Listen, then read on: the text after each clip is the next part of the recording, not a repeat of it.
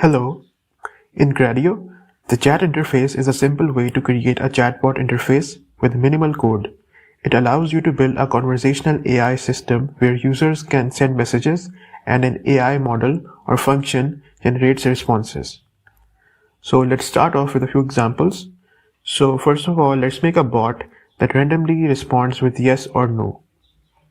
So let's start off by importing Gradio as gr. We'll also import random.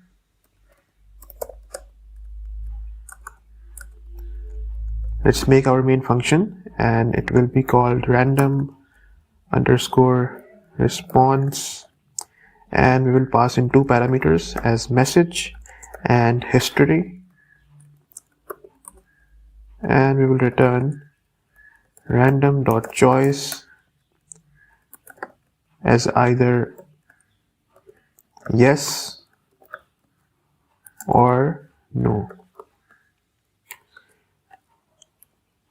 So now we will make our gr.chat interface random underscore response. The type will be messages and the title is going to be random answer bot. Let's launch our application.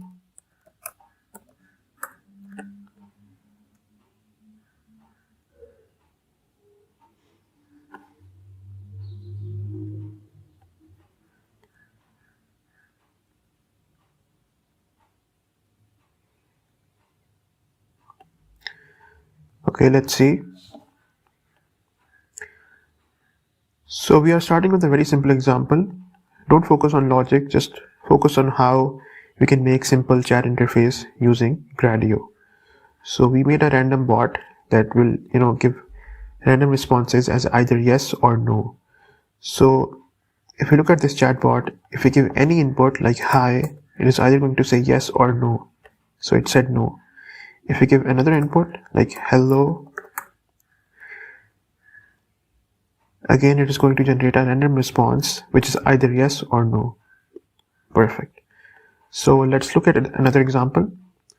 So let's make a bot that asks, let's think about any example. Let's so let's make a bot that performs basic arithmetic operations, right? So okay, let's start again by importing Gradio as gr, and let's make our main function, which is going to be calculator, and we will pass in two parameters as message and history. And now we will add our main logic. So let's say try result equals to eval message, and then return f string result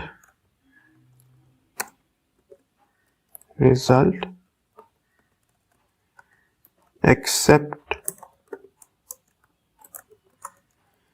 return invalid expression dot use numbers and operators only.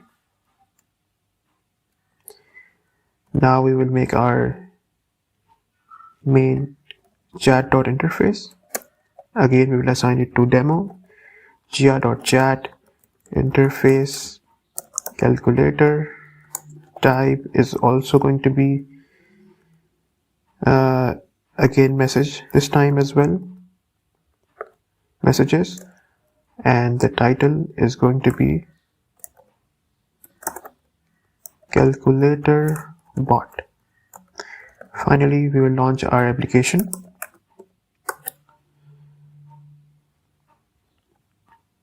Let's see. So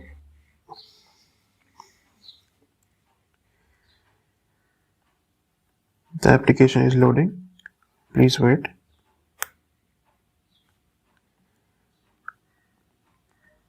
So now let's give in any arithmetic operations as, okay, 5 plus 15, 20. Great. 20 divided by 5 is going to be 4. 5 minus 4. Great. And if you give anything other than arithmetic operators, it is probably going to give us errors. So hello. So it says invalid expression, use numbers and operators only, and this is the exact prompt that we gave it in case of any errors. Great. Now let's look at another example. Now let's make a bot that will tell random jokes, right? So let's start off again by importing Gradio as gr. Again, we will use random library. Now let's make a set of custom jokes. Let's add our first joke as why don't eggs fight? The punchline will be they would egg each other on. So let's add another one. What do you call a bear with no ears?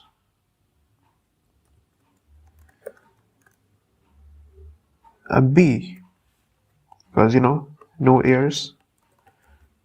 So now we will make our main function and call it tell joke. We will pass in 2 parameters as message and history again,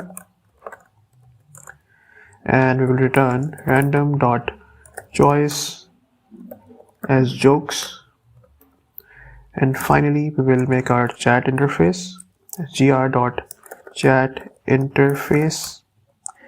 We will pass in our main function. The type is going to be text, no messages, and the title is going to be joke bot, and finally we will launch our application. Let's see.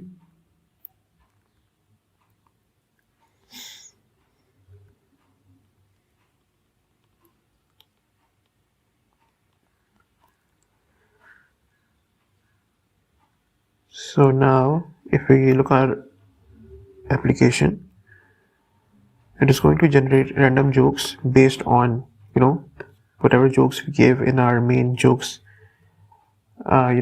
history.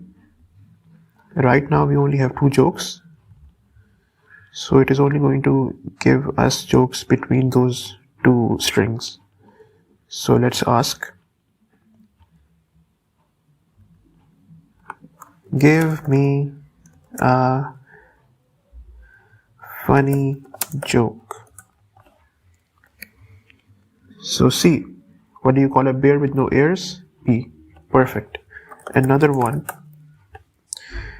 and it is going to give us a random joke, which is why don't eggs fight? They would. Oh, we made some error with the logic, but with the joke, but the logic is there. So perfect. So let's move on. Let's look at another example. So now let's make a bot that counts the number of words in a message. So let's start off by importing our main library, which is Gradio as gr. Let's define our main function, which is going to be word counter. Let's pass in 2 parameters as message and history, and return f string as your message contains length message dot split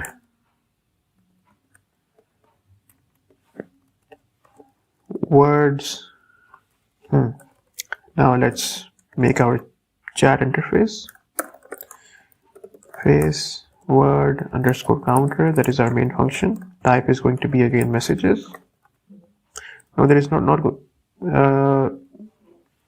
going to be any type this time.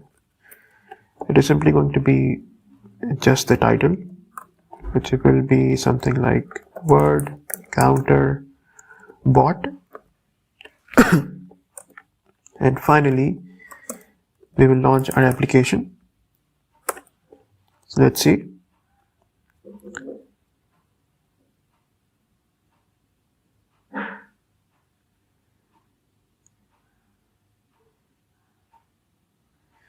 Let's wait.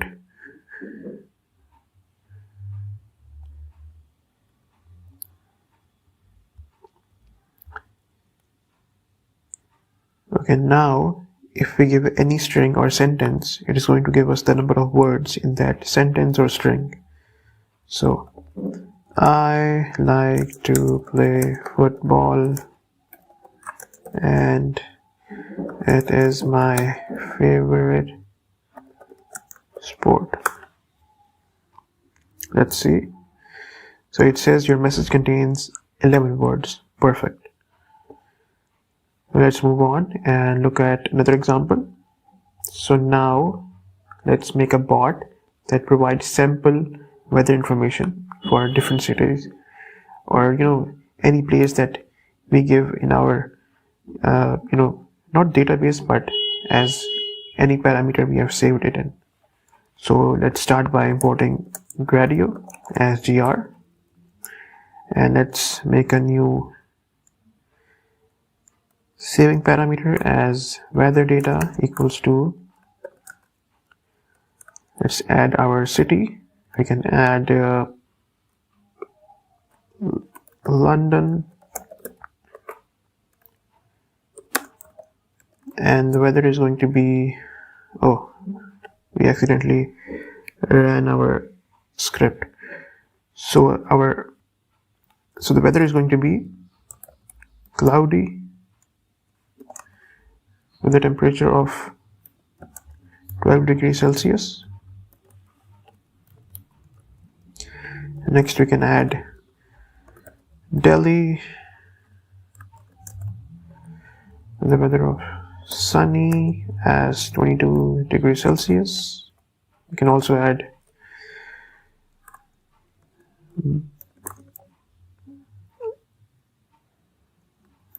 Mumbai,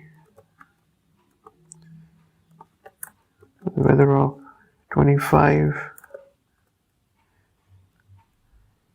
rainy, the weather of 11 degrees Celsius. Perfect. Now let's make our main function, which is going to be weather underscore bot, and we will pass in two parameters as message and history. Now let's make our main logic. Message dot capitalize if, and we will simply return weather underscore data dot get city and city not found, if in case we give a city that is not present in our weather underscore data. So now we will make our gr dot chat interface, and we will pass in our main function, which is weather bot, and the title is going to be weather bot. And finally we will launch our application.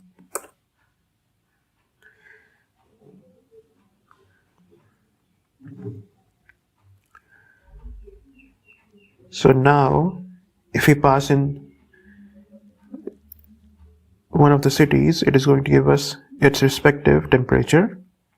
So we have London, Delhi and Mumbai. Now if we put in London, it is going to give us cloudy 12 degrees Celsius. If we give Mumbai, it's going to give us rainy 11 degrees Celsius. Perfect.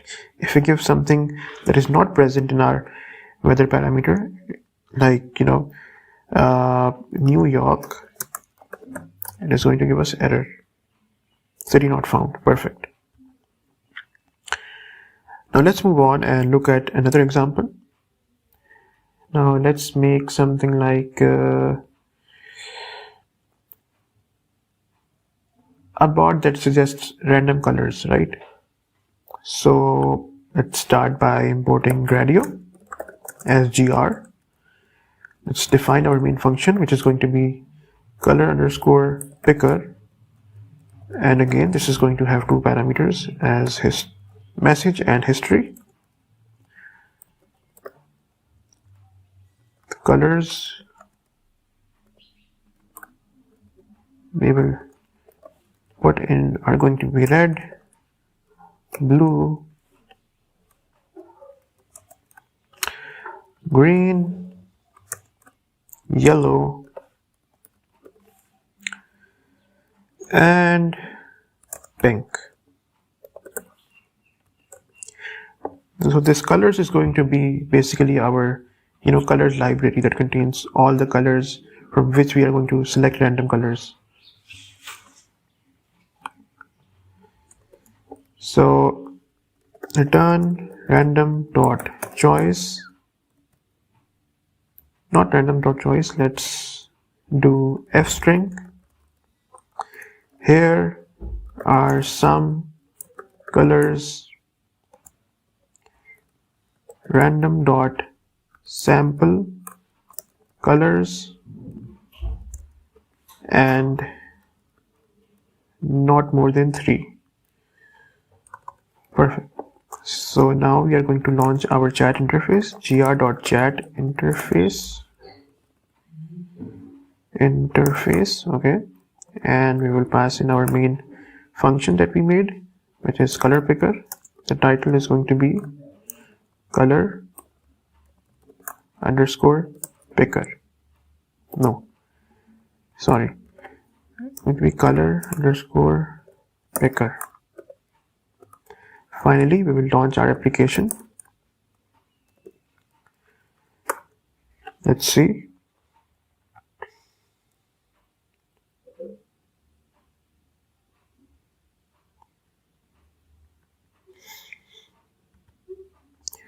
And now, if we give in a certain parameter to, not a certain parameter, but any input regarding colors, it will generate random combination of 3 colors. So give me a new combo. So red, blue, yellow. Another one. This time it is going to be blue, green, red. Perfect. So let's look at another example.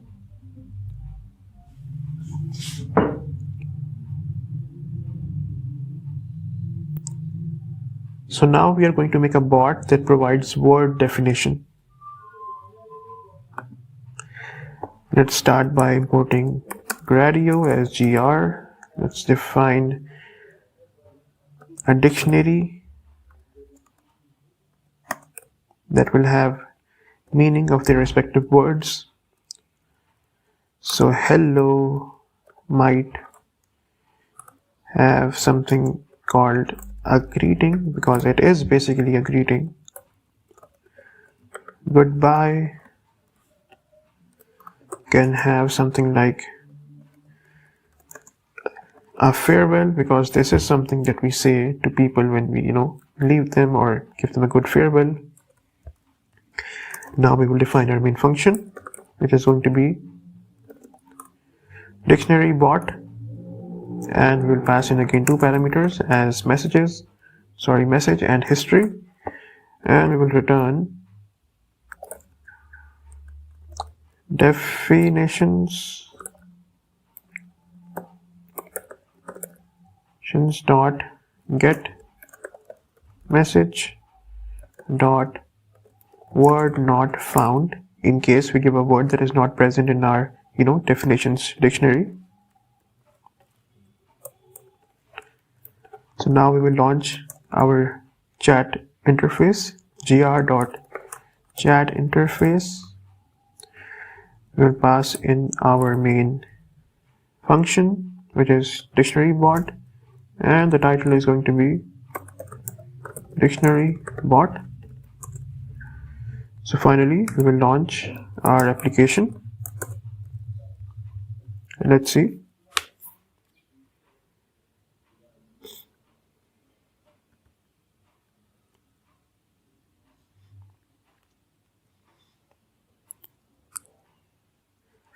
Please wait, the application is loading.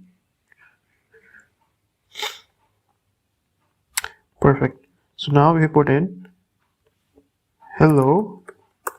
It will give us the meaning of hello, which is a greeting.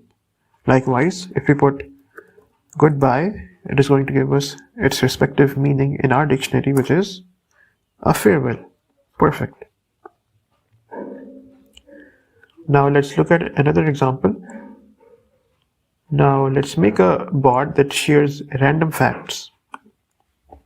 Now let's start by importing Gradio again. Import Gradio as gr.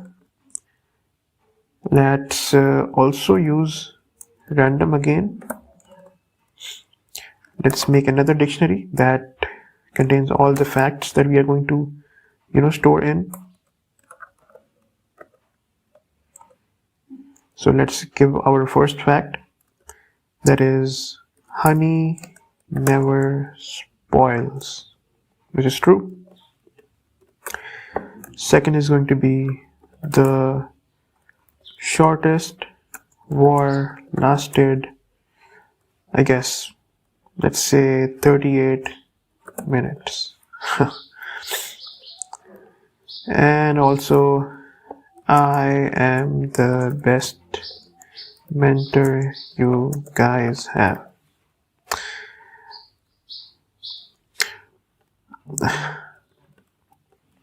So now let's make our main function, random underscore fact. Let's pass in again two parameters as message and history. And again we accidentally ran our application. So wait. Return random dot choice facts, and now let's make our chat dot interface, gr dot interface random underscore fact, and the type is going to be messages, and the title is going to be random fact bot, and finally we will launch our application.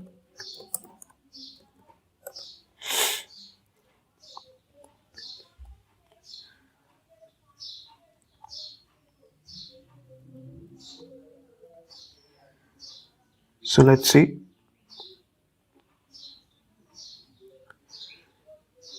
Okay, the application is loading up. Let's see. Okay, now if we ask for a random fact, give me a random fact, so it will give one of the three facts that we gave in our dictionary. So honey never spoils. Let's ask again another one. The shortest war lasted 38 minutes. Perfect. So now let's look at another example. So now let's make a bot that provides motivational quotes. Again we are going to use the same random logic. So again let's start by importing Gradio. You don't have to import Gradio again and again, or any library that you already imported in Jupyter notebooks. The only reason I'm importing them again and again is to just give you the complete code together. So import random. So quotes is going to be, this is going to be our library for random quotes. Let's put in our first quote, be the change you wish to see in the world. Let's put in our second quote. In 3 words, I can sum up everything I have learned about life. It goes on. Okay, great. Let's make our main function, which is going to be random quote. We'll pass in again 2 parameters as history and message, and we will return random.choice as quotes, and we will make our main chat interface as interface random underscore quote, which is our main function. The title is going to be quote bot.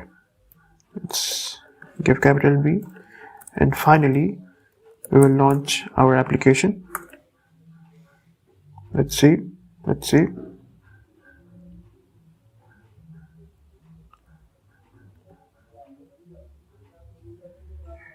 Okay, the application is loading up.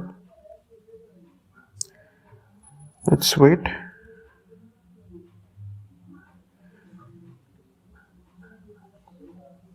Okay.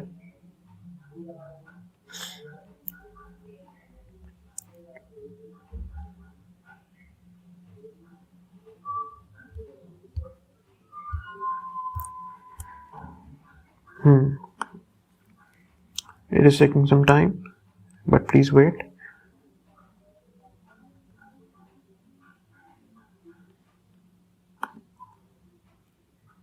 Okay.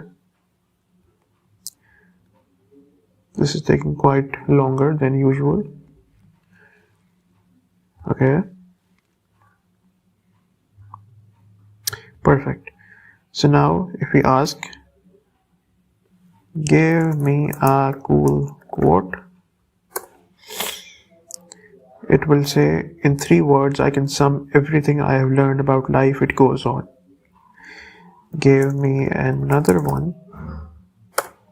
So it will say, be the change you wish to see in the world. Perfect. So now let's look at another example. This example, we are going to build a bot that conducts a simple poll. So let's start by importing Gradio as gr. Let's make our main function, which is going to be poll bot. Again, we will pass in our 2 parameters, and if not history, return, do you prefer coffee or tea? Preferences is going to be either tea or coffee, depending on our choice.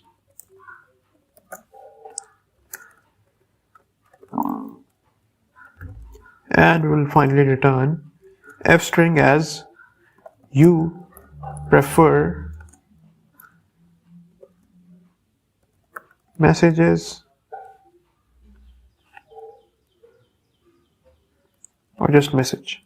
Yeah, sorry. Finally, we will make our gr.chat interface, and we will pass in our main parameter as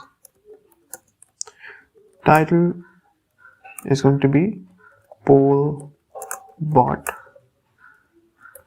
and finally we will launch our application. Let's run.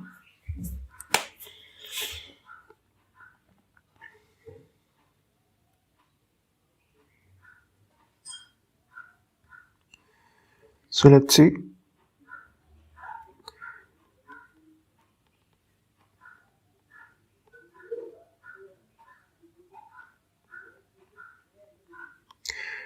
So now if we put in hi, it asks, do you prefer coffee or tea? And if we pass in, we pass in coffee, it says you prefer coffee, and if you say tea, it says you prefer tea. Perfect.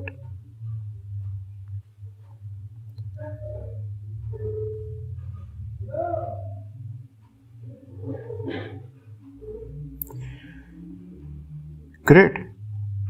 So now let's look at another example. In this, a bot is going to generate random number.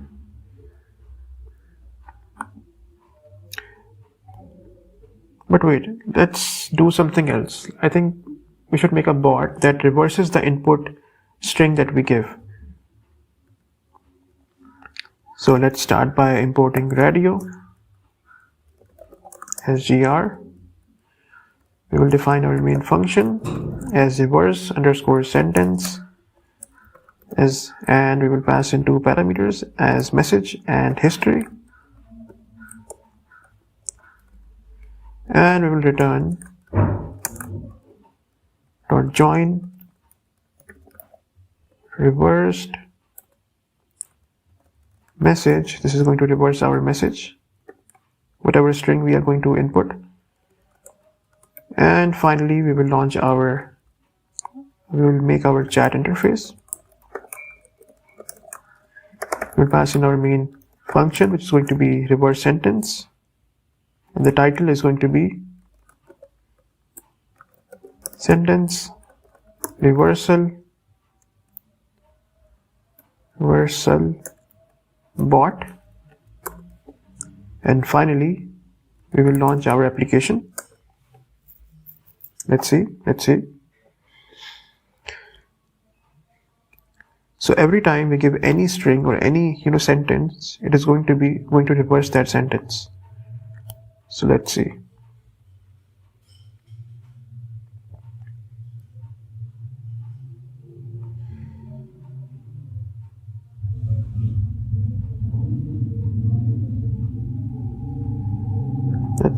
Let's see.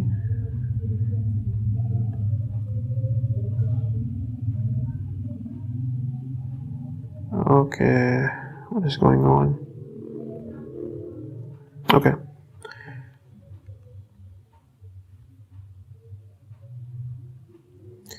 Now, if we put in how are you, it is going to say you are how. My name is Tom Cruise. So Cruise Tom is my name. Perfect. So this was all in chat interface. I hope that helps. I hope it gives you a basic idea of how we can use chat interface in Gradio. And keep following me for more amazing videos on Gradio. And if you like the video, please like, subscribe, and do share it. And goodbye.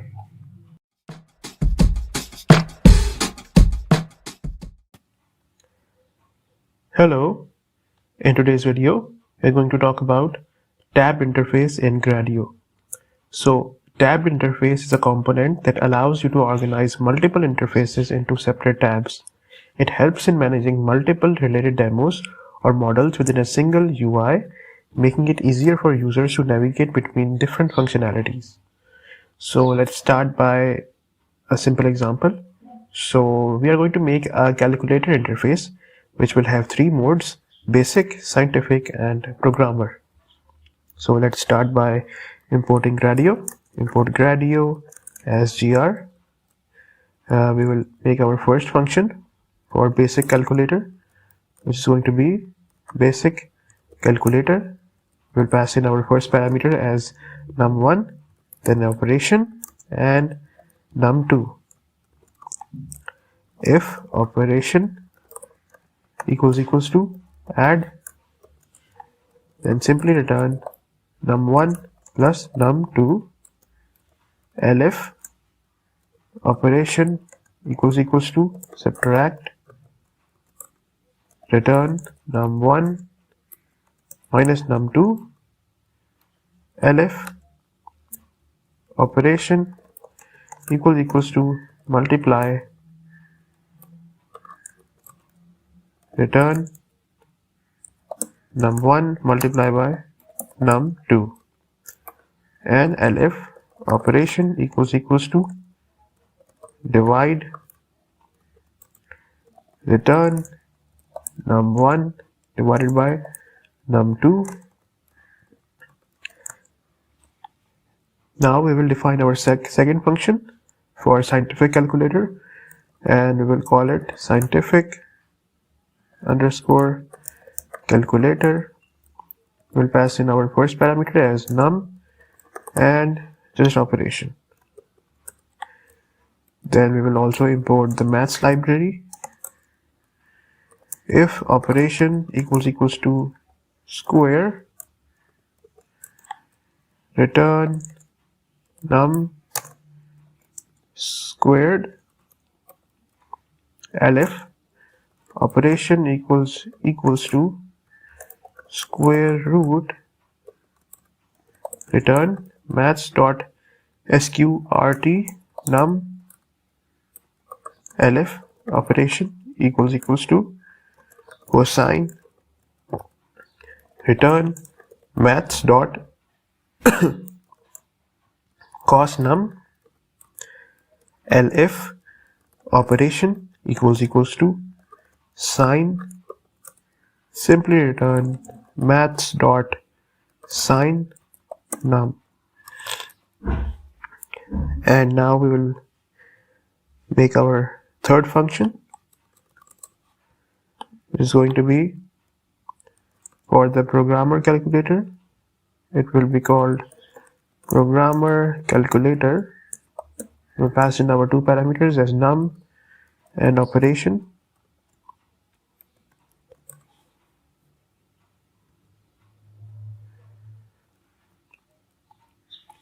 And then we will simply write if operation equals to binary, return when num, elif operation equals to hexadecimal,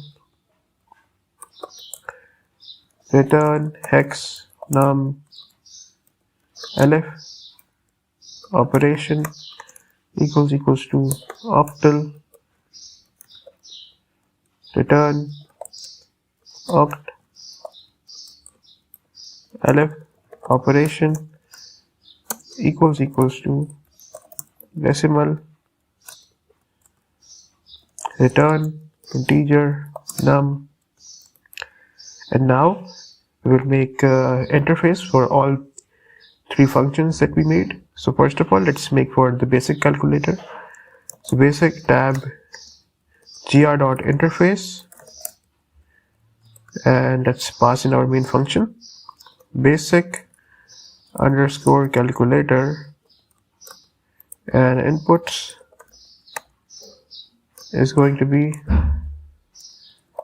number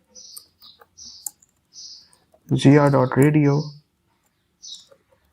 add, for addition, then for subtraction we will write subtract, then multiply,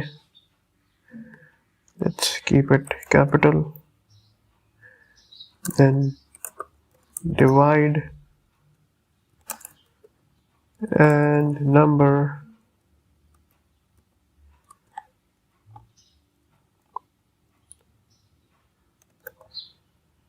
wait,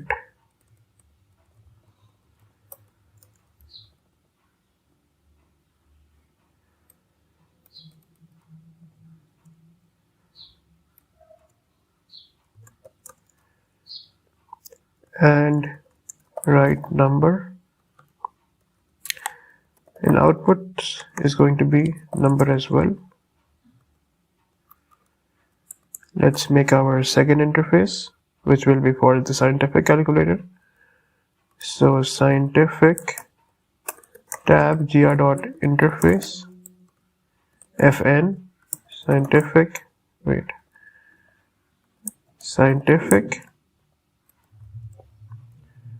calculator inputs is going to be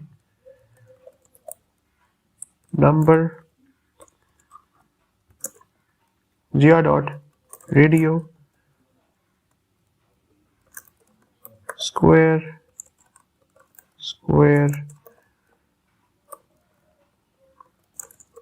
root cosine sine, and outputs is going to be number programmer underscore tab is going to be gr.interface, which is going to be our third interface, and we will pass in our main function for it, which will be calculator. Inputs is going to be number gr.radio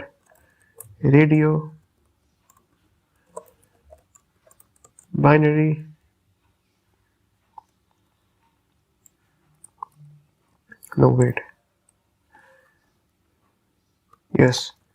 binary and hexadecimal,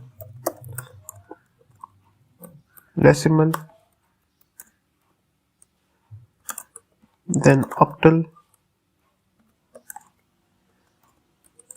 and simply decimal. And outputs is going to be text.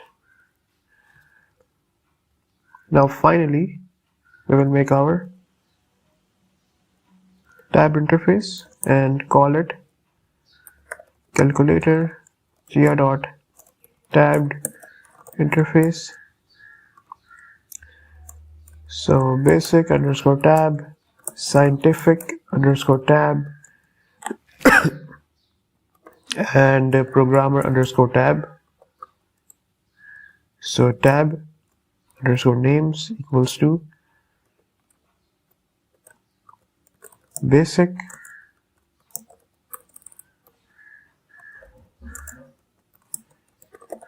scientific programmer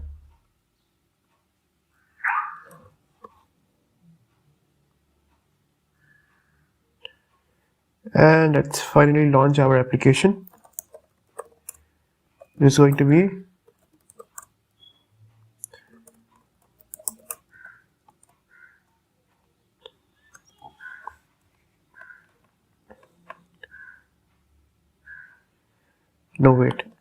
it should be demo as well. Wait. Let's relaunch it and hopefully everything works fine.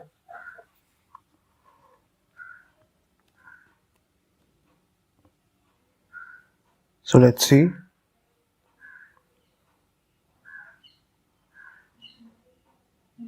Okay.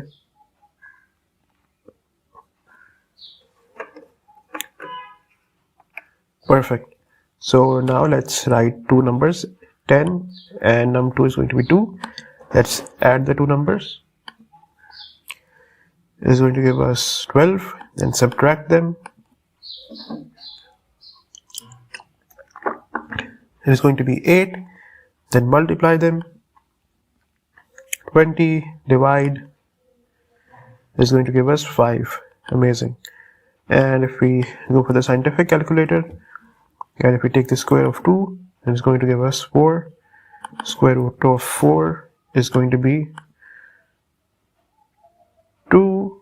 The cosine of 4 is going to be this, and sine of this is going to be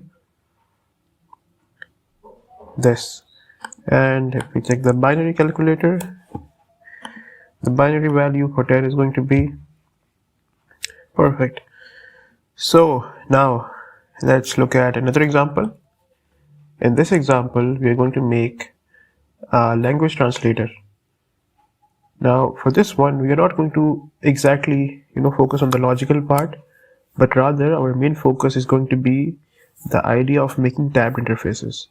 So I'm only going to make basic functions of converting from English to French and English to Espanol, but in reality the logical part of converting English to French will not be working. So just focus on the use of tabbed interface here. Okay, so let's start by importing Gradio as gr. Let's make our first function as translate underscore en underscore French text, return f-string translation of text. Let's make our second function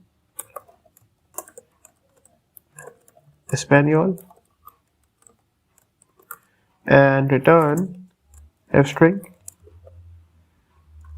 Spanish translation of text.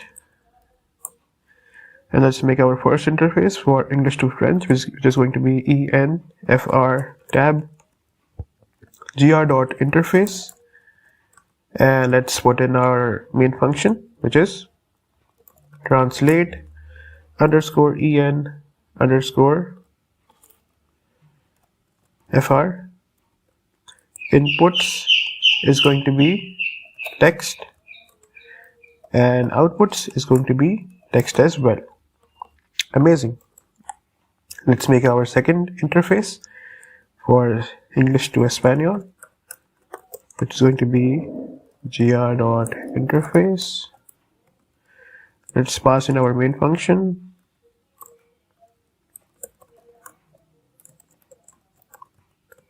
inputs is going to be text, outputs is going to be text as well,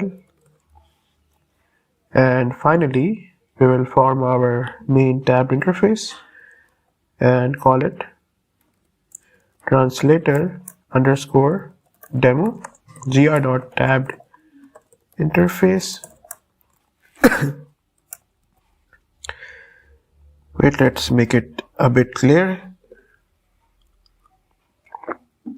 So now let's pass in both interfaces, en underscore French underscore tab, then en underscore Espanol tab.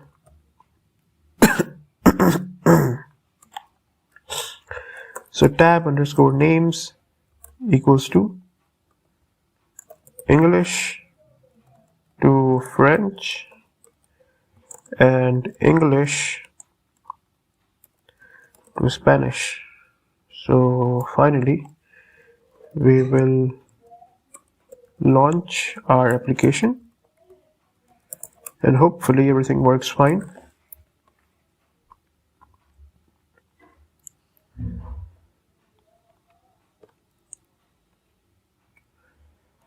Let's see.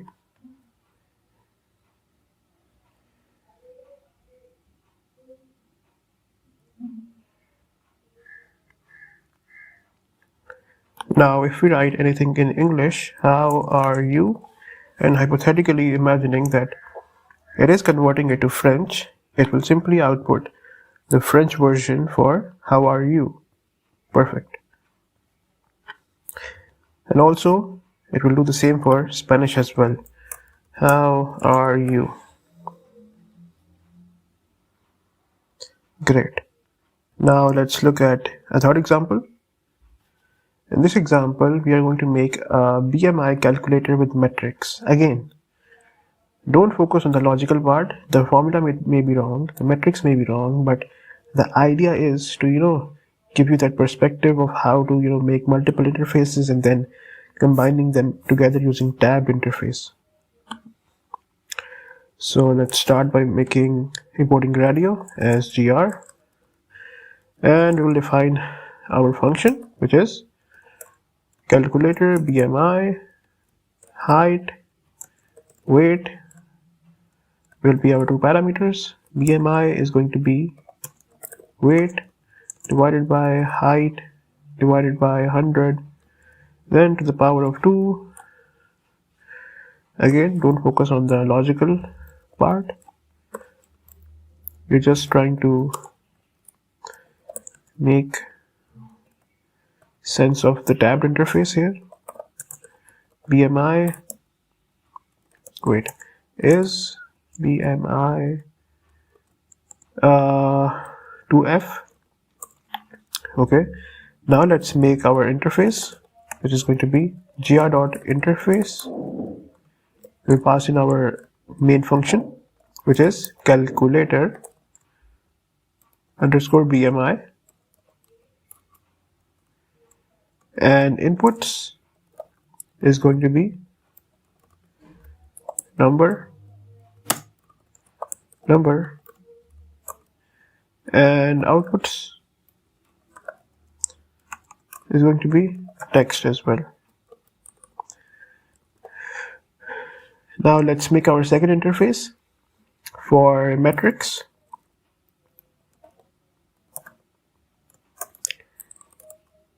Tab equals to gr.interface, fn equals to lambda, weight, categories, and progress metrics. Inputs are going to be none. I'll explain this later on if it's not making sense right now. Outputs is going to be text as well.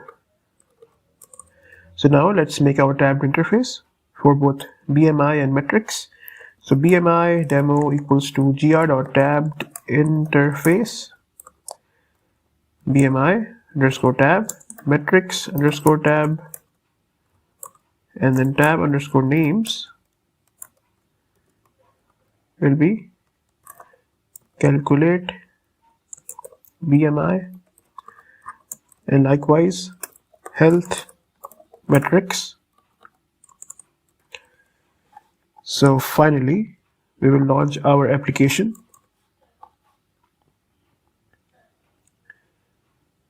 So BMI underscore demo dot launch, and hopefully everything works fine.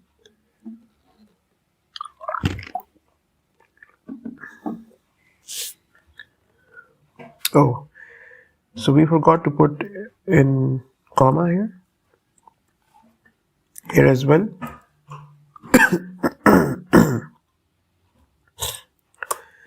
So okay, sorry for that.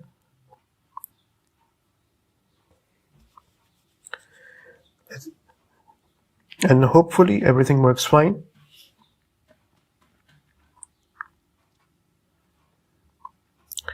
So now let's put in our height and our weight, and let's see. Perfect. And the health metrics, let's generate that. And based on hypothetical logic, the output is weight, categories, and progress metrics. Great. So this is how you can use tabbed interfaces in different situations as well. Now, should we look at another example? Okay, let's look at another example. In this example, we are going to, make an interactive storytelling app. In this app, we are going to have different tabs, and each tab will represent a different chapter. So let's start by importing Gradio.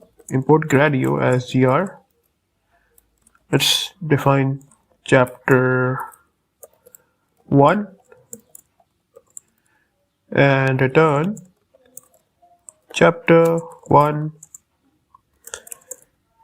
beginning, and likewise let's define chapter 2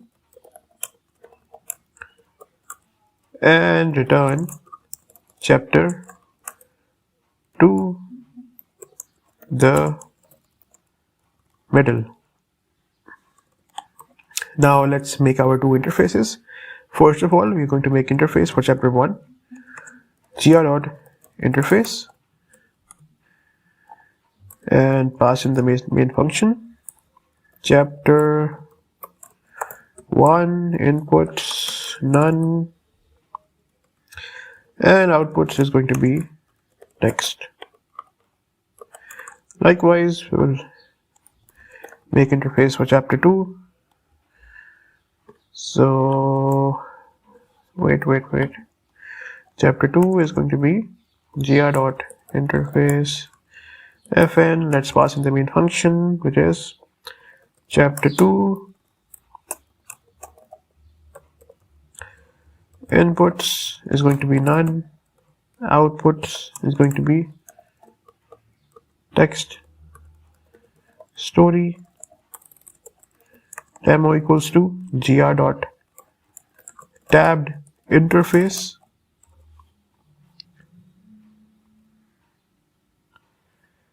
and chapter 1, chapter 2, and tab underscore names are going to be chapter 1 and chapter 2. Okay, and now let's launch our application, and hopefully it works fine. Let's see. Let's eliminate any extra spaces. Okay, let's see.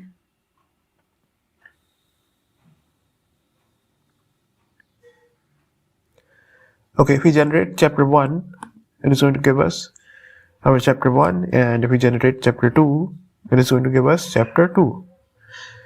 Amazing. So now let's look at another example. Now this is going to be a recipe generator. It will generate recipes for different cuisines based on their ingredients. Again, this is going to be a basic example. So let's start. Import Gradio as gr, define, generate Italian. Ingredients is going to be our, parameter, and return f-string here,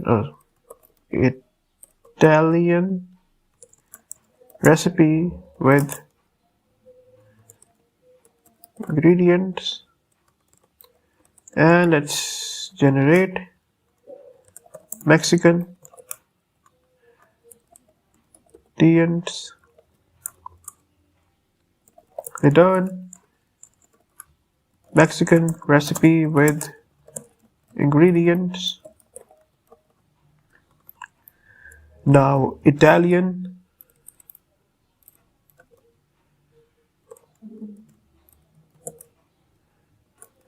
tab will be the interface for Italian.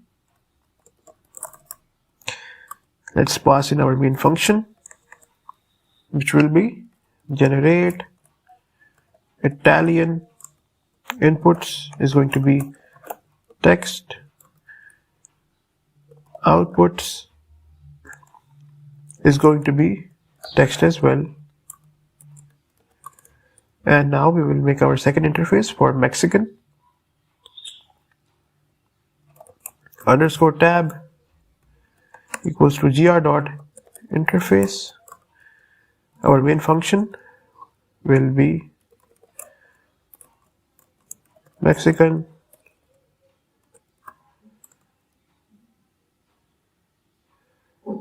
okay. Inputs is going to be text, and outputs is going to be text as well. Now finally we will form our main tabbed interface. Recipe.demo equals to gr.TabbedInterface, Italian tab, Mexican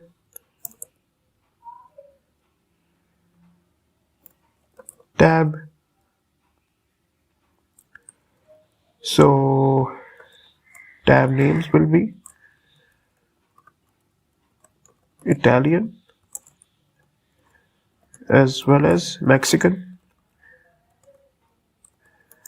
and finally we will launch our application.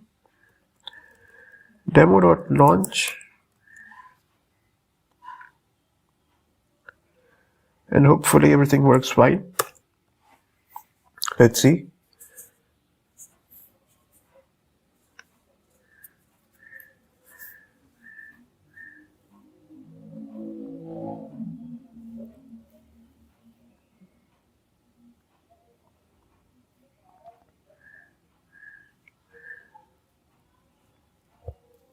Okay, if we write eggs here, it will generate, Italian recipes with eggs. Likewise, mushrooms, so it will give Mexican recipe with mushrooms. Great. Now hopefully this was enough to give you a basic understanding of how tab interface works in Gradio, and I will see you in the next video. And if you like the video, make sure to like, subscribe, and give it a big thumbs up, and see you next time.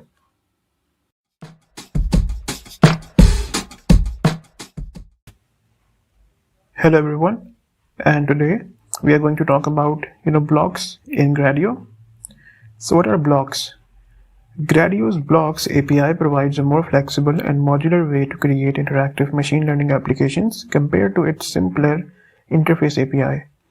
Blocks allow developers to design complex workflows by defining custom layouts, chaining components, and handling user interactions in a structured manner. So let's start by looking at some basic examples. Okay, so first of all,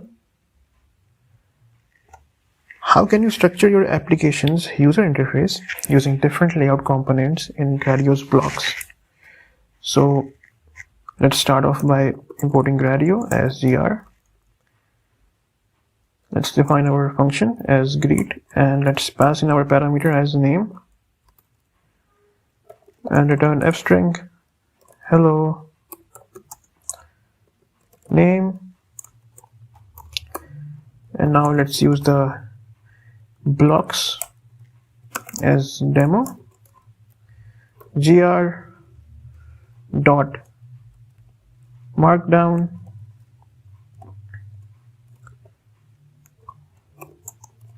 welcome to the layout demo with gr.row input gr.textbox label is going to be called enter your name, and output is going to be gr.textbox and label is going to be output. Now with gr.column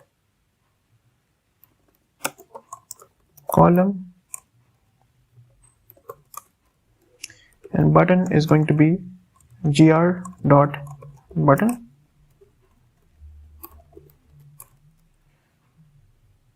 and gr.markdown more components below,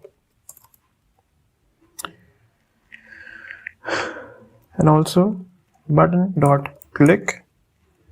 Let's put in our main function, which is greet. Inputs is going to be in as defined above, and likewise outputs is going to be out. Now finally, let's launch our application. If name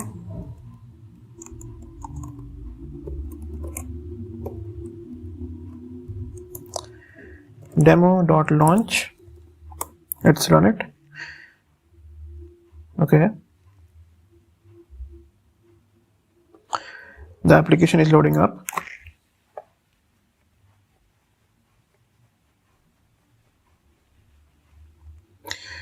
So let's put in a name. Enter your name as Michael Jackson, and let's press greet, and output is going to be hello Michael Jackson. Great. Let's move on to another example. How do you handle user interactions and data flows using events in blocks? So let's look at that. So let's start off by importing Gradio again as gr. Let's define a function as process_text and return f-string as processed text.upper with gr.blocks as demo, gr.markdown text processing demo. So with gr.box, or wait, this is going to be input is going to be, no, let's do with gr.box, input is going to be gr.textbox, and the label will be called enter text.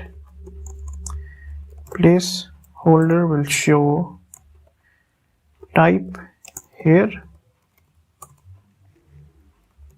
output will be gr textbox, label will be called processed text, the value will be empty for now, interactive equals to false,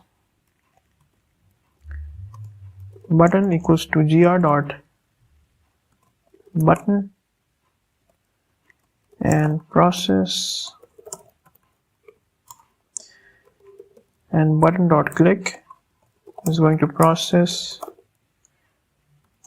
text, which is our main function. Inputs is going to be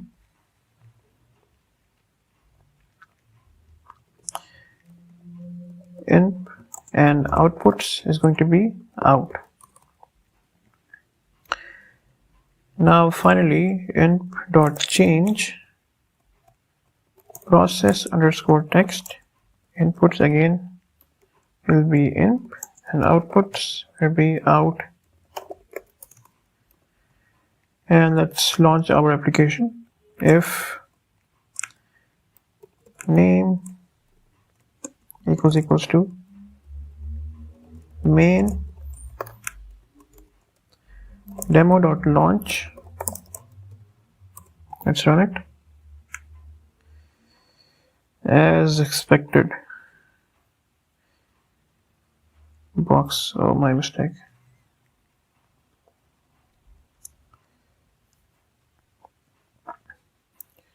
So for now, let's just do it as simple input and out, and let's run it now. Now what is the mistake? Gradio has no attribute text box. Oh, the B has to be small, not capital. So let's run it.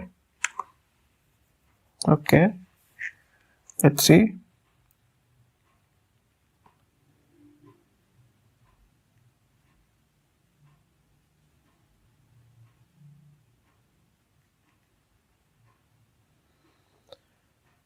Okay, now if you put anything like hello, how are you, it will automatically process the input that we gave and simply display that.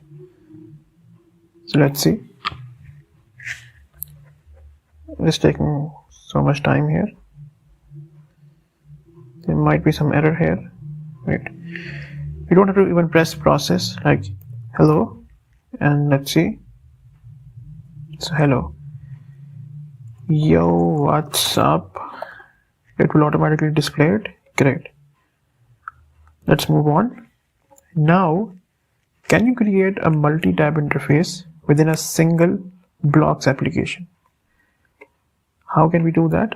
Let's see. So import Gradio as gr. Let's call our main function as calculator. N1 will be our first parameter, N2 will be our second parameter. Like, we will perform calculations based on two numbers, and operations of those will be called OP, which will be our third parameter here. Oh my bad, I accidentally ran it. So let's put in our main logic. If OP equals to addition, which will be called add, return the sum of two numbers, N1 plus N2. Likewise, elif operation equals to subtract. Let's return N1 minus N2. Else, simply return invalid operations. Right now we are just working with a basic calculator function, which will only perform addition and subtraction. We will not be focusing on things like multiplication or division. Just give you just to give you a basic idea of how the blocks work in Gradio. So with gr.blocks as demo, gr.markdown multi-tab calculator. So let's call it tabs. The first tab will be with gr.tab basic operations. Okay, N1 equals to gr.number, and the label for it will be called number1, and number 2 gr.number, and the label will be called number 2. OP equals to gr.radio, add, subtract, label, operation, button, gr.button, and let's say calculate, and the result will be text box, and the label will be simply result. Now let's make our second tab, gr.tab, which is a built-in property.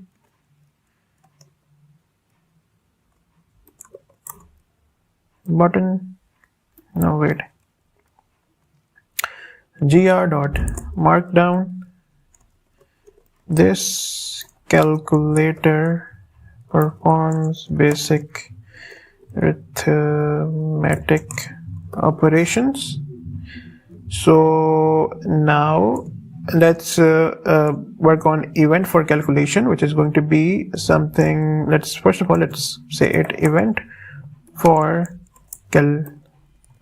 calculation button dot click calculator, which is our main function. Inputs, let's make it more clear. Inputs is going to be N1, N2, and operation, and outputs is going to be simply result. And yeah, it looks fine. Now finally let's launch our application. Main demo.launch.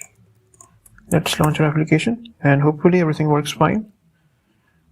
Let's see how the multi-tab thing looks. Okay, the application is loading up.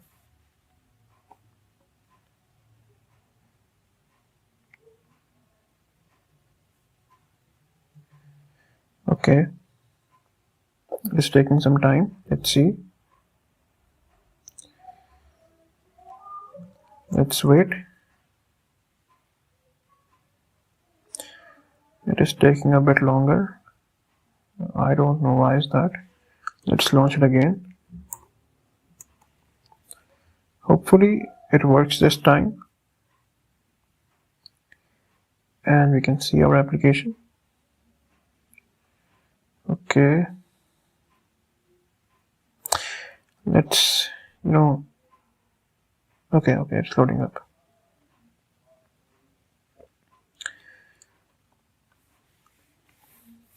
Okay, it's loading up. Now, if you put in number 1 as 5 and number 2 as, let's say, 9, and choose the addition and calculate it, it says 14. Likewise, if we subtract that, 5 minus 9 is minus 4, minus 4.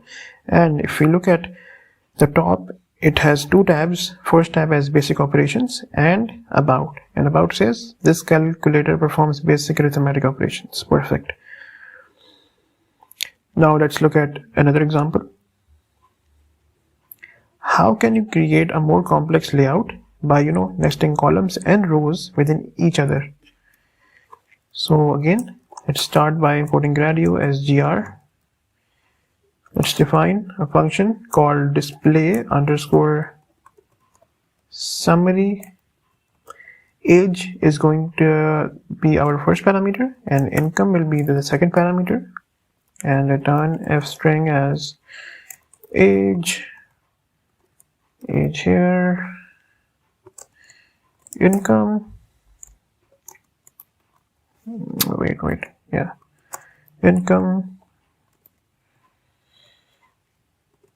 income, Now let's make our block as demo gr.markdown. It will be called nested layout demo, and with gr.row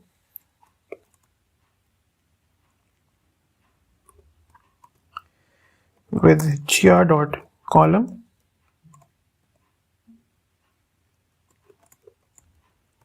gr.markdown. Just wait, you will understand this entire complex thing later on.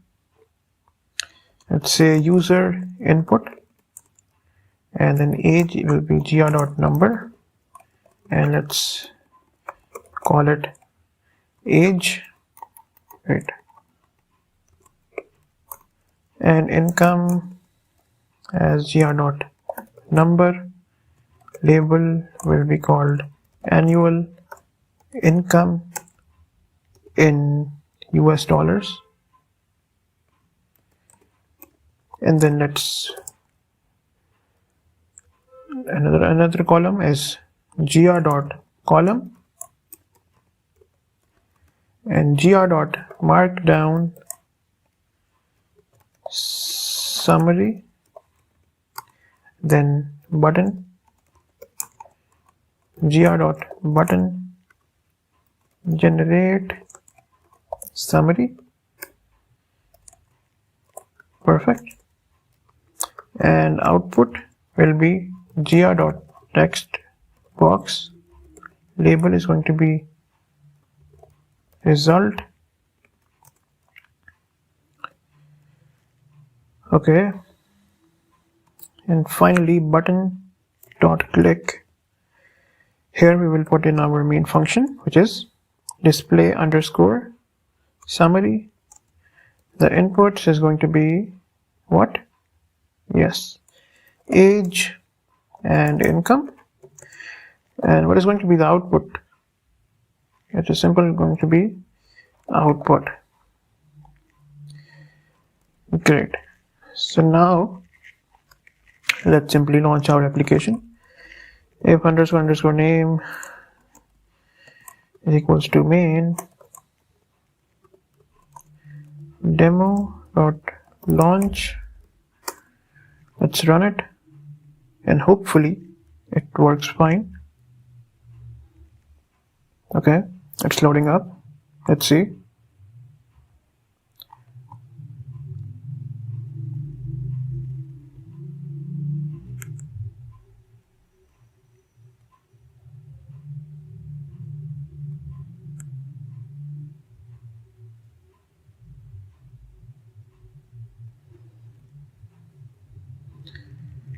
Okay, as you can see, age will be 25 and annual income will be like $10,000 or like $100,000. And as soon as we generate the summary, it will say age 25, income as $100,000, and you can see how the nested layout works here. Great. Now let's move on.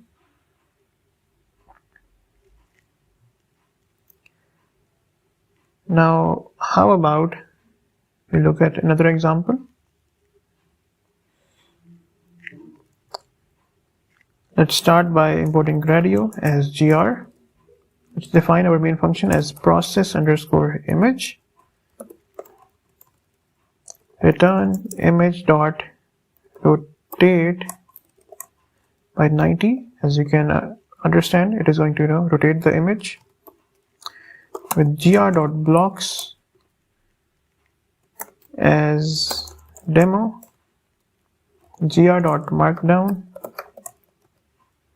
responsive image processor. So what this is going to do, it is going to rotate the image by 90 degrees, and with gr.column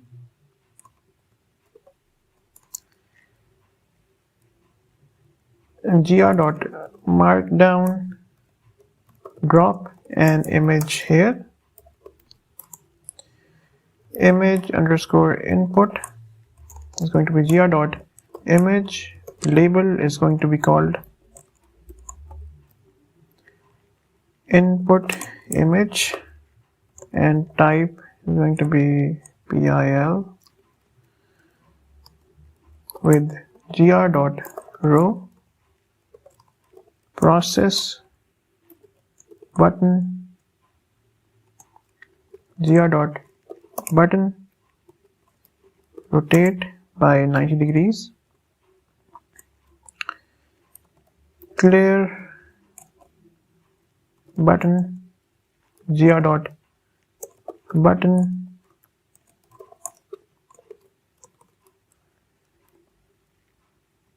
image underscore output image. Label is going to say output image. Type is going to be PIL. Okay.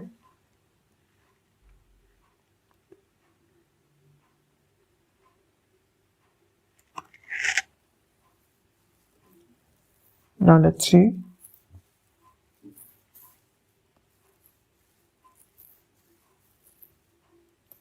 Now we'll look at events. So process underscore button dot click. Here our main function will come, which is process underscore image.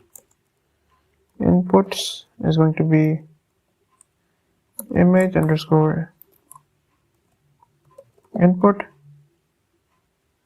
and outputs is going to be image underscore output.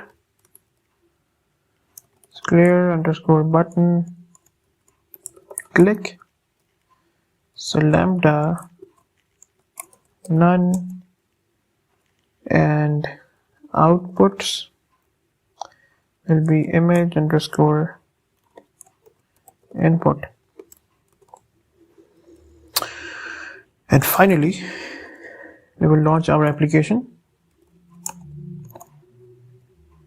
Underscore main demo.launch. Let's see.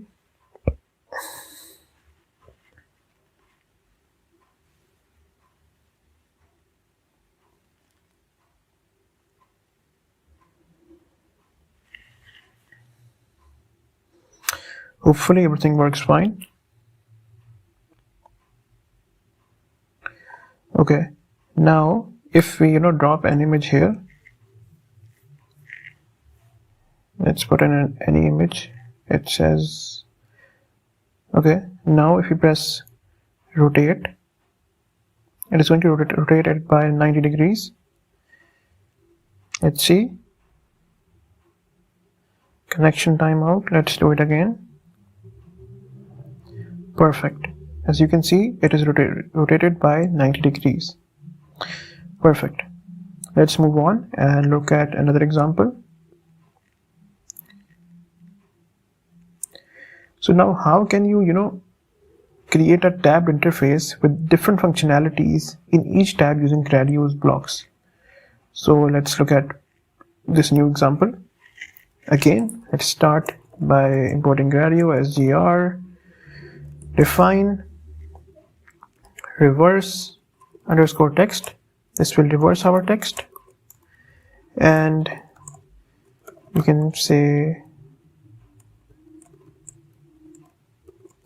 -1. Let's look at another function.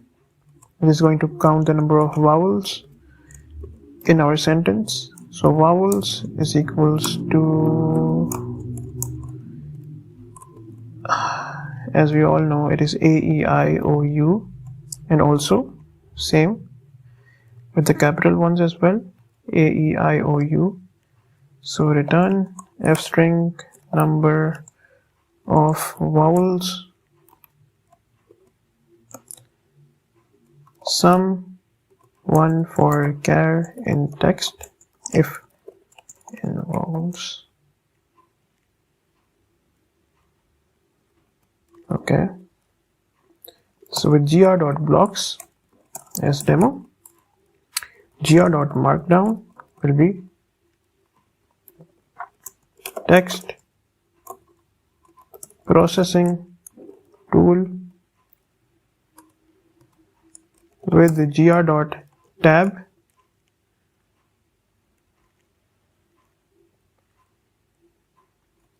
as tabs.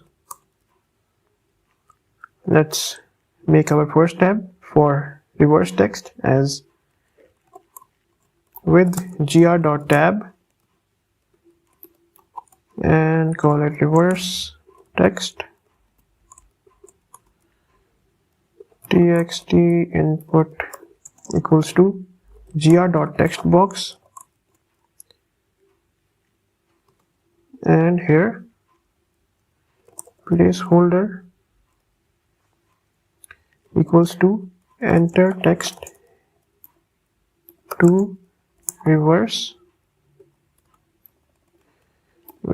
okay, and label will be input text. Next, txt text output is going to be gr.textbox, label is going to be reversed text, reverse underscore button is going to be gr.button, reverse button dot click, reverse text, which is our main function for reversing the text. Inputs is going to be what? Text underscore input, and outputs is going to be text underscore output. Let's work on the second tab, which is for counting vowels. So gr.tab, so let's call it count vowels. Let's make this more clear so you can look easily. So vowels and vowel underscore input, so gr.textbox placeholder enter text to count vowels. Great. The label will be called input text. Now vowel underscore output is going to be gr.textbox, label is going to be number of vowels, vowel button is going to be gr.button, count vowel button dot click count underscore vowel, which is our main function. As you can see up here, wait, it is just called vowel, so let's call it count vowels. Okay, and inputs is going to be vowel underscore input, and outputs is going to be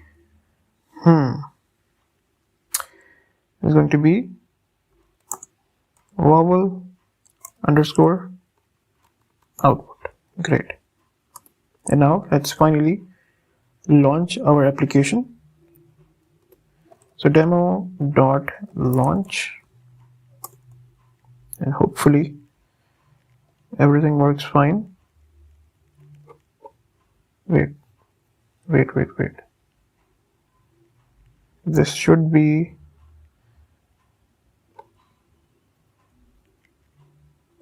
okay. Now let's see.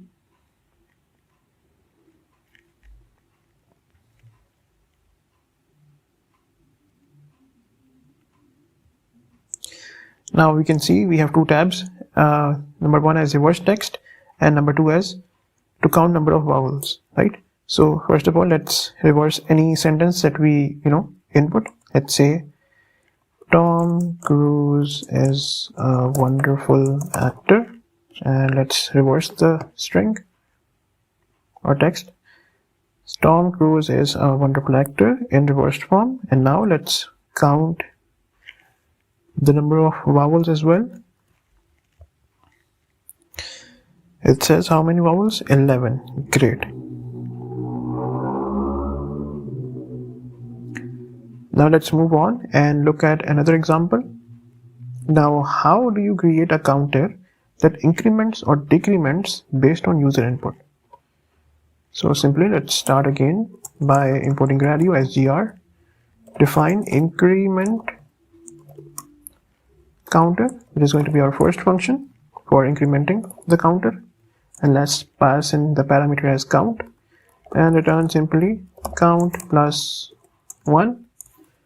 And same for the other function. We are going to call it define decrement counter as count as parameter and return count minus 1. Simple. Now with gr.blocks as demo, now markdown will be simple counter, and now let's gr.column. Now this will create a column for the counter and the buttons. So let's say count equals to gr.number.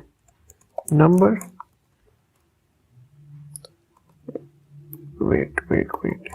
And let's put in a value as 0.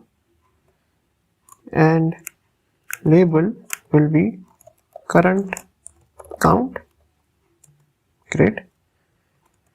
Let's create buttons and call it create buttons here with gr.row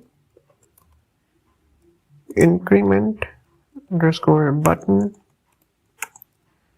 gr.button and increment. Likewise for decrement, it will be called simply decrement. Okay, let's see. Now we will write inc_button.click. This will be for increment, which is our main function for incrementing. The inputs is going to be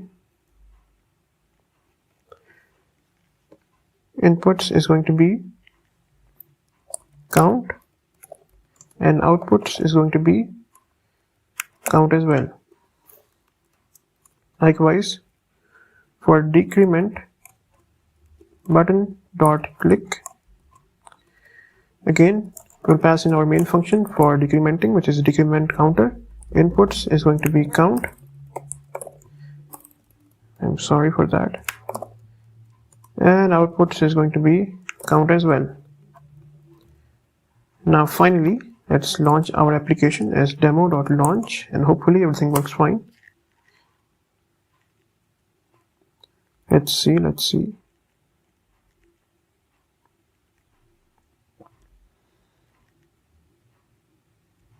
Okay, it is loading. And let's hope everything works fine. It's a very simple application. Okay, now if we say like 45 and press increment, it will simply increment 1, and likewise if you press decrement, it will decrement by 1. Again, if you press decrement, it will decrement by 1, which is 44. Perfect. I hope this helps, and now you guys have a basic understanding of how blocks work in Gradio. And if you guys like the video, do like it, subscribe the channel, and I will be bringing amazing content regarding Gradio in the future as well. So good luck.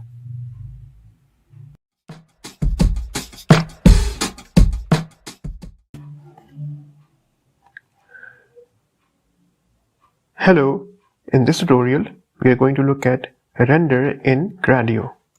Now, gr.render decorator in Gradio allows you to create dynamic layouts and components in your blocks apps.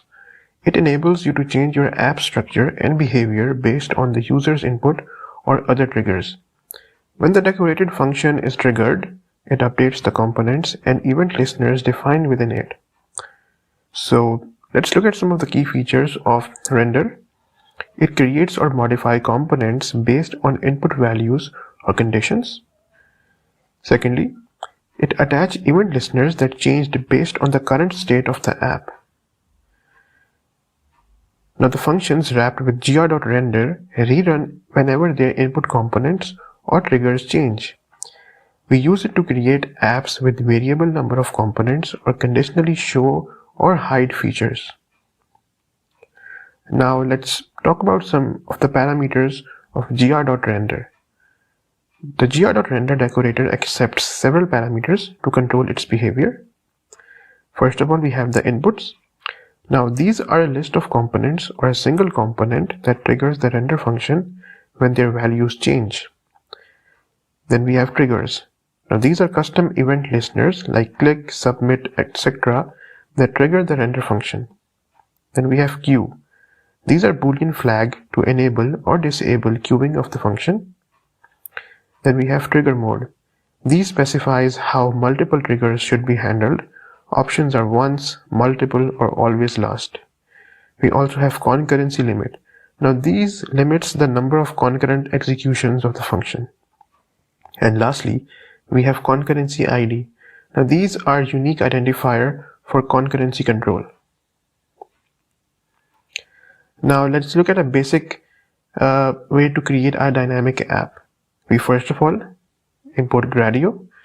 We create a block app and add components.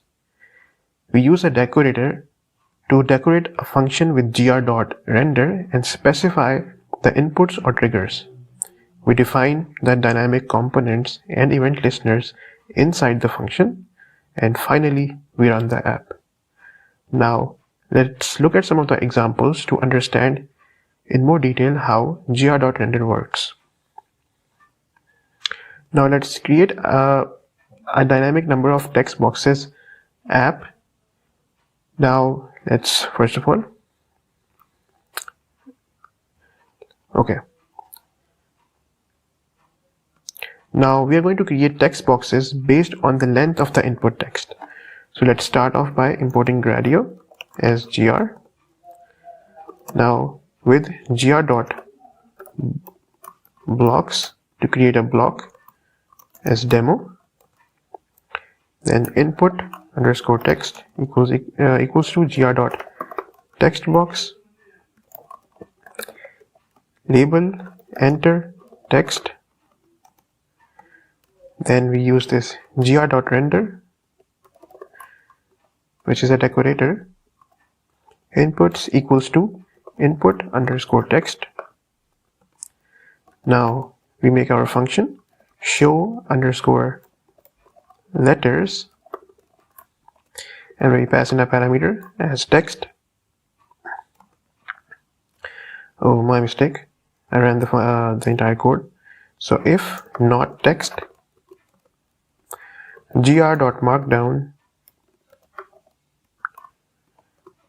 enter some text to split it into letters, else for letter in text, gr.textbox, label f-string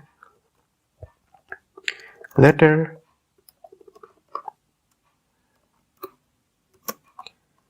value equals to letter. And now let's launch our app, and hopefully everything works fine.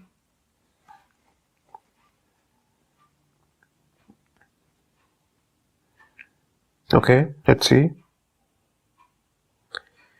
As you can see, the application is loading up. So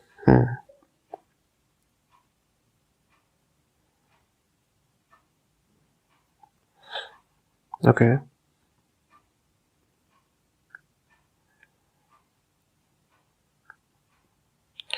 As you can see, if we enter any text like hi, it will generate text boxes based on each individual letter in whatever word we type. So it's hi, so H and then I. If we write something like hello, it will generate H, then E, then L, L, and then O. As you can see how it is automatically generating text boxes. So this is the magic that gr.render does. Now let's move on and look at another example. Now how do we toggle between modes? Now let's switch between displaying text and buttons based on a radio input, right? So again, let's start off by importing Gradio as gr. So with gr.blocks as demo, input underscore text, gr.textbox, label is going to say enter text, mode will be gr.radio, so text, and then button, label, mode, value. Then let's use our magical gr.render. So inputs is going to be input underscore text and mode. Then define our function toggle underscore mode text mode, if mode equals to text for letter in text gr.textbox label equals to f string letter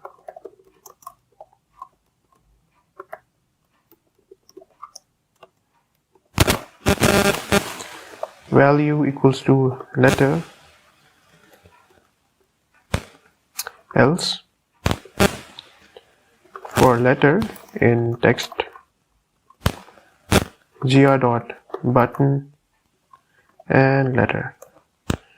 Perfect. Now finally let's launch our application. Okay, hopefully everything works fine. Okay,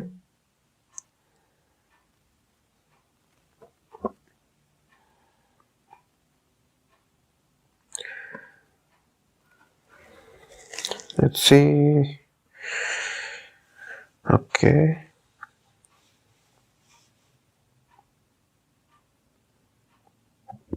as you can see, let's type something like hey, and as we have selected the text mode, it will generate H, then E, then Y, and likewise if we select the button mode, it will generate buttons like H, E, and then Y.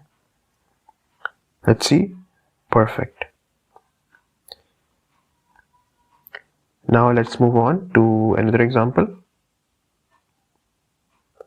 Okay, now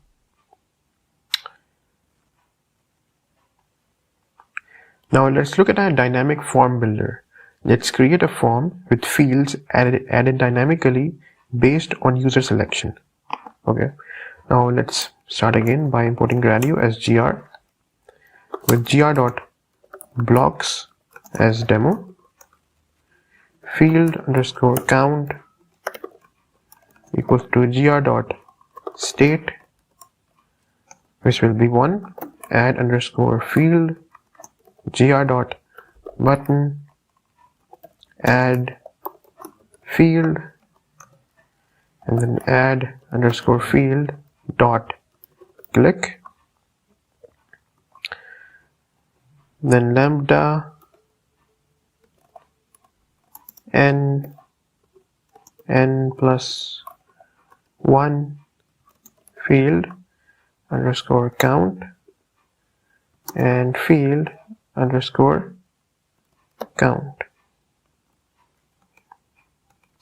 Then we use the magical gr.render inputs equals to field underscore count, and then define our function render underscore form, and then pass in the parameter as count, and fields equals to for I in range count with gr dot row fields dot append gr dot textbox label equals to f string, which is field, and I plus 1. Perfect. And then gr dot button, which says submit. And then let's finally launch our application. Let's see. I believe everything will work fine now. Let's see how the application works. Okay. Let's see. Okay.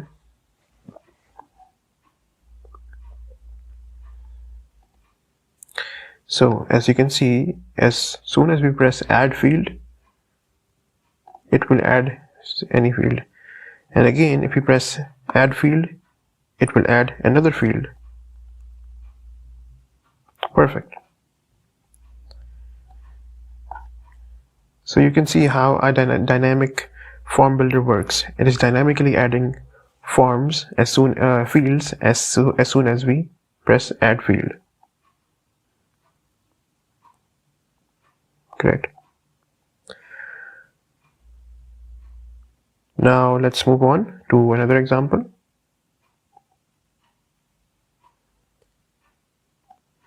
Now let's create a dynamic quiz creator, right? Now let's generate quiz questions based on the number of questions selected, right? So again, let's start off by importing Gradio as GR. You don't have to import Gradio again and again in a single Jupyter notebook. For now, I'm just trying to, give you the entire code together for better understanding. So with gr.blocks as demo, question_count, gr.state, and add underscore question, gr.button, add question, add underscore question dot click lambda n plus 1 question underscore count. Let's make it just question, and then this will be question. Okay, and then again question underscore count, just question. Okay, now let's move on and use our decorator gr.render, and inputs equals to question underscore count, define our function as render underscore form, and let's pass in our parameter as count. Questions equals to, okay, for I in range count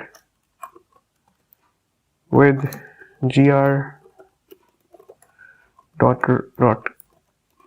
column questions dot append gr dot textbox label equals to f string question I plus 1 placeholder enter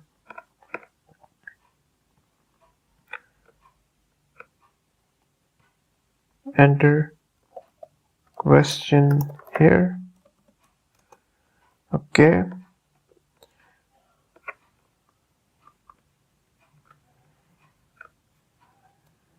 and simply we'll write gr dot button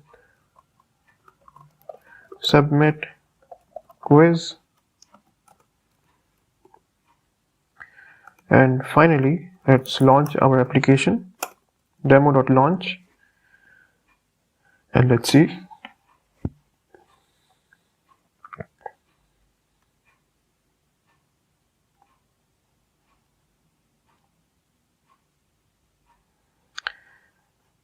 And I believe everything will work fine.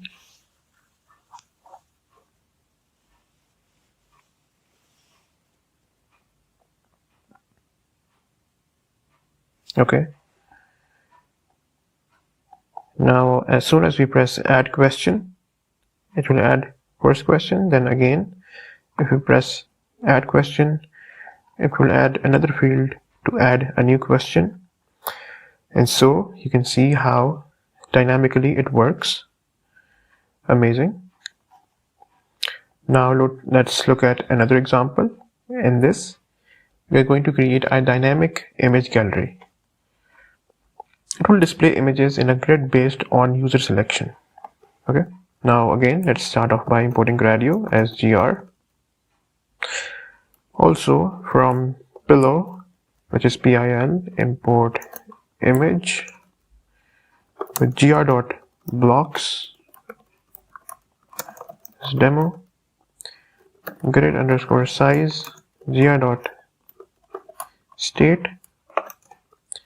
and then size dot number grid size value equals to 3. Then size underscore input dot change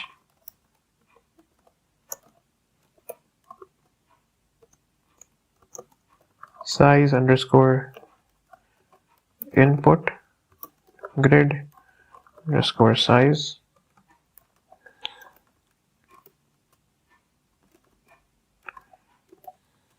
gr dot render inputs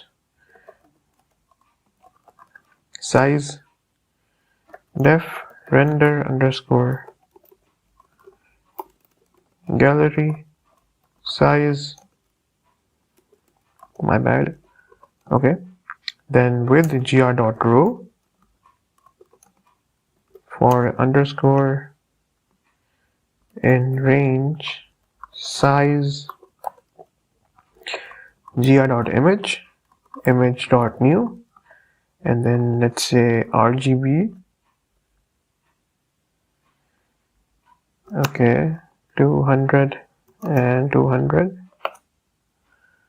okay, and label is going to say placeholder image, and then let's finally launch our application. Let's give some space, okay, let's launch it. Launch, and let's see.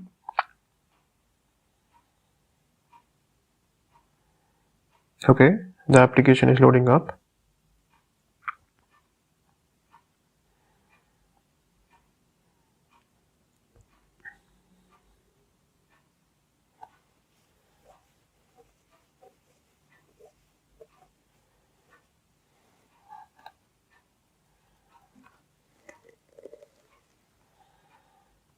Okay, let's choose the grid size as 4, and let's see.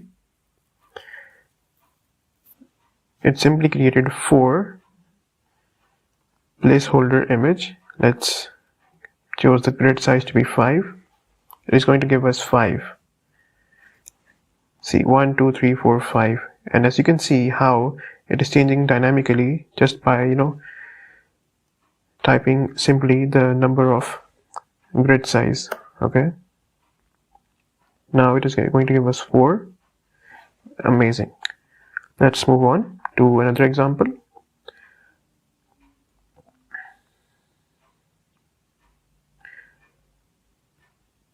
Now let's make a dynamic language translator.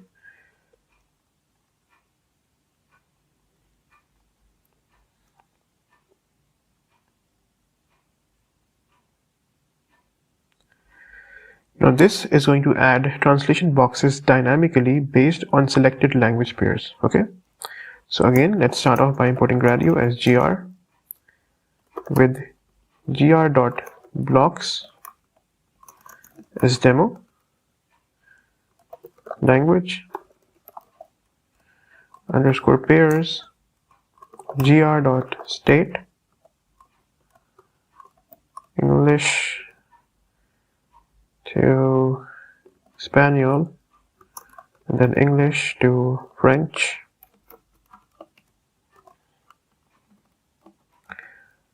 Now keep one thing in mind, we are not applying exact logic of translating from one language to another.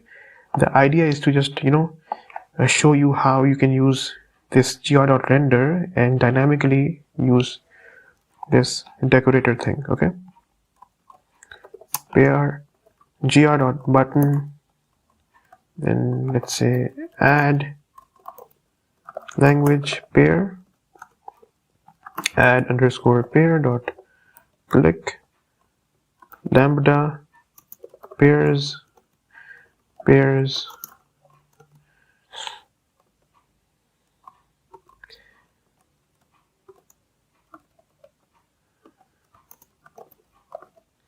language pairs language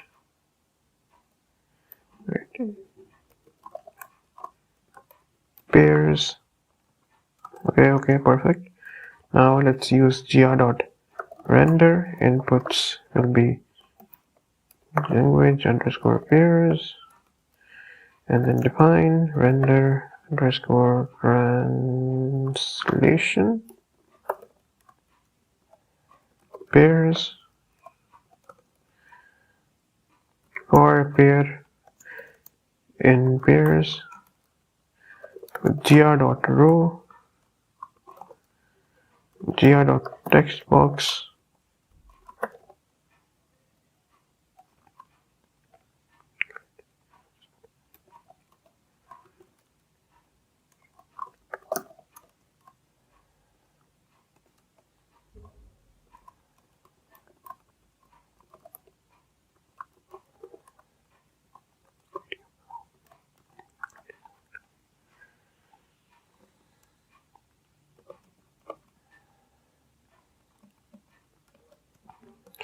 then gr.textbox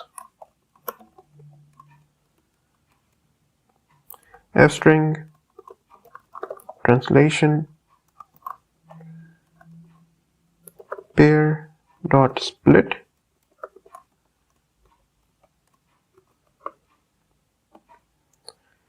then 1. Perfect. And now let's finally launch our application, and hopefully everything works fine. Wait, we have to move it here. Okay, now let's launch it. Okay, let's see. It's loading up, and hopefully everything works fine.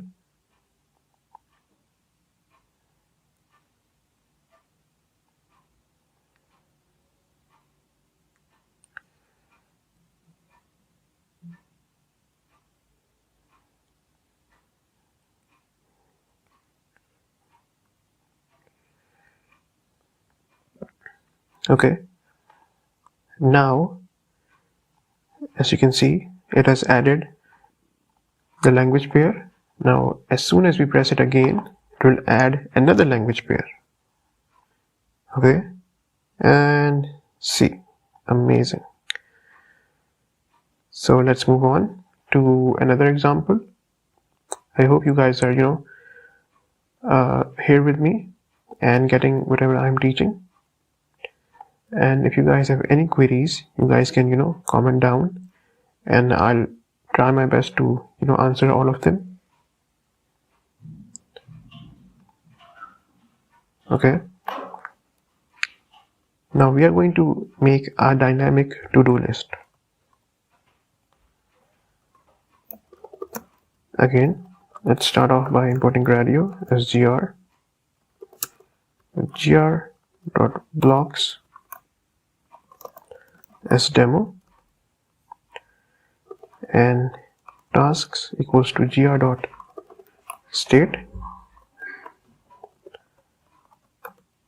then add underscore task, gr.button add task, task underscore input, gr.text box, label will say enter new task, and then add underscore task dot click lambda imp tasks, and then tasks plus imp comma task underscore input and tasks, and finally tasks. Amazing. Now let's use gr.render. Inputs equals to tasks, and define a function and call it render underscore tasks and task underscore list. Now for task in task underscore list with gr.row, gr.textbox label will be and value equals to task and interactive equals to false. Amazing. And now let's launch our application and hopefully everything works fine. Let's see.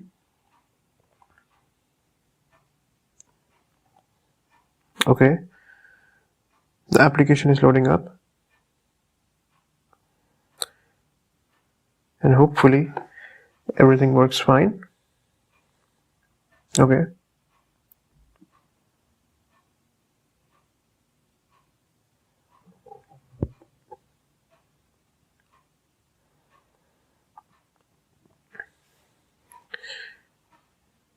Okay. Perfect. Now let's write our task. Pick up my cat from the vet. Add task.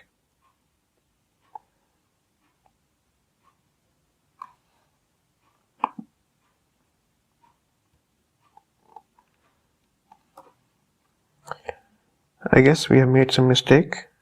Let's see. Okay. Let's review our code and just look at some of the errors if we can find. Okay. gr.blocks as demo, task equals to this, add task equals to gr.button. This looks fine. This also looks fine. Okay, task equal to tasks and tasks input tasks and okay, then we move to the render. Oh, we forgot to put at. Let's load it up again and hopefully it works fine this time, because the idea is to make sure it works dynamically. Okay, the application is loading up and hopefully everything works fine this time.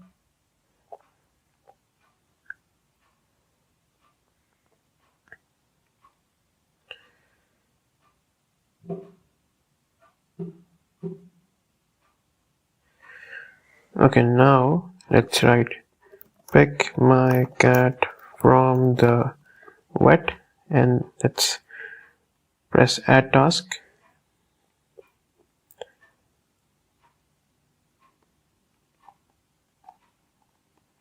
Okay, as you can see, now add another task.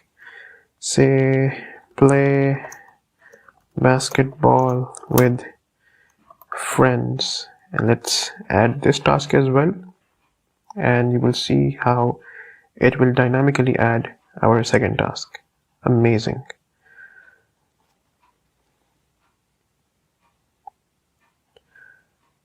Now hopefully this was all helpful. Now remember, gr.render decorator is a powerful tool for creating dynamic and interactive Gradio apps.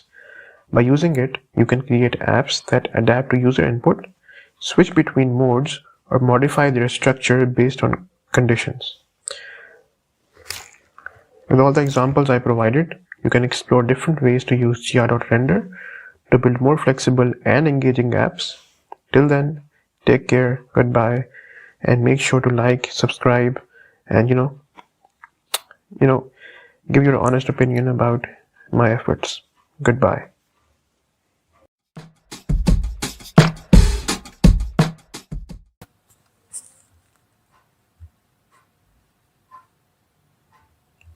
Hi everyone, in this video we are going to look at how to use Accordion in Gradio.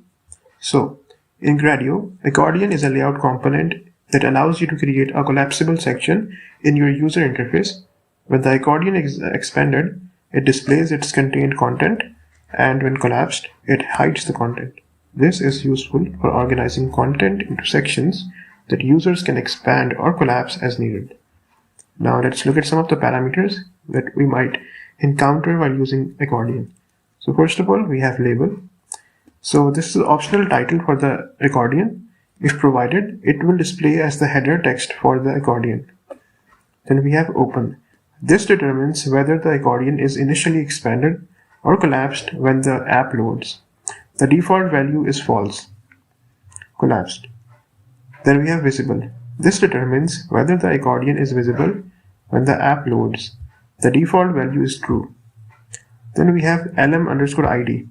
This is optional unique identifier for the accordion element. This can be useful for styling or JavaScript interactions.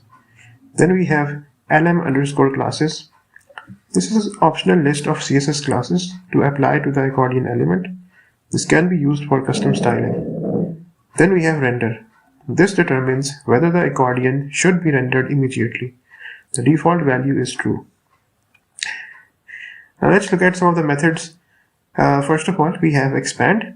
This method is used to trigger a callback when the accordion is expanded. It can be used to execute a function when the user clicks to expand the accordion. Secondly, we have collapse. This method is used to trigger a callback when the accordion is collapsed. It can be used to execute a function when the user clicks to collapse the accordion. Now let's start off with some basic example. So first of all, let's start by importing Gradio as gr. Then with gr.blocks as demo. Then with gr.accordion. This is how you use accordion in Gradio. So basic accordion. And then gr.markdown. So let's say this is the content inside the accordion, and then let's finally launch it and let's see. Okay,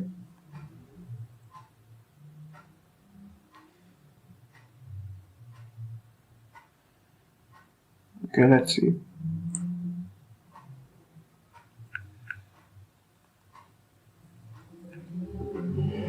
The application is loading up. Okay, as you can see, if we press this arrow, it will hide, and as soon as we press it again, we can easily see. So this is how you make a basic, drop down using accordion. And as I mentioned before, it allows you to create a collapsible section in our user interface. So let's move on to another example. So how do we use accordion to display image, like a basic example? So let's see. Import Gradio as gr, def show hello, and then return hello_world. Then with gr.blocks as demo. Then with gr.accordion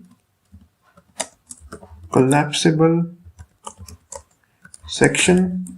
Okay, wait, yeah. So and then gr.markdown, and let's say something like content inside the accordion. Okay, perfect. Then let's move on with gr.accordion, and then let's say another collapsible section. Great, and open will be true. And let's say gr.image, and let's put in the URL of the image that we want to display. Okay, let me select an image. Okay, so let's take an image from Pixabay. Perfect. Now let's finish it off with gr.accordion, yet another section. This is just to put an example accordion, although it is not needed in this example. And let's add gr.button show. Wait, no, just call it click me, and then button dot click, and then show underscore hello, And then finally, let's launch our application. Although I'm just thinking this might not be needed, because the idea of this example is to, just show you how we can display images, and again, use the idea of collapse and, show it again. So let's see. So as you can see, we use 3 accordions. First is this one, and as you can see, the image that we have used, you can look at the image. Oh, that's a cute bunny. So we can easily, hide this image and then, collapse it, and again we can display the image. And likewise, as I mentioned, this was not needed. I just, mentioned that to give you an example. Okay, perfect. Let's move on to another example. So, let's look at the idea of, dynamic content. How the content might change based on the expansion state. So let's start off by importing Gradio. Again, let's form a function and call it update content, and let's pass in a parameter as expanded. Return expanded content if expanded, else collapse the content. Perfect. And then with gr.block as demo, with gr.accordion dynamic content as accordion, then dynamic underscore text equals to gr.textbox, and the label will say content. Perfect. And then accordion dot expand, then lambda, let's put update underscore content and say true. Then outputs equals to dynamic underscore text, and accordion dot collapse lambda update underscore content and then false. Outputs equals to dynamic underscore text, and let's say launch, and let's launch our application, and hopefully everything works fine. Okay, we made a mistake. Let's see. This module Gradio has no attribute. Oh, it is not block, it is blocks. So let's relaunch it and let's see. Okay, hopefully everything works fine. Let's see. Okay, the application is loading up. Okay, great. As you can see, as we collapse it and then display it, it is going to display this. Perfect. You can see the dynamic behavior as well as the collapse property that we are using because of accordion. Perfect. So let's move on to another example.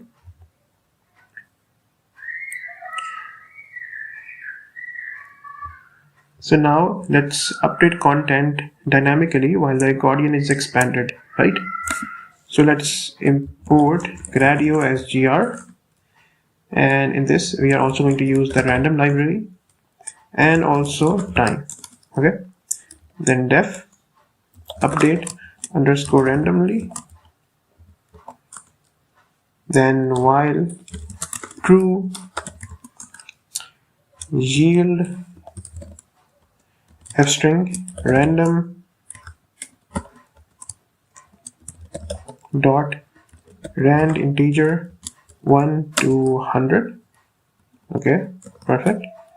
Now with gr.blocks as demo, with gr.accordion, hopefully I'm spelling accordion correctly, but if not, then I would, suggest anyone to correct me in the comment section. That would be great.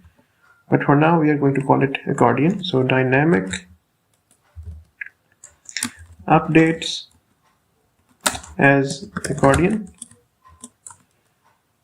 dynamic underscore output equals to gr.textbox, label equals to dynamic text accordion dot expand, fn equals to update randomly. Perfect. Outputs equals to dynamic output, and q equals to false, and then show underscore progress equals to false, and then accordion dot collapse lambda. Okay, and then finally outputs equals to dynamic underscore output. Perfect. And finally, let's launch our application. So demo.launch, launch. So let's launch it and let's see. Okay, hopefully everything works fine.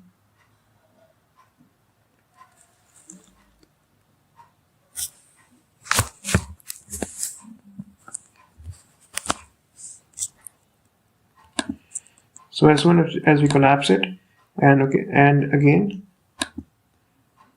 relaunch it, so it is going to give us a random number. Then again, when we collapse it and then again press it again, it is going to give us a random number, because we are using random library to generate a random number. Perfect. So now let's move on and look at another example.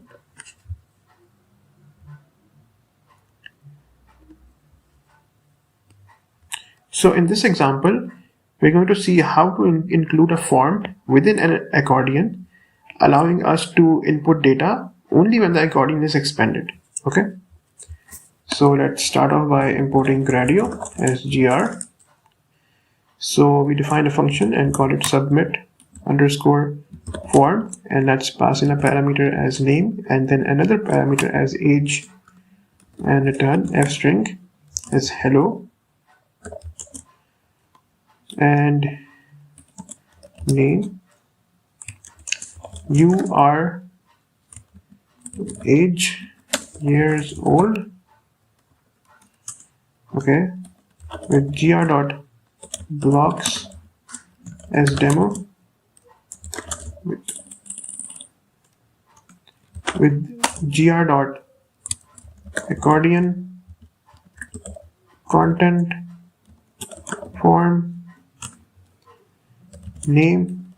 Okay, then name underscore input equals to gr.textbox. Label will say something like, okay, let's call it name, and then age underscore input equals to gr.number, and label is going to say age.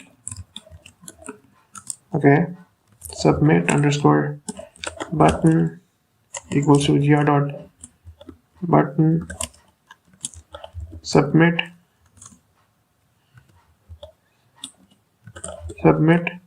underscore button dot click, and then fn, which is submit dot form that we just made above. Then inputs is going to be name underscore input, then age underscore input, and then outputs is going to be gr.textbox. Then let's call it output. Perfect. And now let's finally launch our application, and let's see, and hopefully everything works fine.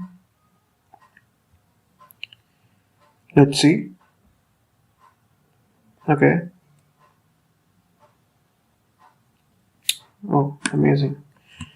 So let's say something like Brian Johnson, and age will be 23, and submit this. It is going to say, hello Brian Johnson, you are 23 years old. Okay, let's collapse it, and then, again rewatch it, and perfect.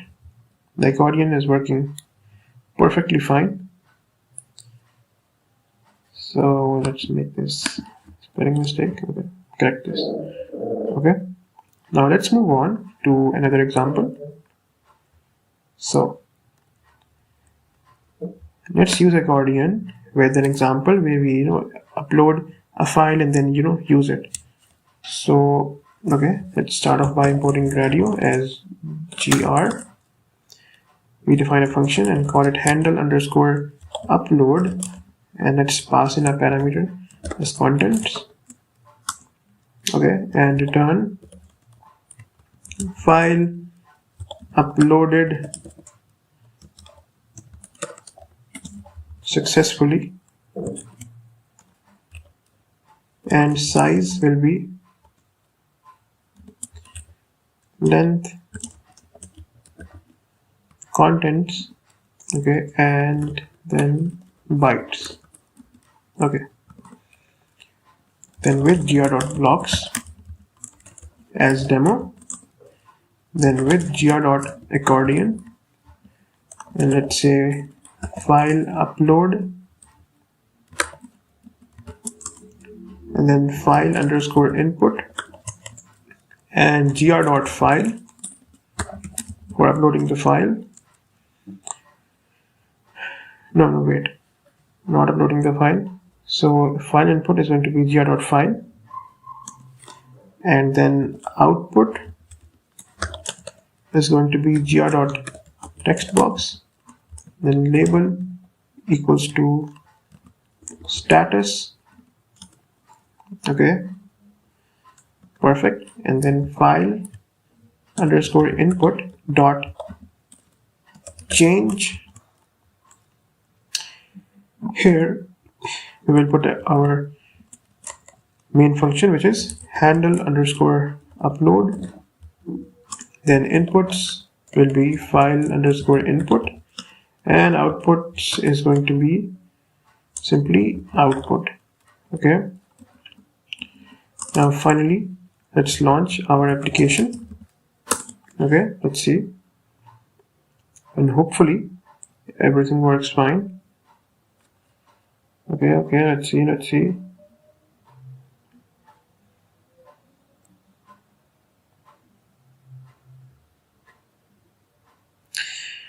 So now let's upload a file. Let's upload this PDF, and let's see what happens. Okay, it is uploading. Okay, let's wait. Let's wait for the file to upload, and let's see what happens inside the status.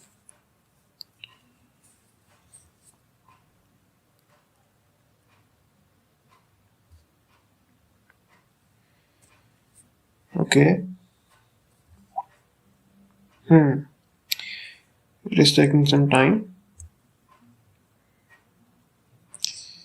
I guess the file is a bit larger.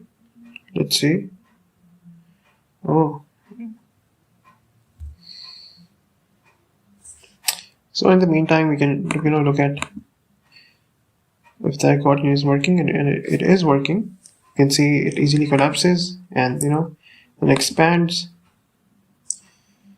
And let's see. Okay, so this is going to work. In the meantime, let's look at another example, and as soon as this uploads, we can come back and have a look at our status. So let's move on. So in this example, we're going to demonstrate how to toggle the visibility of code blocks using an accordion. Okay, so let's start off by importing Gradio as gr, and then with gr.blocks as demo, with gr.accordion code example open equals to false, and then gr.code, and let's put def hello, and then let's say print hello, comma hello world. Okay, comma, not comma, wait, and then language is obviously Python. Okay, perfect. And then with gr.accordion another code block, and then gr.markdown. Okay, JavaScript. Okay, function greeting. Okay, and then console.log and hello. Okay, and then n, perfect, and then again, once again, and just wait, this all will make sense in a while. And then finally, let's launch our application, and hopefully we have written the right code and it all makes sense. So let's see. Okay, this is loading up. Let's have a look at the previous one. Oh, it gave an error. So let's upload another file, like any file, any small file. Let's upload this accordion thing. Okay, great, it is uploading. Yeah, as you can see, it says file uploaded successfully, and the size is 86 bytes. And we can see the collapse function is also working because of accordion, and perfect. Now let's go back to our main example and let's see. So as soon as we expand this code example, we can look at both code examples. This is the Python example and this is the JavaScript example. Perfect. You can collapse this as well, and then collapse the entire both codes as well. Amazing. Wait, have we made any mistake here? I think we might have. This should be here, and this should be here. This as well. So in this way, they both will act separately in terms of collapse and again to expand them. So let's see.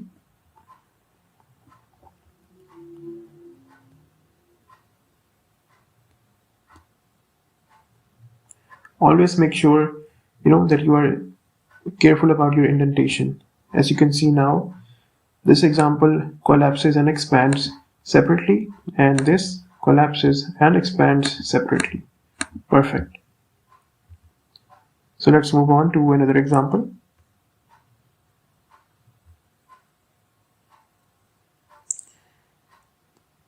So let's have a look at nested accordions.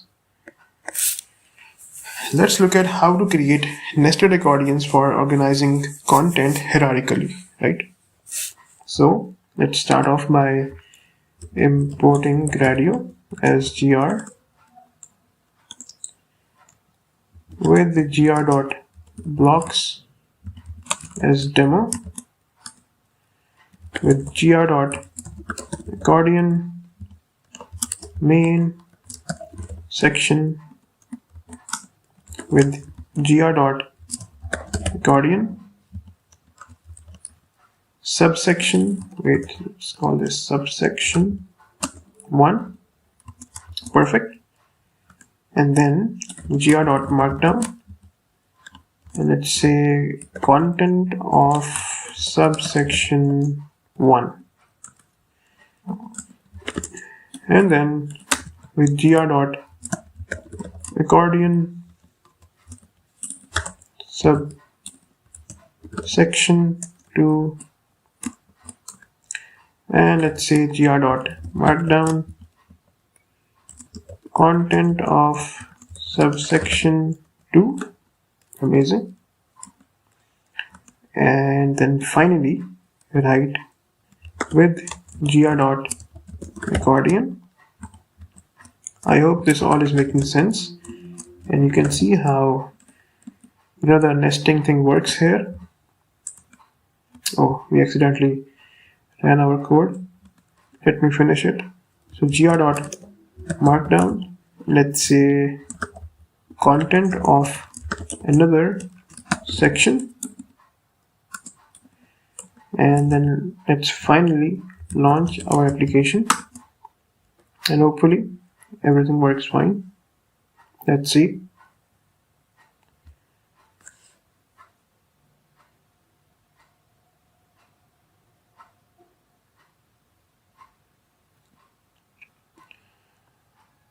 Okay, perfect. So you can see this collapses and expands, this also collapses and expands, and this is completely nested inside the main section.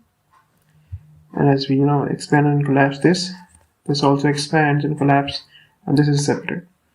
So perfect. And let's have a look at our code. If there is any mistake that we made, so we might correct it. And for now, I think everything looks fine. Great. So this was all for Accordion. If you find this helpful, do like this video and subscribe the channel. And if you guys have any queries, I would recommend putting that down in the comment section. And feel free to email me and ask me anything regarding Gradio. I would love to answer back your queries regarding Gradio. So for now, take care and goodbye.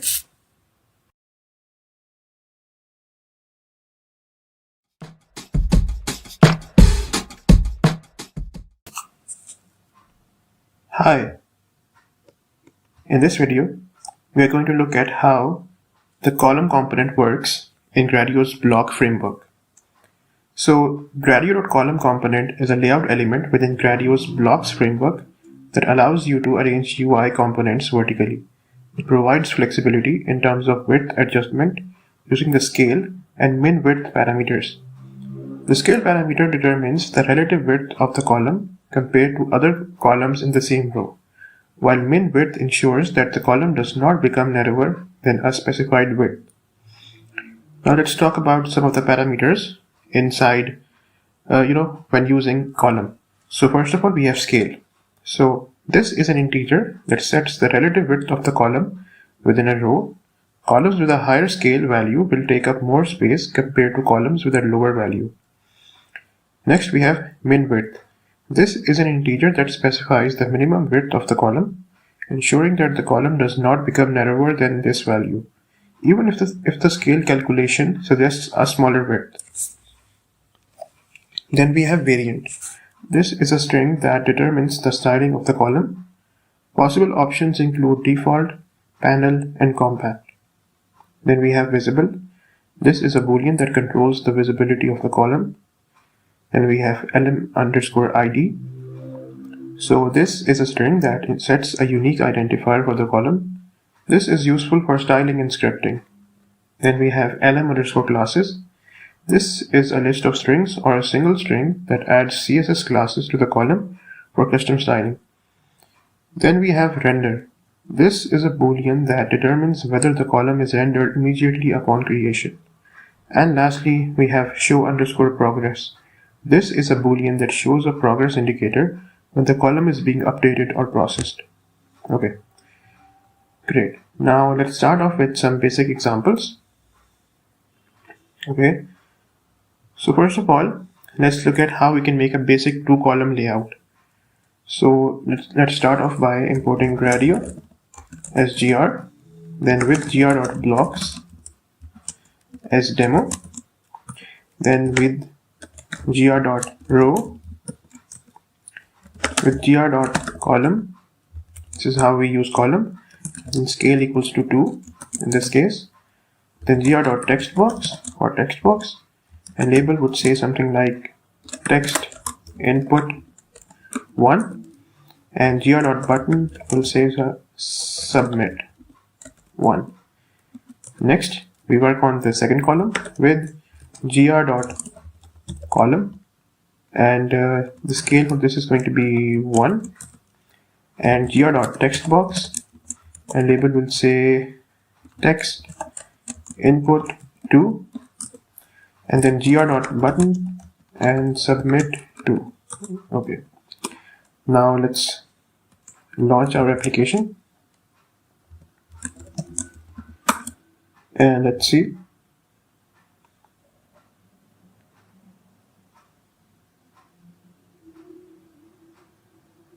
Okay,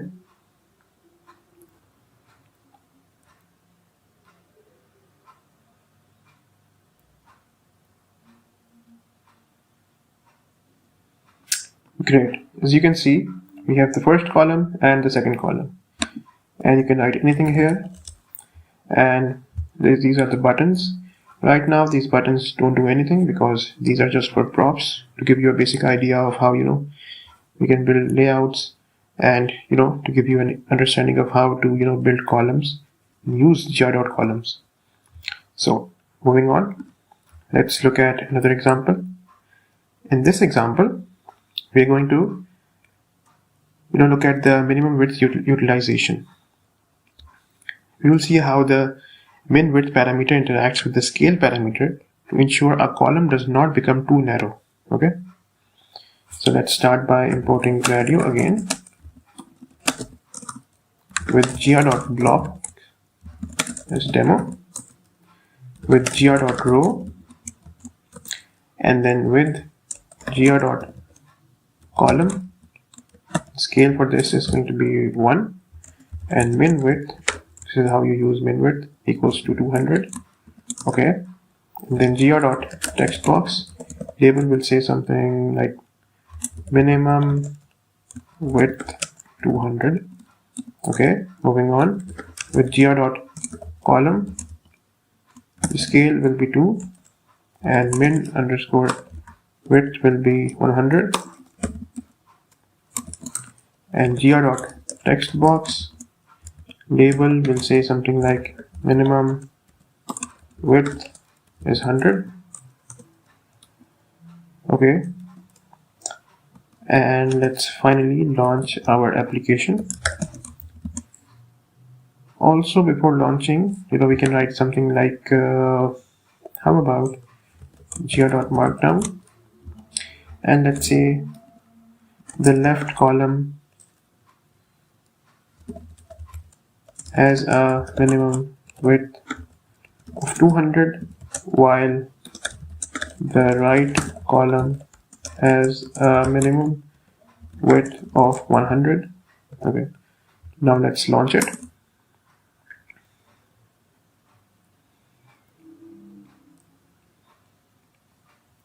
Okay, let's see.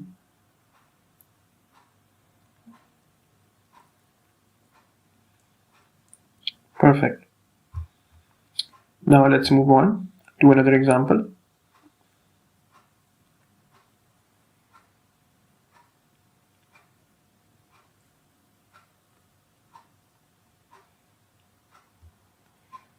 So how do we use different variants? So in this example, I'm going to demonstrate the various styling options available using the variant parameter. So let's start off by importing Gradio, and with gr.blocks as demo, with gr.row, then with gr.column. So the variant for this one is going to be default, and then gr.textbox, and let's call it default variant. Next, we'll make our second column, and let's call it variant equals to panel this time, and gr.textbox is going to be panel variant. And lastly, this column will have a variant of compact. Okay, and gr.textbox label will say compact variant, and this time as well let's say gr.markdown. The 3 columns with different variants: default, panel, and compact. And let's finally launch it. Okay,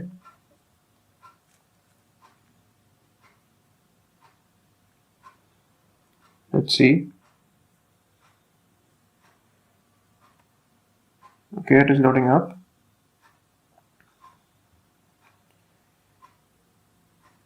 Okay, so this is the default variant, this is the panel variant, and this is the compact variant. Amazing. Now let's move on to another example. In this example, I'm going to show you how to dynamically toggle the visibility of a column using the visible parameter. So let's start off again by importing Gradio as gr, and define a function as toggle_column visibility, and then let's pass in a parameter as isVisible, and return gr.update visible equals to isVisible. Okay, now with gr.blocks as demo, with gr.row, and then show_call equals to gr.checkbox, and the label will say show column, and interactive equals to true. Then output_call equals to gr.column, and visible equals to false. And show_call dot change fn equals to toggle_column ability, and inputs will be equal to show_call, and outputs equals to output_call. And then with output_call,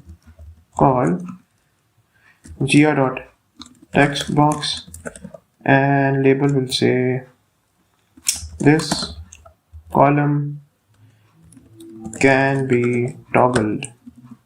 Okay, and then gr.markdown, which will say the column containing the text box can be toggled using the checkbox. And finally, let's launch it, and hopefully this works fine. Let's see. Okay.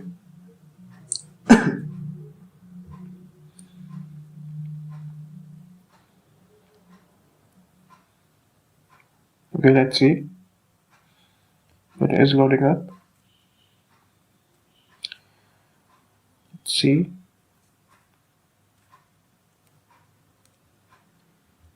Okay.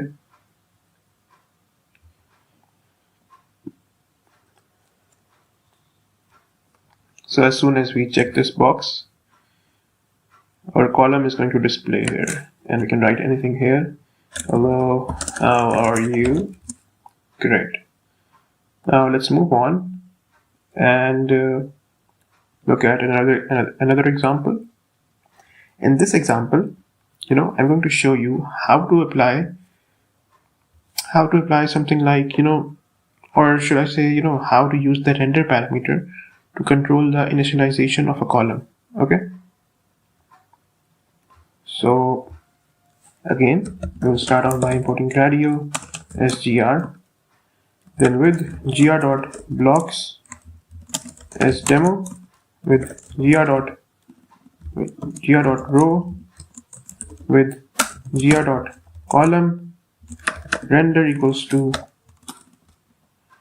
false. Okay. And then, this is okay. Now we are going to write gr.textbox, and the label is going to say not rendered. Okay. And then with gr.column, gr.textbox, label equals to rendered, and Markdown, the first column is not rendered upon initialization, while the second one is. And finally, let's launch it. Okay. And you will see, because this is false, so we will not see the not rendered column. We will only see the rendered column. Wait.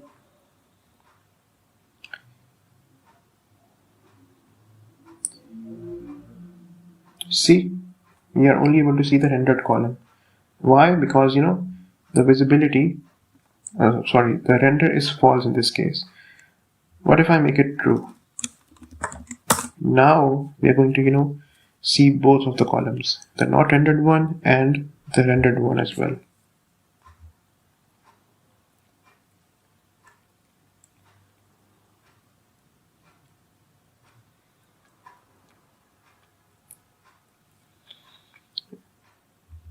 See, amazing. As I mentioned, I'm going to use the render parameter to control the initialization of a column. Okay. So now let's move on and look at another example. I'm going to show you how to display a progress indicator during a simulated processing task. Okay. So let's start off by importing Gradio as gr, and then import time, and then define a function which will say input process underscore input, and let's pass in a parameter called text, and time.sleep, let's say like 2, and return f string to be processed text. Okay. With gr.blocks as demo, with gr.row, with gr.column, show underscore progress equals to true, and then input underscore text equals to gr.textbox, and the label will say something like input text. Then process underscore button equals to gr.button, and it will say process, just process, and output underscore text will be gr.textbox, and the label will be output. Okay. Now process underscore button dot click, and let's pass in our main function, which is process underscore input, and input is going to be input underscore text, and likewise output equals to output underscore text. Great. Now before launching it, let's also write gr.markdown a progress indicator appears when the process button is clicked, simulating a processing task. Okay, now finally let's launch it. So demo.launch, and let's see. Okay, the application is loading up.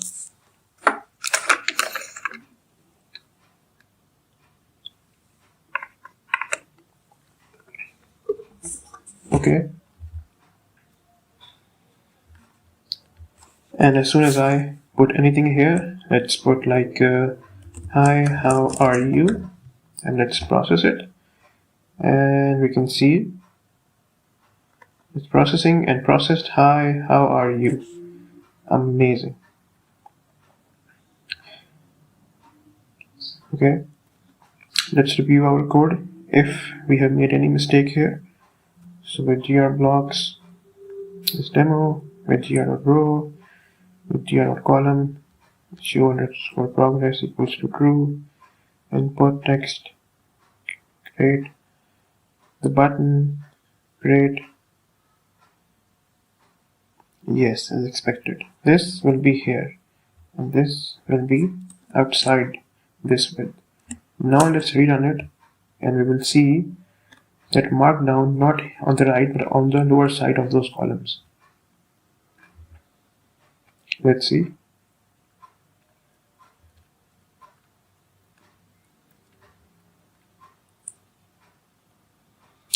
Great.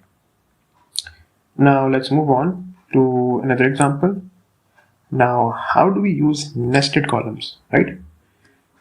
In this example, I'm going to demonstrate how do we use complex layouts, or how do we create complex layouts by nesting columns within each other. Okay, but like again, this example is going to be a very easy and basic one. So let's start off by importing Gradio as gr.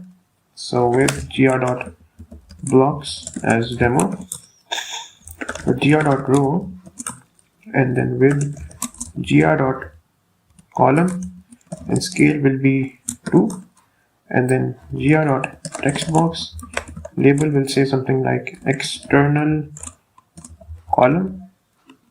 Okay, and with gr.column, and the variant will be panel, panel. Okay, and gr.textbox, label will say internal column panel. With gr.column, variant will be compact with this one. Okay, and then gr.textbox, the label will be internal column compact. Okay, and then before launching, let's also write down a column containing nested columns with different variants, and let's finally launch it. Okay, it's loading up, and hopefully everything works fine. Let's see.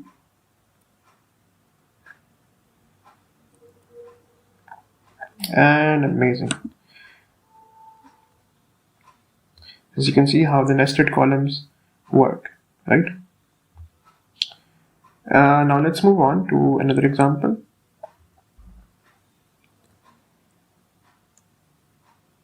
So in this example, I'm going to show how to conditionally display a column based on user input. Okay.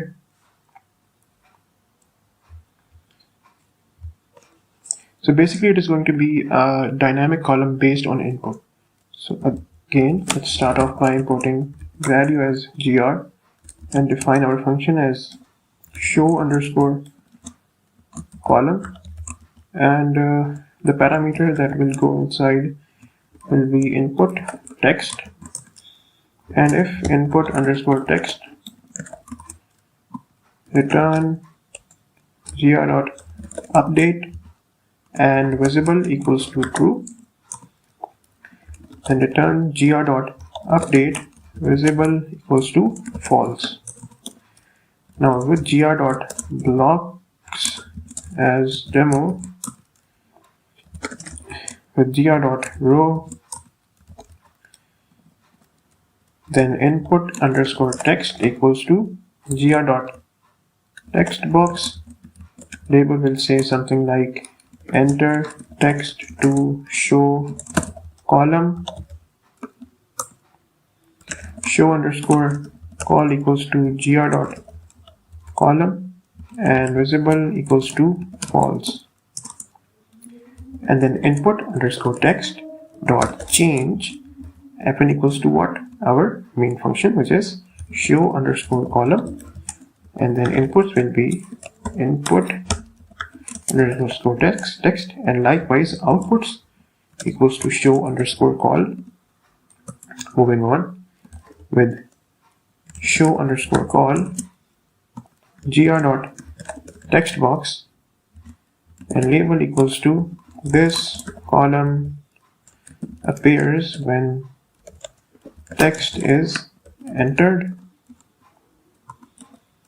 and then gr.markdown, the column containing the text box appears dynamically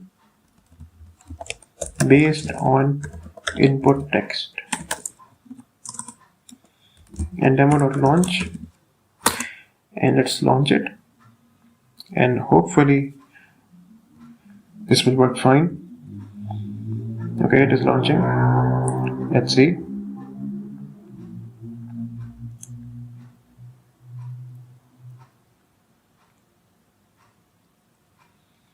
Okay, now as soon as I enter any text here, hello, how are you, this column will appear here, and see how dynamically it appears here.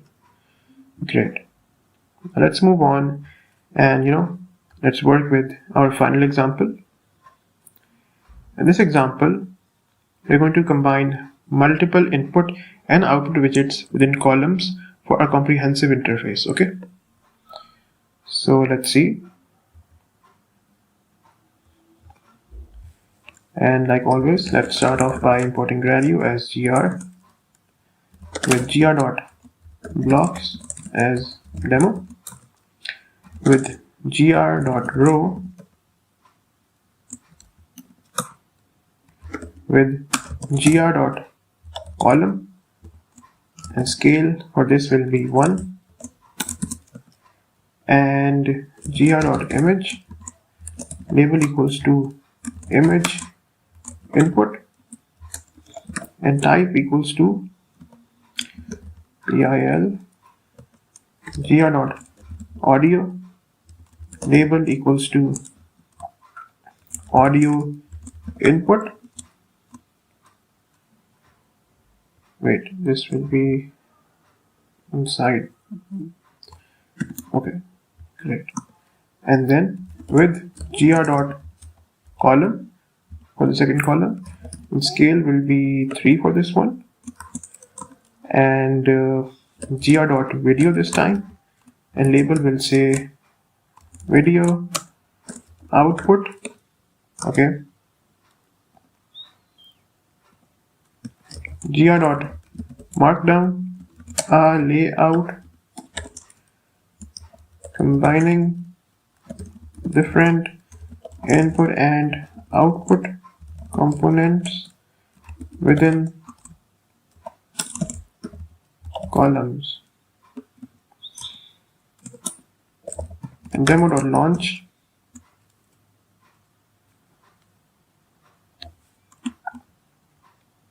Wait, I think, okay, this will be inside double quotes as well.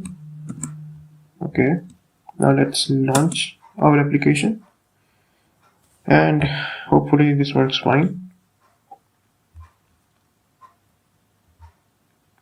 Let's see.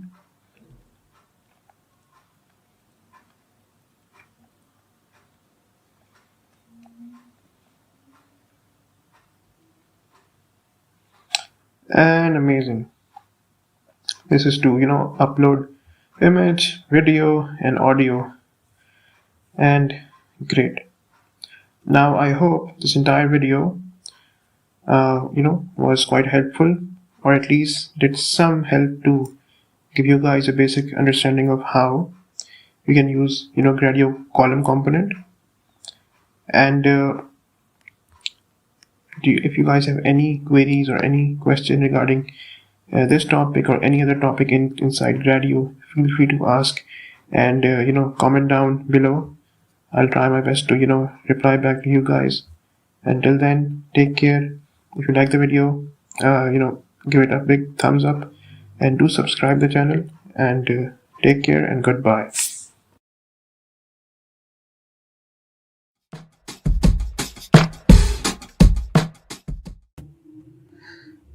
Good morning, and in this video we're going to talk about groups in Gradio. So in Gradio, a group is a way to logically group multiple components together in a user interface. While Gradio does not have an explicit group component, it provides several methods to organize UI components such as row, column, tabs, and accordion. So why use groups in Gradio? So it helps us build better UI components, keeps related items together, makes it easier to interact with different sections. It also helps align elements side by side or stack them vertically. Okay, so now let's start off by looking at some simple examples. So let's create a clean and compact form by grouping input fields, and let's start off by importing Gradio as gr. Then define a function and call it examples, and let's pass in our first parameter as first name, and then last name, and then finally email, and then return as a string form submitted successfully.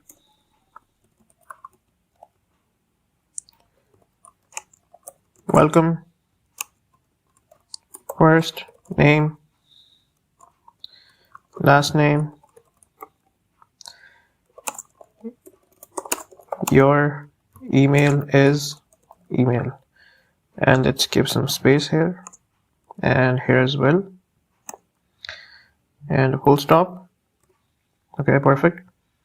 Now let's move on and write with gr.blocks as demo with gr.group, gr.markdown, and user information, then with gr.row first underscore name equals to gr.textbox, and label will say something like first name, and then placeholder will say enter your first name, and then last underscore name, and gr.textbox, and label will say, oh, we accidentally ran the code, so let us continue and write last name, and the placeholder for this one will say enter your last name. Okay, and then email equals to gr.textbox, and label for this will be equals to email, and placeholder for this one say enter, wait, okay, let's close the double quotes, and okay, wait, yeah, so enter your email, and let's eliminate this space here, and submit equals to gr.button and submit, and the variant will be primary. If you have no idea what variant is, you can go back to the to my previous videos and have a look at what variant is. Okay, then submit dot click and form underscore example, which is our main function that we made, and inputs will be equal to, so wait, form underscore examples s. Okay, so the inputs is going to be equal to first underscore name, then last underscore name, and then finally email as well. And outputs will be equal to gr.textbox. And finally, let's launch our application. Let's see. Okay, it is loading up, and hopefully it works fine. Okay.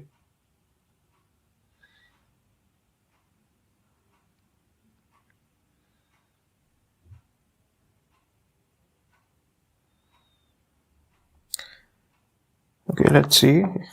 Let's wait.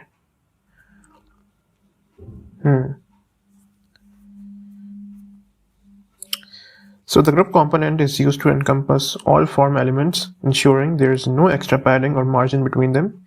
This creates a tight and organized layout. Okay, as you can see, the application has loaded. So let's write something like Sandy Michael, and write sandymichael@gmail.com, and let's submit. And form submitted successfully. Welcome Sandy Michael, your email is this. Great. Now let's move on to our second example. In this example, we are going to create a compact toolbar with buttons. So again, let's start off by importing Gradio as gr, and let's define a function, and let's call it toolbar underscore examples, and the parameter here will be action, and return f string action selected and action.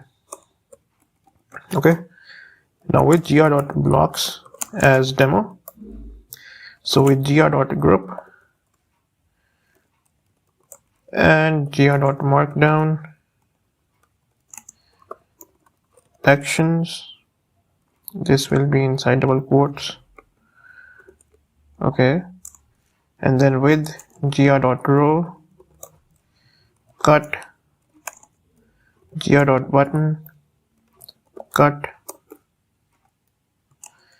and the variant equals to secondary. Okay, and copy equals to gr.button copy, and the variant equals to secondary. Let's make it consistent, and instead of single, let's also put here double quote as well. Okay, and for the paste one, gr.button paste, and the variant for this one will be secondary. Then cut.click toolbar underscore example, inputs equals to cut, and outputs equals to gr.textbox, and for copy dot click toolbar underscore examples, inputs equals to copy, and outputs equals to gr.textbox. And for the last paste one, again toolbar underscore examples, as this is our main function, and inputs equals to paste, and outputs equals to gr.textbox, and let's finally launch it, and let's see.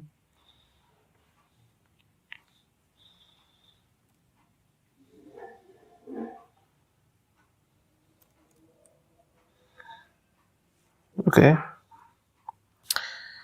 and as soon as I press cut, this says action selected cut, and as soon as I press copy, it says action selected copy, and as soon as I press paste, it says action selected as paste. Perfect. Now let's move on to our third example. So let's display an image alongside text without extra spacing. So again, as always, let's start off by importing Gradio. So with gr.blocks as demo. So with gr.group and with gr.row, image will be equals to gr.image, and the value equals to, let's put in like image.jpg for now, and label will say like just photo, and about will be gr.textbox, label equals to about, and the value equals to, this is a brief description of the user, interactive equals to false. And now let's launch it, and hopefully this works fine. Let's see. You can put in any valid image URL depending on your desired image. For this one, I'm just giving like a basic URL with like no image inside. As you can see, it is not displaying an image. If you want to display an actual image, just go to any website, copy the image and paste that JPG URL here. Or if you like have a local image on your Colab or like local machine, just put that put its path inside here. Amazing. Now let's move on to our fourth example, and in this example we're going to create a control panel for a dashboard with grouped controls. Okay, so again, let's start off by importing Gradio as gr. Let's define a function and call it dashboard_examples, and for this one we are going to use two parameters as update frequency, which will be update freq, and data_range. Okay, and return a string dashboard updated with frequency update,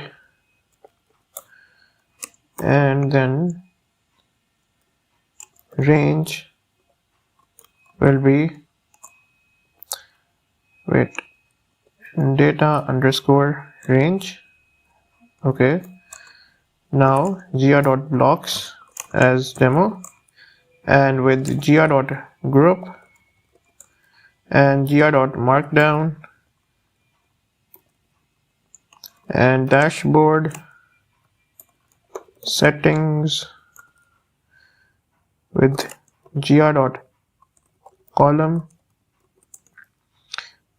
update_frequency, or in this case freq, gr.dropdown, label will say something like update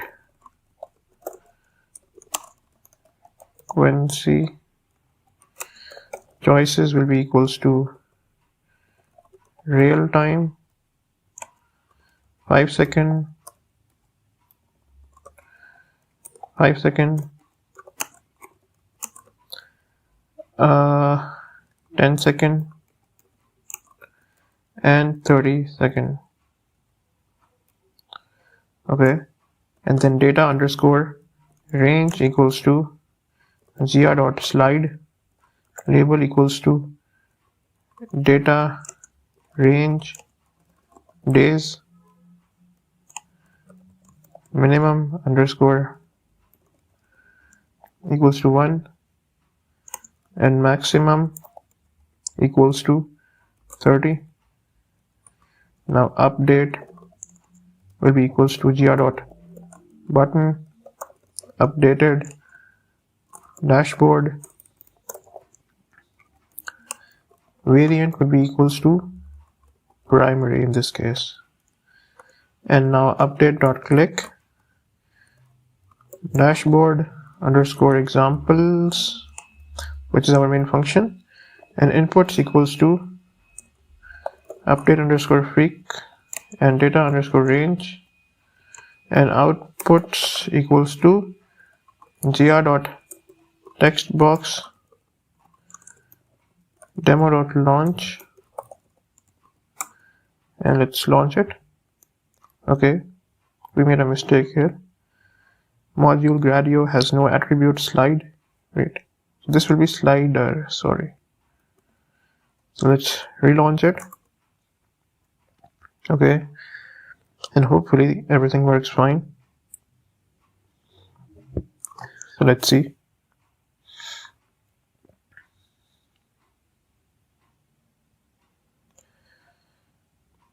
And perfect. Let's select an option. So 10 seconds, and data range will be, let's say 9.2, and update the dashboard. So it will say dashboard updated with frequency 10 seconds and range 9.2. Perfect. Now let's move on to another example. So let's create a post creation interface with grouped inputs. Okay. So again, let's start off by importing Gradio as gr, and let's define a function and call it create post, and the parameters here will be content and tags. Return f string as post created and content, then okay, and tags.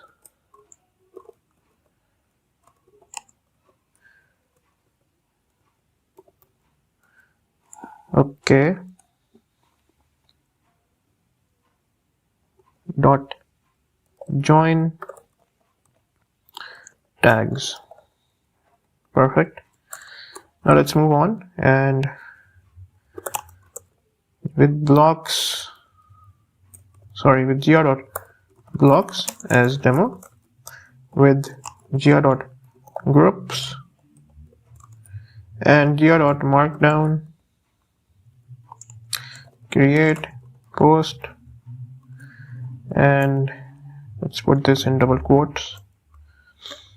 Okay, and then content equals to gr.textbox, label will be equals to content, and placeholder will be equals to write your post here.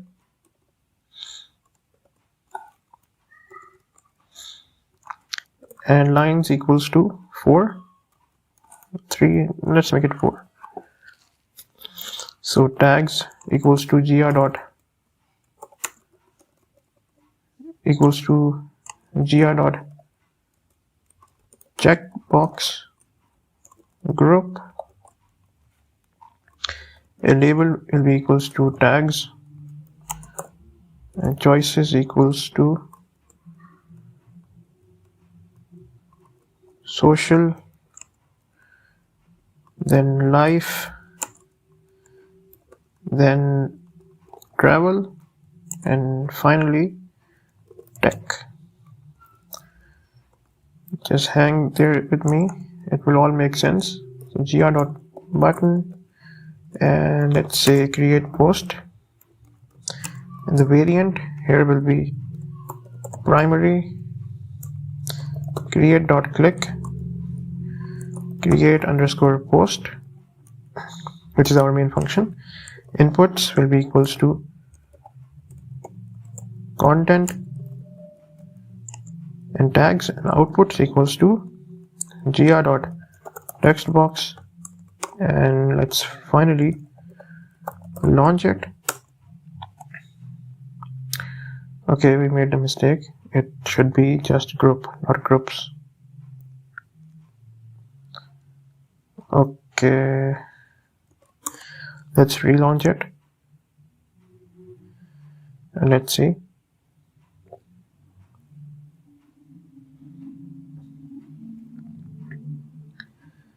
Okay, amazing. Let's write something.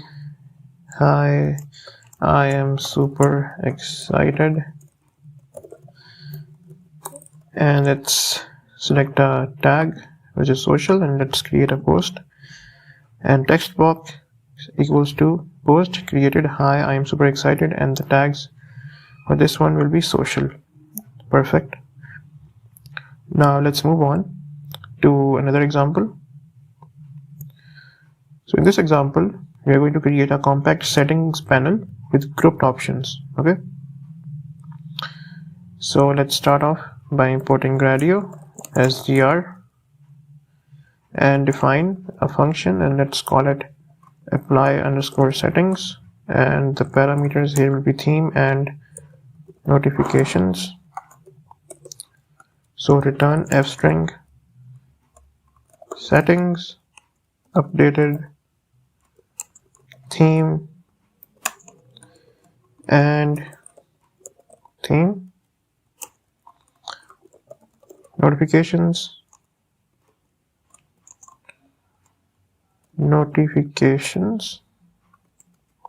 Okay, now let's move on with gr.blocks as demo, with gr.group and gr.markdown ## settings, and with gr.row and theme equals to gr.dropdown. Label will say something like, oh, I accidentally ran it, so let's see. Wait, let's complete this code. So label will say theme, and choices equals to light, dark, and system. Okay, and notifications equals to gr.checkbox, and label equals to enable enable notifications, and save equals to gr.button save settings. Variant equals to primary, and save.click, and apply_settings. Inputs equals to theme notifications. Outputs equals to gr.textbox. And finally, let's launch it. .launch. Wait, what is the error we are getting here? So gr.blocks. Oh, we forgot to put here brackets. So let's launch it and let's see. Okay, it is launching.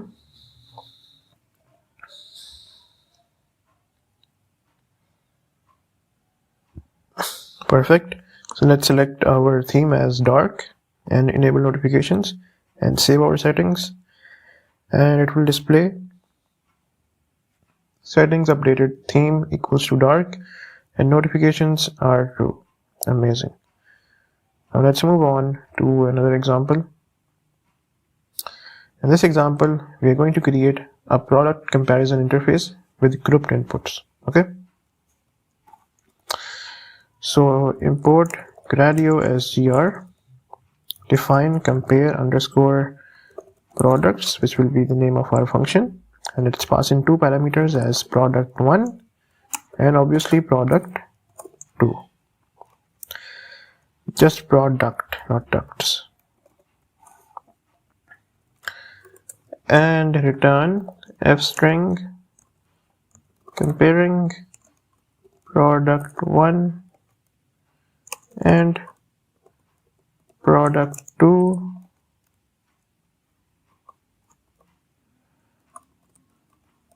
analysis. Insert detailed analysis here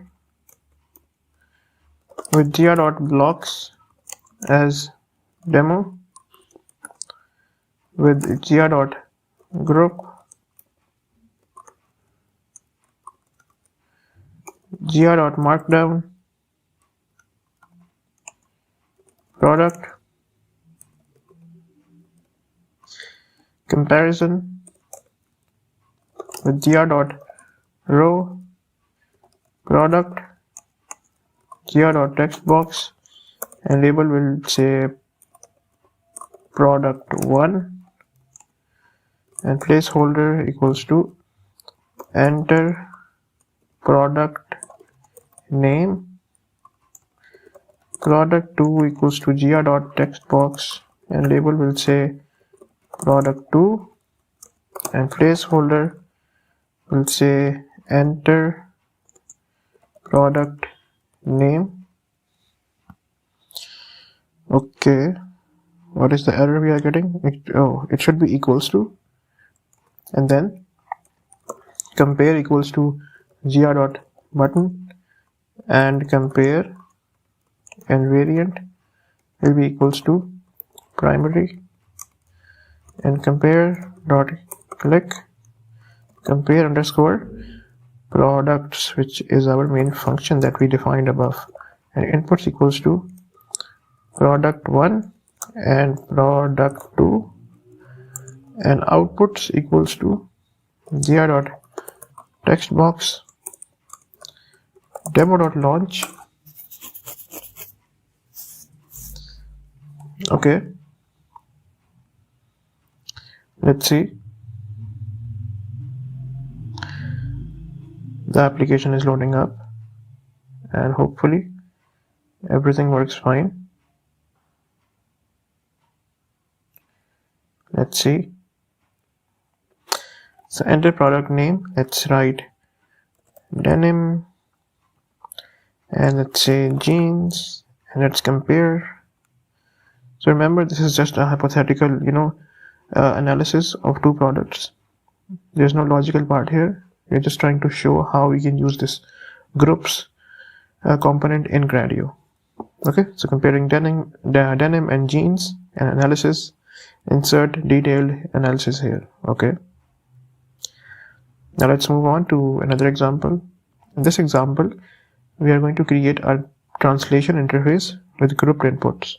Okay, so let's start off by importing Gradio as gr and define translate text underscore source underscore lang and target underscore lang,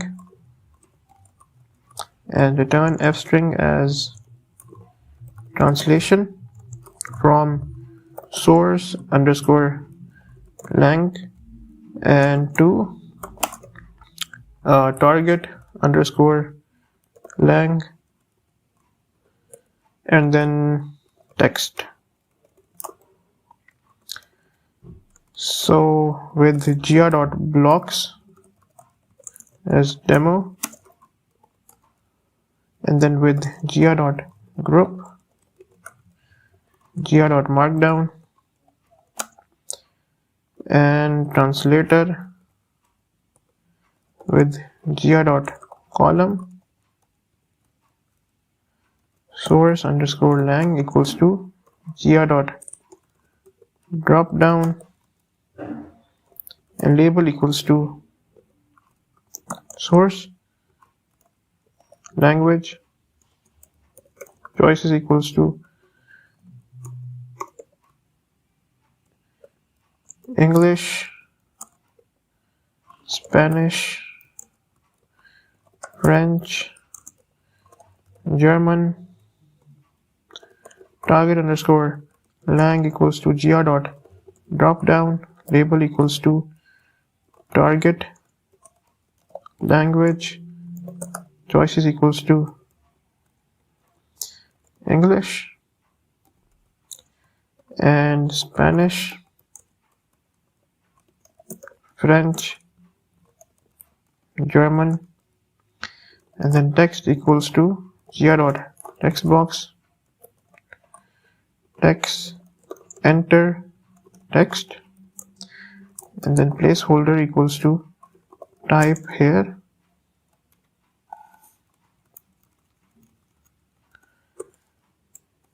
okay, and then lines will be equals to 3, then translate underscore button equals to gr.button, and translate, and the variant equals to primary in this case, and then output equals to gr.textbox, and label equals to translation, and interactive equals to false, okay, and translate underscore button dot click, let's put in our main function here, and then inputs equals to text source underscore lang and target underscore lang, and outputs equals to output. Perfect. Now let's finally launch it.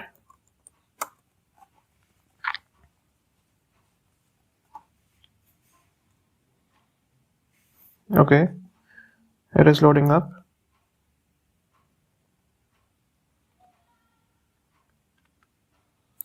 And hopefully everything works fine.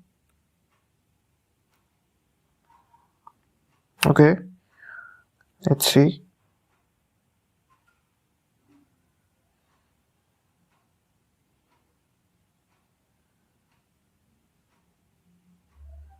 Okay, the application is loading. Let's wait. It's taking a bit longer. Okay, let's select Spanish, then French, then wait, let's select English to French, and hello, how are you, and let's translate. Okay, there's no built-in translator here, so okay, so that was all, and see you next time.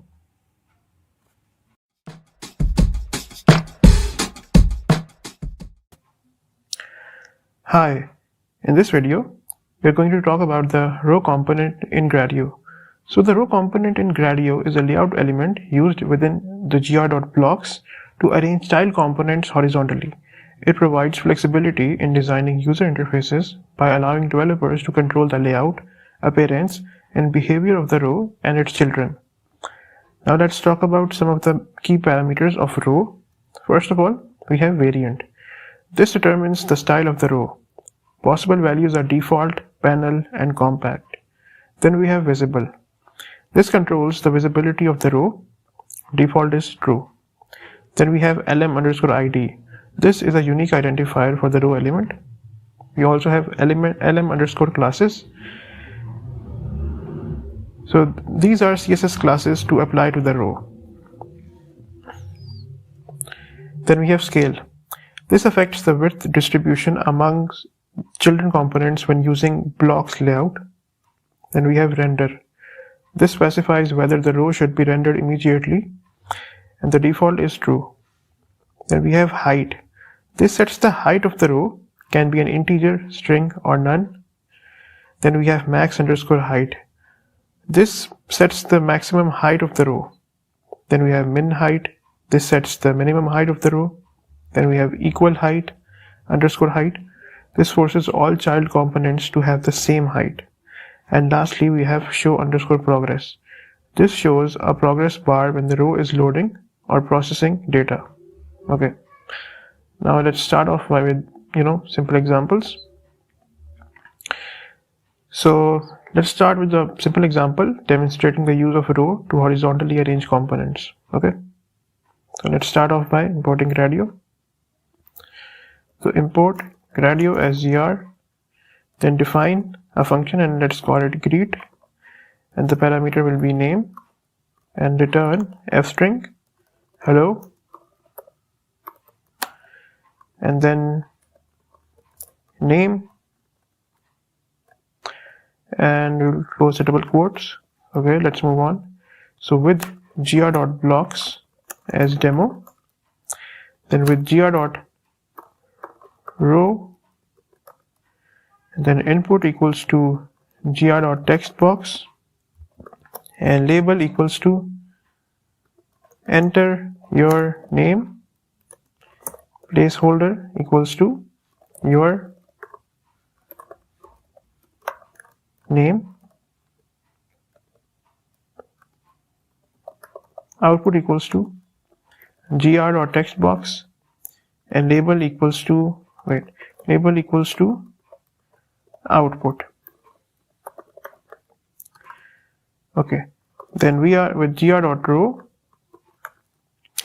greet underscore button equals to gr.button, and let's say greet, and then clear underscore button equals to gr.clear, and components,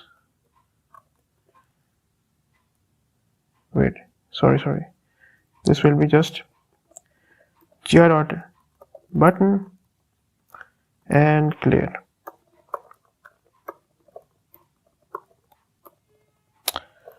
Okay, now greet underscore button dot click, and fn equals to our main function, which is greet, and inputs equals to input, and outputs equals to output.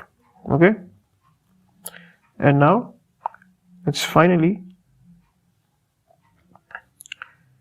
launch our application. But before that, let's write another thing here. Wait. Okay, so clear dot underscore button dot click, and then fn equals to lambda comma double quotes, then comma, and outputs equals to input comma output. Okay, perfect. And now let's launch it and let's see. Okay, the application is loading up.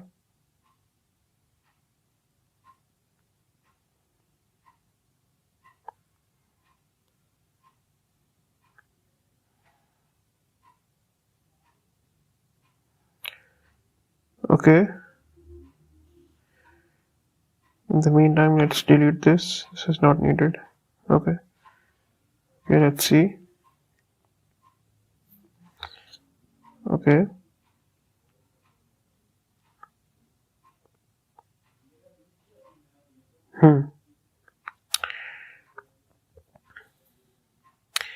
great. Now let's write, hi, it's a lovely day, and it's great. Oh, sorry, it's let's just put a name here, and let's say Michael Jordan, and let's greet him, and it will say hello Michael Jordan. Great. Now let's move on to another example. In this example, I'm going to demonstrate the different styles available through the variant parameter. Okay, so again, let's start off by importing Gradio as gr, then with gr.blocks as demo, with gr.row variant equals to default and gr.text default variant. Then likewise we write for the panel variant and is equals to panel, and gr.text says what? Yes, panel variant. And last but not least, with gr.row, the variant for this is going to be compact, and gr.text compact variant, and let's finally launch it, and we will see all three variants. Okay,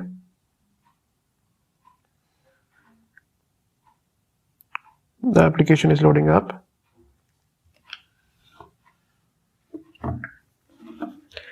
And you can see all the three text boxes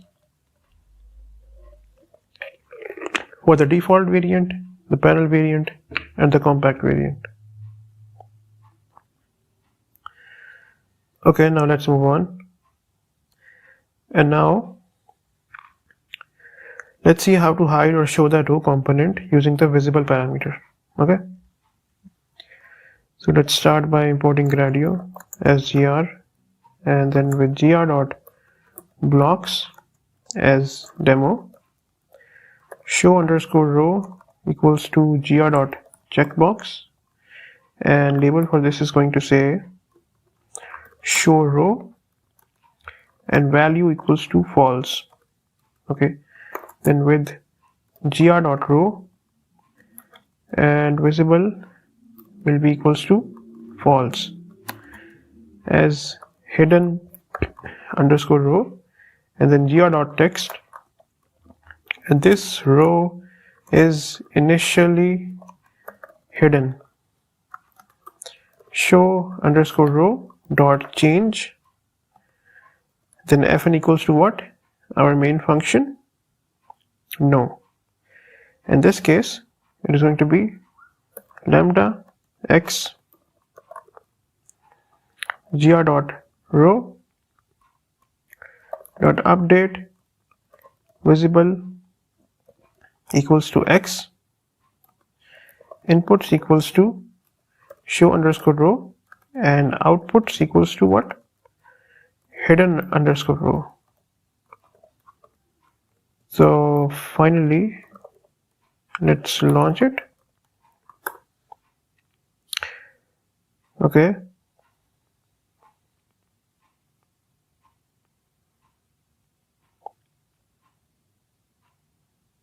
okay, it is loading up, and as soon as I check this box, we will see what? We will see the magic of the visible component. Let's see, let's wait. Okay, why is this not working? Let's see.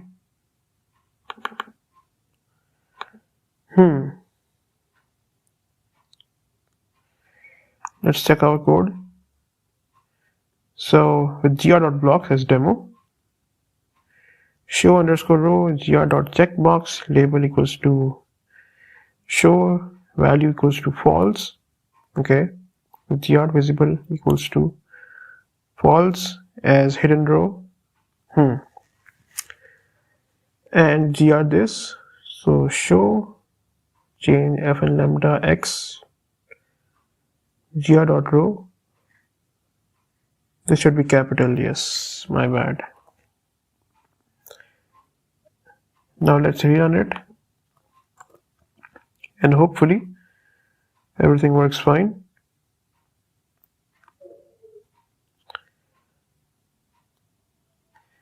Let's see.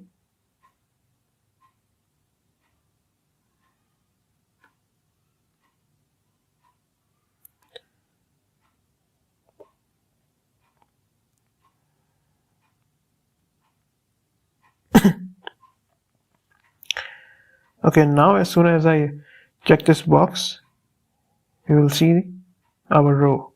Great. And again, as I uncheck it, it disappears. Great. Now let's move on to another example. And in this example, we're going to see how the scale parameter affects the distribution of space among components. Okay. So let's start off by importing Gradio as gr, and with gr.blocks as demo, with gr.row as row, and gr.image you can pass in as image, and here you can pass in your desired images path or URL. Right now we are just giving an example, so let's just put anything like lion.jpg, and scale for this is going to be 3. For the next one, let's say something like tiger.jpg, and the scale for this one is going to be 1. And for this one, let's say something like elephant.jpg, and scale for this one is going to be 2. Now gr.text, and let's say fstring,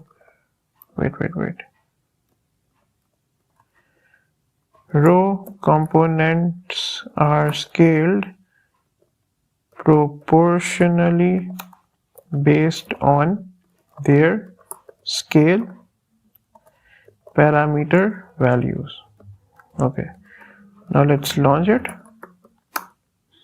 and you will see the difference because of their scale. This has 1, this has 2, this has 3. Let's see.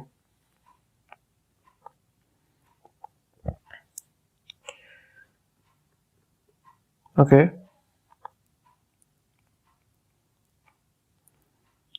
Now, as you can see, because this had a scale of 3, this is the biggest, this had a scale of 2, and this had a scale of 1. Perfect. We're not using any URL, so which is why this we can't see any images here. But when you will be using this code, make sure to replace this, these inside with your images URL. Or if you're using an image from your local machine, use the right path of that image. Okay. Now let's move on to another example.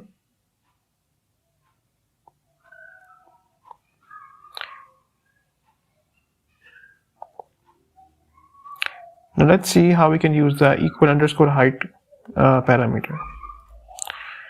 Now let's start off by importing Gradio as gr, with gr.blocks as demo, with gr.row equal_height equals to true,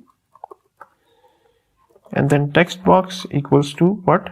Label equals to short text, and lines equals to 2. Then gr.textbox label equals to long text, and then lines equals to 5, and then gr.checkbox label equals to checkbox. Okay, and then let's finally launch it.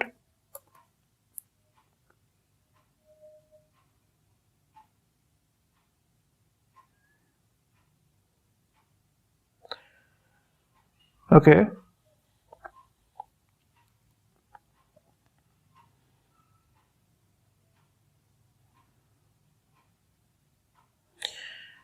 Okay. Perfect. So now let's move on to another example. And now let's see how we can use the show_progress parameter with our row. So let's start off by importing Gradio as gr, and for this example we are also going to use the time library as well. So define process underscore data, and the parameter will be text, and time.sleep2, and return f string processed text, and then with gr.blocks as demo, with gr.row show underscore progress equals to true as row, and then input equals to gr.textbox, and the label will say enter text to process, and then button equals to gr.button and process, and output equals to gr.textbox, label equals to output, button.click, and okay, fn equals to what? Our main function, which is process underscore data, and inputs equals to input, and likewise outputs equals to output. And now let's finally launch our application, and let's see.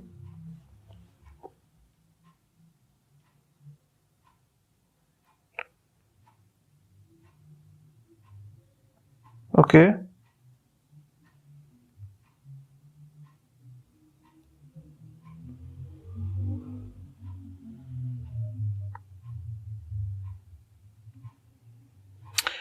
now as soon as you put anything here, hi, how are you, and we press the process button, and we can see processed, hi, how are you. Perfect. Now let's move on to another example. Now we can demonstrate the use of multiple parameters together for a comprehensive layout, or how we can use so many parameters together. So let's start off by importing Gradio as gr, then with gr.blocks as demo, then with gr.row, and then variant equals to panel, and visible equals to true, lm underscore id equals to custom underscore row, and next lm underscore classes equals to my underscore class, or just slash. Then the next parameter will be scale equals to 2, and render equals to true, and then height equals to 150, min underscore height equals to 100. As you can see, we are using so many parameters together. Then equal underscore height equals to true, show underscore progress equals to false. Perfect. Now let's move on. gr.text, this row has multiple parameters configured. Okay, gr.text parameter variant, or just ignore this. And let's finally launch it. Okay, let's see. The application is loading up.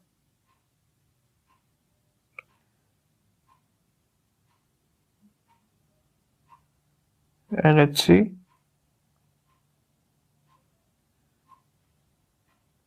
Okay.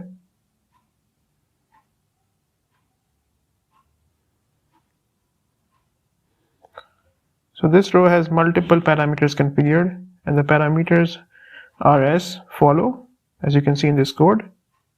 So perfect. So now let's move on to our last example. So this is going to be a more complex example combining multiple row components. Okay.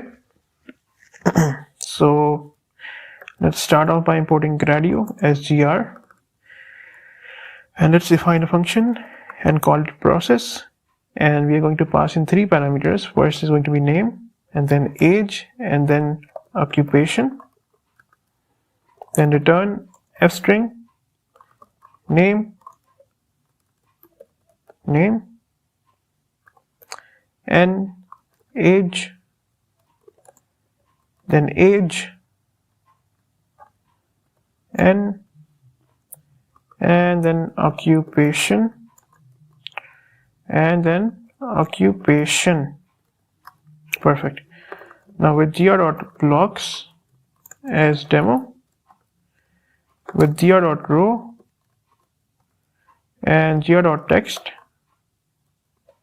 user information form, with gr.row name underscore input equals to gr.textbox, and label equals to, let's say, name, and then age underscore input equals to gr.number, and label for this is going to say what?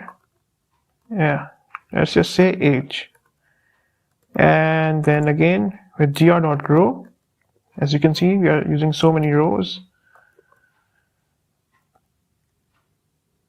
Like as I said before, we will be using multiple row components. Okay, so row, and then occupation underscore input, and gr.textbox, and label equals to occupation, and then with gr.row, and let's say submit underscore button equals to gr.button, and let's say submit, and clear underscore button gr.button clear, and output equals to gr.textbox, and label for this will be equals to output, and interactive equals to false. Okay, let's make it clear. Okay, and then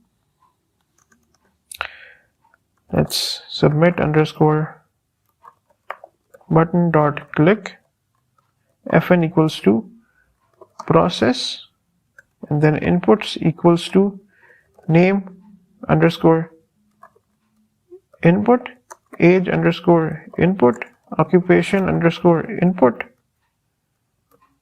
and outputs equals to output.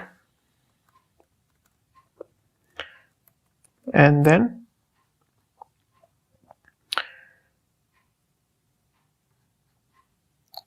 let's make it move down.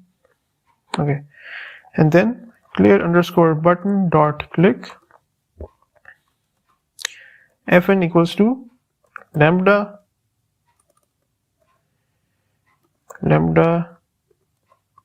double quotes, then double quotes, then double quotes, and double quotes, and outputs equals to name underscore input, and age underscore input, and occupation underscore input, and output. Okay, let's see. everything looks fine. And finally, let's launch our application. Let's see. And hopefully everything works fine. Let's see. Okay. Okay.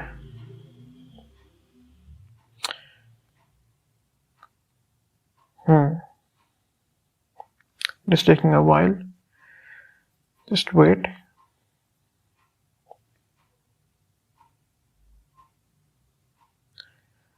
Okay.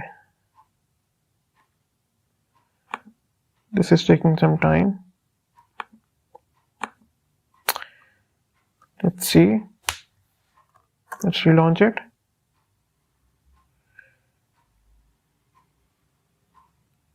Wait. Let's run this. Okay.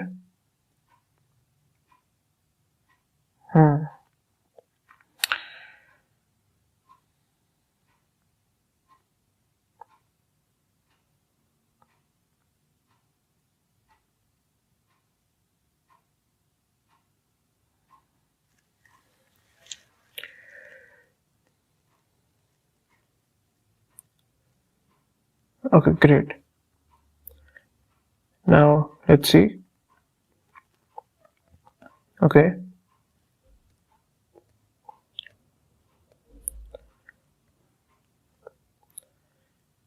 Amazing.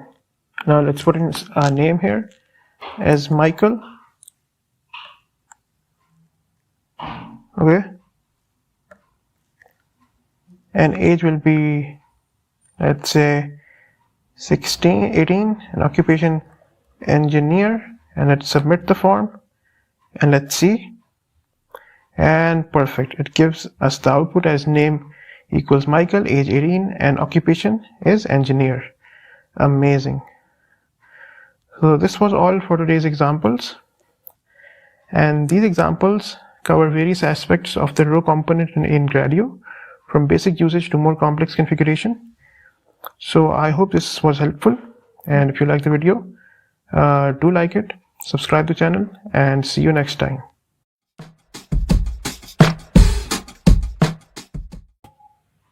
Hello, welcome to a new video, and in this video we're going to see how we can use Gradio.tab in Gradio. So Gradio.tab is a layout component in Gradio that allows you to group together other components under a tabbed interface. It allows you to create a tab layout where each tab contains different components or content. Only the components within the currently selected tab are visible to the user. Okay, so let's start off by looking at a simple example. So we will start by importing Gradio as gr, then with gr.blocks as demo, then with gr.tab, and let's say tab 1, and then gr.textbox, and label equals to this is tab 1, value equals to content for tab 1, and then let's make another tab and say tab 2, and gr.textbox, and label equals to this is tab 2, and value equals to content for tab 2, and let's make a third tab as well, and let's say tab 3, and gr.textbox, and label equals to this is tab 3, and value equals to content for tab 3, and demo.launch. Let's launch it, and hopefully it works fine. Okay, let's see. Okay, it is loading up, and let's see.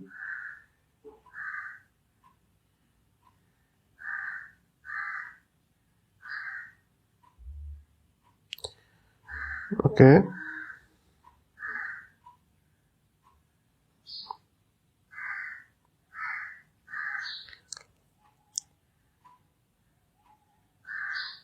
Okay.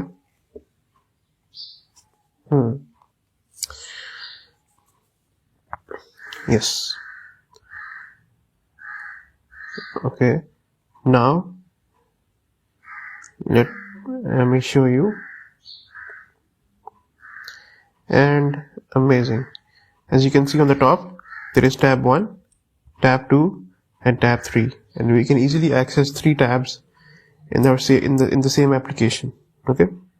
Now let's move on to another example. Now let's look at how we can make tabs using icons as tab labels. Okay. It is not going to be different. Just going to have, like cool icons on the tab labels. Okay.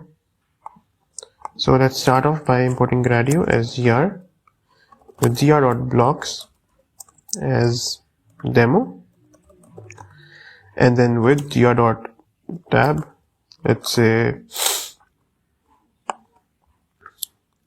use, I think, the home emoji, and let's say home, and then we are going to use gr.textbox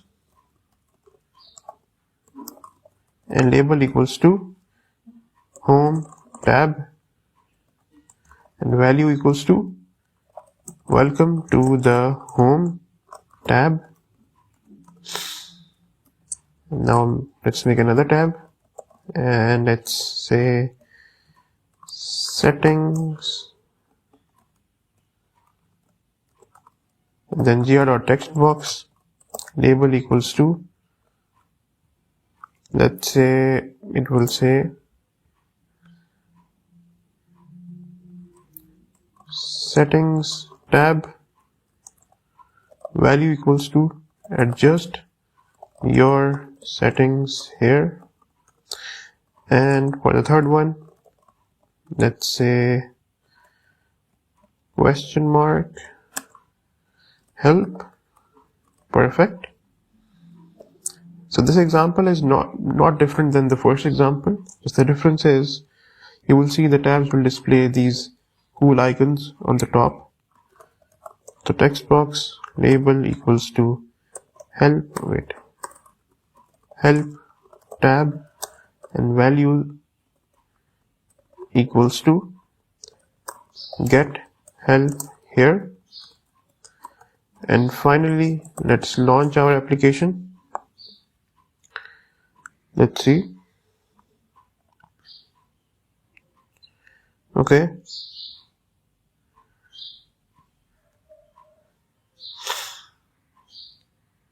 And as you can see, we have home, settings, and help. Perfect. Now let's move on and see how we can add buttons to the tabs and make it look even more cooler. So now let's start off by importing Gradio as gr, define a function, and let's say greet and pass in a parameter as name, and return f string hello and the name exclamation with gr.blocks as demo, with gr.tab, and let's say greetings, and name equals to gr.textbox, and label will say enter your name, and button equals to gr.button, and let's say greet me, and then output equals to gr.textbox, label equals to greeting, and button dot click and greet, and inputs equals to name, and outputs equals to output. And then with gr.tab about, gr.textbox, label equals to about us, and value equals to this is an example application. Okay, and now let's finally launch it, and hopefully it works fine. Okay, let's see. Okay,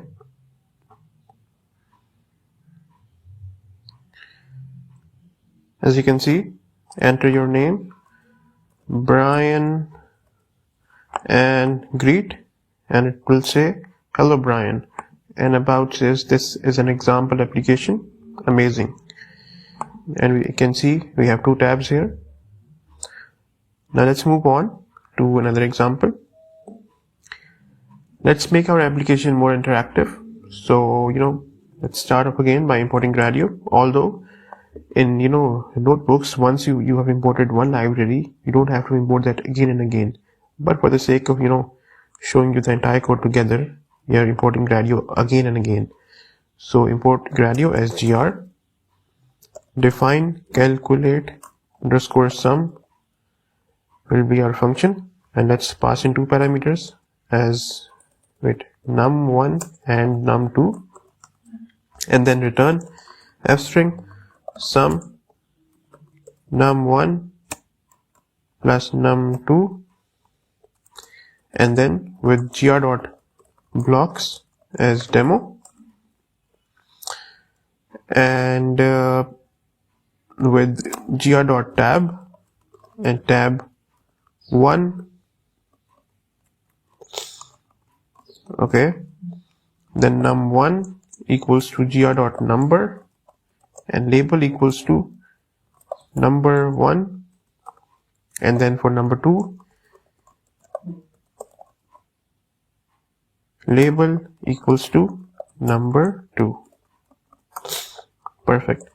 Button equals to gr.button, and calculate sum, and output equals to gr.textbox, label equals to result, and button.click, calculate_sum, input equals to num1 and num2, output equals to output. And then again we make our second tab, gr.tab, and let's say tab2, and then gr.textbox, and label equals to enter text here, value equals to type something, and then let's launch our application, and hopefully everything works fine. Label, I think we made a mistake. This should be label. Okay, let's relaunch it, and hopefully it works fine this time. And let's see, it's loading up. Okay, so amazing. Let's put our number 1, which is 3, and let's put our number 3, and let's put number 2 as 10, and let's calculate the sum, and the result will show as 13. Perfect. And as you can see, we can access our tab 2 as well. Amazing. Now let's move on to another example. Okay, let's see how we can use the scale parameter. Although we have used the scale parameter in previous videos as well, but the idea is to focus on how we can use tabs. So let's just play with tabs using different parameters and different things. So let's import Gradio as gr, and then with gr.blocks as demo, with gr.tab, small tab, and scale equals to 1, gr.textbox label equals to this tab has scale equals to 1, and then with gr.tab medium tab and scale equals to 2, then with gr.textbox label equals to this tab has scale equals to 2, and let's make a third tab as well, and let's say large tab and scale equals to 3. Wait, yes, and gr.textbox and label equals to this tab has scale equals to 3, and demo.launch, let's launch it and let's see. Okay,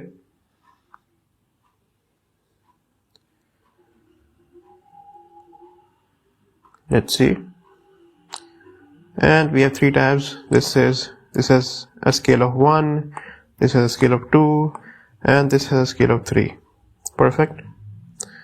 Now let's move on and look at another example. In this example, we will be using the visible parameter and see how we can use that with our tabs. So let's start off by importing Gradio as gr, and with gr.blocks as demo, with gr.tab visible tab and visible equals to true, and then gr.textbox label equals to this tab is visible by default, with gr.tab invisible tab and visible equals to false, gr.textbox label equals to this tab is invisible by default, and let's launch it, and as you can see we have used true for the first one and false for the second one, so this will not display. So let's see. Okay, let's see.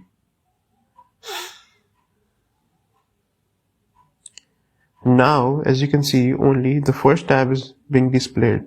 Why? Because the visibility of the first one was true and the visibility of the second one was false. Let's make the second one true as well, and now we will see both tabs. Let's see.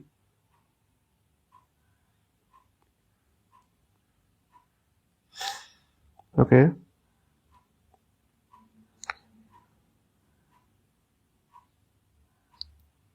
and now we can see both of our tabs. Perfect.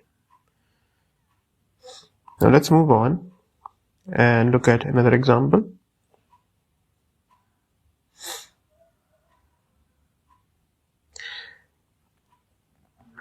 Now let's see how we can focus on conditional visibility based on our tabs. Now let's start off by importing Gradio as gr, then define a function and let's call it toggle underscore visibility, and let's pass in a parameter as visible and return visible, and with gr.blocks as demo, and with gr.tab show components as tab 1 and show equals to gr.checkbox label equals to show component and value equals to false, with gr.tab component as tab2, and component equals to gr.textbox, and label will say something like this: component visibility depends on the checkbox. Visible equals to false, and then let's say show change toggle underscore visibility inputs equals to show, and outputs equals to component. And let's say, wait, have we made any mistake here? Let's see, toggle underscore wait, let's add I.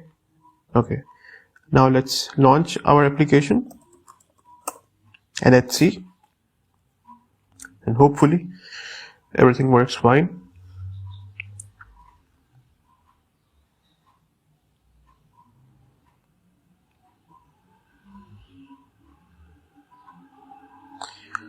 Let's see, our application is loading up. Let's wait.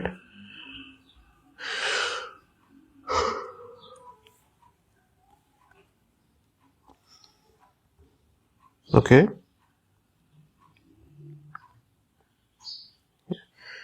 Okay, the application is loading up, and let's see.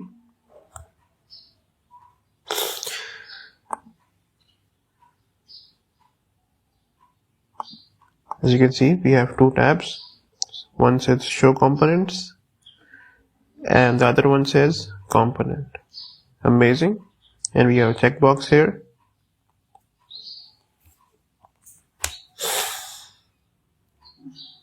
And let's look at our code to see if we have made any mistakes. Whereas overall the code looks fine to me. Okay, so I toggle that underscore visibility is visible. Okay, this was our function with gr.blocks as demo, with gr.tab show components as tab1, with the show equals to gr.checkbox, label equals to this, and value equals to false, with gr.tab component as tab2,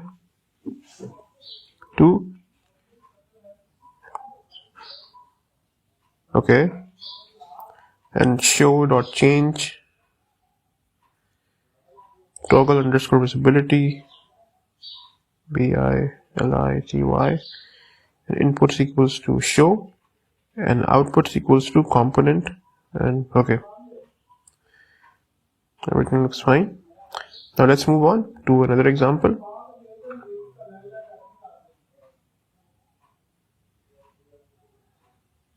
And based on your preference, you can also set to, whenever you check this box, your text box may appear here, whatever you like. But the idea was this example was to show how you can use tabs again.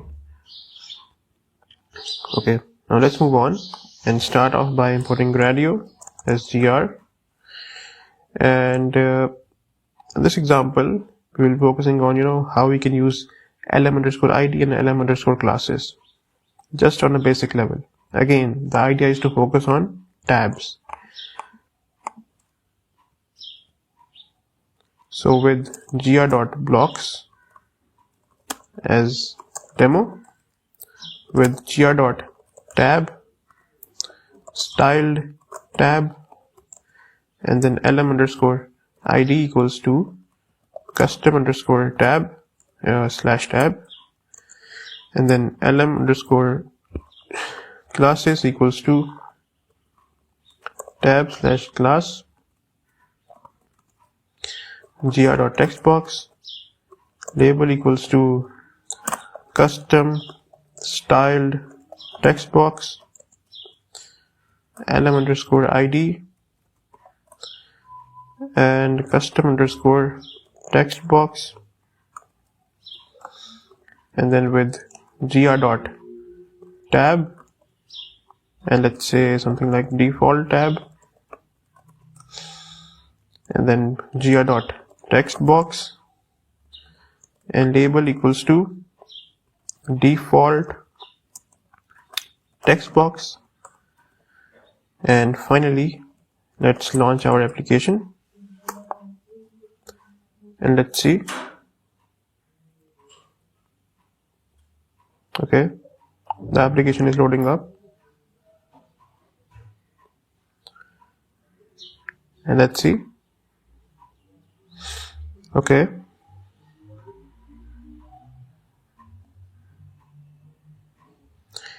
and you can see we have a text box here and a text box here as well, and this says style tab and this says default tab. You can make additional changes based on your preference and based on your style and whatever you want. Okay, now let's move on to our last example. And this example we are going to use multiple components again, just for the sake of understanding, and obviously how we can use tabs. So again, let's start off by importing Gradio as gr, and then with gr.blocks as demo, with gr.tab input tab, and name equals to gr.textbox, and label equals to enter your name, let's see, and age equals to gr.number, and label for this one is going to say something like enter your age, and button equals to what? Yes, gr.button, and let's say submit, and then with gr.tab and output equals to output tab, and then output equals to gr.textbox, and label equals to output, and visible equals to false, and then button.click, let's put lambda name age and f string, then we say name and then age, and finally age, and then we will write inputs equals to name and age, and last but not least we'll put outputs equals to output. Okay, and finally let's launch our application and hopefully everything works fine. Wait, we made a mistake here, and it says got expected key. Okay, input. Wait, let's see where we have made our mistake. Okay, so button.click lambda name age f string name age and then age. Okay, this looks fine, and then inputs. Okay, this has to be inputs. Let's relaunch it. Okay, this looks fine, and hopefully this time the code works fine as well. Okay, the application is loading up. Let's see, and hopefully it works fine this time, and let's see. Okay, it is taking some time. Let's see. Okay, it is taking a bit longer. Let's relaunch it. Cell is already running. Okay, why is it taking so long?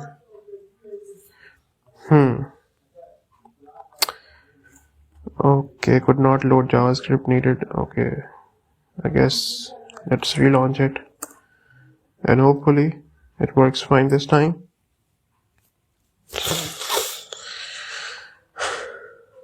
Okay,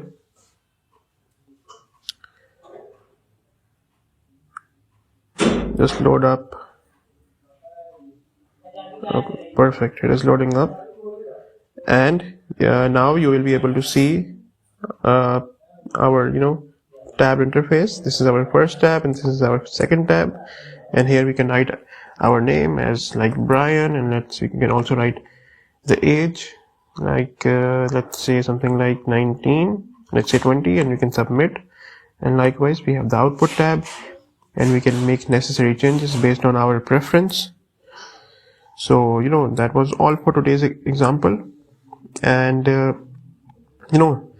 these examples demonstrated the versatility of the Gradio tab component and how it can be used to organize and structure your Gradio applications effectively.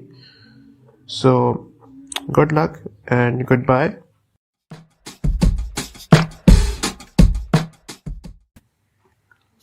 Hi and welcome to a new video.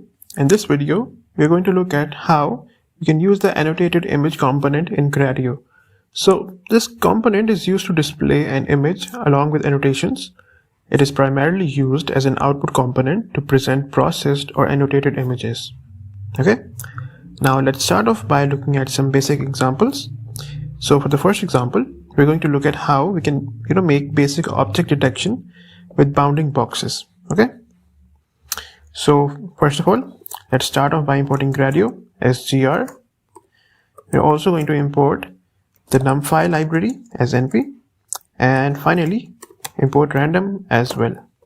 So for this example, and like almost all the other examples as well, we're not going to focus on any logic or any deep learning architectures or any detection model. Rather than we are going to display random boxes just to show and just to give an idea how we can use this annotated image component. Okay, so let's define a function and let's call it generate underscore detection, and the parameter for this is going to be image. Next, annotations equals to labels equals to cat, and then dog, and then bird, and then for underscore in range random dot rand integer 1 2 3 x equals to random dot rand integer 0 image dot shape 1, and for y random dot rand integer 0 to image dot shape 0, and w equals to random dot rand integer 10 to 100, and h equals to random dot rand integer 10 to 100 again. Next, let's make a formula for box x y x plus w and y plus h. Okay, and labels or just label equals to random dot choice and labels. Perfect. Wait, okay, this should be labels. Then annotations dot append box and label, and return image annotations with gr.blocks as demo, gr.markdown, and let's say object detection demo, and with gr.row and image underscore input and gr.image. Let's make this more clear.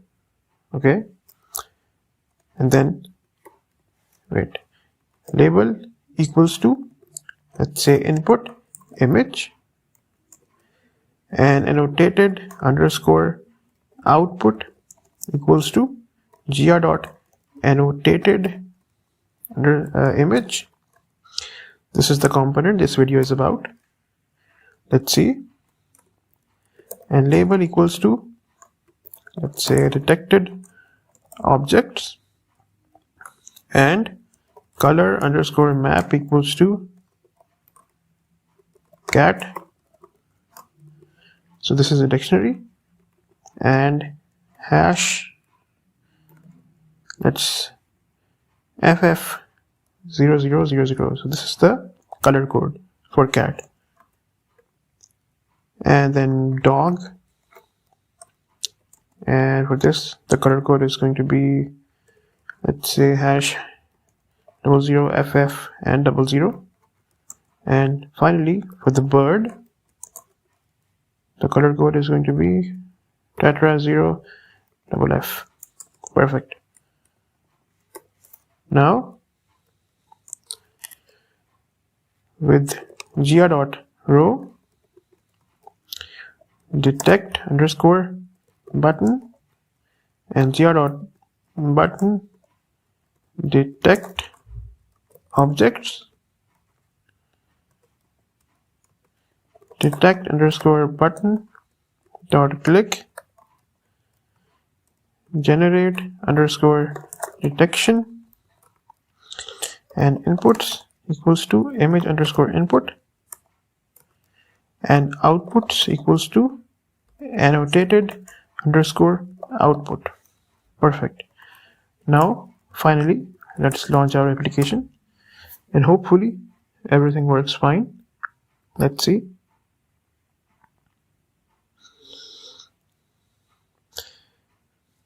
Okay, the application is loading up.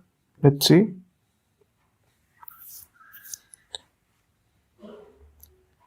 Okay, let's upload an image here.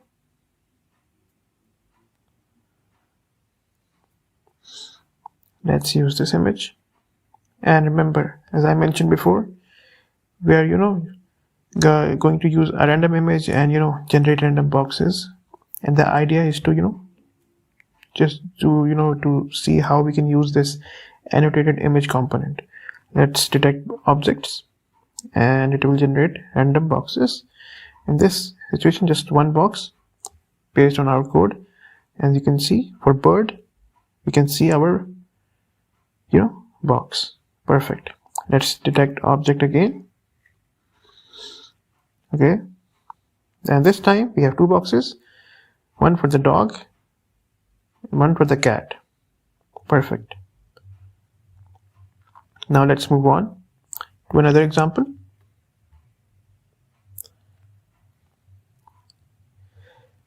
So for this example, we're going to see how we can segment image, or perform image segmentation with masks, right? So for this example, we're going to use circular masks for segmentation. Again, this is going to be a hypothetical situation. Just focus on the component and how we can use it. So let's start off by importing Gradio as gr, and also import numpy as np, and finally import random as well. Then define our function, and let's call it generate. Wait, let's correct this. Okay, generate underscore segmentation, and the parameter for this is going to be image, and annotations equals to square bracket, labels equals to, let's say, sky, then grass, and finally building. For underscore in range random dot rand integer from 1 to 3.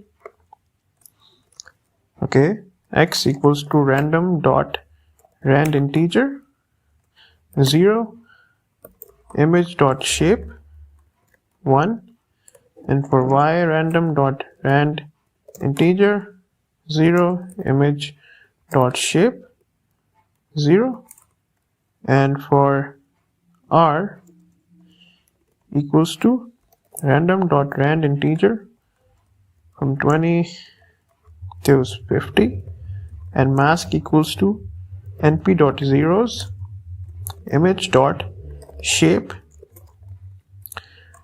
and then for I in range, image.shape 0, for j in range, image.shape 1, if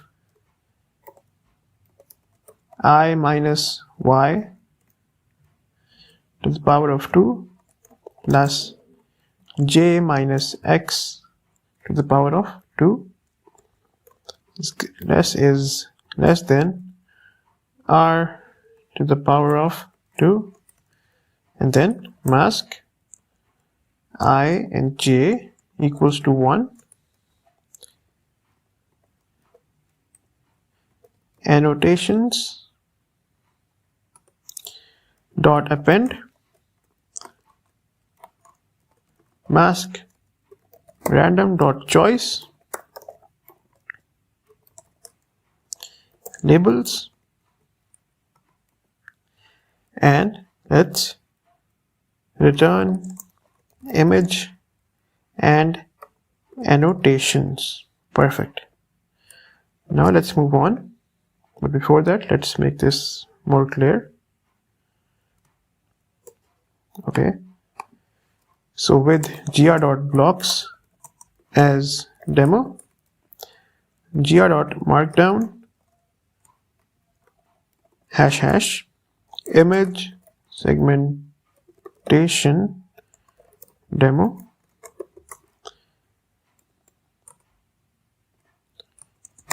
wait, with gr.row image underscore input gr.image, and label would say input image, and then seg underscore output equals to gr.AnnotatedImage, and label equals to segments, and color underscore map equals to, for sky,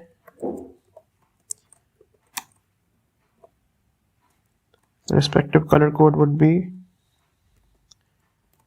wait, #87 CEEB grass, and #90 EE90,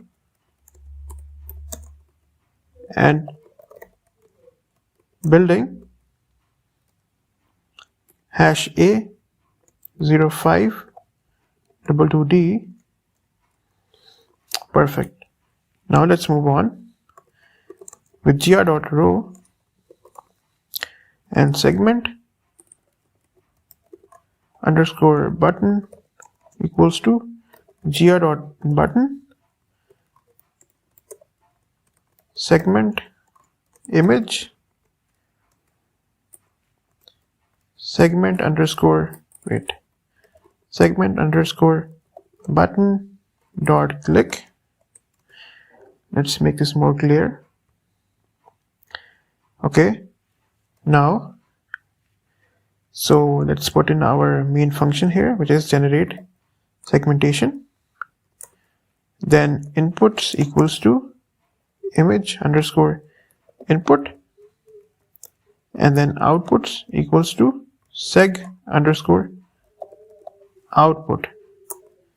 And now let's finally launch our application, and let's see, and hopefully everything works fine. Okay, the application is loading up. Okay, now we'll drop an image here. Let's use the same image.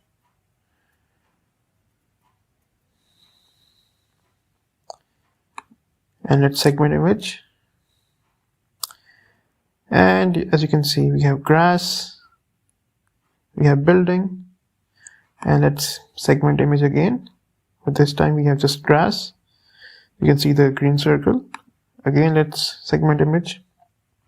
The connection timed out, sorry.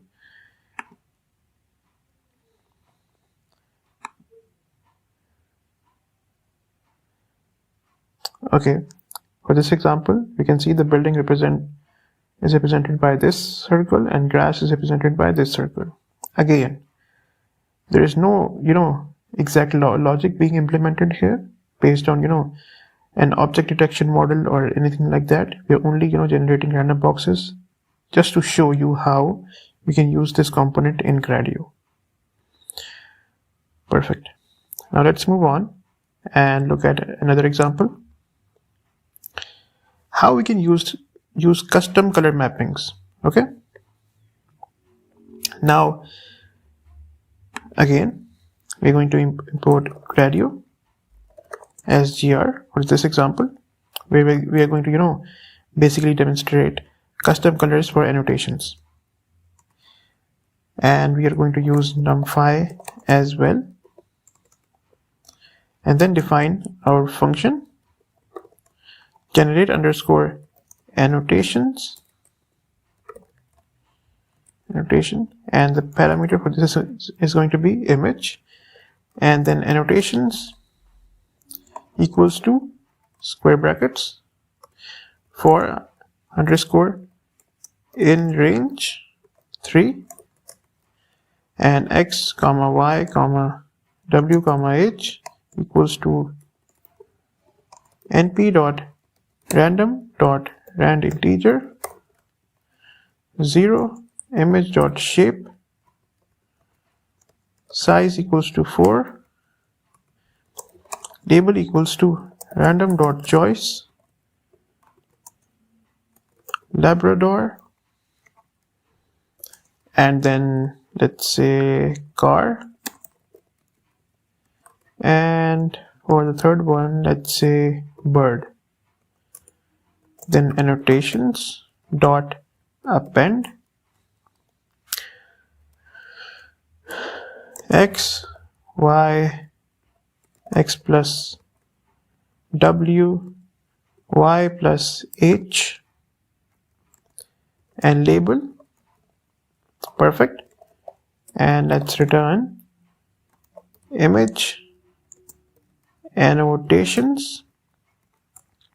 Okay, perfect.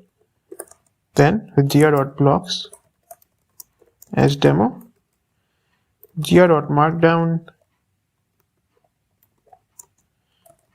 custom colors with gr.row image underscore input gr.image label equals to input and an underscore output equals to gr.annotated image.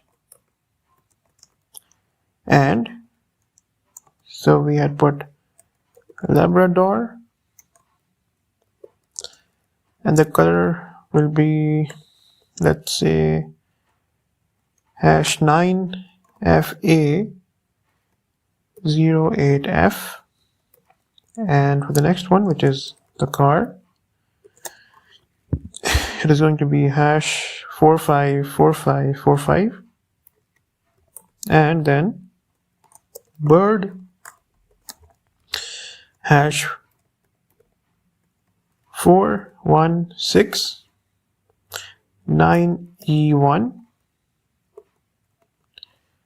Okay. Oh, I forgot to put curly brackets here, and it is going to be, and this will all be equals to what? We forgot to put color underscore map, right?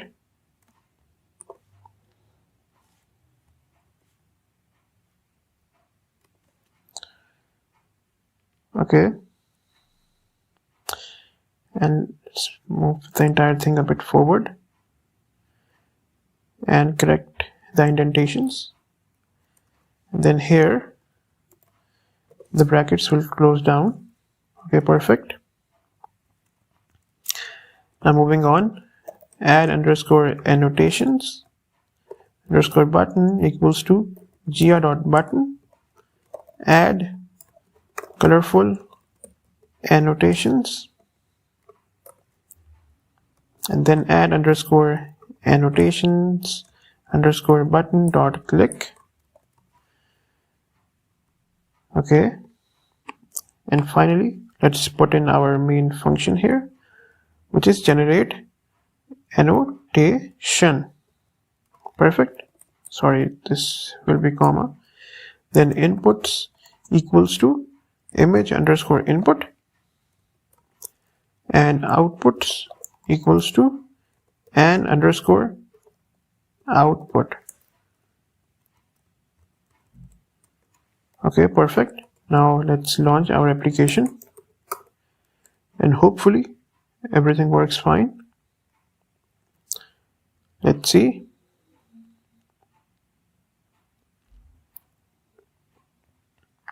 Okay, the application is loading up. Now let's put in our image here. Let's use the same image.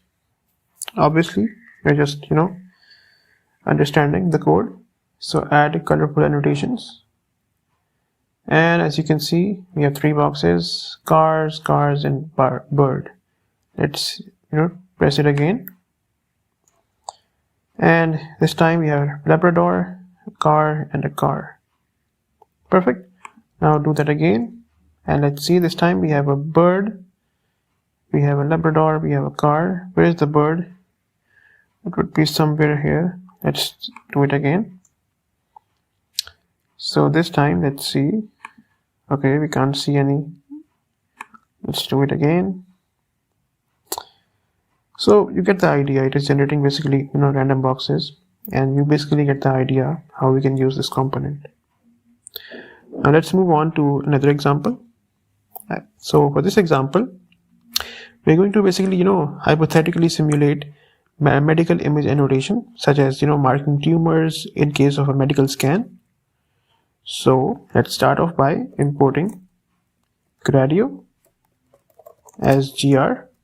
Next we're going to import numpy as np, and for this example we're going to use cv2 as well, and finally random. So let's define our function annotate underscore medical underscore image, and image np dot nd array, then tuple np dot nd array. Okay, list tuple integer, and integer. Perfect. Moving on, height and width. Wait, let's correct the spellings. GHT, and width equals to image dot shape to, and annotations equals to, okay, and then simulate tumor detection, just for our understanding. Now num underscore tumor random dot rand integer, and 1 to 3, and then for I in range num underscore tumors. Perfect. x1 equals to random dot rand integer 0, and width minus 100. y1 equals to random dot rand integer 0, height height minus 100. Then x2 equals to random dot rand integer, or let's do x1 plus random dot rand integer, and 50 to 150, and y2 equals to y1 plus random dot add integer 50 to 150 and annotations dot append x1, y1, x2 and y2 and tumor. Perfect. And now let's finally return image annotations, and now with gr.blocks as demo, with gr.row,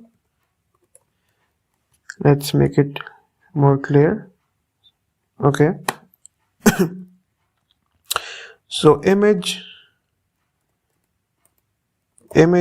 underscore input equals to gr.image, and then label would say something like upload medical image, and annotated underscore output equals to gr.annotated image, and then label would be equals to medical annotations, and then color underscore map equals to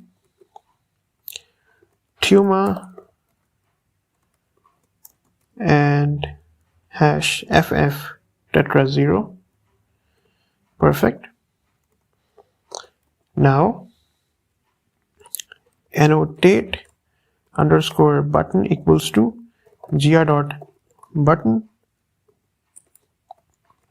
annotate image, and annotate underscore button dot click and annotate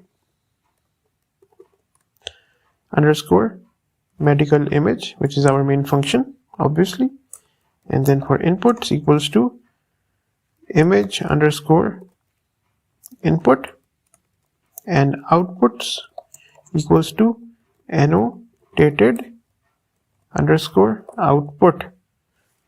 Perfect. Now let's launch our application demo.launch, and hopefully everything works fine. Let's see what is the mistake that we made. Annotate outputs. Okay, this is going to be outputs, so we missed an S. Let's relaunch this, and hopefully this works fine this time. Okay, perfect. Let's see.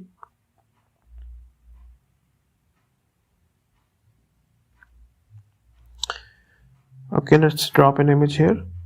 Let's drop the same image, and let's press annotate image, and perfect. See, let's generate again, and this time we can easily highlight the tumors in case, in case of an actual, tumor based on our deep learning situation. Obviously this is just a random example just to show you how we can use that. Now let's move on to our final example, and in this example this is going to be a bonus one. So we are actually going to use an architecture based on CNNs, and we are going to detect faces. So let's start off by importing Gradio as gr from empty CNN, which is one of the architectures based on CNNs. So import CNN, and also import random, no, not random, but CV2. Okay, and let's define our function detect faces, and let's pass in a parameter as image. So detector will be equals to empty CNN, and faces will be equals to detector dot detect underscore faces. Okay, and annotations equals to square brackets, and labels equals to face, okay, and then len faces,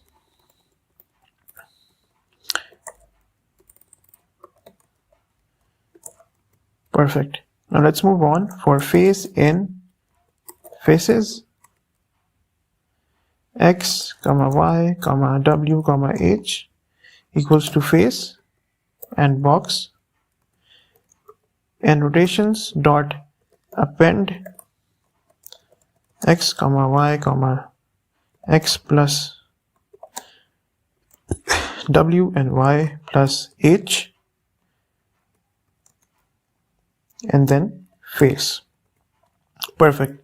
And finally, let's return image and annotations with gr.blocks as demo.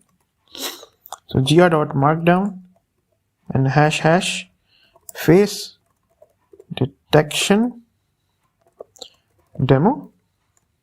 Perfect. gr.row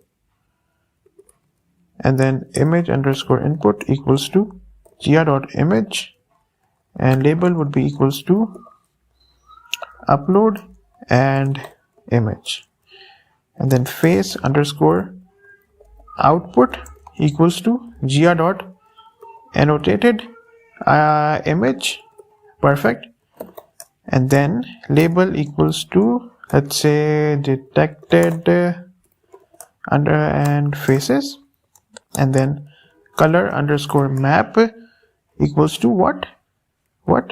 Yes, face. And the color code will be, let's say, FFD 700. Perfect. Let's move on. Before that, let's make it clear. Oh, let's delete this. Okay. Then with gr.row detect underscore button, gr.button detect faces, and detect underscore button dot click, and finally let's put in our main function, which is detect underscore faces, and for inputs it is going to be equal to image underscore input, and finally for outputs it will be equal to face underscore output. Perfect. Now let's launch our application. Demo.launch. Let's see. Okay, we're getting an error. Let's see. Okay. Oh yes, I think empty CNN is not defined. So let's install it. So pip install empty CNN. Let me correct the spellings. Yes. Let's run it, and hopefully it will easily install. Yes, it is installing. Perfect. And now let's run this, and let's see. Okay, everything looks fine. Okay. In the meantime, let's look at what empty CNN stands for. What does empty CNN stands for? So as you can see, empty CNN stands for multitask cascaded convolutional neural networks. So these are basically used for face detection and alignment in images. Okay, so let's see.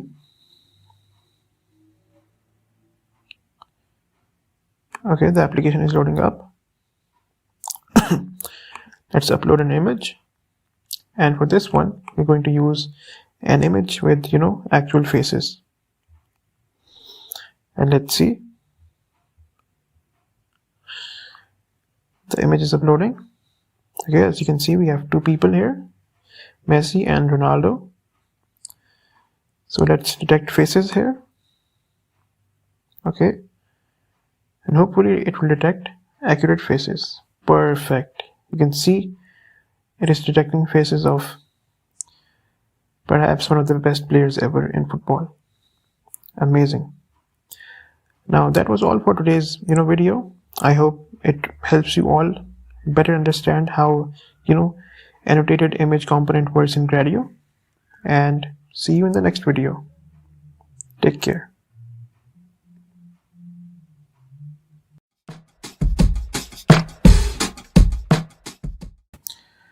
Hi, in this video we are going to talk about the audio component in Gradio. So the audio component in Gradio allows users to upload, record or play audio, functioning as both an input and output component. As input, it supports file paths or tuples containing sample rate and numpy arrays of 16-bit audio data. As output, it can handle file paths, URLs, byte streams, or numpy arrays, which are normalized to prevent clipping. It supports sources like uploads and microphones, offers configurable parameters like format, that includes, like MP3 and WAV, autoplay, looping, download buttons, and includes event listeners for actions like play, pause, record, and upload. This component is ideal for applications in speech recognition, music generation, and real-time audio processing. So for this, we're going to start with a basic example. So this example allows users to upload an audio file and play it back. Simple. So let's start off by importing Gradio as gr, then define a function and let's call it audio, play audio, and let's pass in a parameter as audio and simply return audio. Next, demo equals to gr.interface, and then fn equals to our main function, which is play underscore audio. Then inputs equals to gr.audio, and type equals to file path, and outputs equals to gr.audio and type equals to file path. And let's close the bracket. Let's put comma here. Okay, and then simply let's launch our application. Okay, and hopefully everything works fine. Okay, the interface is running, and we will simply drop our audio here. Let's choose this audio. Okay, now let's submit this, and it simply outputs our audio and we can play it. Amazing. Now let's move on to our second example. For this example, we're going to see how we can allow users to record audio using their microphone and then play it back. So again, let's start our example by importing Gradio. So import Gradio as gr and then define our function as play audio, and the parameter is again going to be audio, and return audio. So demo equals to gr.interface and play underscore audio, then gr.audio sources equals to microphone, and label will say something like record audio and audio, then title equals to microphone audio playback example, and then description will be equals to record audio using your microphone and hear it back. Let's close it and then close the bracket, and then simply launch our application, and hopefully everything works fine. Let's see, let's run this, and okay, everything seems fine. Okay, as you can see, now we can simply press record, and it will simply start recording our audio, and we can say anything that we want. We can pause it, we can stop it, and it will automatically save our recording, and we can simply submit this, and it will output our audio, and we can also play it. Perfect. Now let's move on to another example. For this example, we're going to see a simple example that demonstrates generating a tone based on user input and simply playing it back. So again, let's start off by importing a Gradio as gr, import numpy as np, and then let's define our main function, generate underscore tone, and note will be our first parameter, octave is going to be our second parameter, and duration will be our third parameter, and then sr equals to 48,000, then notes equals to c. These will be different notes that we will be using to generate different sounds. Okay, then we have c hash, I'll call it C#. I'm not sure of the exact terms musicians use. Then D, then D#, E, and then we have F, and then F#, and then G, and then G#, and then we have A and A#, and then B. Okay, next, note underscore index equals to notes dot index, and note plus 12 multiply by octave minus 4, and then frequency equals to 440 multiplied by 2 to the power of note underscore index.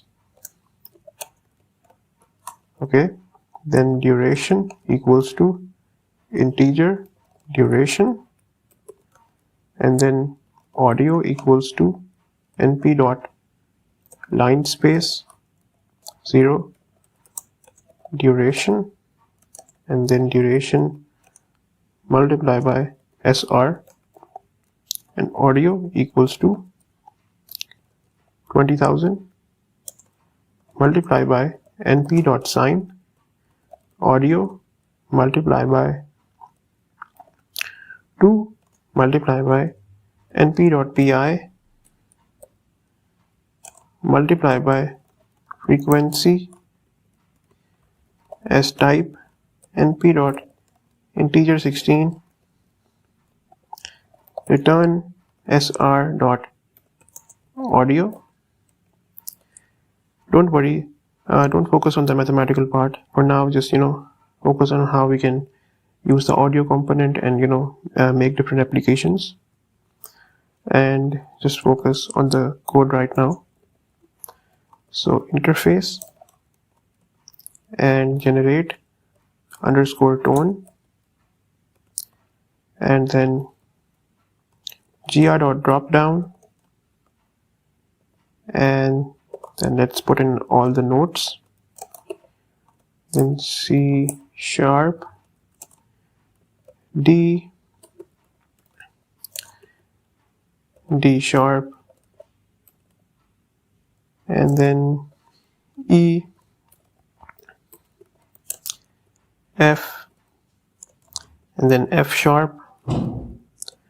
and then G, and then G#, and then A, A sharp and then B, and label equals to note, and then gr.slider 4,6, step equals to 1, label equals to octave, and gr.slider 110, step equals to 1, label equals to duration seconds, and then simply you can put in comma gr.audio type equals to numpy, and then live true. Let's close our brackets, and now let's launch our application, and hopefully everything works fine. Let's run this. Okay, and let's see. Trust me, this one is going to be a cool one. And let's see. Okay, the application is loading. Okay, let's see. Okay, now you can choose your desired note, and it will simply output the audio. Wait, I guess something is wrong with the code. Let's go back and let's see if something is wrong. Okay, so we started with our function note, then octave, then duration, SR equals to 4800. Okay, there will be no comma here, and then notes equals to this C, C sharp, D, D sharp, E, F, F sharp, and then G, G sharp, A, and A sharp, and B. Note underscore index equals to notes dot index, and then note plus 12, and then multiply octave minus 4, frequency equals to 440, and note underscore index duration equals to integer duration, audio equals to np.linespace duration, comma, multiply audio equals to 20,000 np.sign audio by multiply by frequency as type,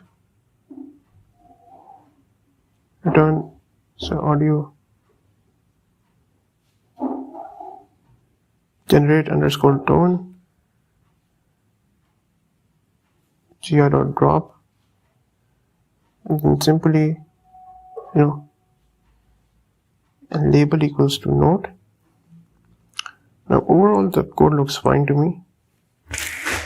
Let's see if something is wrong here. Now let's run this.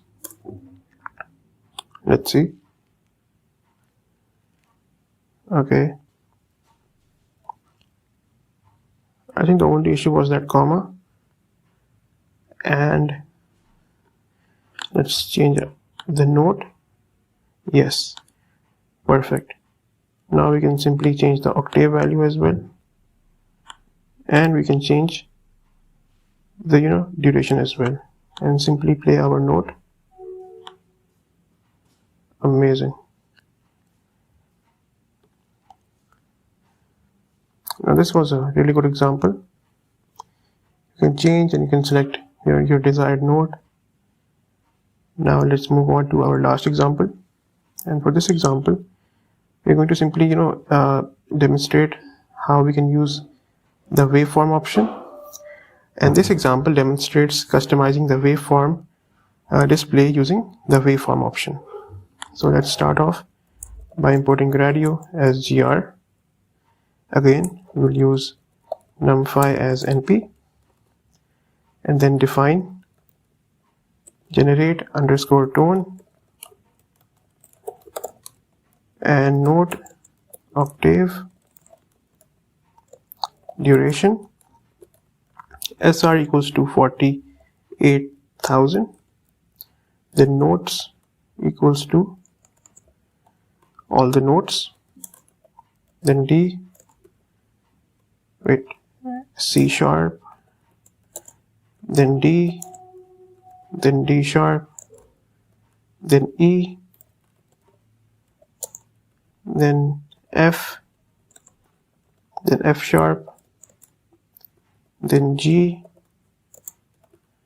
then G sharp, A, then A sharp, and B.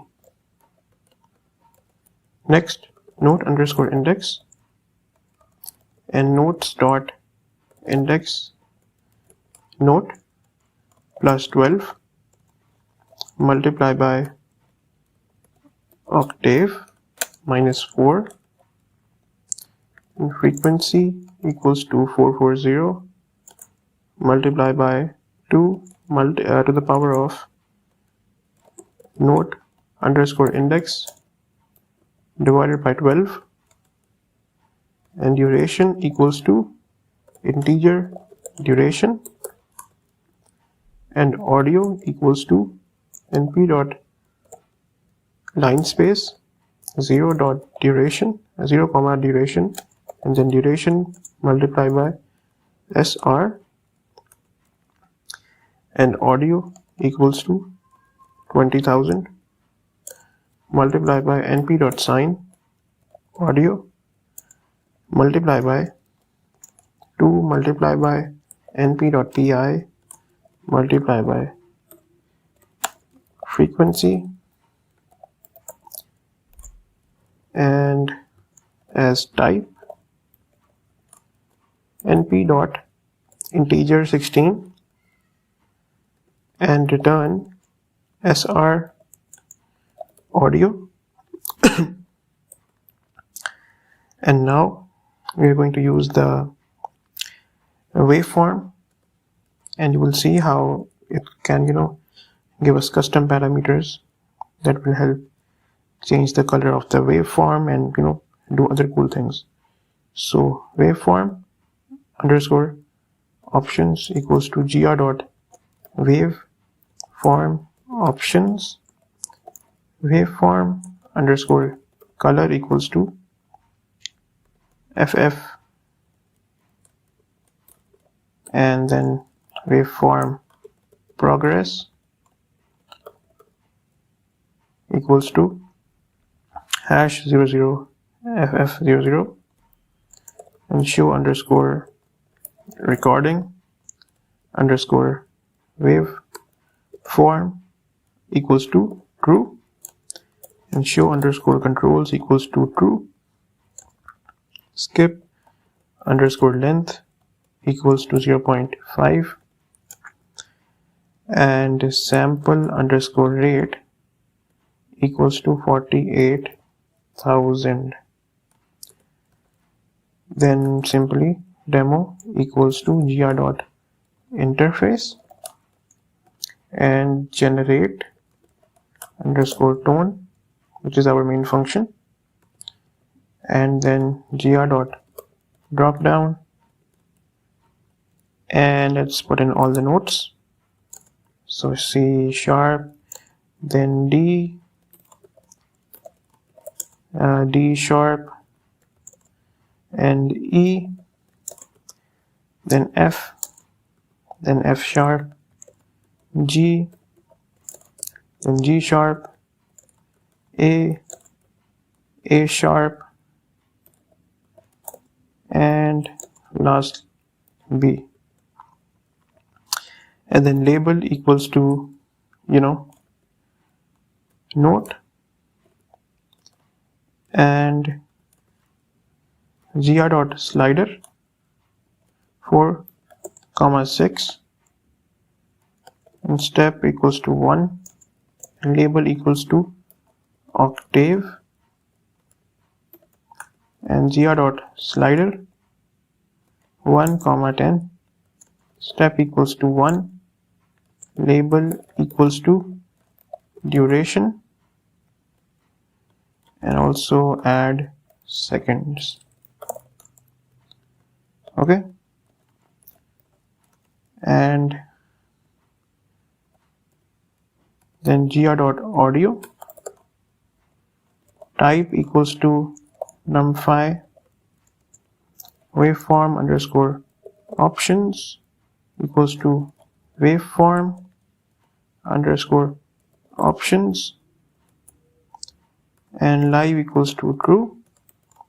Let's close the bracket, and now let's launch our application, and you will see how this waveform options work.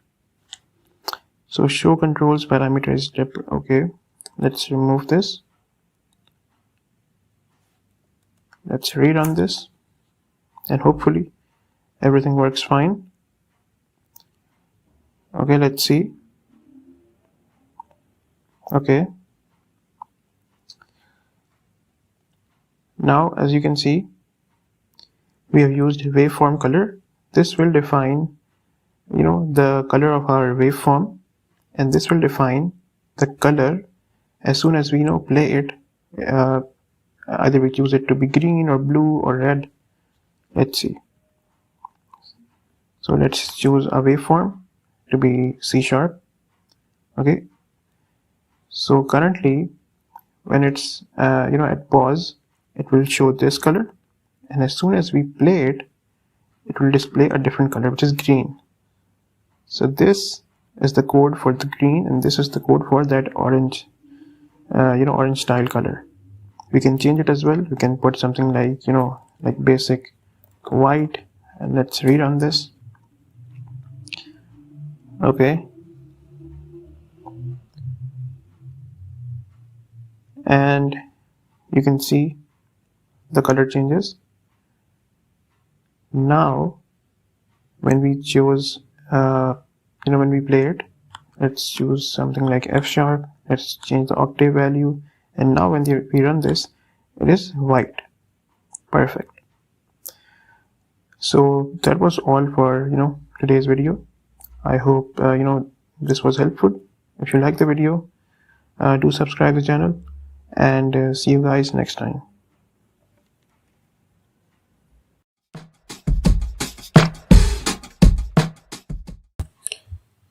Hi, and in this video we're going to see how we can use the BarPlot component in Gradio.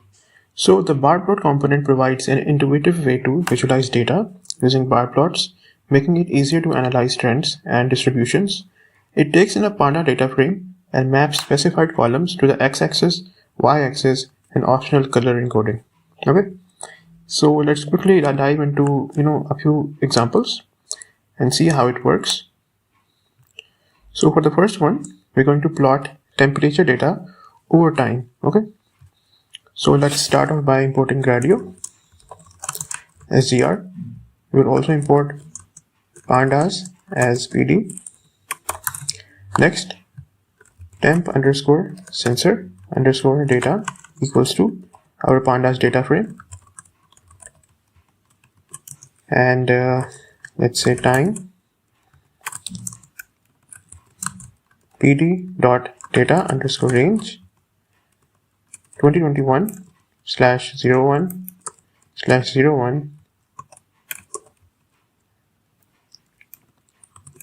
and then end 2021/01/05, and periods equals to 200. Then temperature,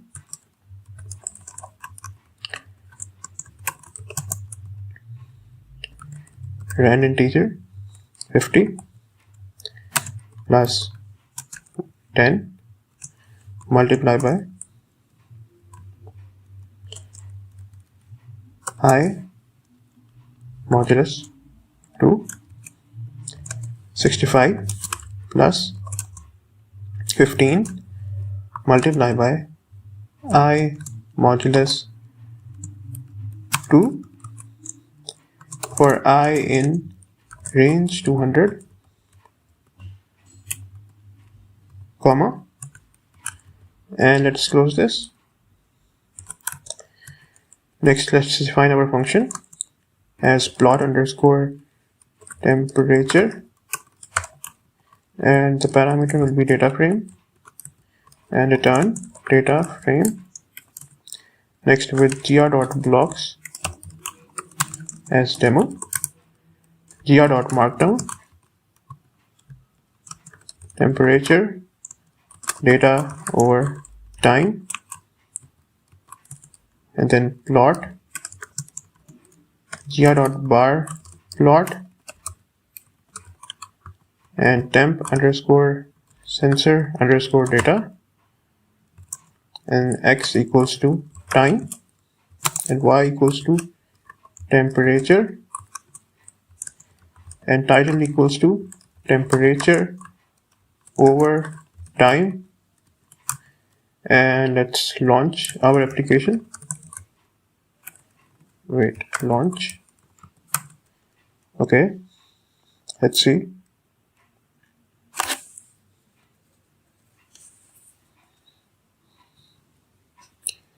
And hopefully everything works fine.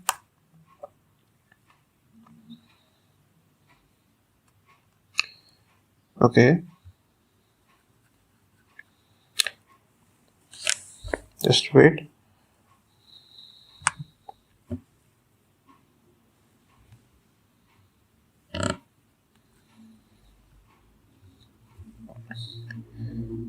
It's taking a bit longer. Okay, something is wrong. Pandas module has no attribute data range. Okay, where is data range? Sorry, it is date range. Let's run this. And ran integer. Oh, let's also import from random import rand integer. Let's run this now. And hopefully yes, it works. So the interface is loaded. Okay. As you can see, it plots a beautiful, bar plot for time, for temperature over time. Okay, so we have the temperature on the y-axis and time on the x-axis. So let's move on to our second example. In this example, we're going to, plot food ratings by cuisine. Okay, so let's again start off by importing Gradio as ZR, and we are also going to use pandas as PD. So food underscore rating underscore data, and we will define our pandas data frame, and then cuisine,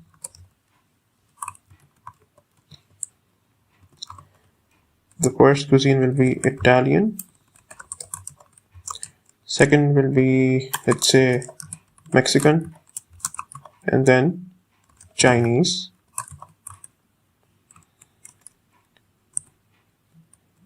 and I modulus 3 for I in range 100, then rating random multiply by 4 plus 0.5 multiply by I modulus 3 for I in range 100, and next let's define our function, and let's call it plot underscore ratings, and the parameter will be data frame, return data frame with gr.blocks as demo, gr.markdown, food ratings by cuisine, and plot equals to gr.barplot food underscore rating underscore data, x equals to cuisine, and y equals to the ratings, and title equals to, let's say, food ratings. And now let's launch it, and hopefully it all works fine. Wait, something is wrong. Random is not defined, so we have to call random as well. From random import random. Let's run this. Okay.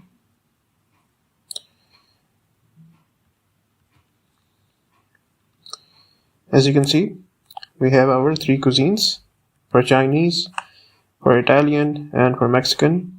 On the y-axis, we have the rating, and on the x-axis, we have the cuisines. Now let's move on to another example. So for the third one, let's plot a bar plot with, color coding. Okay. So again, let's start off by importing pandas as PD, import Gradio as gr, and then temp underscore sensor underscore data equals to pd.dataframe, pd.dataframe, and time pd.data underscore range.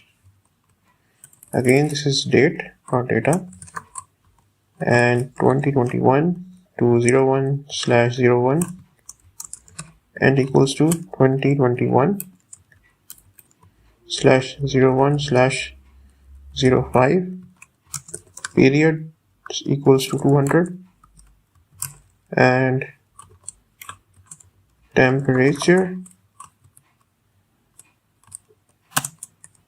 rand integer 50 plus 10 multiplied by I modulus 2, 65 plus 15 multiplied by I modulus 2, where I in range 200, and locations indoor and then outdoor, and then let's multiply by 100 comma, and let's close it. Now let's define our function, and let's call it plot underscore temperature. The parameter will be data frame, and return data frame, and with gr.blocks as demo, gr.markdown temperature data over time by location, and plot equals to gr.bar plot temp underscore sensor underscore data, x equals to time, y equals to temperature, color equals to location, title equals to temperature over time by location. Okay. And then let's launch it.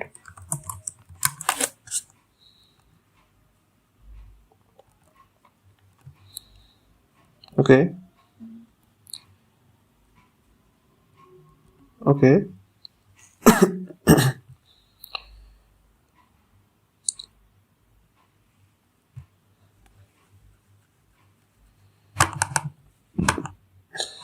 Okay. Why is it not displaying? Let's relaunch this.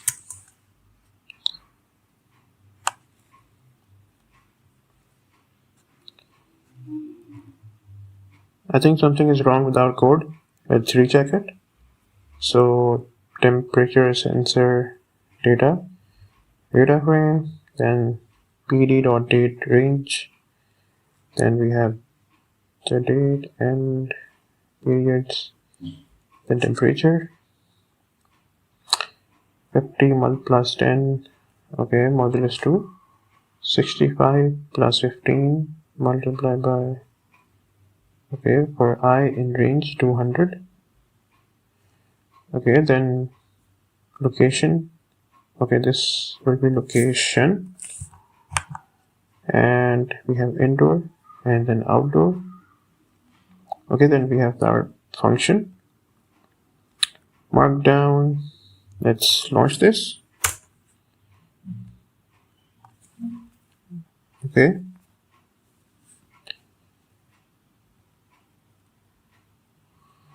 And hopefully it works this time. And as you can see, it plots temperature over time by location. And we have indoor and we have outdoor as well. And on the y-axis, we have temperature, and on the x-axis we have time. Okay.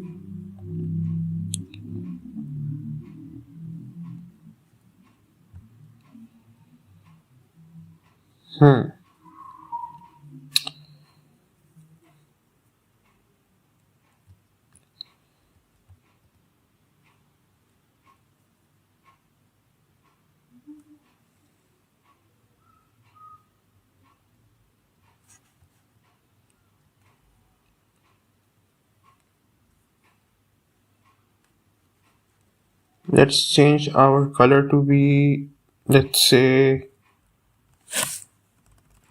red, and let's run this now, and let's see the difference. Okay, see, we're getting an error because it is supposed to be location, and location is indoor or either outdoor. So let's correct this and run this again.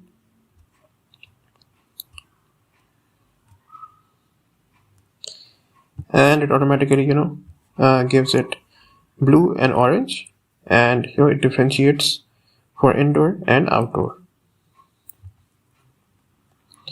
So let's move on to another example. So for the next example, we're going to plot a bar plot with customized labels and titles. Okay. So again, let's start off by importing Gradio as gr, import pandas as pd, then temperature underscore sensor underscore data equals to pd.data frame, and time pd.data underscore range. Again, this is date, and 2021/01/01 and equals to 2021/01/05, periods equals to 200. Next, temperature ran integer 50 plus 10 multiplied by I modulus 2, 65 plus 15 multiplied by I modulus 2 for I in range 200,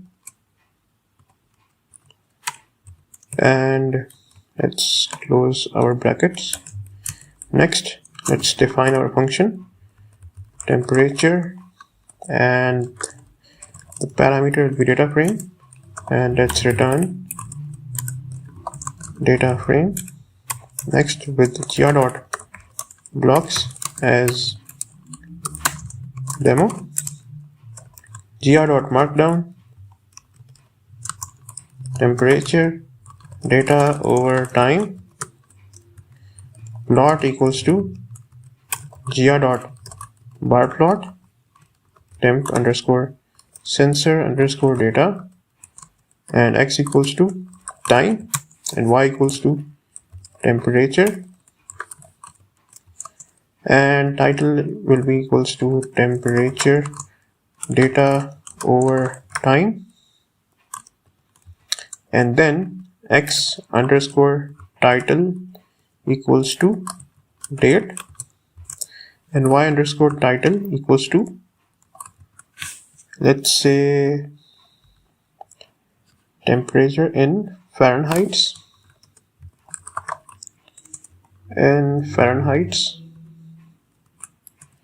Okay, now let's launch our application. Demo.launch, and hopefully it works fine. Let's see.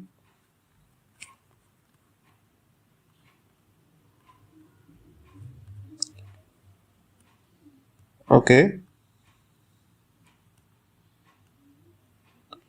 something is wrong. So got an unexpected key argument period. Wait, where is period? This is supposed to be periods. S. Let's run this. Okay. As you can see, we have temperature data over time, and on the y-axis we have temperature, and on the x-axis we have date, and you can see how we can customize labels and titles. So let's move on to another example and see how we can use custom color maps for our bar plots. Okay, and let's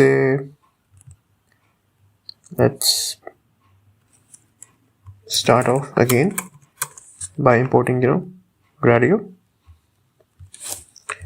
Import Gradio as gr and import pandas as pd, and then temp underscore sensor underscore data equals to pd.dataframe, and then time pd.date underscore range 2021/01/01 and equals to 2021/01/05, and periods equals to 200. Then temperature and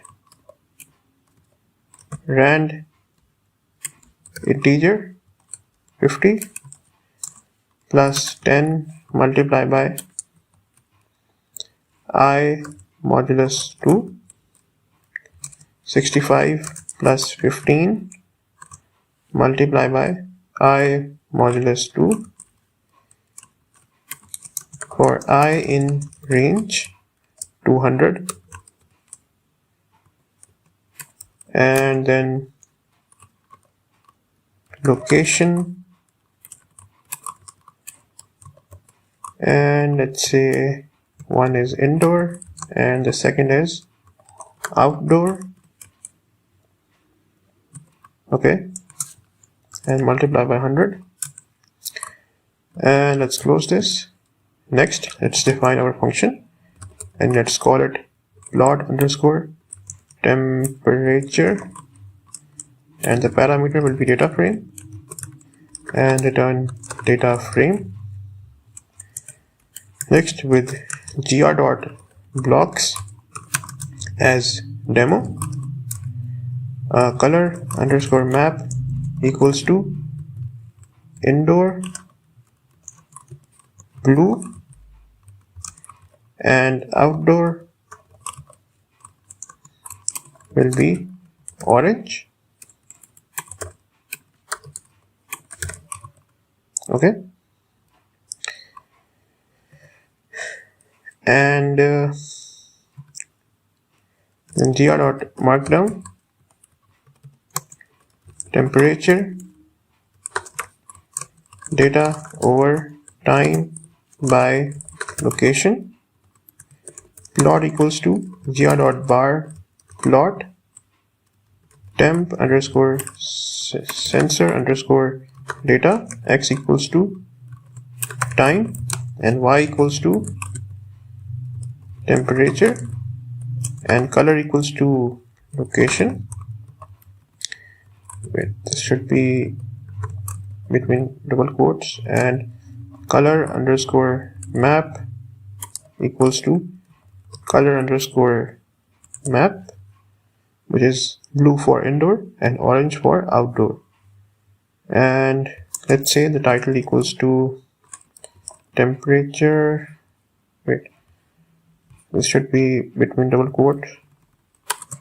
The temperature over time by location, and then let's finally launch our application. So demo.launch, and let's run this. Okay, and hopefully everything works fine.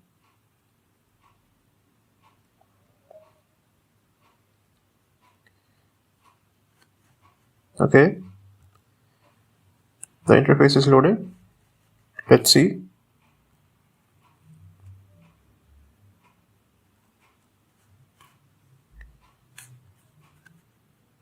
As you can see, for the indoor, the color is blue. For outdoor, it is orange. We can also change that. Let's say we want green instead of blue, and for orange, we want red. Let's rerun this, and let's see. And hopefully, it works fine. Let's see.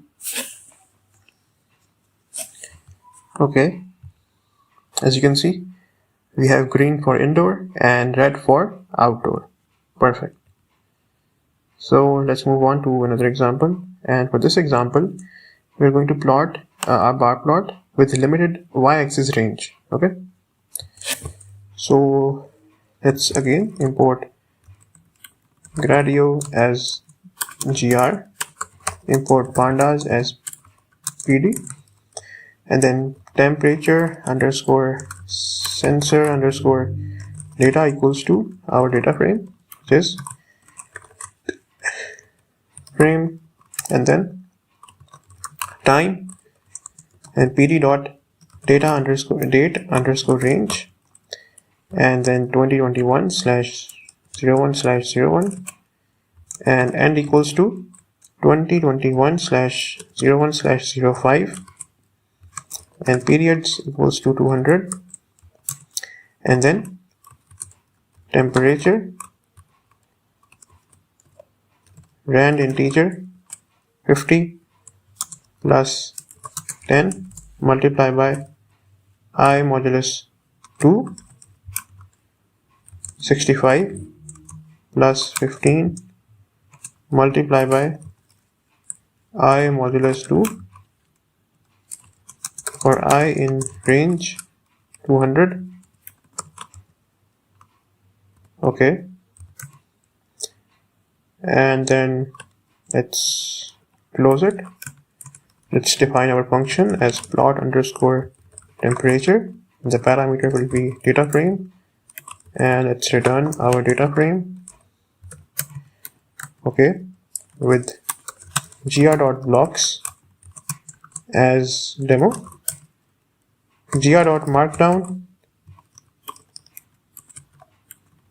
and temperature data over time,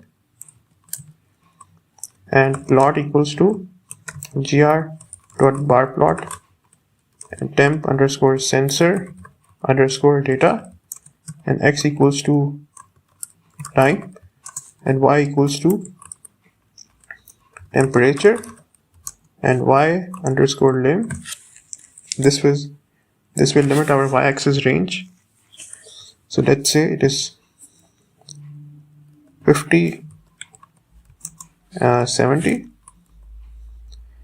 and title equals to temperature over time, and let's launch our application and see how it works.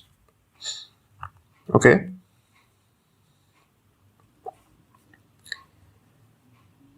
Okay, the interface is loading. Let's see.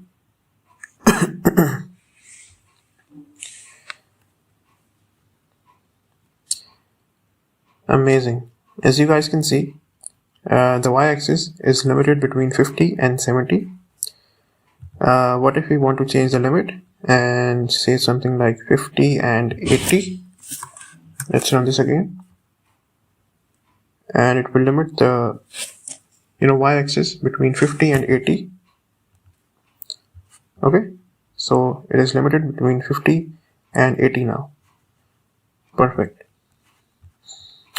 So should we do another example or not? So let's say, what if we want to plot a bar plot with custom label angles, so let's take the same example and yes, let's apply that logic on the same example. Let's copy this code and let's paste it here. Okay, and we will just add x_label_angle equals to 45, and also for y_label_angle equals to 0. And let's run this, and you will see it will add some tilt to both x-axis and y-axis. Well, the y-axis is not does not have any angle, so it is unchanged, but the x-axis has an angle of 45, and you can see there is a slight tilt of 45 degrees for the labels of x-axis. Perfect. If we want to add the same tilt for the y-axis, let's put 45 here as well. Let's rerun this. Okay.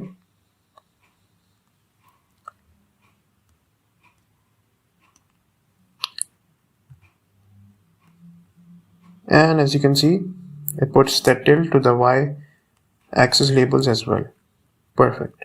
So this was all today for BarPlot component. I hope you liked the video. If you liked the video, give it a thumbs up, subscribe the channel, and do check out the complete playlist that I am building over time. And see you guys next time.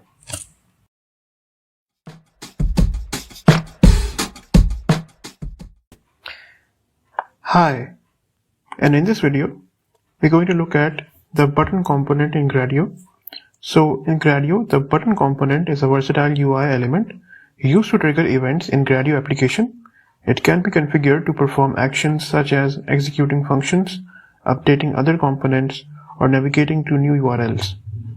The button component can be used both as an input and as an output, although its primary use is to trigger .click events.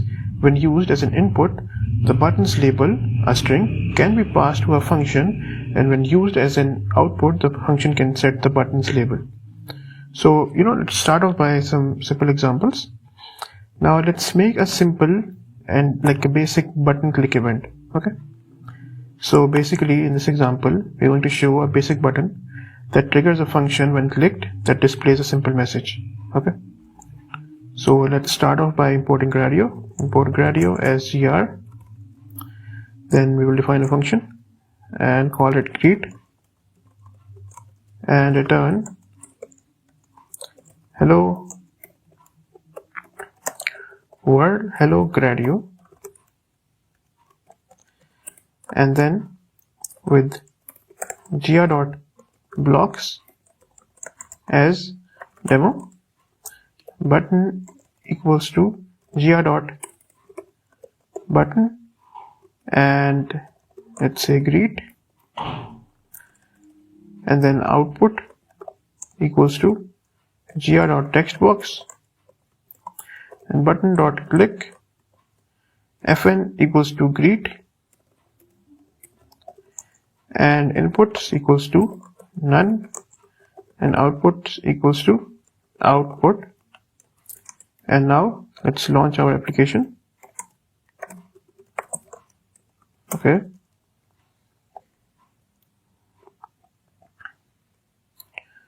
Let's see.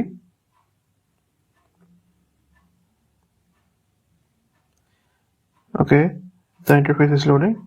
Please wait.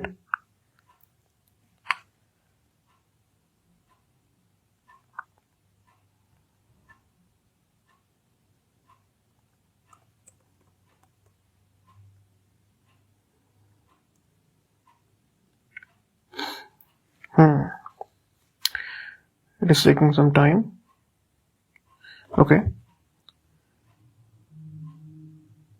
As you can see, the interface is loading.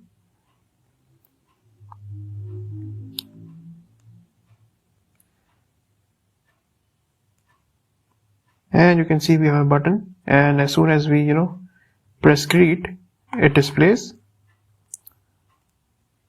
hello Gradio. Perfect. Now let's move on to another example. In this example, we're going to have a button with an input and a simple output. Okay, so let's import Gradio as gr again, and then let's define our function, and let's call it button, and the parameter will be text, and return f-string,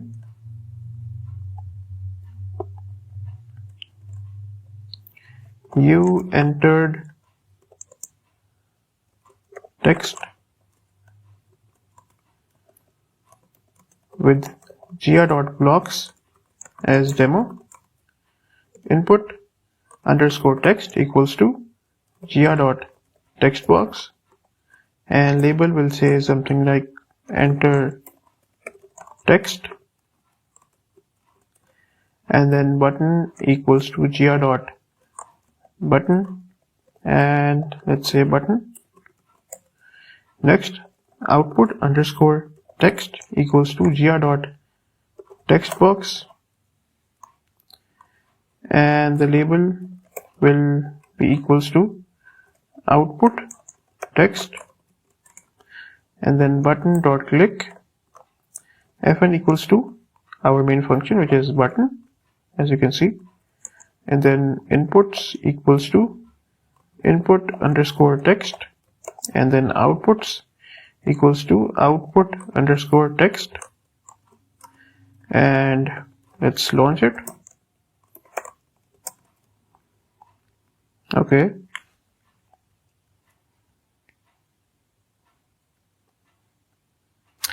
as you can see, we enter any text here, hello, how are you, and we press the button, and it simply displays our input, which is hello, how are you. Moving on. Now let's look at another example. For this example, we're going to build like a an interface that has multiple inputs and has multiple outputs. So let's import Gradio as gr, then let's define a function, and let's call it calculate, and we'll pass in two parameters as a and b. Return a plus b, then a minus b, then a multiplied by b, and then a divided by b. So basically we are going to make an interface that will find the addition, subtraction, multiplication and division of these two variables and display them in their respective output boxes. So with gr.blocks as demo. num1 equals to gr.number label equals to number 1, and num2 equals to gr.number label equals to number 2, and then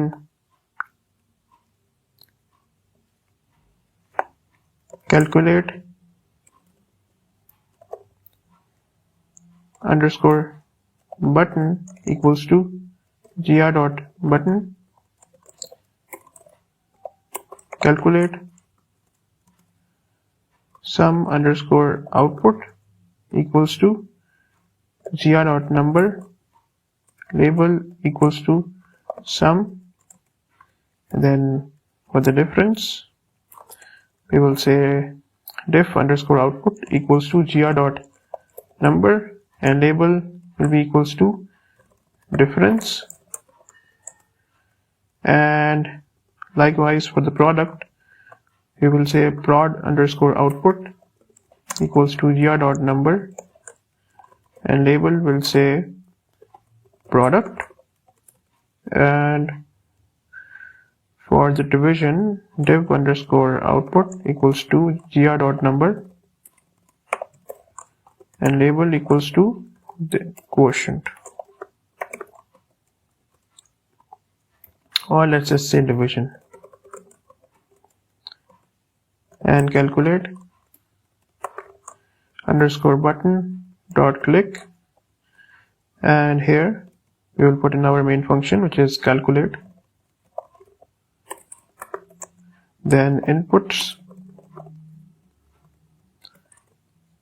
num1 and num2, and then outputs sum underscore output diff underscore output prod underscore output and div underscore output, and then let's finally launch it and let's see, and hopefully everything works fine. Okay, the interface is loading, and as you can see we have our number 1. We can put something like 5, and for num2 let's put 4. So the sum, difference, product and the division, we can simply press calculate and it will give us the sum. 5 plus 4 is 9, 5 minus 4 is 1, 5 multiplied by 4 is 20, and 5 divided by 4 is 1.25. Perfect. Now let's move on and look at another example. For this example we are going to make a basic like counter button. Like every time we press the button it counts let's say by 1.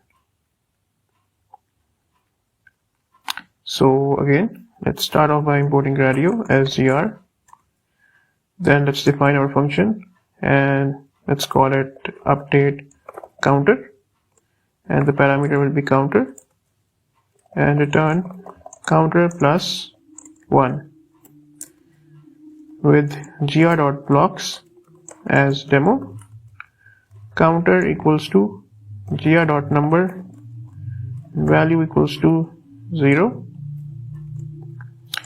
then button equals to gr.button, start counter every 1, and then button dot click fn equals to our main function which is update underscore counter, and inputs will be equals to counter and outputs will be equals to counter, and then let's launch it, demo.launch. Okay, let's see.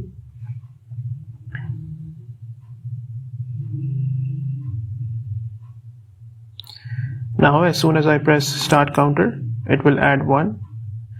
If I press it again it will add 2, and it goes on 3, 4, 5, 6, 7. Amazing.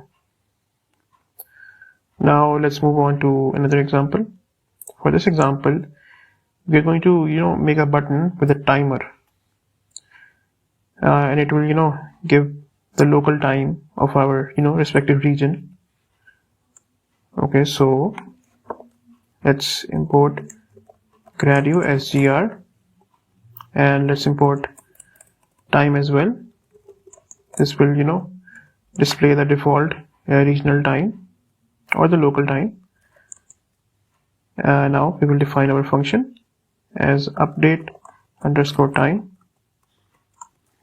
and return time.strftime, and then hours, minutes, and seconds, and then time.local time. Now with gr.blocks as demo, button equals to gr.button refresh time every 1, and output equals to gr.textbox, then button.click, fn equals to our main function, which is update_time, and inputs equals to, and outputs equals to output. Now let's launch it and see. Okay, so the interface is loading. Okay, as you can see, as soon as I press refresh time, it displays the local time, and if I press it again, it outputs the latest local time, and if I press it again, it displays the current time. Perfect. Now let's move on and let's have a look at another example. Now let's look at how we can integrate a basic link to a button, and as soon as we press that button, it takes us to that respective site. So let's start off by importing Gradio as gr, and let's define a function. Let's call it greet, or let's call it open site, and return open site. Next, with gr.blocks as demo, button equals to gr.button, and let's say visit Gradio, link equals to HTTPS, and we are going to put in Gradio's official site. Next, button.click,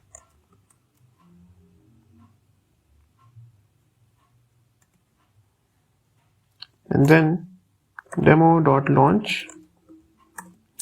Let's run this. In fact, we don't need this. Let's remove this. Okay, let's run this again. That was not necessary. Okay.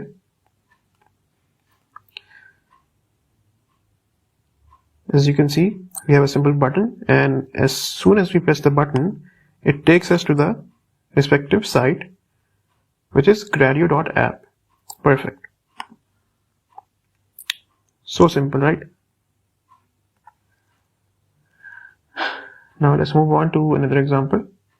For this example, we're going to see how we can make buttons with different variant and sizes. So again, let's start off by importing Gradio as gr. Then let's define our function, and let's call it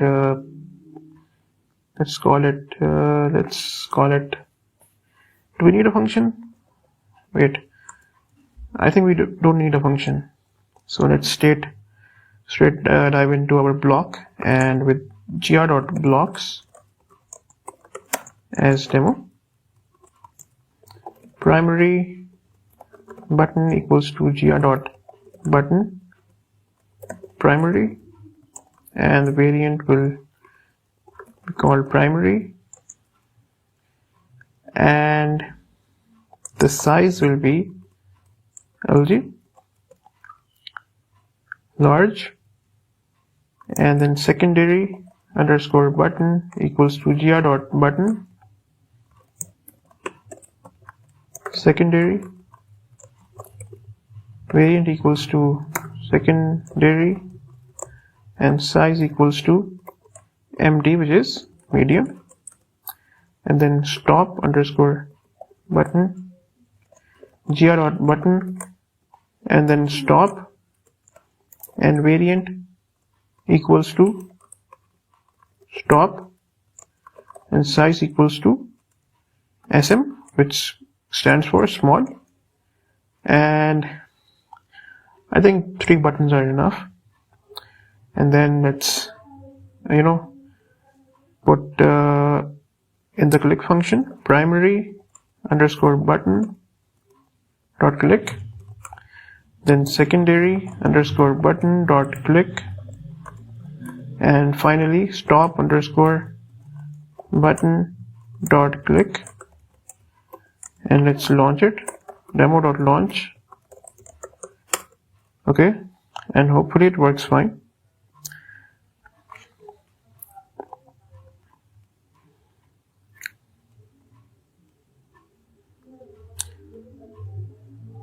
Okay, as you can see, for large the button is the largest, then we have the medium button, and we have the smallest button based on their sizes, and the differences in their colors denote their different variants, as you can see. Perfect. Now let's move on to our final example. For this example, we are going to see how we can customize our button with using CSS. Okay, so let's import Gradio as gr, and let's define a function, and let's call it on underscore button underscore click, and return button styled with custom CSS clicked. That looks fine. Next, with gr.blocks as demo, button equals to gr.button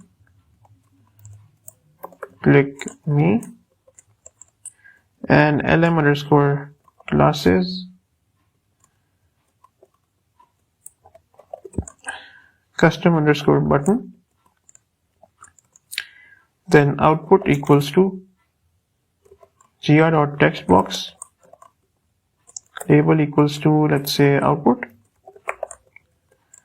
and then button dot click fn equals to our main function, which is on underscore button underscore click, and outputs equals to output demo.css equals to triple quotes, and this is where our custom CSS will come. So we will write dot custom slash button, where this has to be slash, not underscore, and we will put in curly braces, and between the braces we can put our CSS attributes. So background slash color,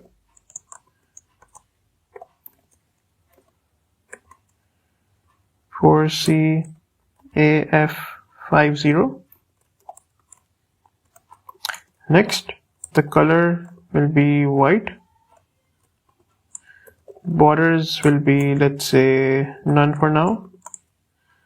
Padding will be 10px and 20px. Text align will be center, and let's say text slash decoration, let's say display inline block, and then let's have a font size of, let's say, 16px and margin of 4px and 2px, and cursor, no, I think this is not needed. And finally, I think this looks fine. Now let's launch it. Demo.launch. Let's run this. Okay. So the application is loading.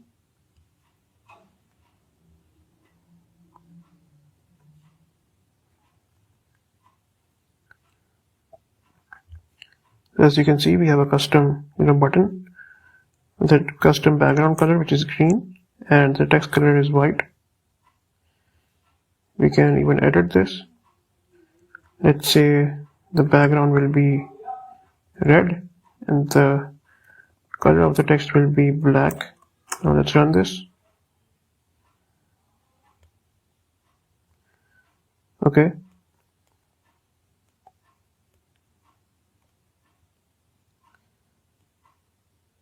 Perfect. Now you can also edit other attributes as well based on your preference. And for now, I think this was enough. I hope you liked the video, and see you next time.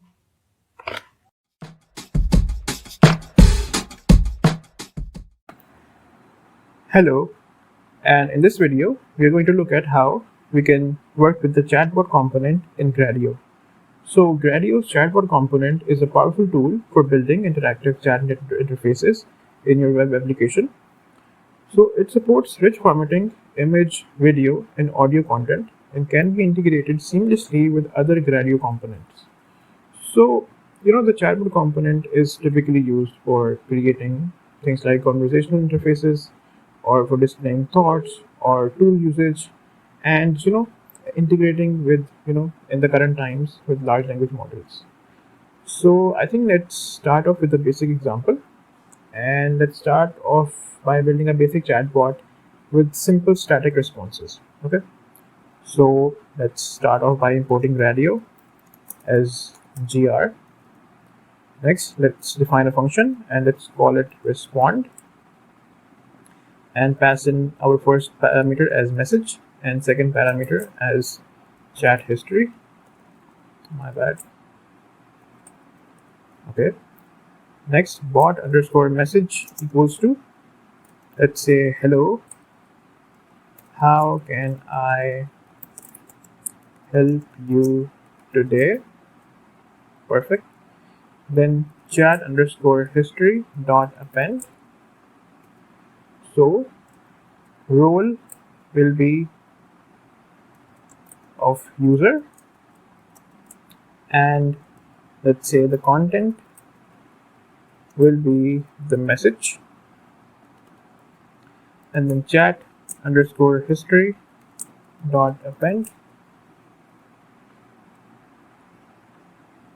Wait, my bad. Okay, so role, and this time it will be assistant. Next, the content will be bot underscore message. Great. Now let's return double quotes chat underscore history. Now let's build our block using with gr.blocks as demo. Next, let's say chatbot equals to gr.chatbot. and type will be equals to, I accidentally ran it, will be equals to messages, and MSG equals to gr.textbox, and for the clear option, let's say gr.clearButton, and the MSG and Chatbot. Great. Now let's finally put the submit parameter. Dot submit respond MSG and Chatbot, and then again MSG and Chatbot. Great. Now let's finally launch it, and hopefully everything works fine. Okay.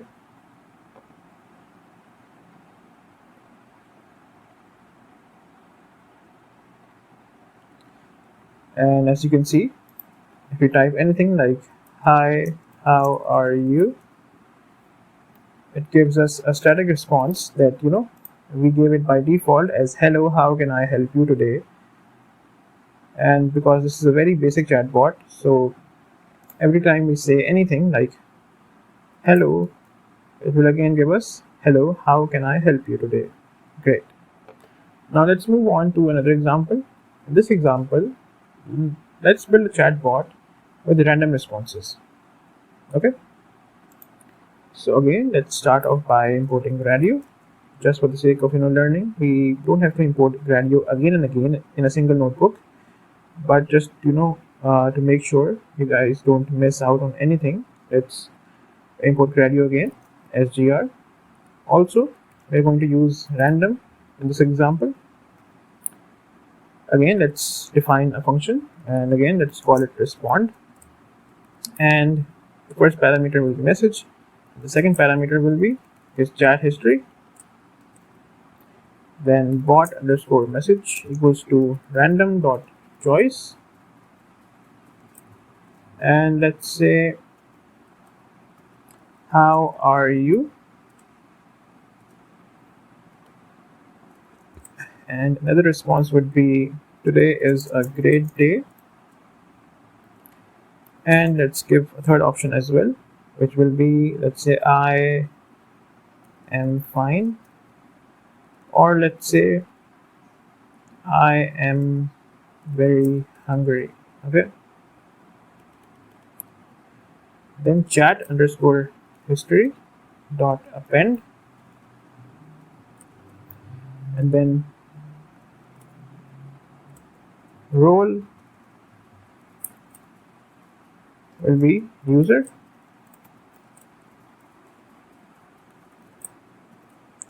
and the content will be message. Then again chat underscore history dot append. This time the role will be assistant, the content will be bot underscore message. Perfect. Now let's return double quotes and chat underscore history.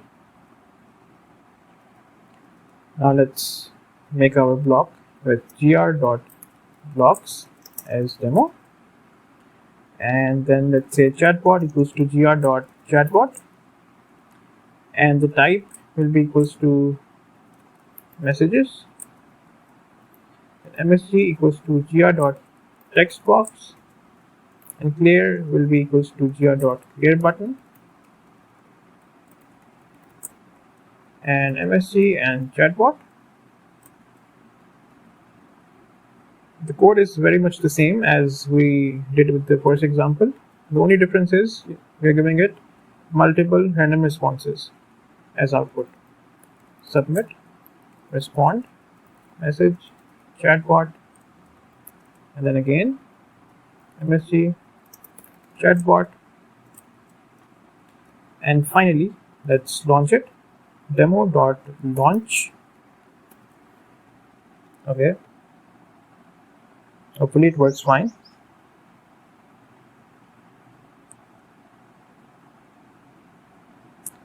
Okay, let's say something like hi, and it gives us a random response from one of the three options that we gave. So it says how are you. Let's say something again. I am fine. I am very hungry. So you can see it is generating random responses. Now let's move on to another example just to understand how this component works. Right now the idea is not to get into any logical chatbots, but rather understand this component and how it works in Gradio. Okay, so let's see how we can build a chatbot with metadata. Okay, so again, let's start off by importing Gradio as gr. Let's define our function and call it respond, and again we will pass in two parameters as message and chat history, and then bot underscore message equals to, let's say, the weather API says it is 20 degrees Celsius in, let's say, New York. Okay, and then chat underscore history dot append, and the role will be user, and the content will be message, and then again chat underscore history dot append, and the role will be of assistant, and content bot underscore message, and return chat underscore history with gr.blocks as demo, and then chatbot equals to gr.chatbot, and type again will be messages.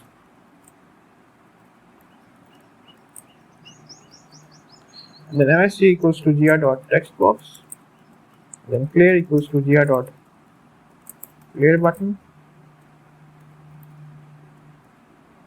then msg, and then chatbot, and then msg dot submit to wrap things up, and then msg dot chatbot, and once again msg and chatbot. And now finally let's launch our application. Okay,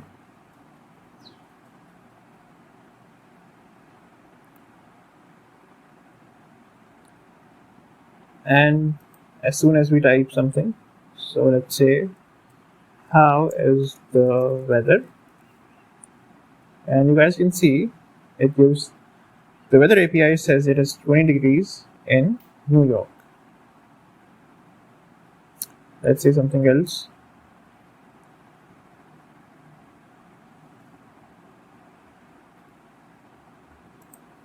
Hi,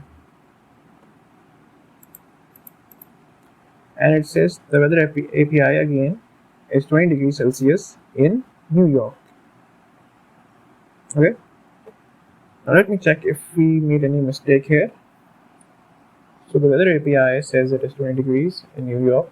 Okay, the role is the user, the content is message. Yes, we will also add something more. We forgot the metadata part.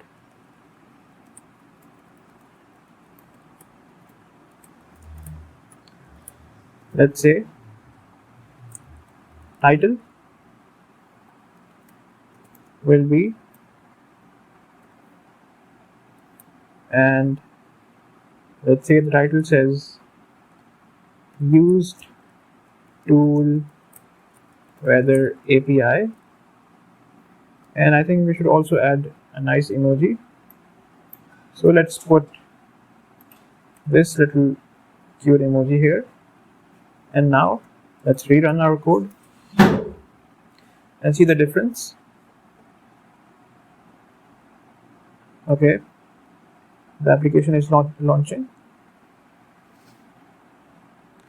Now let's say how is the weather, and you can see how the metadata works with the chatbot component. It says use tool weather API, and it gives us that response that we gave our code by default. Okay, great.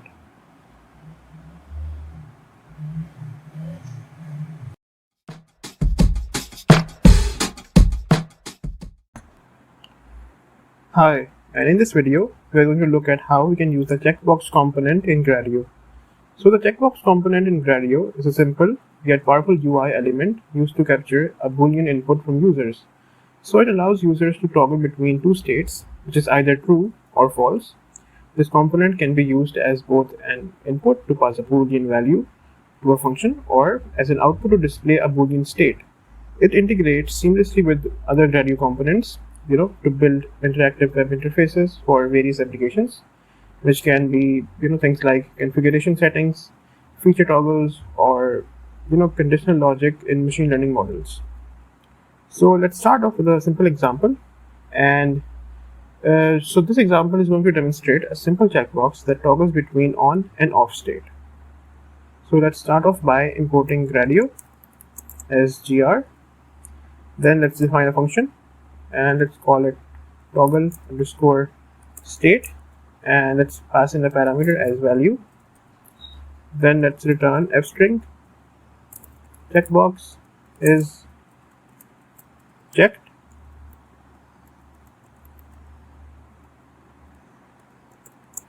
if value else unchecked. Okay, then demo equals to gr.interface, and let's put in our function here.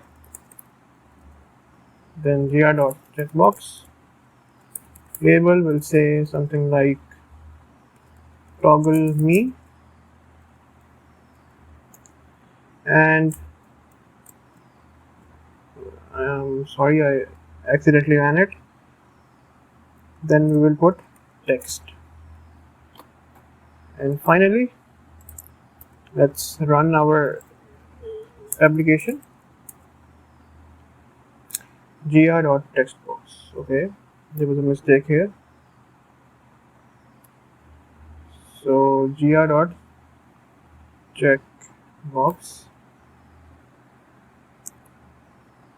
yes, so we have to put a comma here. Let's run this again.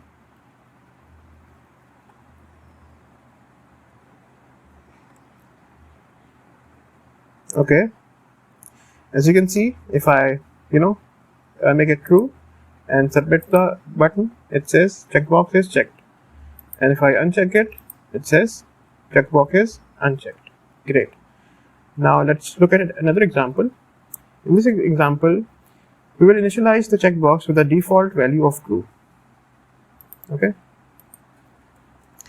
so again, let's start off by importing Gradio as gr. Then let's define our function, and let's call it toggle underscore state again, and again let's pass in a parameter as value. Then return f string checkbox is either checked if value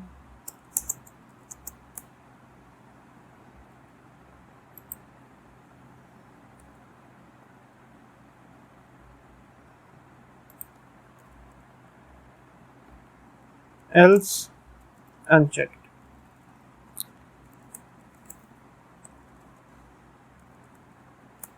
Okay, next demo equals to gr.checkbox interface, and then let's put in our function here. Then gr.checkbox label equals to toggle me, and because we want it to have a default value of true, so we will also put in another parameter which is value, and its value is always going to be true by default. Next, let's put in our text, and finally let's run our application demo.launch, and hopefully it works fine. Okay, so we missed a comma here. Yes, so we have to put a comma here. Let's run this. Okay, now as you can see, it has a default value of true by default, and if we submit this, it says checkbox is checked, and if we uncheck this, again it says checkbox is unchecked. So this is a very basic example of how you can use checkbox component in Gradio.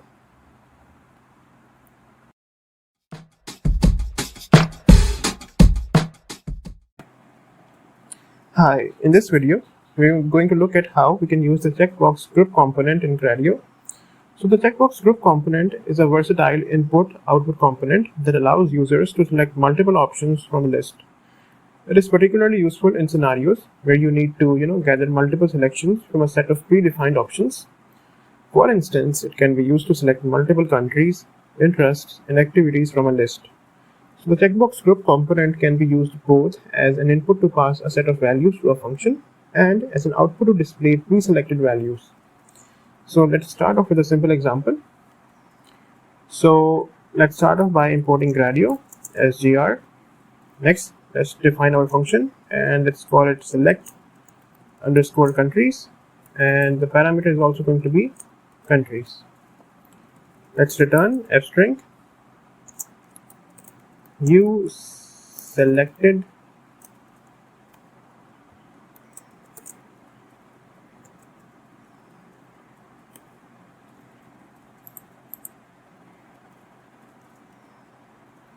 .join and countries. Next, demo equals to gr.interface and fn, which is our function, and it is going to be select_countries. Next, inputs is going to be gr.checkbox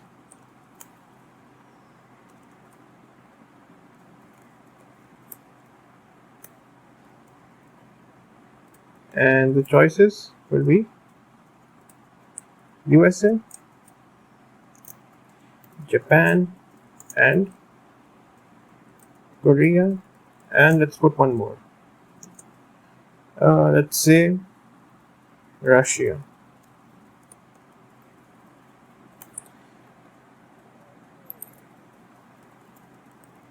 Okay, and the label is going to be select countries, and outputs equals to text.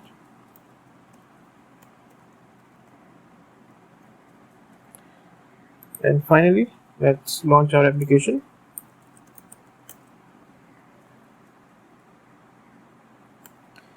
And as you can see, wait, it is launching. Okay, as you can see, we have multiple options, and we can select the ones we want to select: USA, Korea, and as we submit it, it says you selected USA and Korea. We also select Japan, it says you selected USA, Korea, and Japan. Great. Now let's look at one more example and see how we can use pre-selected values with a bunch of other options. Okay, let's start off again by importing Gradio as gr. Let's define our function, and let's call it select_countries, and the parameter is also going to be countries, and then return f-string u selected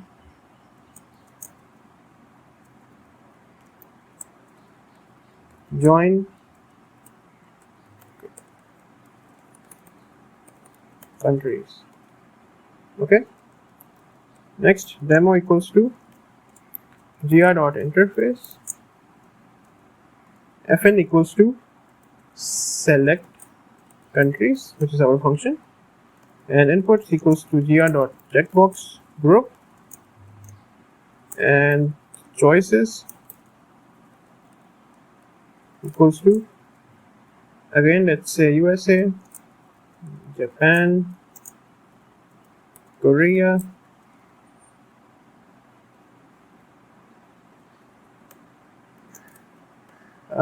South Africa,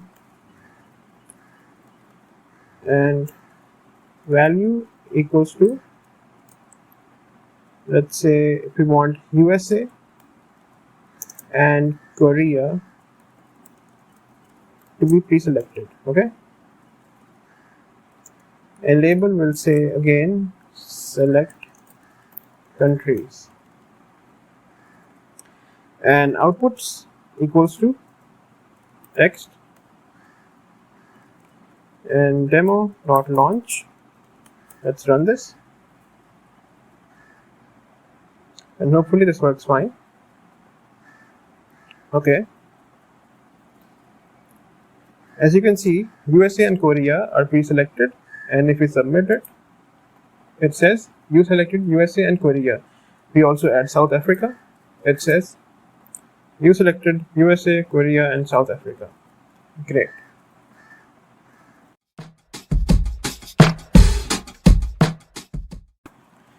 Hi. In this video, we are going to see how we can use the ClearButton component in Gradio. So the ClearButton component is a button that, when clicked, clears the value of a specified component or a list of components. This component is particularly useful for resetting user inputs or outputs in a Gradio interface, making it easier for users to start fresh without reloading the entire application. Okay, so let's start off with a simple example. So how we can use something like clearing a single text input. Okay, so let's import Gradio as gr, and then let's define our function, and let's call it greet, and let's pass in our parameter as name, and let's return f-string as hello, and the name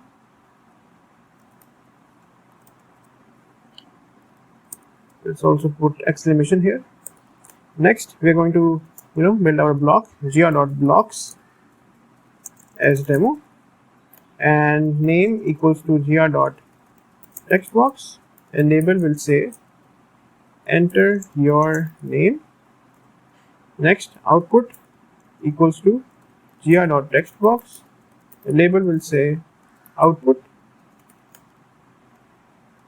Okay, and then clear_button equals to gr.clearButton, and components equals to will be name and output,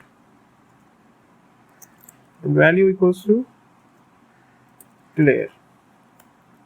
Next, name.submit greet, which is our function. Inputs is going to be the name, and outputs is going to be output. And let's put clear_button dot click. Again, we write our function. Inputs is going to be equal to name, and outputs is going to be equal to output. And finally, let's launch it, and hopefully it works fine.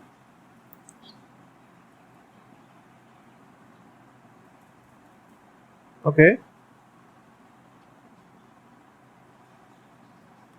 let's see, the application is loading. Okay.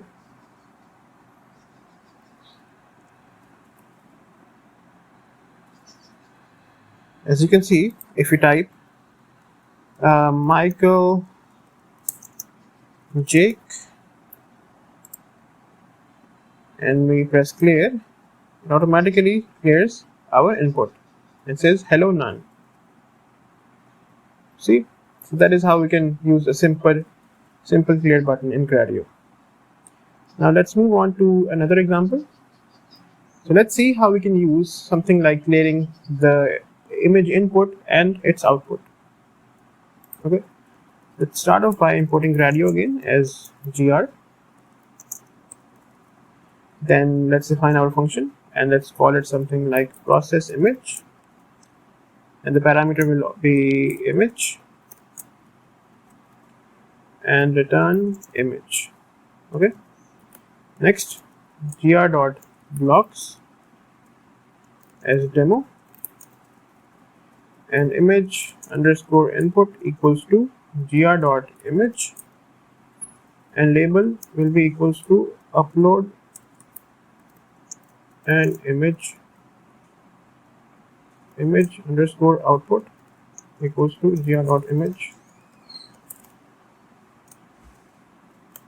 and label equals to processed image, and clear underscore button equals to gr.clear button, components equals to image underscore input, and again image underscore output, and value equals to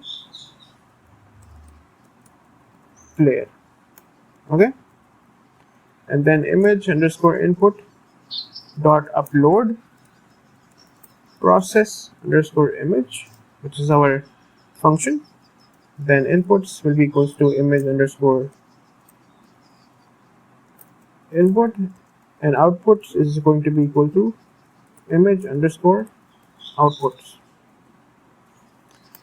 And finally, clear underscore button dot click process underscore image and inputs equals to image underscore input, and outputs equals to image underscore output,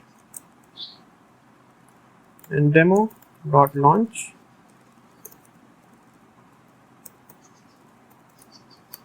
and hopefully this works fine. Okay, it is loading, and let's upload an image here. Let's say let's put this image here, and it also automatically outputs this image. And if we press the clear button, it automatically clears both our input and output. Great. This is how you can use this amazing component, this simple clear button component in Gradio.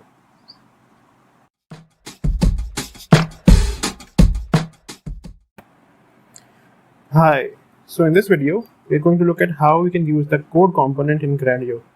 So the code component in Gradio provides a versatile code editor for both input and output purposes with the Gradio interface. Within the Gradio interface. So it supports various programming languages, allowing users to input and view code in a syntax highlighted environment. This component is particularly useful for applications involving code manipulation, visualization, and sharing. So let's start off with a basic code input example. So let's start off by importing Gradio as gr. Let's define our function, and let's call it process underscore code. The parameter is also going to be code.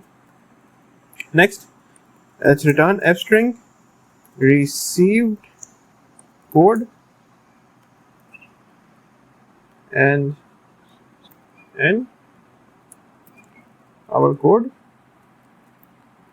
Okay, then let's say iFace equals to, or let's simply just call it demo equals to gr.interface, and then fn underscore equals to process underscore code, which is our function, and inputs is going to be equals to gr.code, and language is going to be, let's say, Python, and outputs is going to be equal to text. Now let's launch our application, and hopefully it works fine.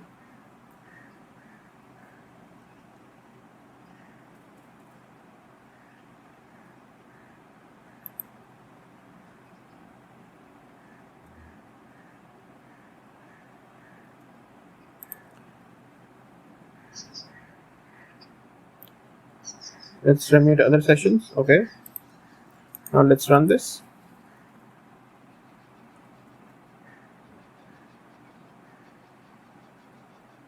And hopefully this works fine. Okay, so we missed a comma. We have to put one comma here, and then now let's run this.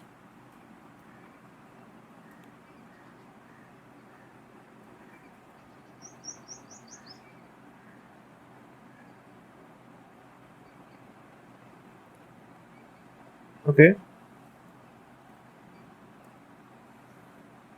as you can see, this is the area where we can write code. For count in range 10, print count. Let's submit this, and it simply prints out code. Okay, so you can see how we can make a simple area where we can write our Python code like this. So let's look at one more example, and in this example we are going to make an interface that takes a Python code snippet, simply executes it, and returns the output. Okay, so let's start off again by importing Gradio as gr, then define our function, and let's call it execute code, and the parameter will also be code, and try exec code globals, and return code executed successfully, and then accept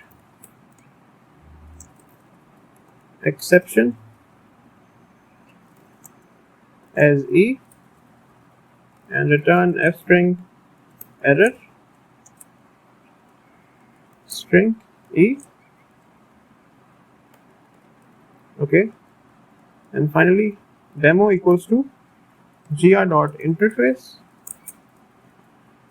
and fn equals to our function, which is execute underscore code. Inputs is going to be equal to gr.code, and the label will say enter Python code, and the language is going to be equals to Python, and outputs will be equals to gr.textbox, and label will say output, and then title will be code executed. Nice. And then the description will be, let's say, enter a Python code snippet, and it will be executed. Okay, now finally let's launch it. Okay, we forgot our comma here. We have to put comma here, and here, and here as well. Let's run this. So the name Python is not defined. Okay, so we have to put this in double quotes. Okay, let's run this now, and hopefully this works fine.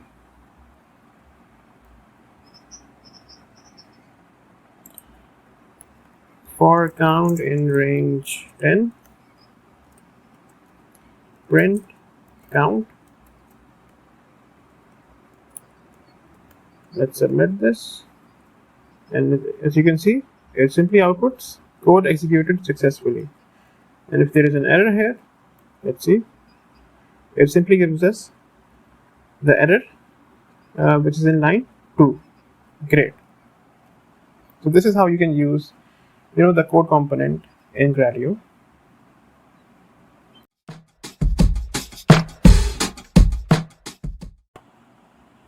So now we're going to see how we can use the ColorPicker component in Gradio. So the ColorPicker component provides a user-friendly interface for selecting colors. It allows users to pick a color and return the selected color as a hexadecimal string. This component can be used both as an input and as an output in Gradio interfaces. So let's start off with a simple example. Let's make a simple basic color picker. Okay. Let's start off by importing Gradio as gr. Then let's define our function and let's call it show_color, and the parameter is also going to be color. And let's return our color. Then demo equals to gr.interface, and fn will be equals to show_color, which is our function. Inputs is going to be equals to gr.inputs. It is going to be gr.colorPicker, and the label will say pick a color, and then outputs is going to be equals to text. And finally, let's launch it. Okay.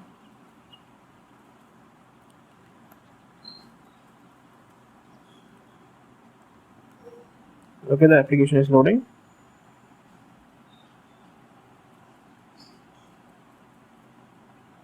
Okay.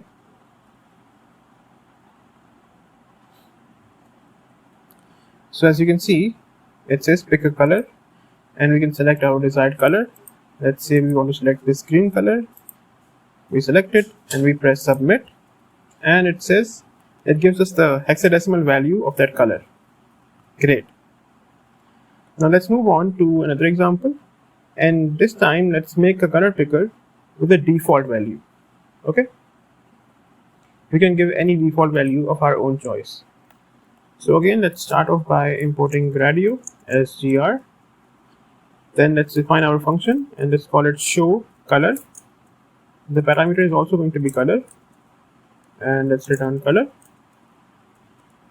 Then demo equals to gr.interface, fn equals to show_color, inputs equals to gr.colorPicker, and to make sure it always gives us a default value, we will add this value parameter this time, and let's say we want color to be, let's say, a random color, #ff5733, and then label is going to say pick a color, and outputs is going to be equals to text, and demo.launch, and let's see. Okay, as you can see, it has selected this color by default here, and you can see ff5733, and if we want to change it, we can drag it simply and change the color. Now let's submit this, and it gives us the hexadecimal value of that color. Great. Now let's look at one more example. Now let's make a color picker with the dynamic update. Okay. Let's start off by importing Gradio as gr. Then let's define our function and let's call it update_color. The parameter is also going to be color, and let's return color. And then with gr.blocks, as demo, color underscore picker equals to gr.colorPicker. The label will say, let's say, pick a color, and then output will be equals to gr.colorPicker, and label will be equals to selected color, and color underscore picker dot change fn equals to update underscore color, and inputs equals to color underscore picker, and output is going to be equal to output. Okay, and now let's finally launch our application, and hopefully everything works fine. Okay,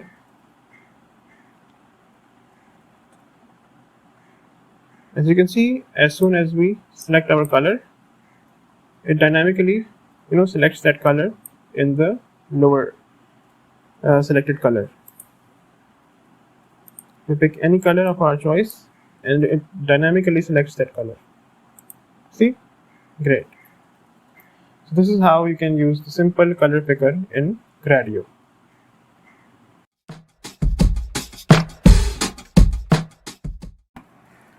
Hi, in this video, we're going to look at how we can use the Dataframe component in Gradio.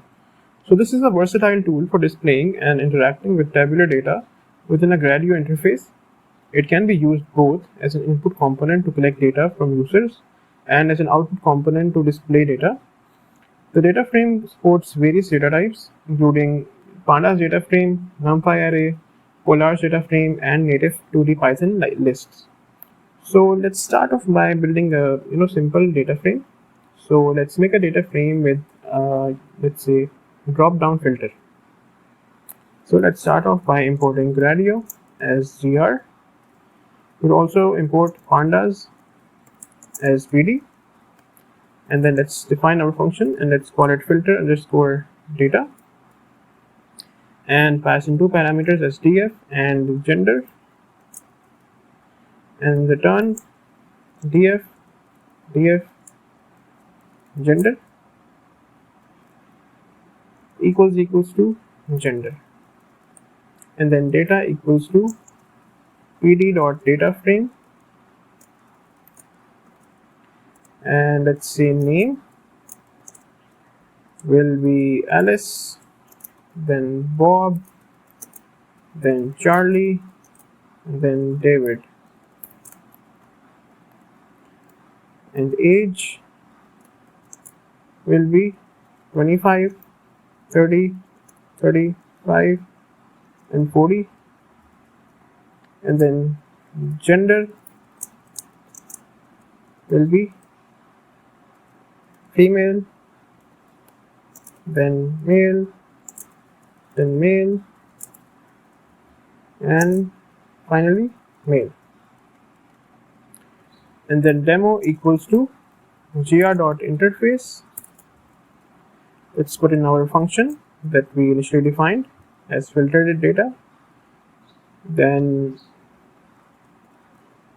gr.dataframe value equals to data. Headers will say name, age, and gender, and data type will be equals to string,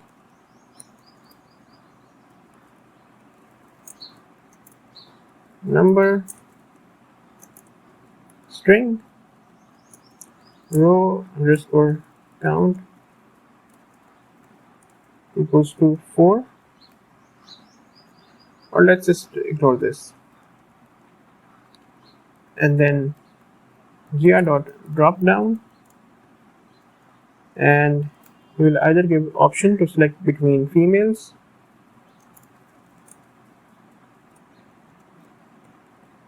or males. So the user can easily filter between males and females in our data. Okay, then label will say select gender. Okay, and then put it in a comma here, and then gr.dataframe type is going to be pandas, and finally let's launch it.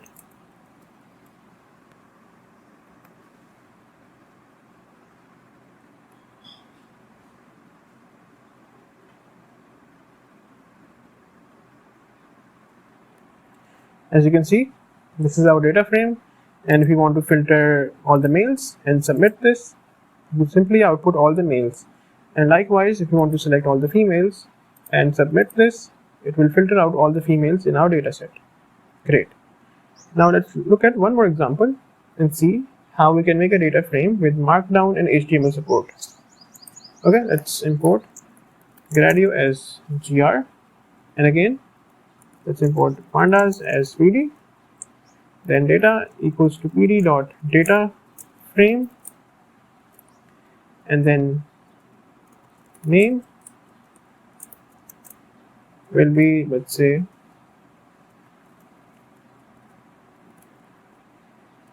Alice, and let's close these tags. This is for bold, and then we use the same. No, let's use italic for Bob.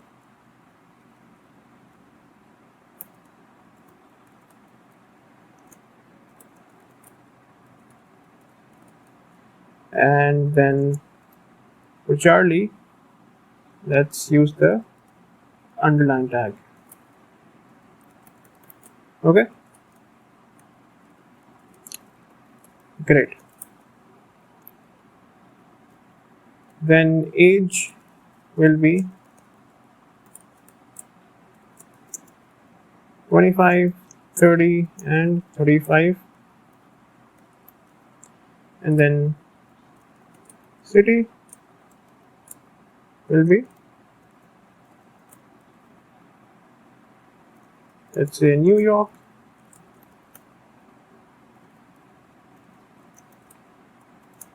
Los Angeles,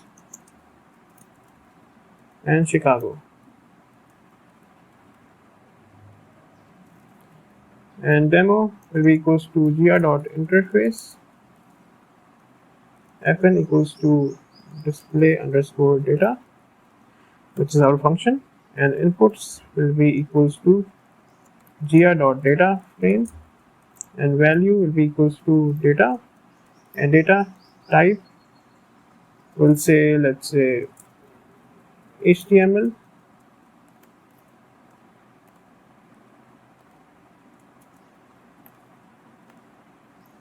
and then number and string, and outputs will say data frame, and then description will be equals to data frame with markdown. Sorry, we have to put double quotes as this is a string. Data frame with markdown and HTML support.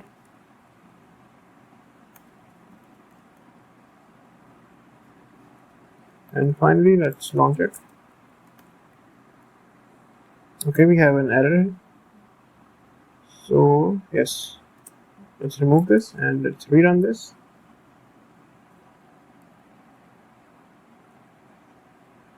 We forgot to put our function. Let's put it here. Define display underscore data, and the parameter will be df,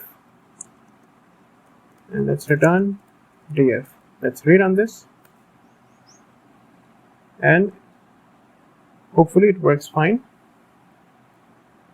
And you can see how we can use simple, HTML components inside our data frame. This is bold, this is italic, and this Charlie is underlined. we can simply submit this, and it outputs the HTML values of those data frames or the things that we use in those names.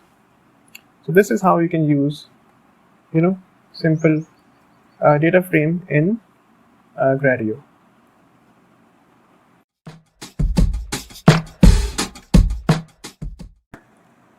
Hi, in this video we're going to look at how we can use the dataset component in Gradio.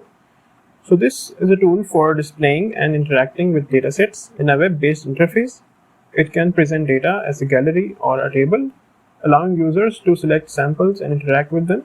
This component is particularly useful for demonstrating and showcasing machine learning models, as it can display input and output data samples alongside each other. Users can select samples from the dataset, and the selected data can be used to trigger other components or functions in your Gradio app. So let's start off with a simple example. So let's display text samples in a gallery. Okay. So let's start off by importing Gradio as gr. Let's define text samples.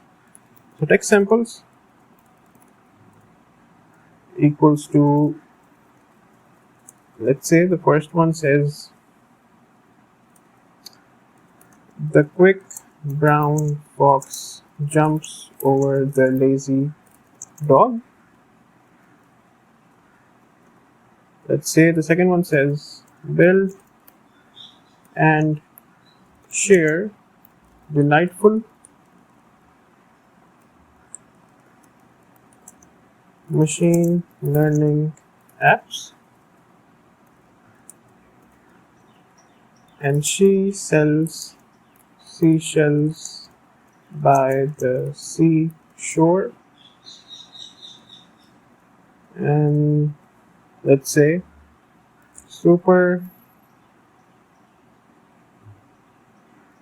let's just say simple lorem ipsum, if that is how you pronounce it.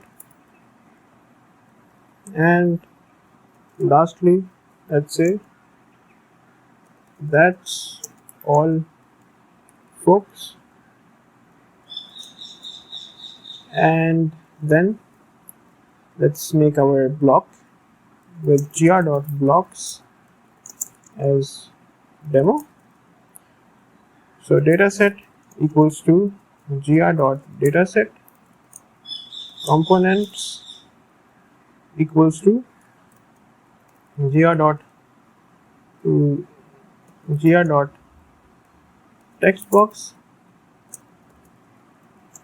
and samples equals to text underscore samples, and layout equals to gallery, and headers equals to sample text demo.launch, and let's run this and hopefully it works fine.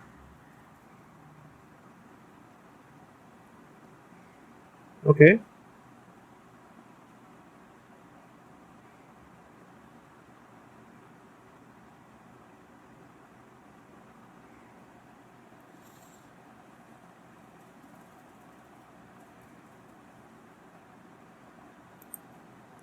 So let's select one of the options that we have. Let's say the quick brown fox jumps over the lazy dog. So as these are just examples, we cannot automatically input them, we have to write them. Let's say the quick brown fox jumps over the lazy dog. Let's input this.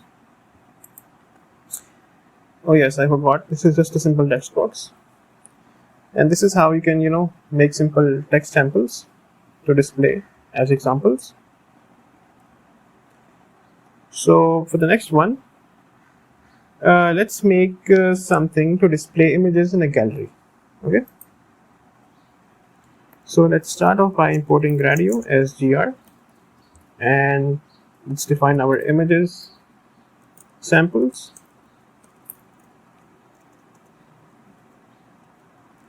And let's define them all by their links. So we are going to paste these 3 links here.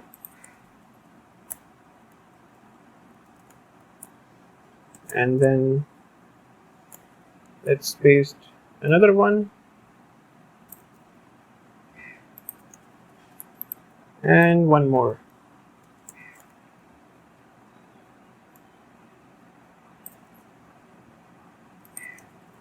Okay. Next, we are going to make our block with gr.blocks as demo. Dataset equals to gr.dataset. Components equals to gr.image, as we are going to display images this time. Samples equals to image underscore samples. Layout will say gallery, and headers will be sample image. Great. Now let's finally launch it.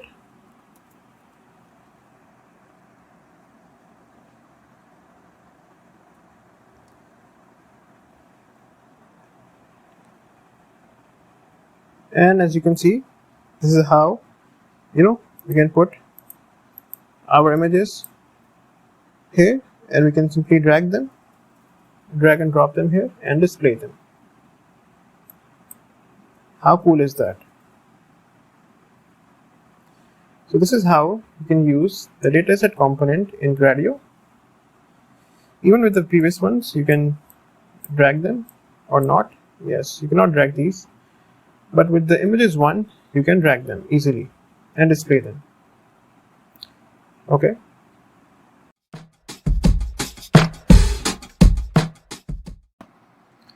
Hi, in this video, we are going to look at how we can use the DateTime component in Gradio.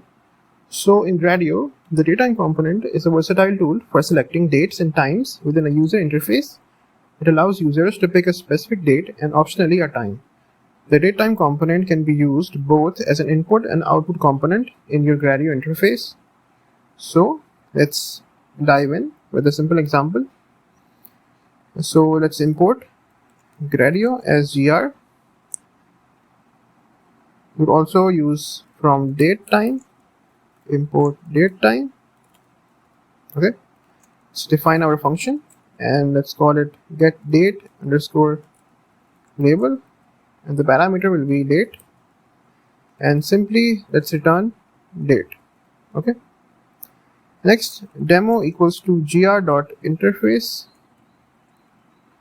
and we will put in our function, which is get underscore data date underscore label, and then inputs equals to gr.datetime, label equals to select a date, and outputs equals to gr.datetime, and label equals to selected date, and then title equals to date label, and then demo.launch. Let's see. Okay, the application is loading, please wait.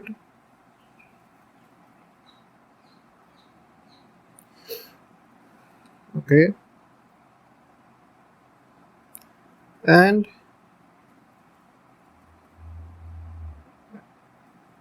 as you can see, it says here month, date, hours, minutes and seconds, and let's select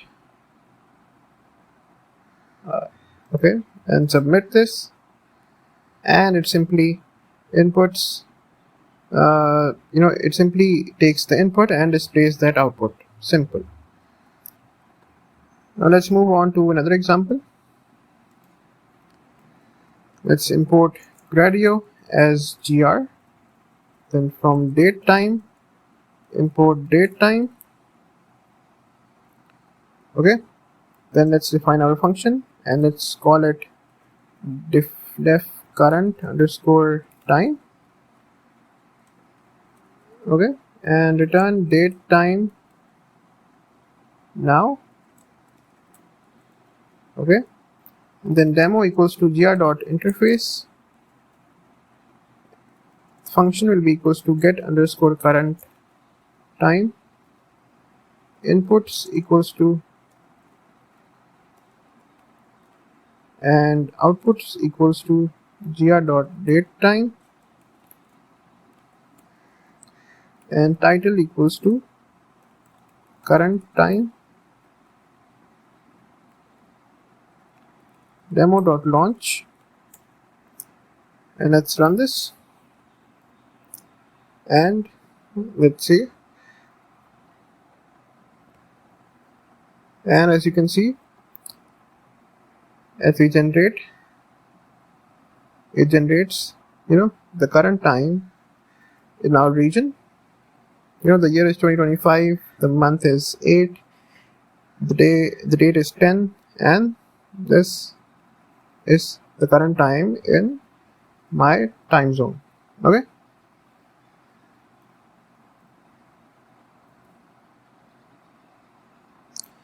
so let's look at one more example and see how we can use a specific time zone and display the time zone's output. Okay, so let's import Gradio as gr.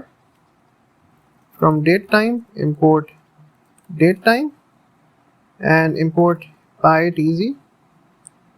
Wait, and you will understand what this does. Let's define our function and let's call it get underscore time zone underscore date, and the parameter will be time zone, and return datetime dot now 𝐻𝐿 dot time zone and time zone. Okay, and then demo equals to gr.interface. fn is going to be our function, which is get underscore time zone underscore date, and then inputs will be equals to gr.dropdown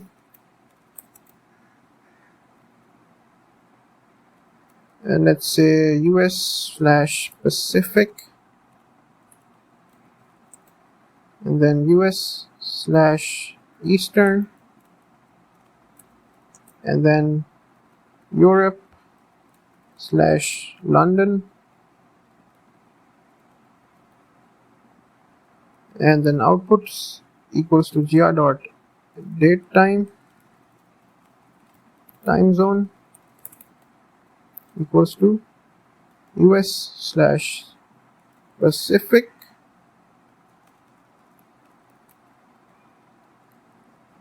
okay, and the title will be equals to time zone date, and then demo.launch, and let's see.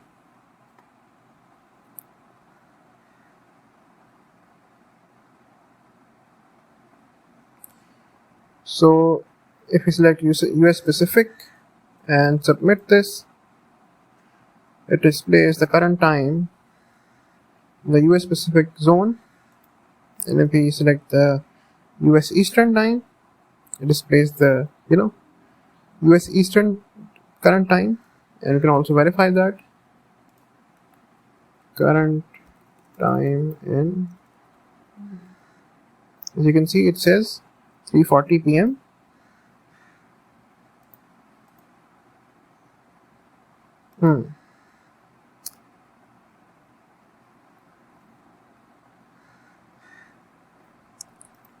Okay, there must be some error here, but you guys get the logic of how we can use the datetime component in Gradio, and you guys can adjust the settings based on the correct time zones and all the current settings, all the current regions you guys reside in. So yeah,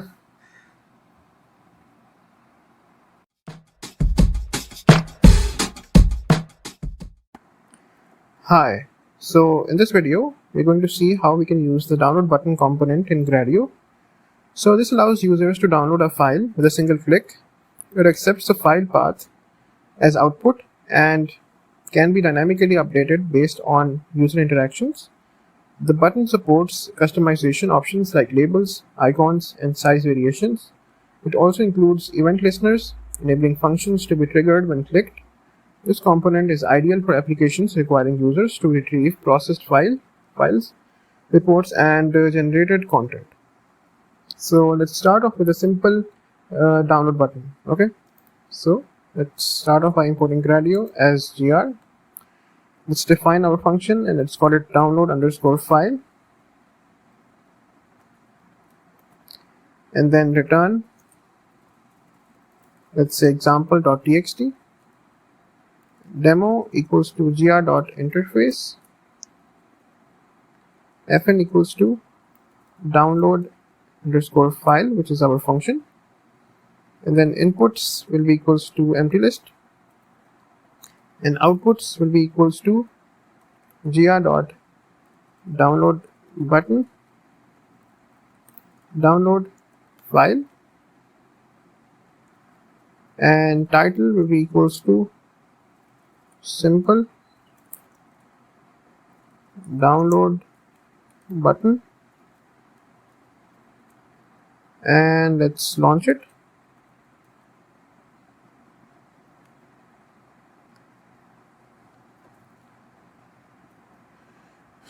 Okay, so let's generate our file and we can simply download it now. Great. Now let's move on to another example. So let's make a download button with a custom label. Okay, so again let's start off by importing Gradio as gr. Let's define our function and let's call it download_file and return example.txt. Demo equals to gr.interface, fn equals to download_file, then inputs equals to an empty list, and then outputs equals to gr.download button, label equals to download example file, title equals to custom label download button, and let's launch it and let's see.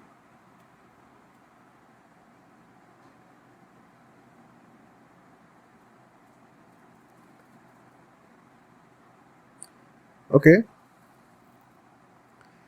so let's generate our file, and as you can see now it says download example file,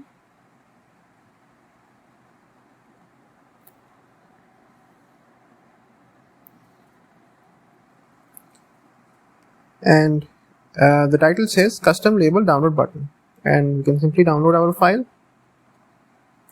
Great. So now let's look at one more example, and let's make a download button where we can use, let's say, a custom CSS. Okay, so let's start off by importing Gradio as gr. Let's define our function and again let's call it download_file, and let's return again example.txt, and then demo equals to gr.interface, fn will be equals to our function, that is download_file, inputs will be again empty list, outputs will be equals to gr.download button, and then download file, underscore classes, custom --button, and then title will be equals to download button with custom CSS, and the CSS will be, let's say, .custom/button background. Color is going to be, let's say, let's put in a random color code, 4CAF50. Okay, and color will be #FFF. Okay, and then let's launch it, and hopefully the CSS works.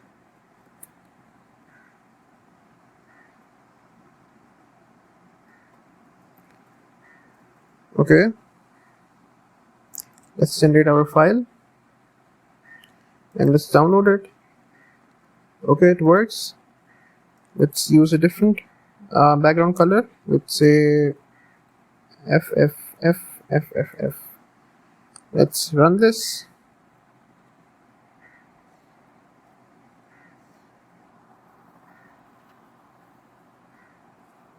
Okay, so this is not working. Let's see. This should be N, not M. Okay. Okay, this should be N. Let's rerun this, and hopefully it works this time.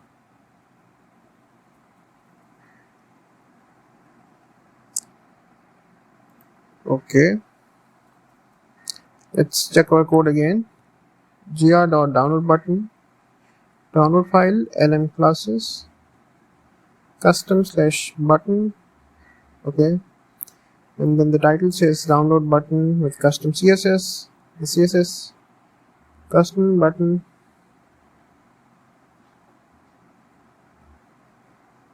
the background color.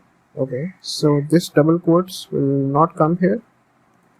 This would be colon. Okay, now let's rerun this, and hopefully this works this time.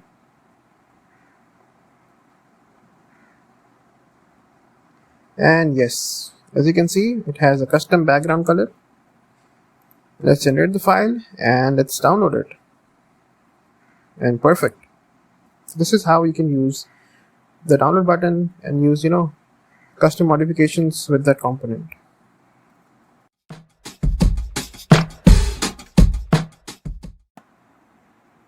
Hi, so in this video, we're going to look at how we can use the dropdown component in Gradio. So the dropdown component in Gradio is a versatile input-output component that allows users to select a single or multiple items from a predefined list of choices. It can be used to create drop-down menus for users' inputs and to display selected options as outputs. The drop-down component supports various parameters to customize its behavior, such as enabling multi-selections, allowing custom values, and setting maximum choices. So let's start off with the basic drop-down with single selection. So let's start off by importing Gradio as gr, define a function, and let's call it greet. The parameter is going to be name and return f-string hello and name. Next, demo equals to gr.interface and fn equals to greet, which is our function. Inputs is going to be equals to gr.dropdown. Choices will be equals to Alice, and then Bob and Charlie. And label will be equals to, let's say, choose a name, and outputs will be equals to text. And demo.launch, and let's run this. Okay, let's terminate all other sessions.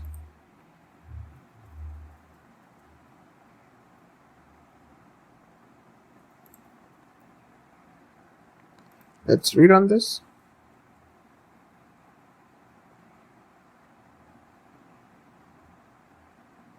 Okay.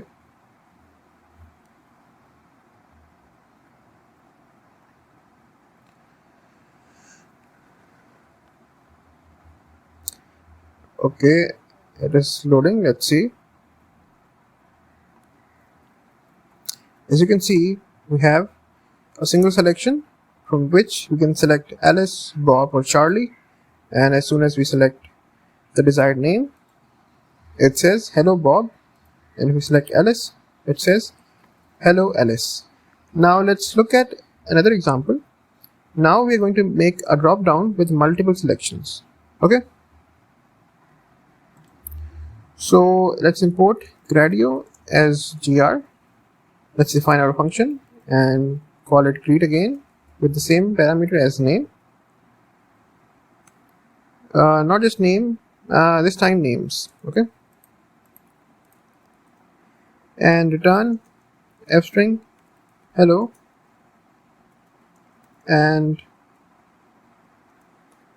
dot join names demo equals to gr.interface, fn equals to greet, inputs equals to gr.dropdown, choices equals to Alice, Bob, Charlie, multi-select equals to true, and label will say choose names. Okay, and then outputs equals to text demo.launch, and let's see. Okay, and as you can see, you can select multiple values this time rather than just one at a time. And as soon as we select submit, it says hello Alice and Bob. And if you also add Charlie, it says hello Alice and Bob and Charlie. Great. Now let's look at one more example. So let's make a drop down this time with a custom which allows custom values. Okay, or let's say yes, so let's make a drop down with custom values allowed. So again, let's start off by importing Gradio as gr. Let's define the same function as greet, and the parameter will be name, and return f-string hello name, and demo equals to gr.interface, fn equals to greet, which is our function, inputs equals to gr.dropdown, choices will be equals to again Alice, Bob, Charlie, and allow custom value, and we will set this to true, and label will say choose a name. Okay, the outputs will be equals to text. Now let's finally launch this demo.launch. Okay, outputs, let's correct this and let's rerun this, and hopefully it works fine. Let's see.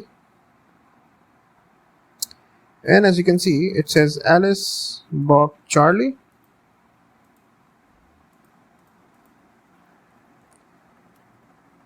Mike. Let's submit this. Okay. Let's submit this. And it says hello Mike. So it outputs a custom name. What if we make this false? Let's make this false and let's rerun this.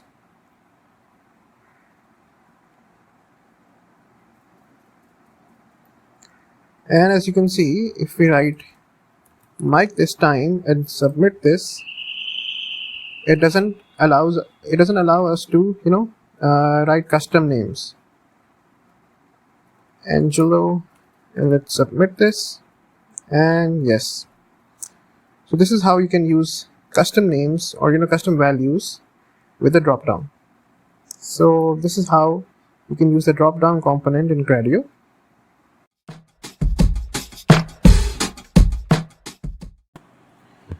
Hi, in this video we are going to look at how we can work with the file component in Gradio. So this allows users to upload one or more files and can also be used to display files or URLs for download.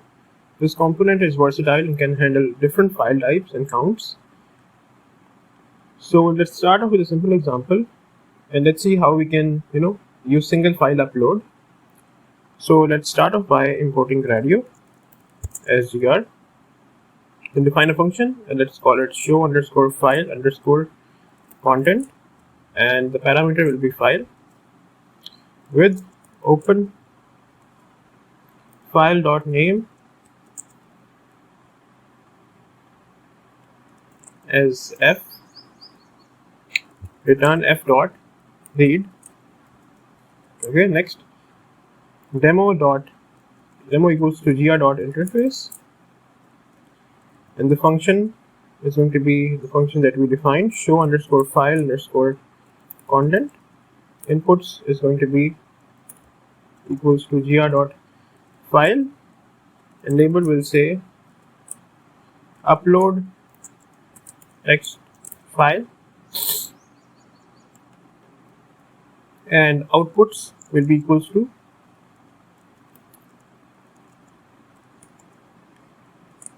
text, and then title will be equals to text file viewer.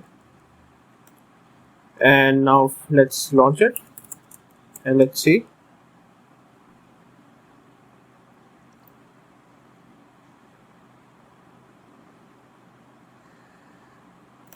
Okay, text.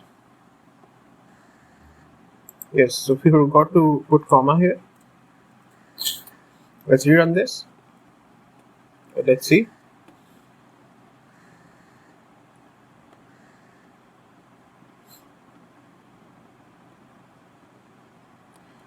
Okay, let's see. So we can drop any file here. Let's upload a file. Let's upload, let's say, this .csv file here, or just a simple text file, and let's submit this, and you can see the contents of that file being displayed in the output. Okay, now let's move on to another example and see how we can upload multiple files.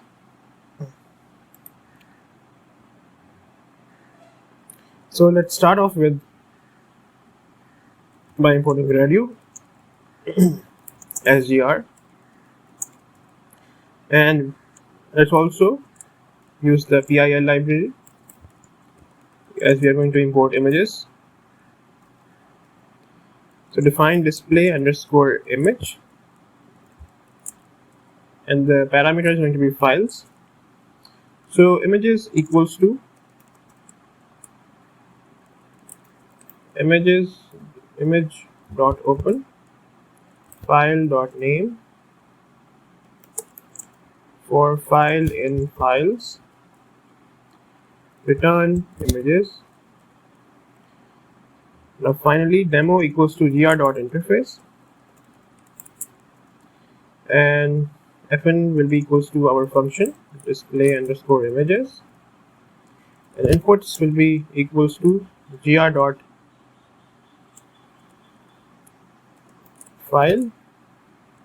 and the label will say upload images, and file_count will be equals to multiple file_types will be image, and then title will say something like image viewer, and now let's launch it. Demo.launch. Okay, so one argument requires positional. Okay, yes, so we forgot to put the output. So outputs is going to be equals to gallery. Now let's rerun this. Wait, also let's put comma here. Now let's run this, and hopefully it will work fine. Let's see.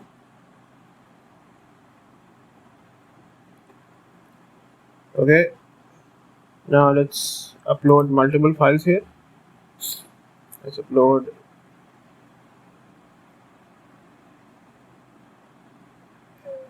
this image here, and let's submit this. Okay, how about, okay, let's try something else. Let's copy this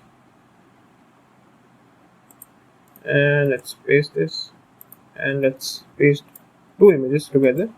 Let's see how we can submit multiple images, and you can see it displays multiple outputs. So this was a precise demo of how you can use the file component in Gradio.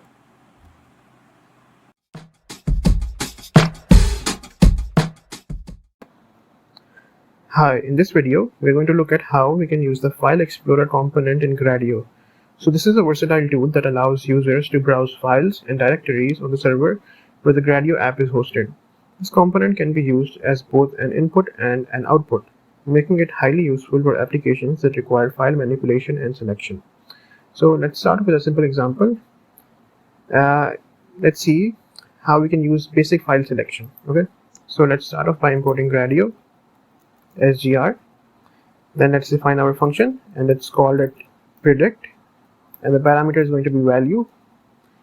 Return f-string u selected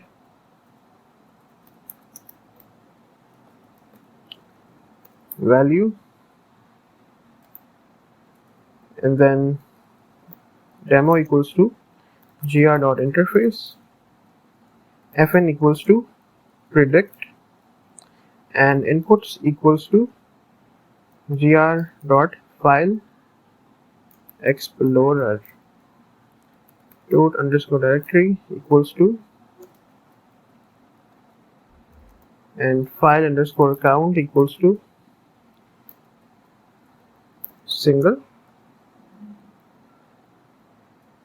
and outputs is going to be equals to text. And now let's launch it. Demo.launch. Okay, let's see.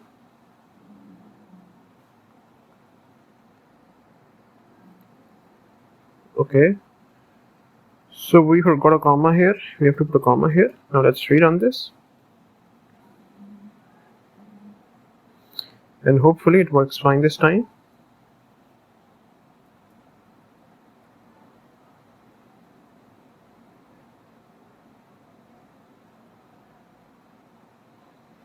Okay, as you can see, we have configuration, we have Gradio. These are the files on our system, and we can select them and submit them, and it will give us the output of those files that we selected. Great. Now let's move on to another example. Let's see how we can go for multiple file selection. Again, let's start off by importing Gradio SGR. Then let's define our function, and let's call it predict. The parameter is again going to be value. Return f-string new selected value. Demo equals to gr.interface, fn equals to predict, inputs equals to gr.FileExplorer, and root_directory equals to and file underscore count equals to multiple, and outputs will be equals to text. Now let's launch it, and hopefully it works fine. Okay,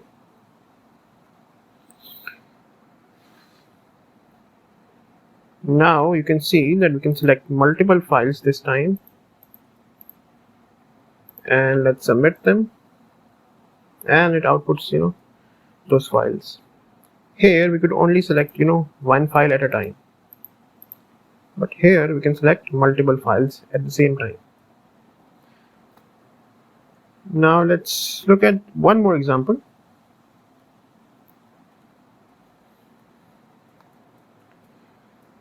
So let's look at filtering files with blob.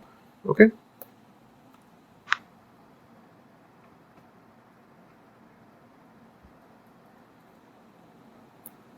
so let's start off again by importing Gradio as gr. Then let's define the same function as predict, and the parameter is going to be value, and return f string new selected,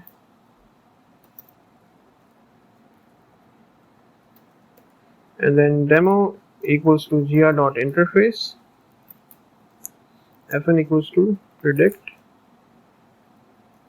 inputs equals to gr.FileExplorer underscore,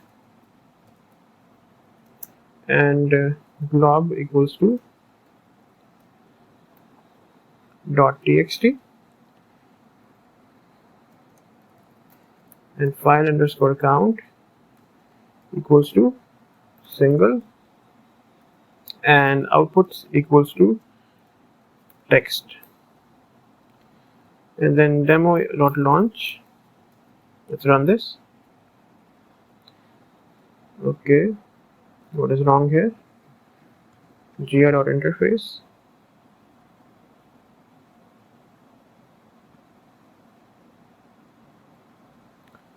outputs, oh, this has to be S. Okay, let's rerun this.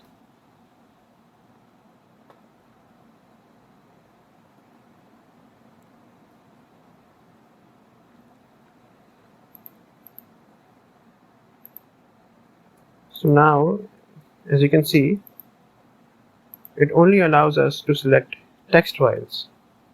So at the moment we don't have any text file on our system. So with this glob, we can define the type of file we want to see on our system. So let's select, let's say, JSON. Okay, let's select JSON. Let's rerun this.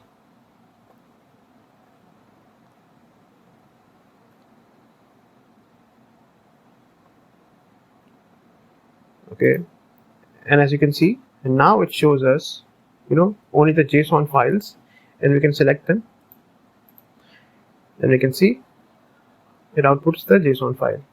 Great. So this is how you can use FileExplorer in Gradio.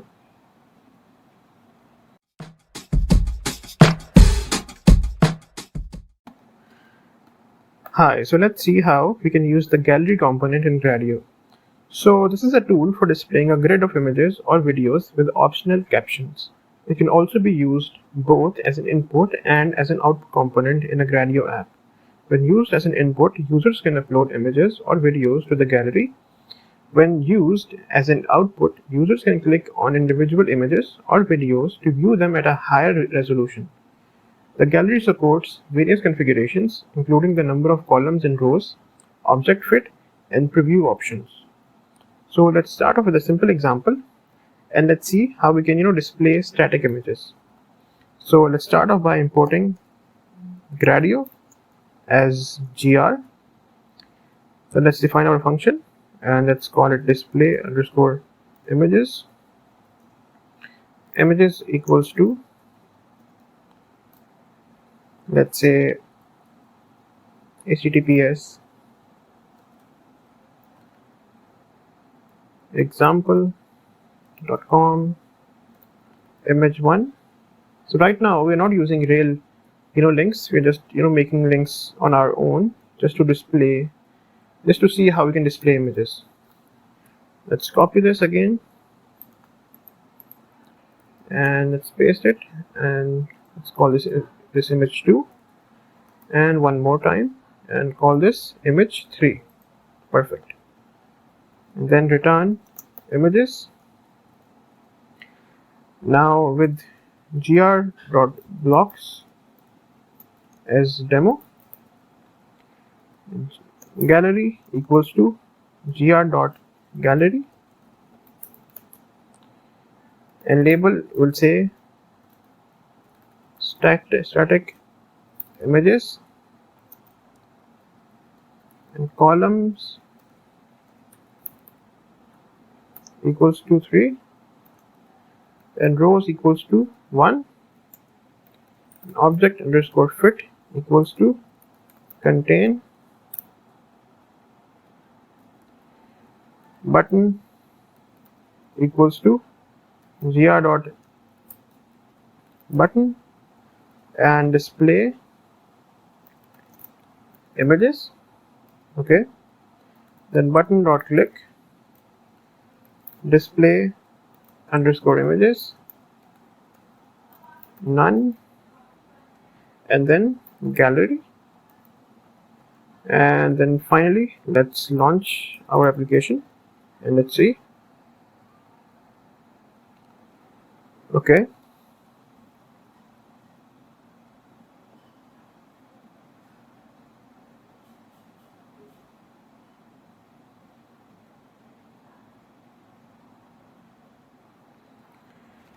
okay,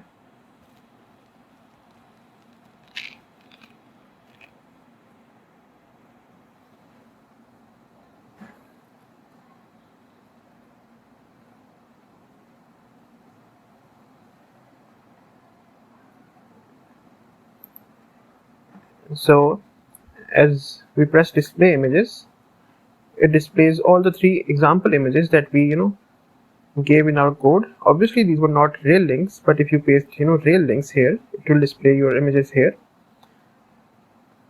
And these are simple static images, and as soon as we press them, it displays them in proper big resolution. Okay, great. Now let's look at one more example and see how we can display images with captions. Again, let's start off by importing Gradio as gr. Let's define our function, and again let's call it display images, and images equals to, again let's copy the same example images and let's paste them here. But this time we'll also add one more thing, the captions. Let's say this will be caption 1, this will be caption 2, and this will be caption 3. But we will also add brackets here and comma here as well, and we'll put bracket here, and let's remove the extra brackets. Perfect. Next, let's return our images, and then with gr.blocks as demo, gallery equals to gr.gallery, and label will say images with captions, columns equals to 3, rows equals to, let's say, 1, object underscore fit equals to contain, button equals to gr.button, display images, and button dot click display underscore images and then none and gallery. And now let's launch it. Demo.launch, and hopefully it works fine.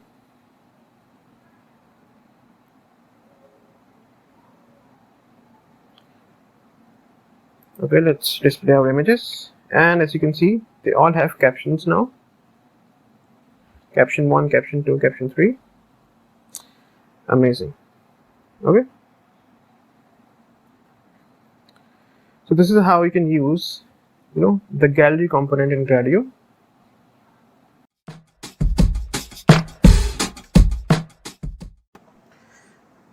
Hi, so in this video we're going to look at how we can use the highlighted text component. So the highlighted text component in Gradio is designed to display text where specific parts of the text are highlighted based on categories or numerical values.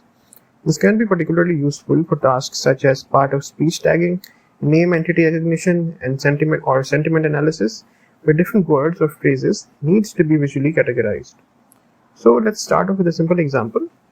Let's see how we can use basic usage as output component.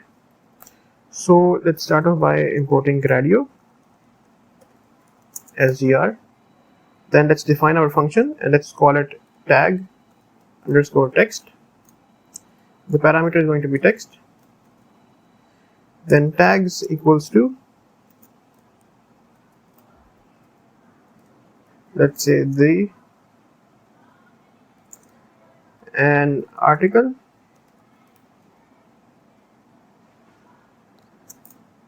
and then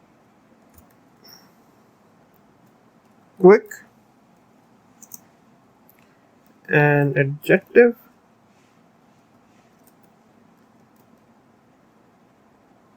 brown, adjective, and then let's say we write something like fox, then noun, say jumps, verb, and then over,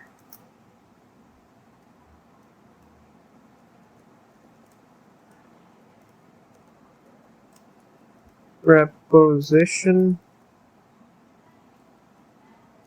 and lastly let's say the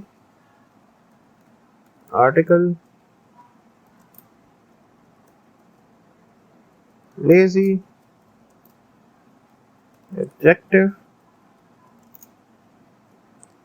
and dog, noun. Great. And then let's return tags, and then demo equals to gr.interface, fn equals to our function which is tag underscore text, inputs equals to gr.textbox, label will say something like input text, and the value will be equals to the quick brown fox jumps over the lazy dog. Okay, and outputs equals to gr.highlighted text, label will say highlighted text, and show underscore legend equals to true, color underscore map article, let's make it capital article, blue, adjective, green, noun, orange, and verb,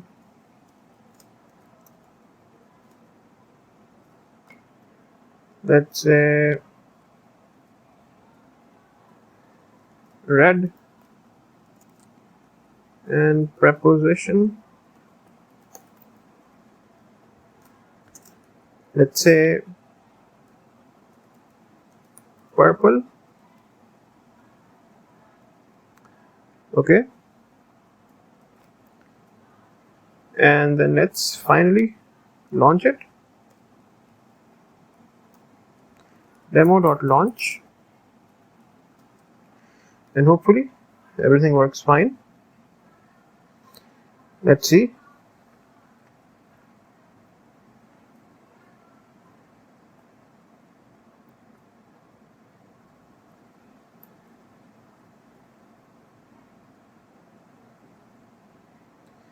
Okay, it is launching. Please wait. Okay.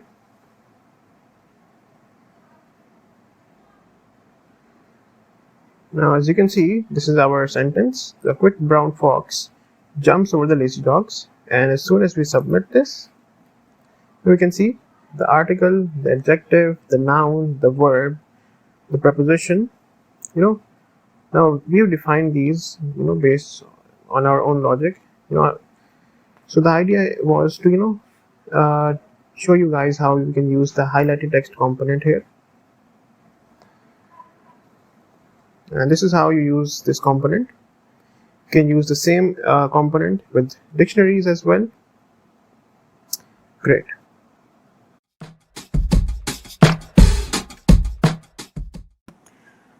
Hi, in this video, we're going to see how we can use the HTML component in Gradio.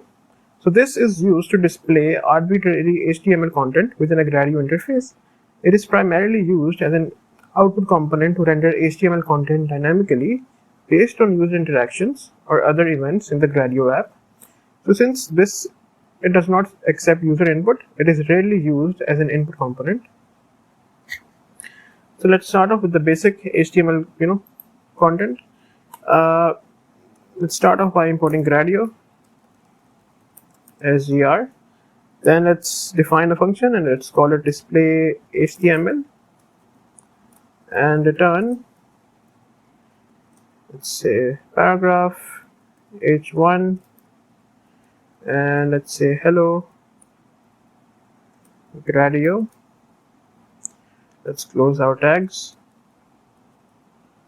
Okay,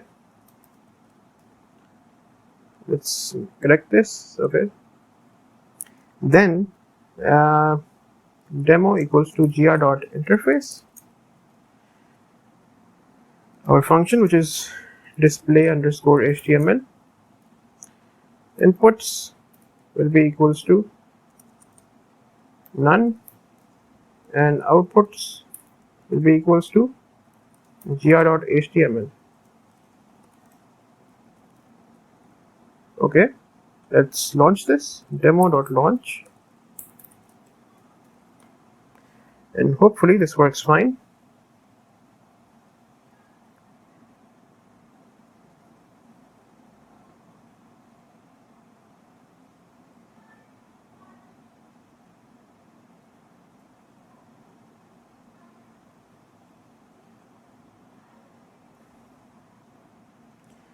Okay, please wait. It is loading.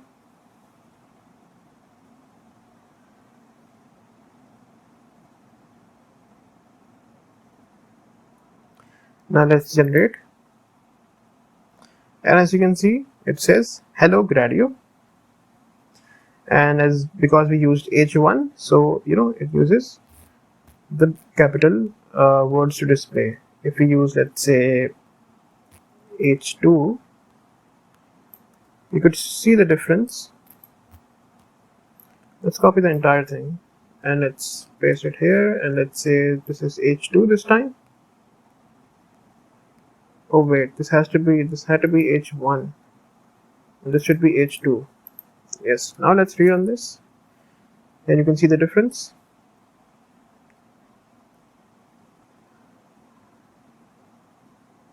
Let's generate this. Now you can see this is the h1 text and this is the h2 text, and because we used p with both of the text, it separates them with paragraphs. Okay, great. Now let's move on to one more example. Let's see how we can embed an image as we use in basic HTML. So let's start off by importing Gradio as gr. Then let's define a function and let's call it display_image and return our image. And in HTML we use img and then src equals to the link. Okay, so the link will be of any .jpg or jpeg image. So let's use an online image. Let's copy this image, copy image. I will copy the link. Let's paste the link here. Okay, let's paste it here, and then alt equals to placeholder image, and then let's close our tag, and then demo equals to gr.interface, fn equals to display image, inputs equals to none, and then outputs equals to gr.html. And now let's launch this, and hopefully it works fine.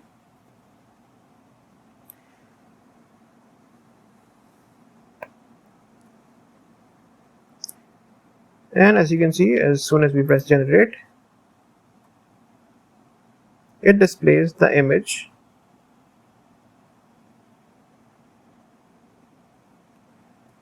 Amazing, right? So this was the basics of how you can use the HTML component in Gradio. So you can start playing with all the HTML components that you have in your mind.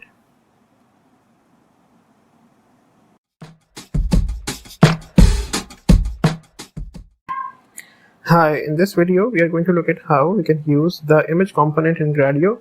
So this is a versatile tool and can be used for both input and outputs of images. It supports various image formats and allows customization through parameters such as type, format, height, width, and more. So let's start off with a simple example, and let's see how we can upload basic image and display it. So let's start off by importing Gradio as gr. Let's define our function and let's call it display_image. The parameter will also be image. Return image, then demo equals to gr.interface. fn equals to our function, which is display_image. Inputs equals to gr.image, and type equals to EIL, and outputs equals to gr.image, and type equals to EIL, and then let's launch it, and hopefully it works fine.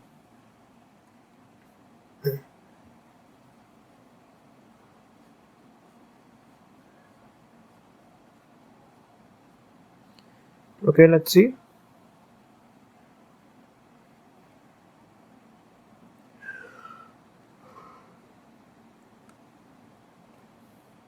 Okay.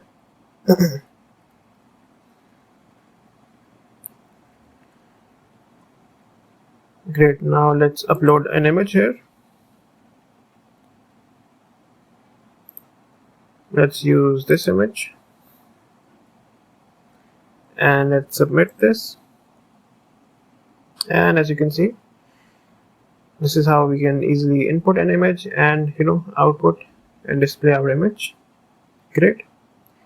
Now let's move on to another example. Now let's see how we can apply simple image processing, and let's apply a sepia filter, or sepia or sepia, how do you call it? So let's start off by importing Gradio as gr. We will also use numpy as np to apply the filter. Let's define a function and let's call it sepia, and the parameter will be input image sepia underscore filter equals to np.array,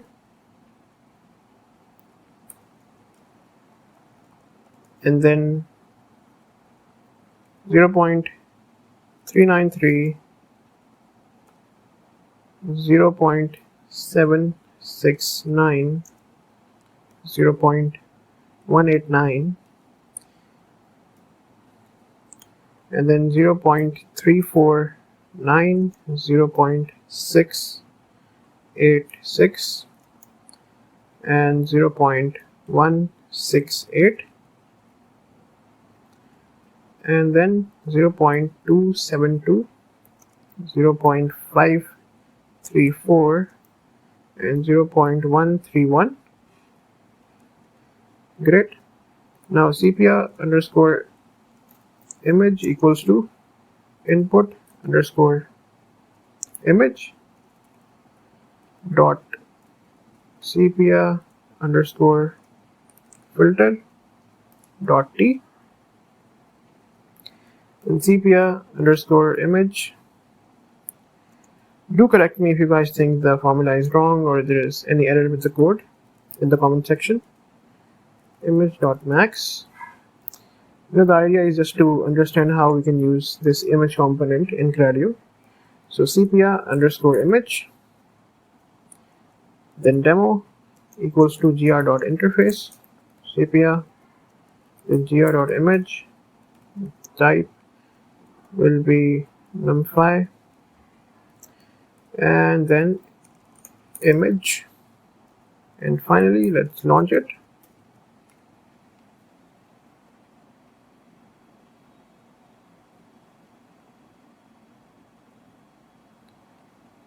Now let's upload the same image and let's apply the filter to this image. It gives us error. Okay, let's see if there is an error, anything wrong with our code. Let's see. This should be image. Yes, my bad. Now let's rerun this.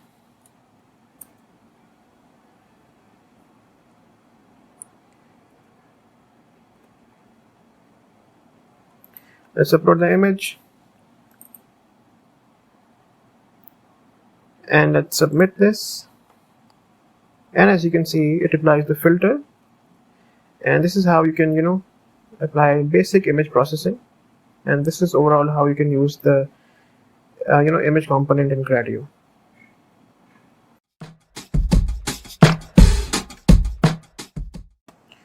Hi, so in this video we are going to look at how we can use the image editor component. It is a powerful tool that allows users to upload, edit, and manipulate images directly within a Gradio's interface. It supports various editing tools such as brushes, strokes, cropping, and layers. This component can be used both as an input and output, making it versatile for different applications. So let's start off with the basic image editor. So let's start by importing Gradio as gr. Then let's define our function and let's call it predict, and the parameter will be, let's say, IAM, and return composite. Then with gr.blocks as demo, IAM underscore editor equals to gr.image editor,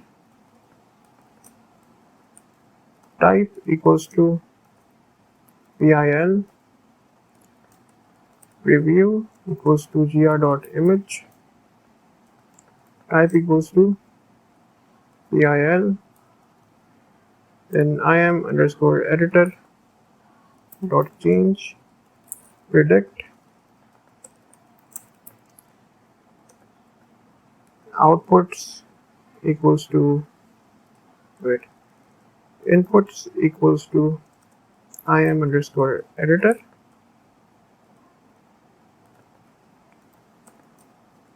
editor, and outputs equals to IM preview, and let's launch it, and hopefully it works fine. Let me close other sessions. Okay, now let's run this, and hopefully it works fine.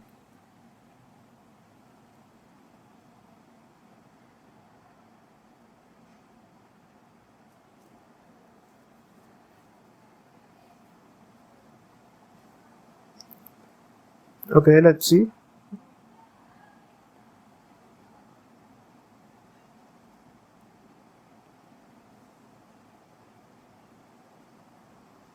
Okay,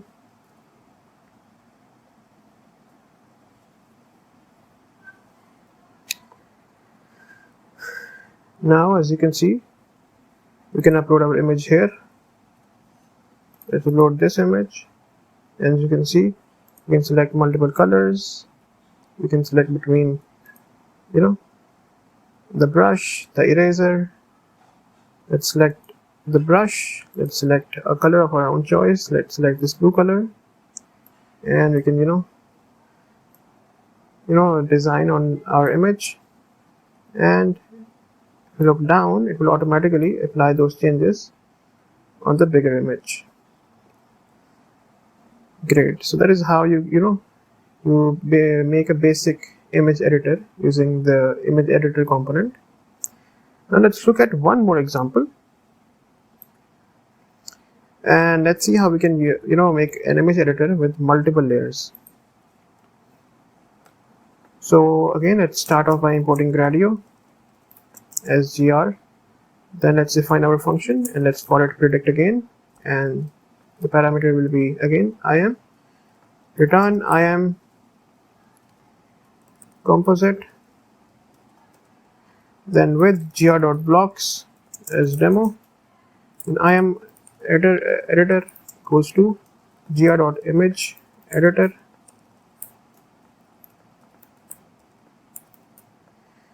then type equals to PIL, and layers will be equals to true. Then IM underscore preview, this should be IM, not image. So IM preview equals to gr.image, type equals to PIL, IM underscore editor dot change, predict, inputs equals to IM editor, and the outputs is going to be IM preview. And then finally, let's launch our application, and hopefully it works fine. As you can see,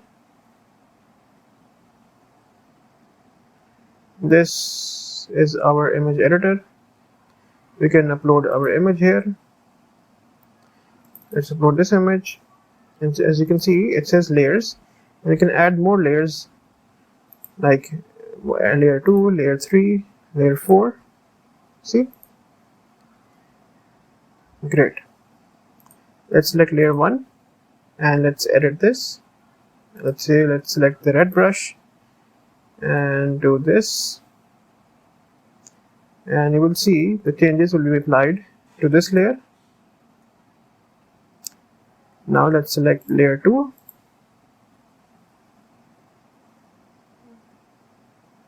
and let's choose a different brush, and let's do this here.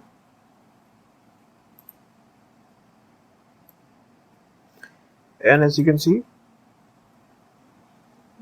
this change is also applied here. Now we can delete one of the layers, like let's delete layer 1.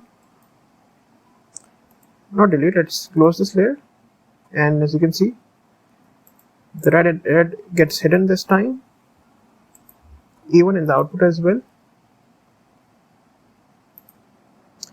Let's wait. Okay, the output basically shows all the changes we have made, whereas this small image only shows the layers that are active. So right now layer 2 is active, layer 3 is active, and layer 4 is active. Let's delete other layers. Okay, and if we check layer 1 as well, it displays the changes we made to the layer 1 as well. Great. If we close layer 2, the blue gets hidden, and if we display it again, it shows both our changes that we made to layer 1 and layer 2. Great.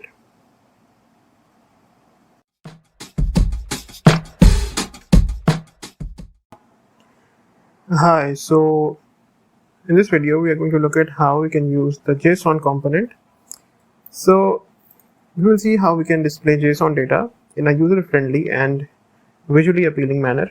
This component is typically used to display the output of a function, such as dictionary or the list that represents JSON data. Unlike other input components, JSON is not designed to accept a user input directly, making it more suitable for output purposes. Okay, so let's display a simple dictionary. Let's start by importing Gradio as gr. Then let's define our function and let's call it display dictionary, return key 1, value 1, and key 2, value 2, and then demo equals to gr.interface display underscore dictionary, which is our function. Inputs will be none and outputs will be JSON. Now let's launch it, and you will see it will display output in the JSON format.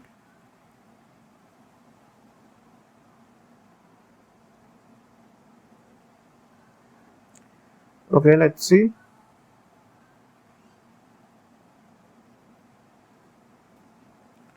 Okay, as you can see, if you press generate, it displays our dictionary in the JSON format. Great. Now let's look at another example and let's see how we can display a nested dictionary. Okay, let's start again by importing Gradio as gr. Let's define our function and let's call it nested dictionary, and then return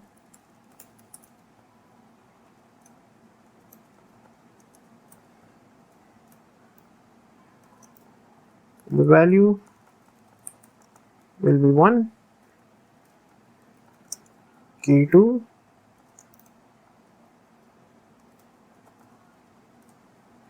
and then key 3, value 2,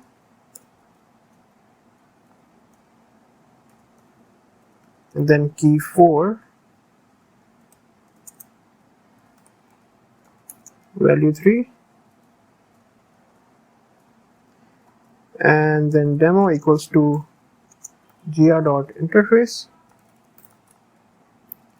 nested underscore dictionary, which is our function, and inputs will be none and outputs will be JSON. And then let's finally launch it, and hopefully it works fine.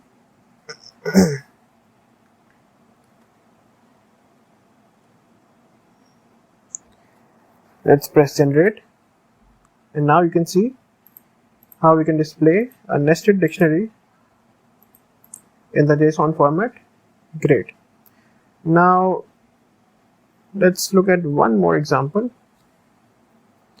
how we can display a list of dictionaries. Okay, let's start again by importing Gradio as gr. Then let's define our function and let's call it list of dictionaries, return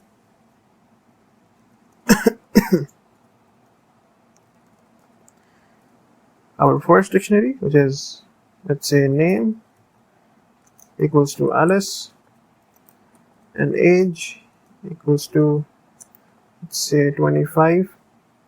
Then the second dictionary, and let's say name is Bob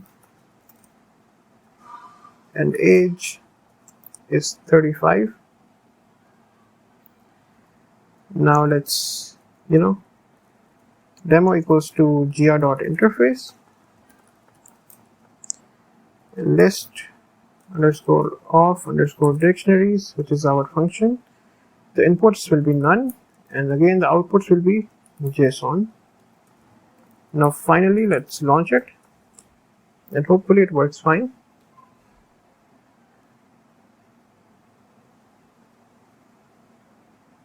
Let's generate this, and as you can see, this is how you display a list of dictionaries. Great. So this is basically how you can use this component in Gradio. Great.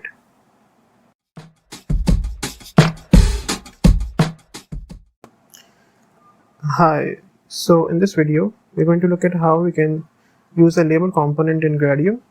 So this is used to display classification labels and their corresponding confidence scores. It is primarily used as an output component showing the results of classification tasks or regression outputs. The label component does not accept user input directly, but can be dynamically updated through event listeners. So let's start off with the basic label display. Let's start by importing Gradio as gr. Let's define a function and call it predict and return positive.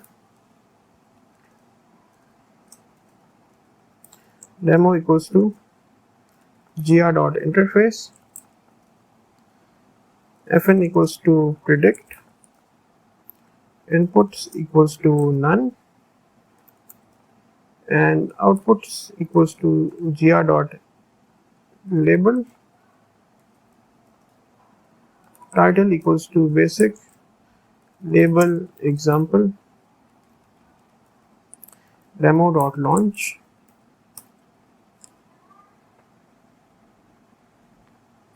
Let's see.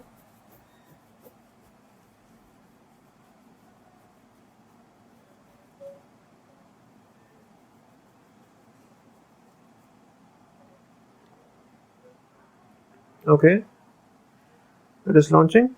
Let's see. Let's generate this. It says positive. Great. Now let's move on to another example. Let's see how we can, make a label with confidence scores. So again, let's start off by importing Gradio as gr.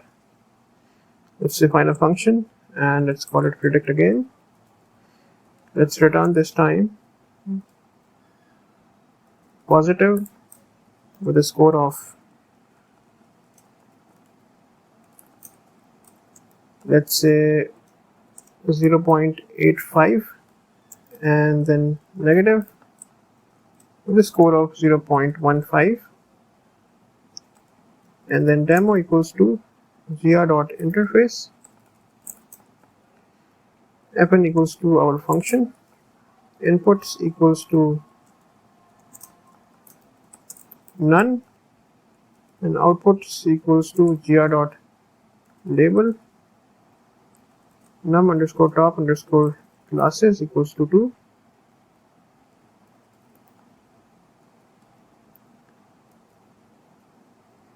Title equals to label with confidence scores, demo.launch,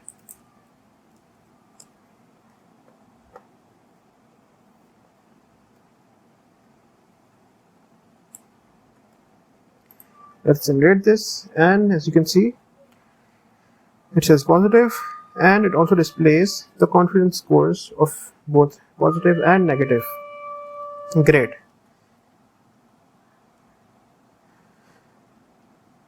Now let's look at one more example and see how we can update label based on certain conditions. Let's start off by importing Gradio as gr. Let's define a function and again call it predict, but this time we will also pass in a parameter as text. If positive in text dot lower and return positive, then else return negative. Great. Next, demo equals to gr.interface and fn equals to our function which is predict, and inputs equals to gr.textbox, and label will say something like, let's say, enter text, and then outputs will be equals to gr.label, and then title will be equals to dynamic label update. Great. Demo.launch. Let's run this.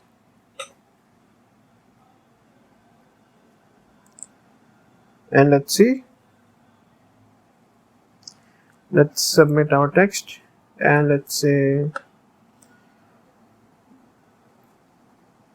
I am feeling positive.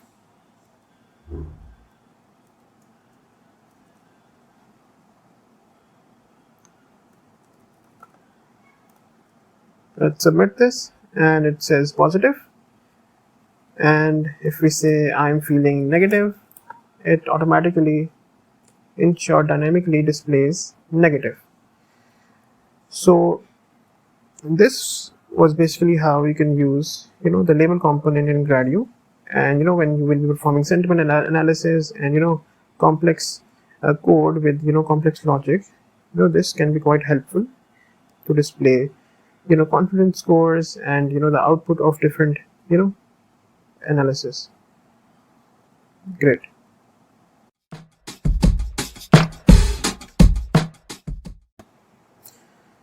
Hi, so in this video we're going to look at how we can use the LinePlot component. So it is a powerful tool for visualizing data in the form of line plots. It is particularly useful when you have two time series data or any data that can be meaningfully plotted on a line graph. The LinePlot component can be used both as an input and output component in Gradio. When used as an output, it expects a Panda data frame with at least two columns, one for the x-axis and one for the y-axis. So let's start off with a basic LinePlot.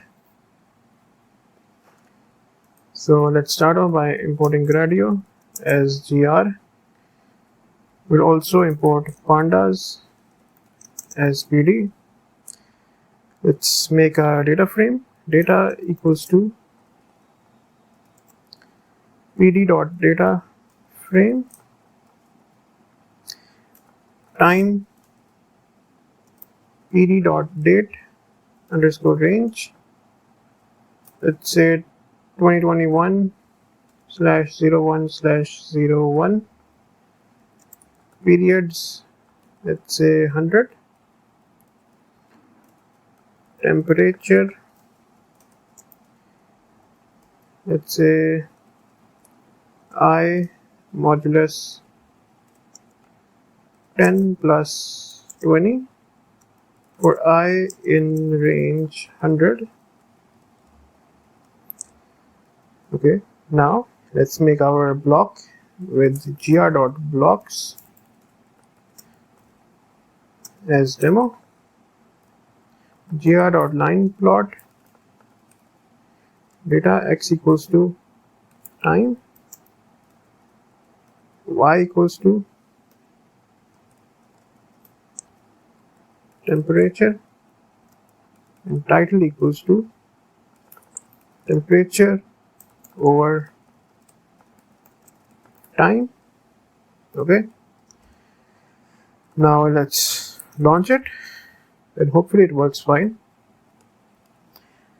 Let me close other sessions. Wait.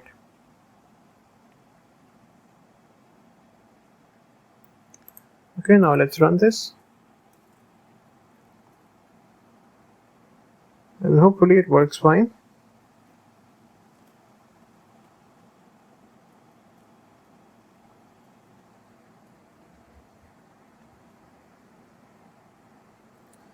Okay, let's see.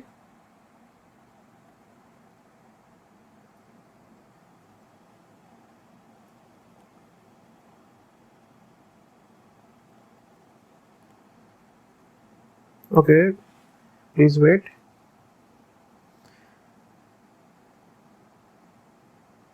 And as you can see, this displays a basic line plot based on the data that we gave.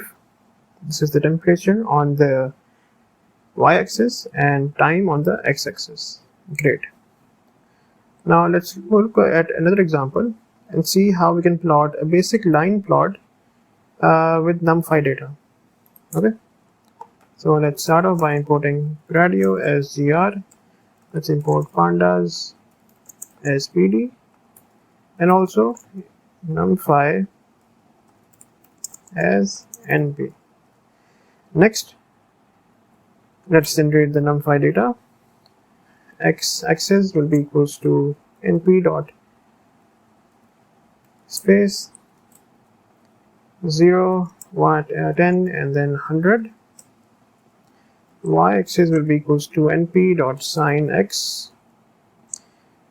Let's make our data frame, which will be equals to pd dot data frame. X will be equals to x, and y will be equals to y.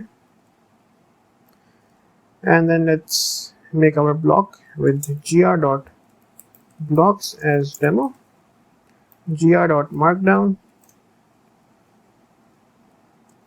sine wave, line plot,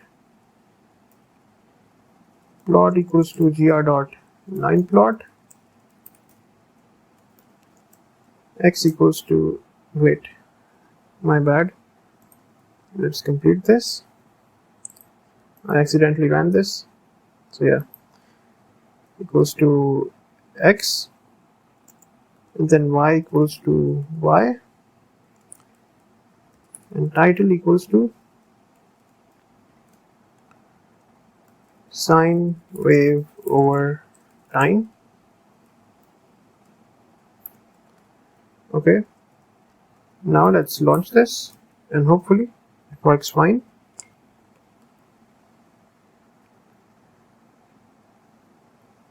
Okay, and as you can see, this is our plot using NumPy, pandas. Great. This is how you can use the line plot component inside Gradio.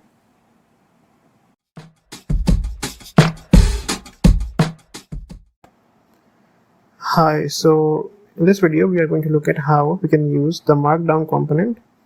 It is used to render Markdown formatted text, including latex equations enclosed in $signs. This component is primarily used as output component, meaning it is used to display information to the user rather than accepting input. However, it can also be used as an input component, though this is less common. So let's start off with a basic Markdown display example. So let's start off by importing Gradio as gr. Let's define our function and let's call it main. Let's return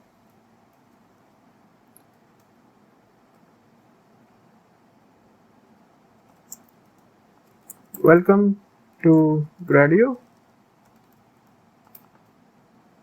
and then this is a simple Markdown example. Let's make our block with gr.blocks as demo, gr.markdown, and then Gradio Markdown component. This component is used to render Markdown text,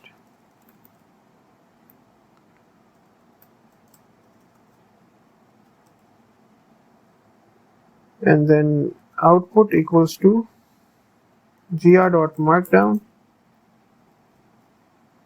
and then gr.button show message, click, main, none, and output.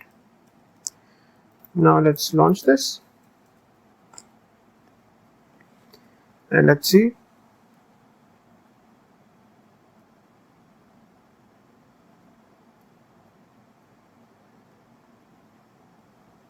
Okay,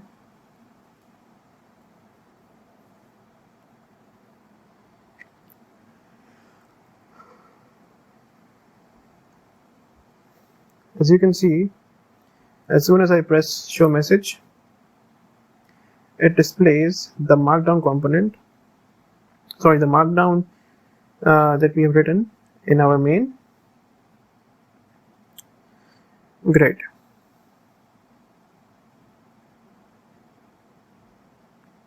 Also, this initial display message was also in markdown format, as you can see. Great. Now let's look at one more example. Let's see how we can display a dynamic markdown content. So let's start off by importing Gradio SGR.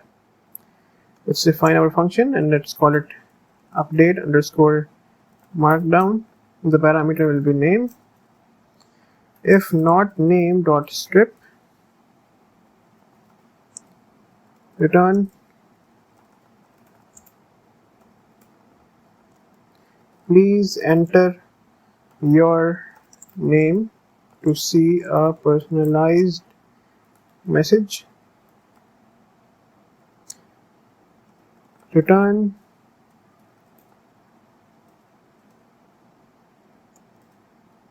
hello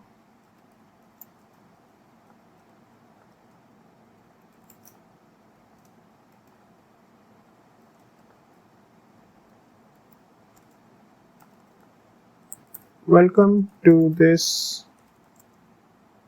interactive markdown demo. Okay, next let's build our block using Gradio with gr.blocks as demo. gr.markdown dynamic markdown example. Enter your name below to see the magic. Okay, then input equals to gr.textbox and label will say something like enter your name, placeholder equals to type your name here, output equals to gr.markdown, and your greeting will appear here. This looks fine.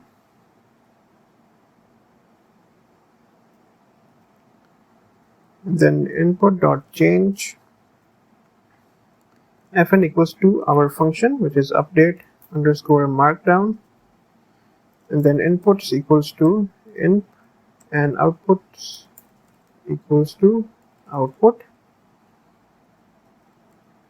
Then def clear return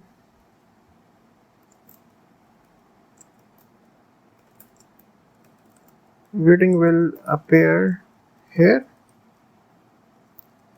Then ClearButton equals to gr.button, and it says clear input clear_button dot click, fn equals to clear, inputs equals to empty list, and outputs equals to in and output. Great. Now let's launch it and hopefully it works fine.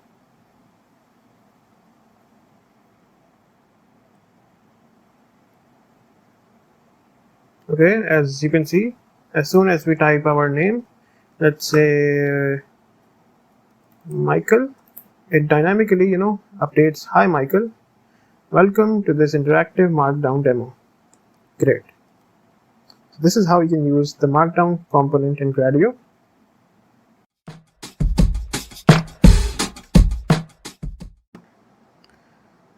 Hi, so in this video we are going to look at how we can use the model 3D component in Gradio. So this component is used to upload and view 3D model files in various formats such as .obj, .glb, etc. This component can be used both as an input and as an output component in Gradio interfaces. So let's start off with a basic example of basic input and output. So let's start off by importing Gradio as gr. Let's define a function and let's call it display underscore model.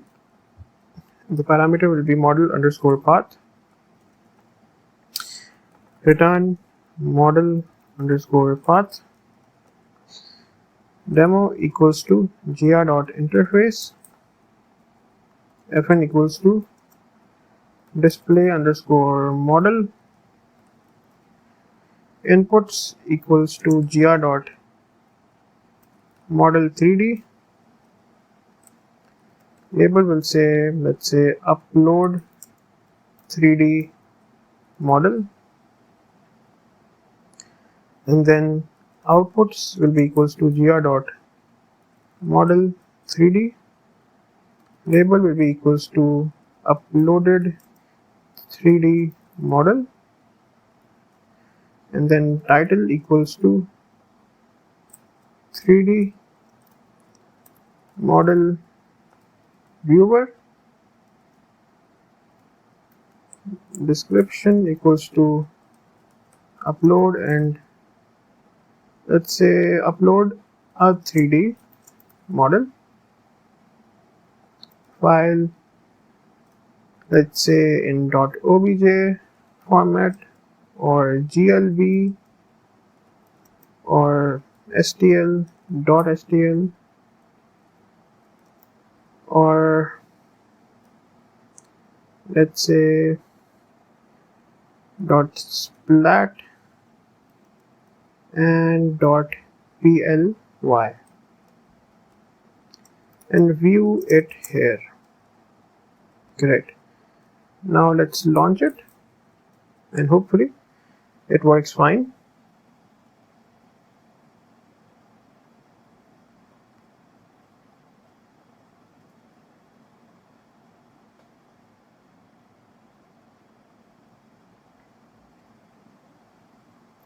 Okay, the application is loading. Please wait.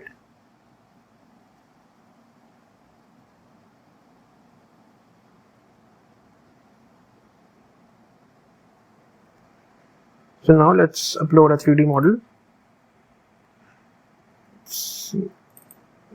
This is the 3D model we have of a grasshopper, which is in .obj format. Please wait, it is uploading.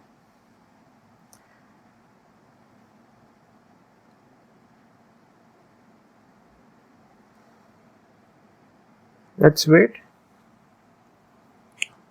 So these are basically a big, larger files. So it takes some time to upload. Okay. Let's wait.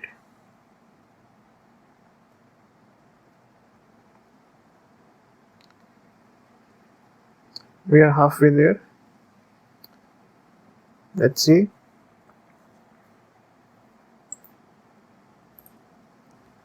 Okay, it is uploading. It is about to complete.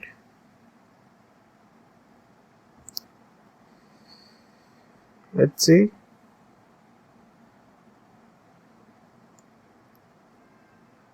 And it has uploaded. Great. And now let's submit this, and our output will be displayed here. Please wait, it will take some time to display.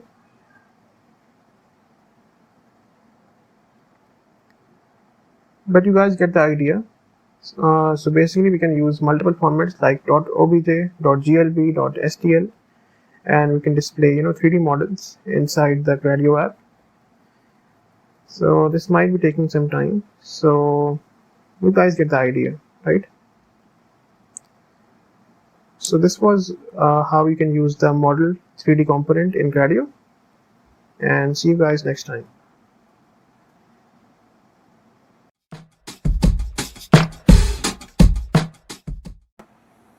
So let's see how we can use the multi-model text box component. So this is a versatile input-output component that allows users to input and display text along with uploading multimedia files like images, audios, and videos. This makes it incredibly useful for applications that require multi-model interaction, such as chatbots, multimedia annotation tools, and more. So let's start off with a basic multimedia text box example. So let's start off by importing Gradio as gr. Let's define our function and let's call it multimodel_example. The parameter will be value, return value with gr.blocks as demo, input_textbox equals to gr.multimodel_textbox. Placeholder will be equals to enter text or upload files. Next, file_count equals to multiple, and then sources equals to upload, and then file_types equals to images and video, and label will be equals to upload or type message. Output_textbox gr.multimodel_textbox label will be equals to output. Input_textbox dot change multi-model_example, which is our function. Input_textbox will be for inputs, and for outputs we will simply go for output_textbox. Now let's launch it. Hopefully it works fine.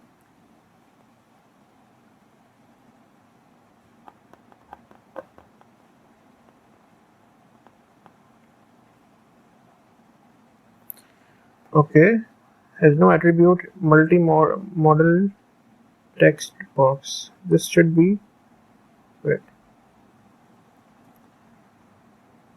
Okay, in what line? So gr.multimodel. This should be DAN, not DEN. Let's correct it here as well. Let's rerun this, and hopefully it works this time. Okay.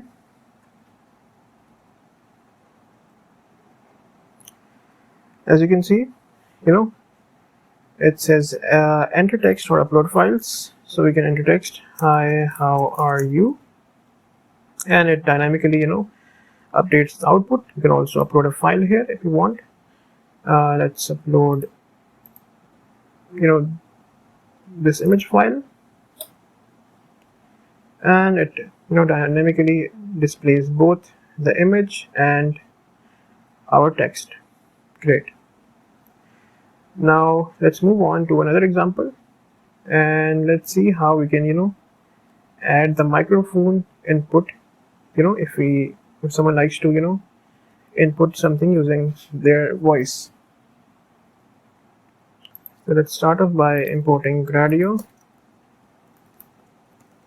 as gr, define process_audio value, and then text equals to value.get text and empty, and files equals to value.get files,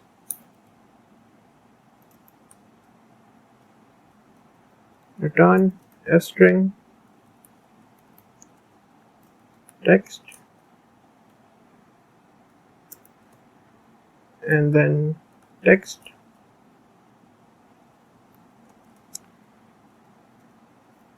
received audio files,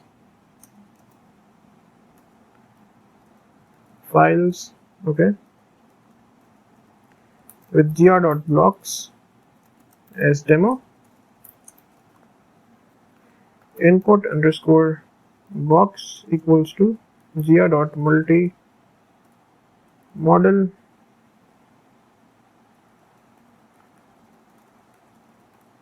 text box. Label will say something like enter text or record audio, and sources will be equals to microphone, file_count equals to multiple, output_box equals to gr.textbox, label will be equals to processed output, input_box dot change, then fn equals to our function, which is process_audio. Inputs will be equals to input_box, and outputs will be equals to output_box. Demo.launch. Let's run this. Okay, we have an error. File_count. Sorry, we forgot to put this bracket here. Now, and wait. This should be files. Now let's run this, and hopefully it works fine. Okay, we forgot to put one more bracket here. Now let's run this. God, this should be sources. Yes, let's run this again. Okay, and hopefully it works fine this time.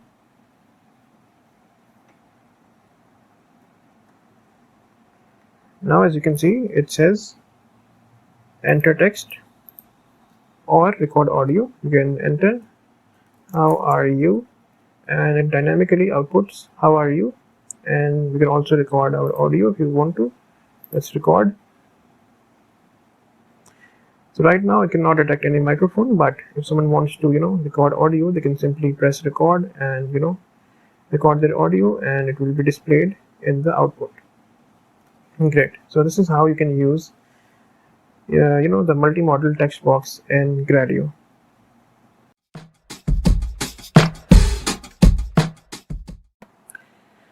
So in this video, let's see how we can use the number component. So this is used to create numeric input and output fields. It allows users to enter numbers as input and display numbers as output. This component can accept both integers and floats, and provides options to set minimum and maximum values, precision, and step increments. So let's start off with the basic example that uses simple number input and number output. So Let's start off by importing Gradio as gr. Let's define a function and let's call it double number. The parameter will be value. Return value multiply by 2. Demo equals to gr.interface. Fn equals to double underscore number. Inputs equals to gr.number. And label equals to enter a number. And outputs equals to gr.number. Label equals to doubled number. Now let's launch it and let's see.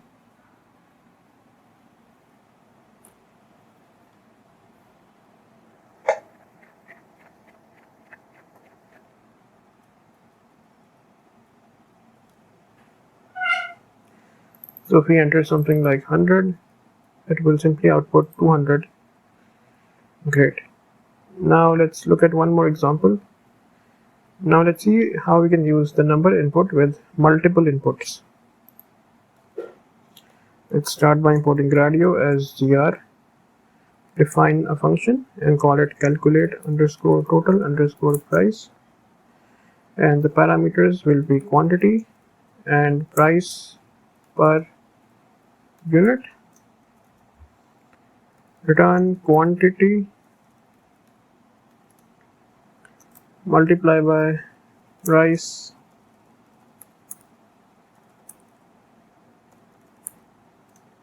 per unit.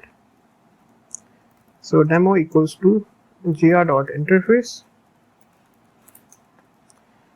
Fn equals to our function, which is calculate underscore total underscore price. Inputs equals to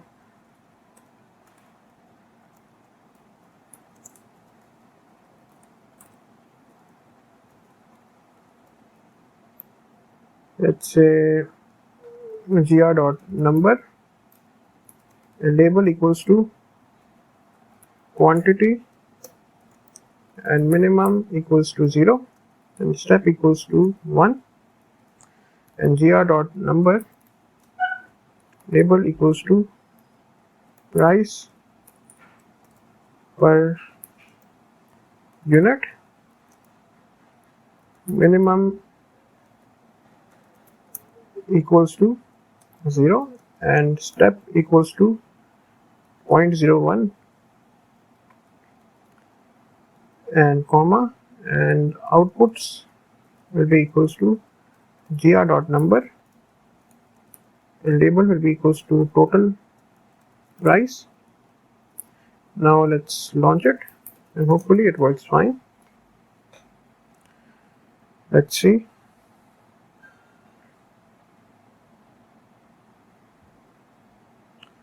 Okay, so let's add quantity to be 5 and price per unit will be 25, so it will automatically output 125. Great. So this is how you use the number component in Gradio.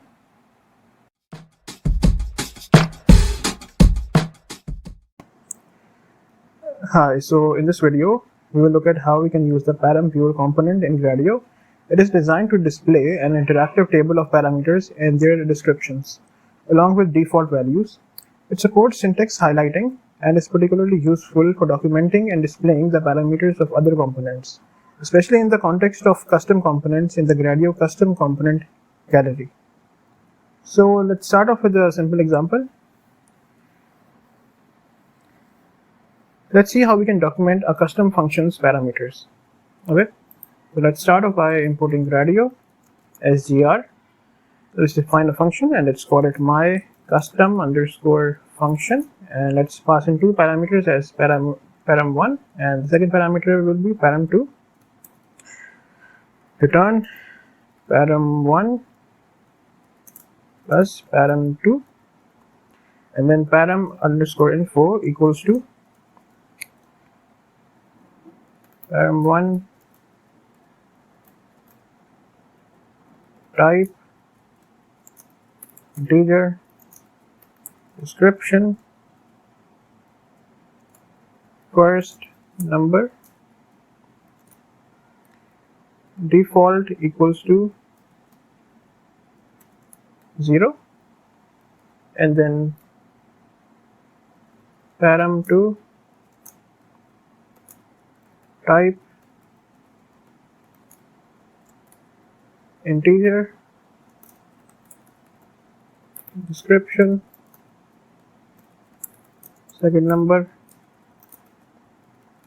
default,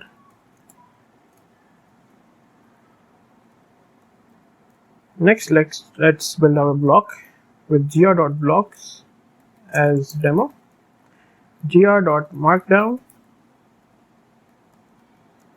my custom function, gr.param viewer, param_info, and finally let's launch it.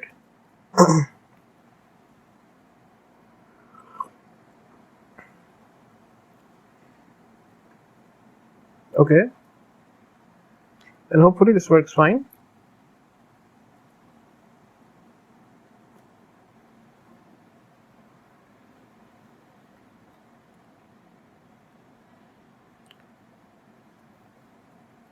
Okay,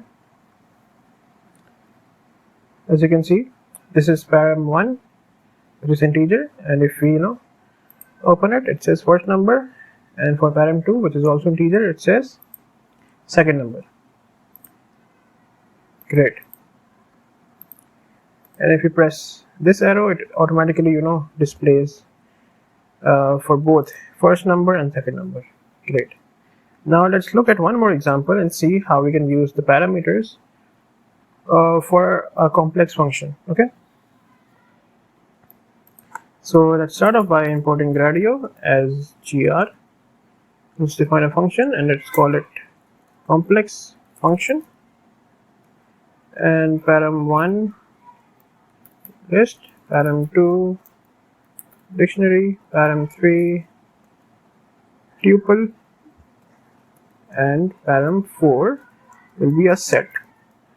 Next, return a string, param1,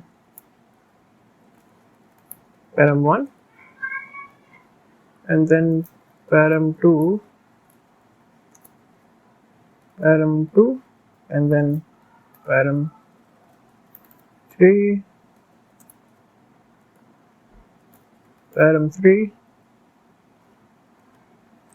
and then param4,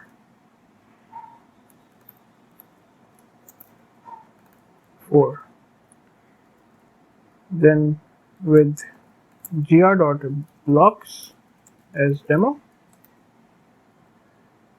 gr.markdown,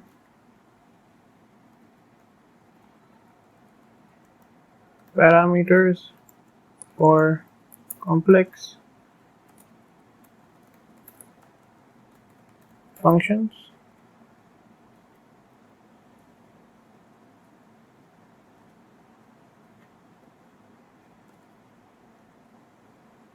and then gr.param viewer,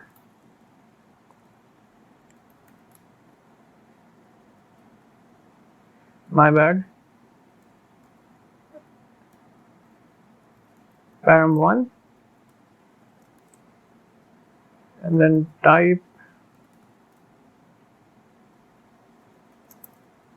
this will be list,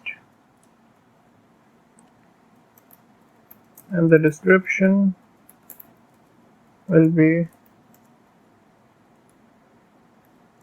a list parameter, and default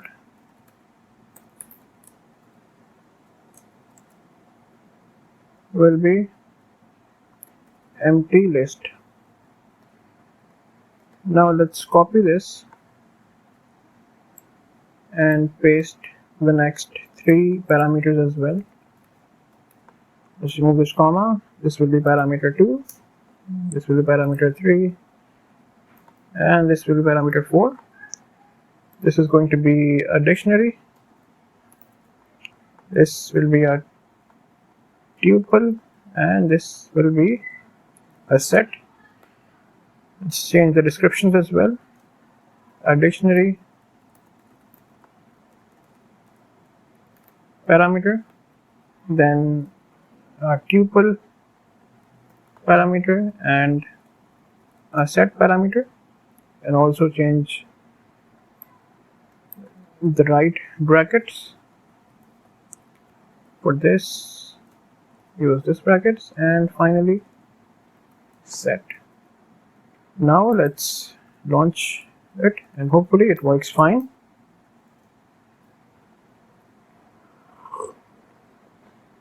Okay, so this should be Markdown, not Markdown. Okay, let's see. Okay, as you can see, if we press this, we can easily see parameter 1 list.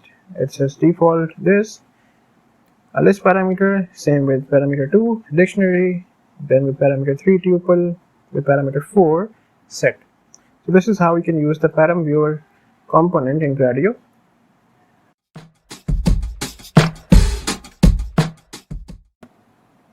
So let's see how we can use the plot component. So this is designed to display various types of plots generated using popular plotting libraries like Matplotlib, Plotly, Altair, and Bokeh. This component is primarily used as an output component to visualize data interactively. Although it can technically accept user input, it's rarely used in that context. So let's start off with a simple example. Let's build a basic Matplotlib plot. Okay. So let's start off by importing Gradio as gr. We'll also import matplotlib.pyplot as plt, and define a function, and let's call it plot underscore function. Okay, then figure and x equals to plt.subplots, x.plot 1 2 3, and then 4 5 6. Okay, and return fig. Then demo equals to gr.interface, fn equals to the function that we define, which is plot underscore function. Inputs will be equals to none, and outputs will be equals to plot. And let's finally launch it.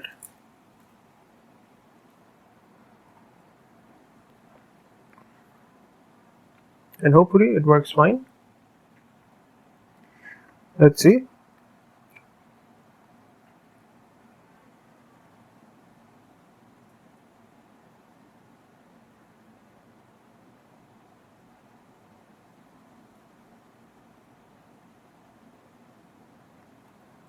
Let's generate our plot, and as you can see, it generates a basic beautiful plot using Matplotlib. Now let's move on to another example. Let's see how we can make a line plot with labels and title. So again, let's start off by importing Gradio as gr. We will again import matplotlib.pyplot as plt. Then let's define our function, and let's call it plot function, and then fig and x equals to plt dot subplots, x dot plot 1 2 3, and then 4 5 6, and label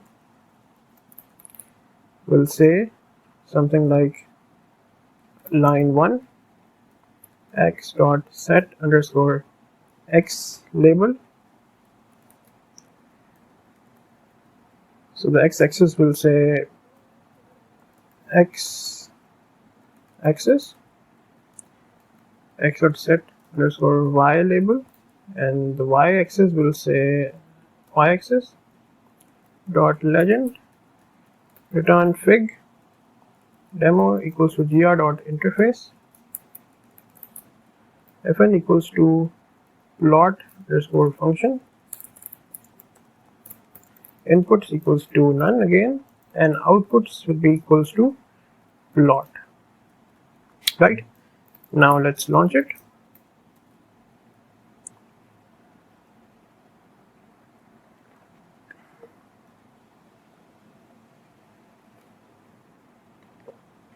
And as you can see, as soon as we press generate, it generates our plot.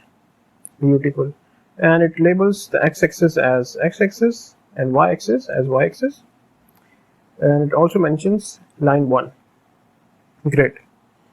So let's look at one more example, and let's see how we can make a basic bar plot. So let's start off by importing Gradio as gr, then again matplotlib.pyplot as plt, then define our function, then again fig x equals to plt dot subplots, and then categories equals to a b c, right? And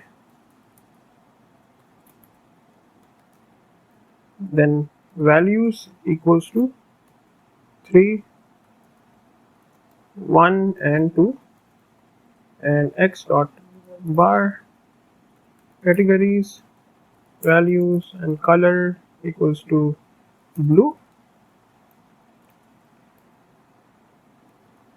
Okay, next x dot set x label, and it will say category x dot set y label, and it will say value x dot set underscore title, which will say bar chart, return fig, and demo equals to gr dot interface fn equals to plot underscore function, which is our function, and inputs again will be equals to none and outputs will be equals to plot. Now let's launch it, and hopefully it will work fine. Let's see. Let's press generate, and there we have our bar plot, bar chart. So this is how you can use, this basically this plot component in Gradio, right?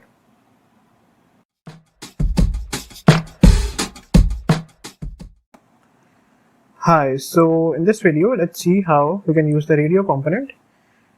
So this is a user interface element that presents a set of options using a radio button, from which the user can select only one. This component is commonly used in scenarios where a single choice is required from a predefined set of options. For example, selecting a language preference, choosing a category, or picking a setting. So let's start off with a basic radio button group example. So let's start off by importing Gradio as gr, then let's define a function, and let's call it greet. The parameter will be name, and return f hello and name, then demo equals to gr dot interface fn equals to greet, and inputs equals to gr dot radio, and then Alice, Bob, and Charlie, and label will be equals to choose a name, and outputs will be equals to text. Demo.launch. Let's launch this, and hopefully it works fine.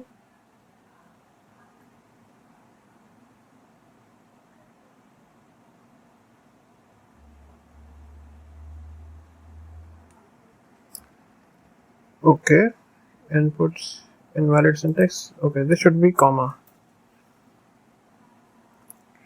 Let's rerun this.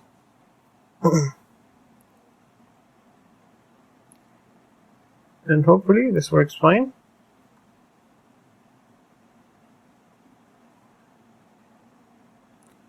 Okay,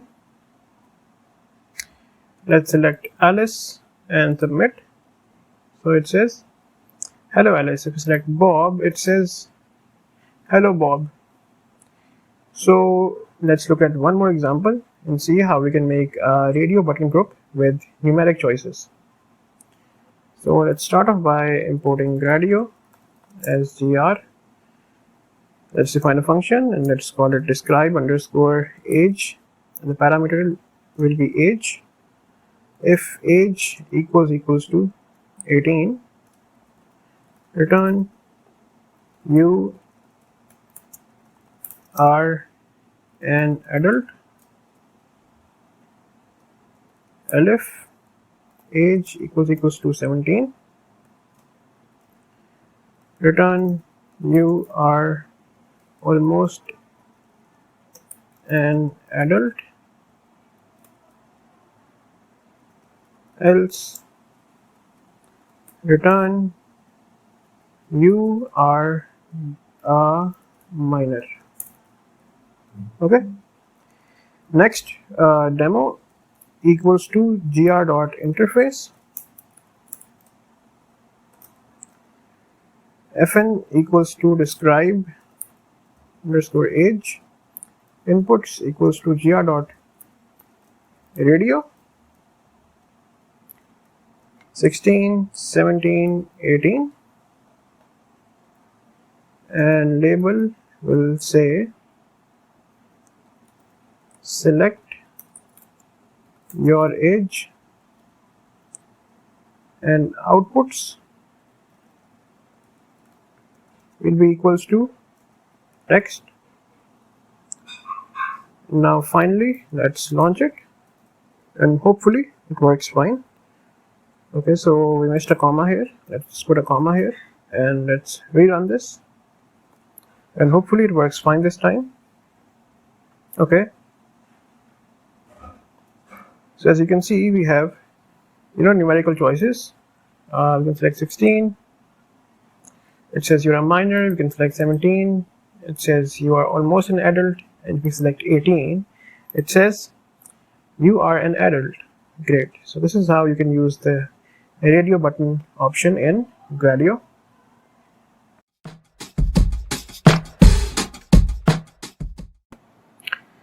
So in this video we're going to see how we can use the scatter plot component. This is designed to create interactive scatter plots from pandas data frame.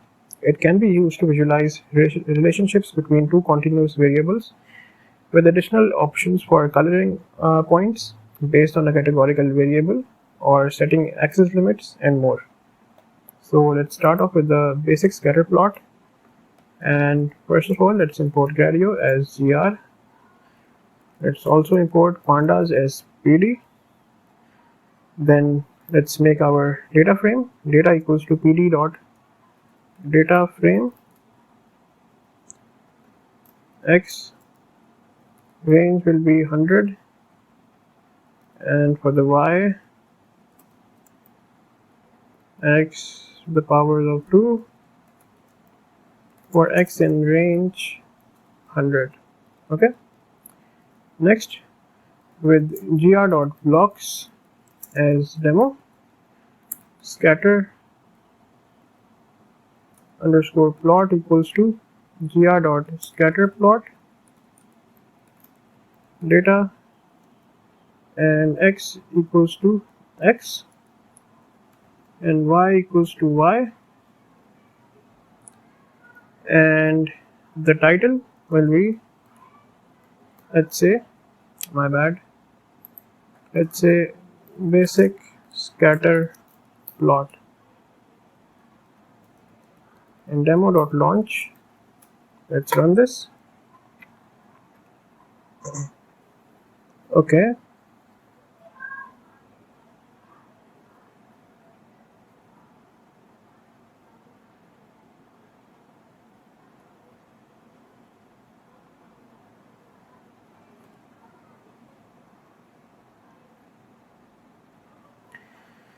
Okay, let's see. As you can see, this is a basic scatter plot. You can see the y-axis and the x-axis. Great. Now let's look at one more example. Now let's make a scatter plot with the color coding. Okay. Let's start off with by importing Gradio again as gr. We'll also import pandas as pd. Then data equals to pd dot data frame x. Range will be again 100. And y for x in range 100.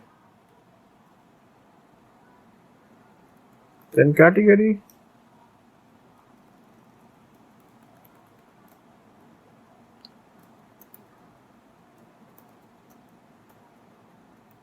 if I is less than 50, else b for I in range 100.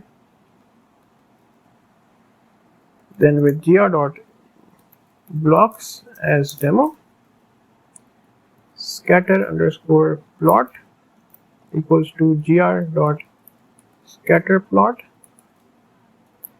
data, which is our function, which is our data frame, and then x equals to x and y equals to y, color equals to category, and title equals to color coded scatter plot, and then demo.launch. Let's see.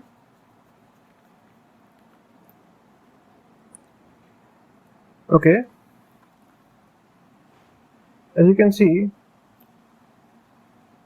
we have a scatter plots that is color coded, based on the condition that we applied. Great. So this is how you can use the scatter plot component in Gradio.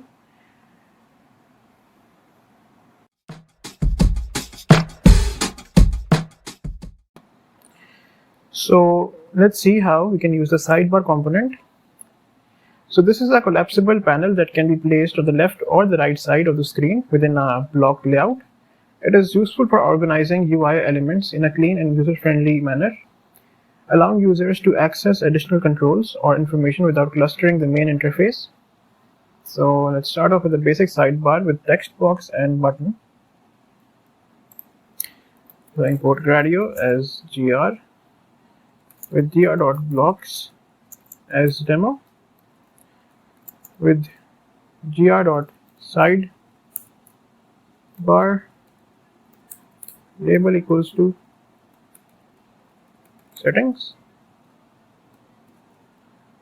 gr.textbox label equals to enter text, and gr.button submit, then demo.launch. Let's run this.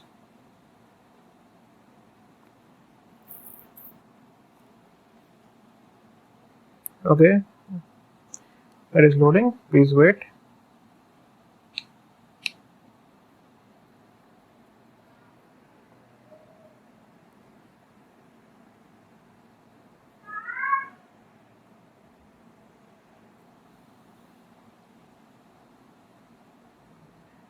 As you can see, if we press this, it collapses, and if we press this again, it opens. We can enter text. Let's say, hi, how are you? And if we press submit, it does nothing because this is just a basic button. Great.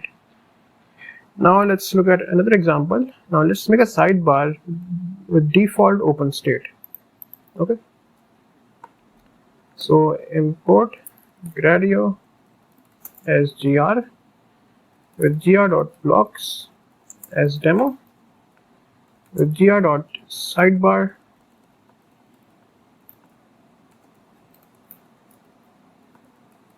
label equals to settings, and open equals to true, right? gr.textbox label equals to enter text, and then gr.button which says submit, and then let's launch it. And for this one, the sidebar will be open by default, right? But let's say if we want the sidebar to be closed by default, we can simply make this false and rerun this. And as you can see, the sidebar is closed by default, and we can easily open it and collapse it again. Great. Now let's look at one more example, and let's see how we can make a sidebar with the custom width, right? So let's start off by importing Gradio as gr with gr.blocks as demo, with gr.sidebar label equals to settings, width equals to 300, gr.textbox label equals to enter text, gr.button submit, and then demo.launch. Let's see. As you can see, this has a certain width. If you want to increase this width, we can, let's make it 1000, and let's rerun this. Okay. As you can see, it has a bigger width now, and we can collapse this and again open this up. Great. So this is basically how you can use the sidebar component in Gradio.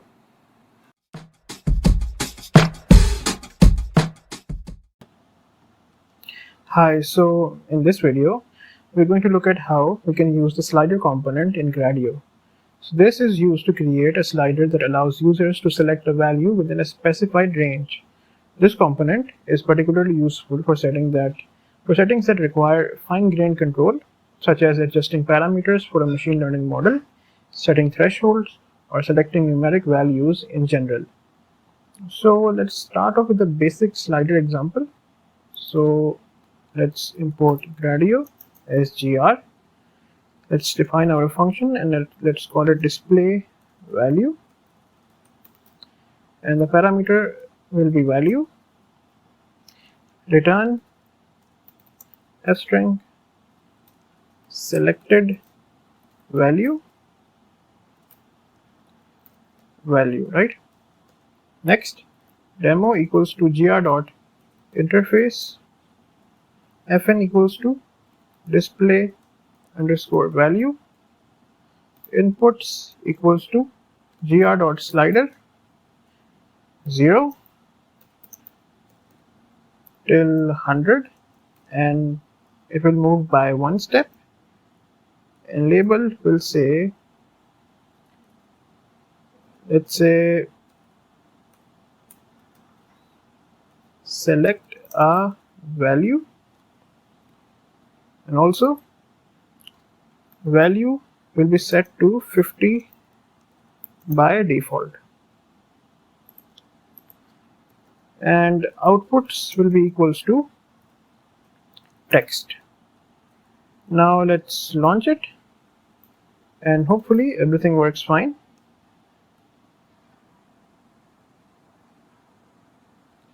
Okay, the application is launching.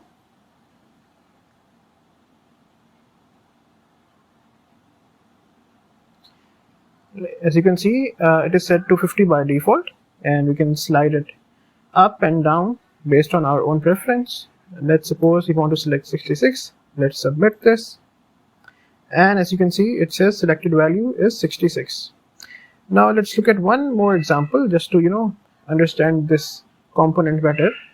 Let's say if you want to build a slider with a custom step size. So let's start off by importing Gradio as gr, and let's define a function and let's call it display step.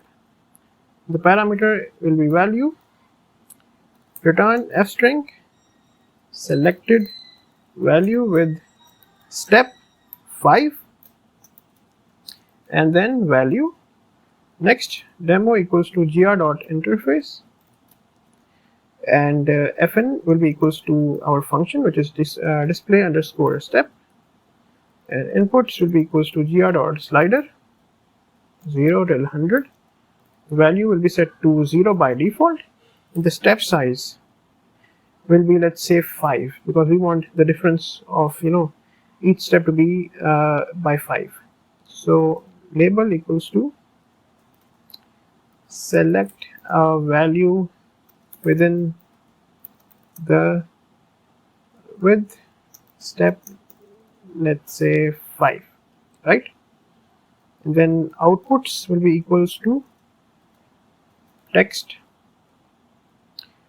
Then finally demo.launch, and let's run this, and hopefully everything works fine. Okay, it is launching. Let's see. And as you can see, it is set to 0 by default, and we can move each step by a difference of 5. So let's select 45 and let's submit this, and it says selected value with step 5 is 45. So this is how you can use the slider component in Gradio.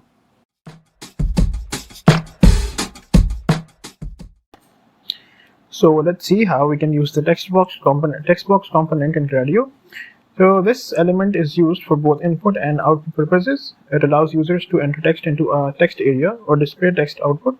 This component can be configured in numerous ways to suit different use cases, for simple text entry to more complex text manipulation and analysis tasks. The textbox component supports various event listeners that enable you to respond to user interactions. So let's start off with a basic input and output example. So let's start off by importing Gradio as gr. Let's define a function and let's call it greet, and the parameter will be name, return f-string hello and name. So demo equals to gr.interface, fn equals to greet, inputs equals to gr.textbox, label equals to enter your name,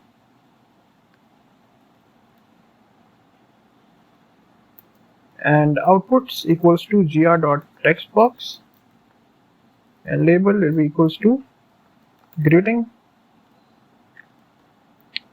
Demo.launch. Let's run this.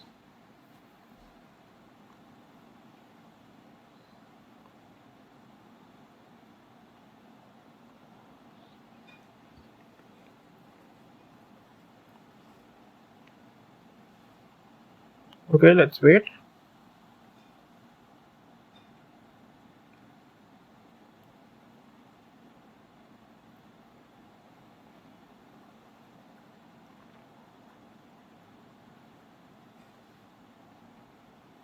So let's type Mark, and it says hello Mark. Simple. Now let's look at another example. So let's work with a basic password input example, right? So let's start off by importing Gradio as gr.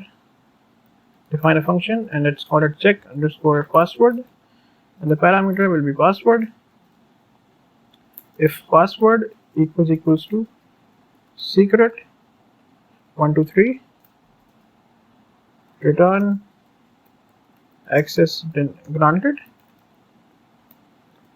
otherwise else return access denied,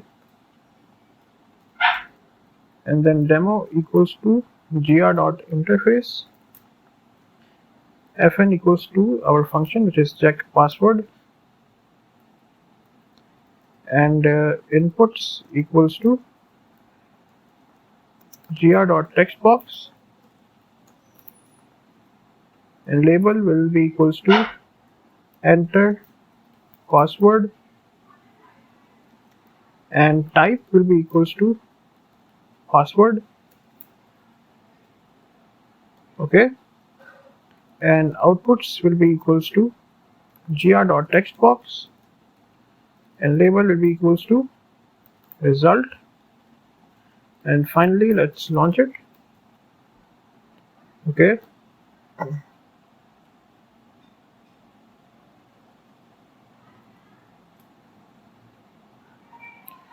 so let's submit our password. So let's type a wrong password first, secret12345, and it says access denied. Now let's write the correct password, secret123, and it says access granted. Great. Now let's look at one more example and see how we can make a multi-line text input. So let's import Gradio as gr, define echo_text as our function, and the parameter will be text. Oh sorry, I accidentally ran this, and return text.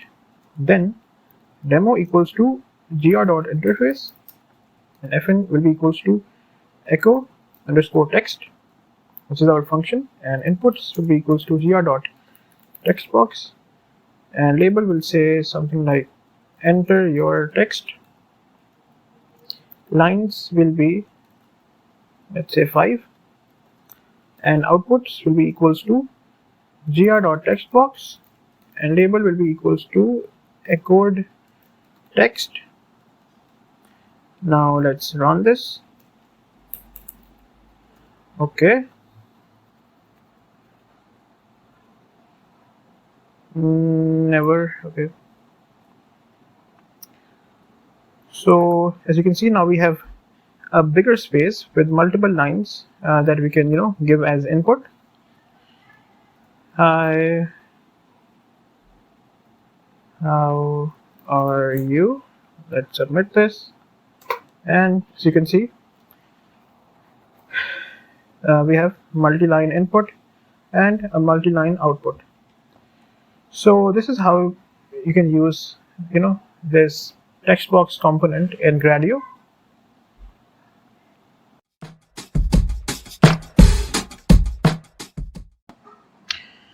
Hi, so in this video we're going to see how we can work with the upload button component.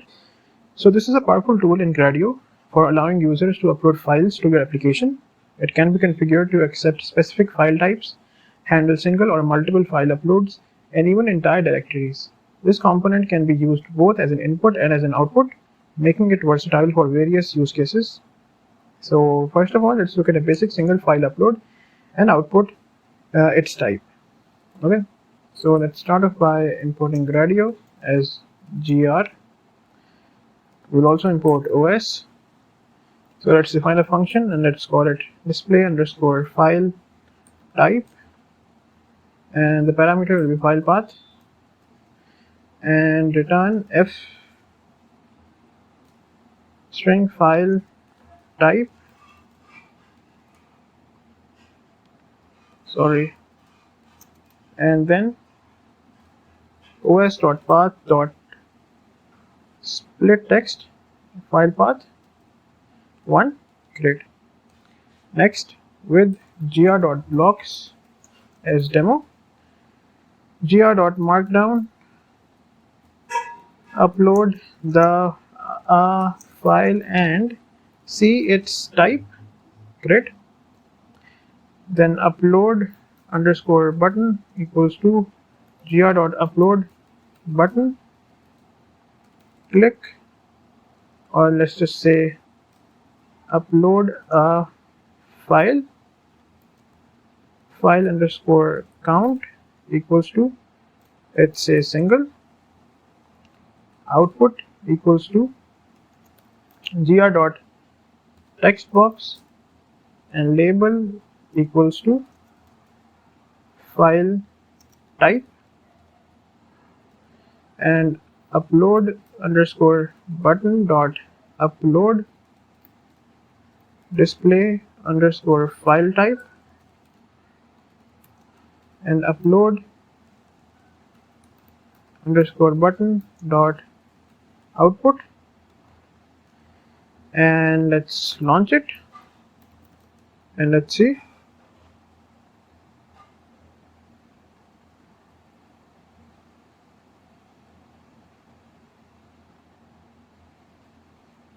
Okay, the application is loading. Let's see.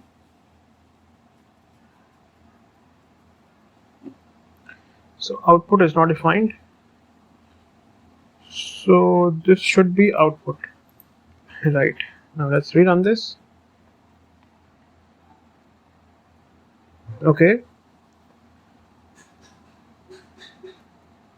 as you can see now, as soon as we press upload a file, we can easily select any file from our system. Let's select this file, and it says file type .jpg. Simple.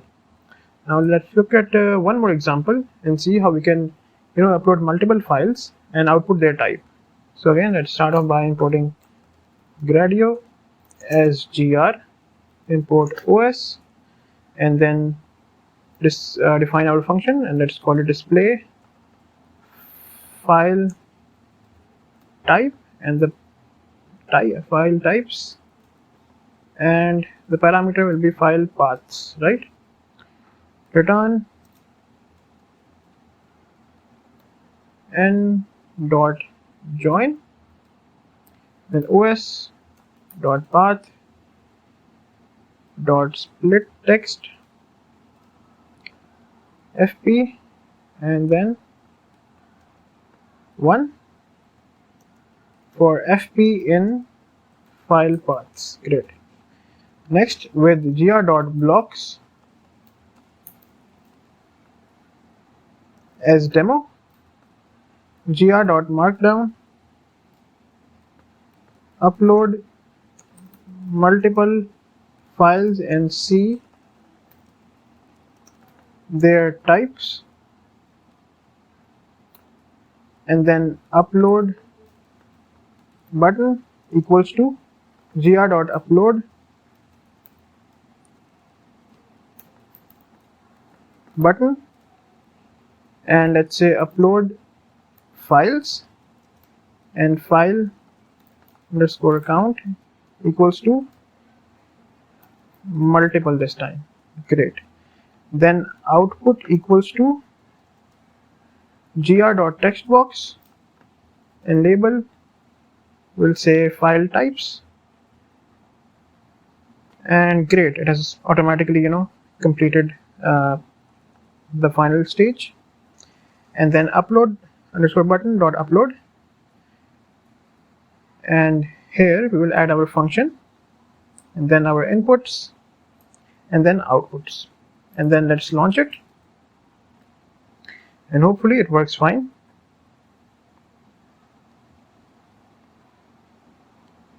Let's see. Let's upload files, and now we can select multiple files, and let's select many files, and let's select open, and now wait, it gives us error. Okay, let's review our code. File paths, file n dot join os dot path dot split text. Okay, 1 for fp in file paths with gr.blocks as demo, markdown, upload files. Okay, this looks fine. Then file count is equals to multiple. Let's make it double quotes just to be safe. And then output equals to gr.textbox, label equals to file types, upload underscore button dot upload, and display file types, upload button, and output. Let's relaunch this and let's see, and hopefully this works fine. Upload file, let's upload our files, upload.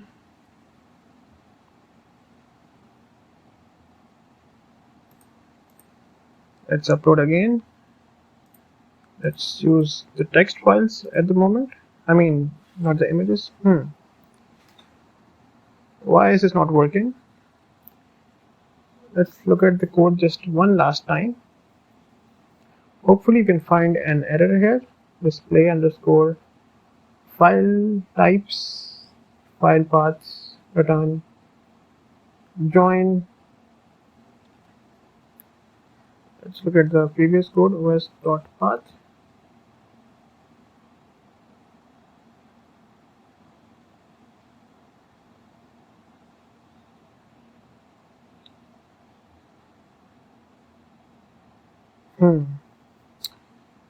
Okay, so split text fp1.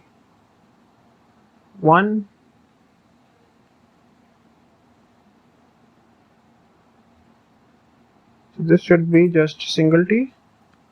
Okay, let's rerun this, and hopefully this will work fine. Let's see. Now let's upload multiple files. Let's upload this.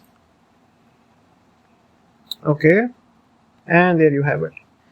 It displays all the files that we have selected. Great. So this is how you can use, upload button in Gradio.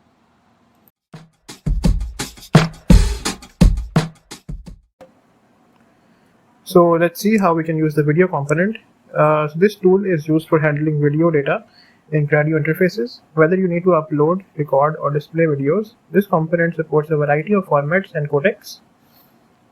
So the component ensures that the video is playable in the browser by converting it into necessary, like one of the supported formats. So let's start off with the basic video upload and display. So import Gradio as gr. Let's define our function and let's call it display underscore video, and the parameter will be video. Return video, and then demo equals to gr.interface, and then display underscore video, which is our function. Then gr video, and the label will be equals to upload video, and gr.video label will be equals to upload video. Okay, and then title will say something like video upload and display, and then description will be equals to upload video and see it displayed.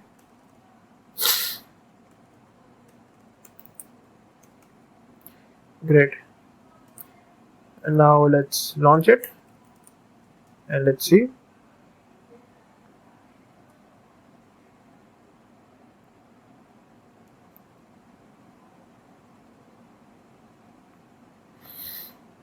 Okay, the application is loading. Let's see.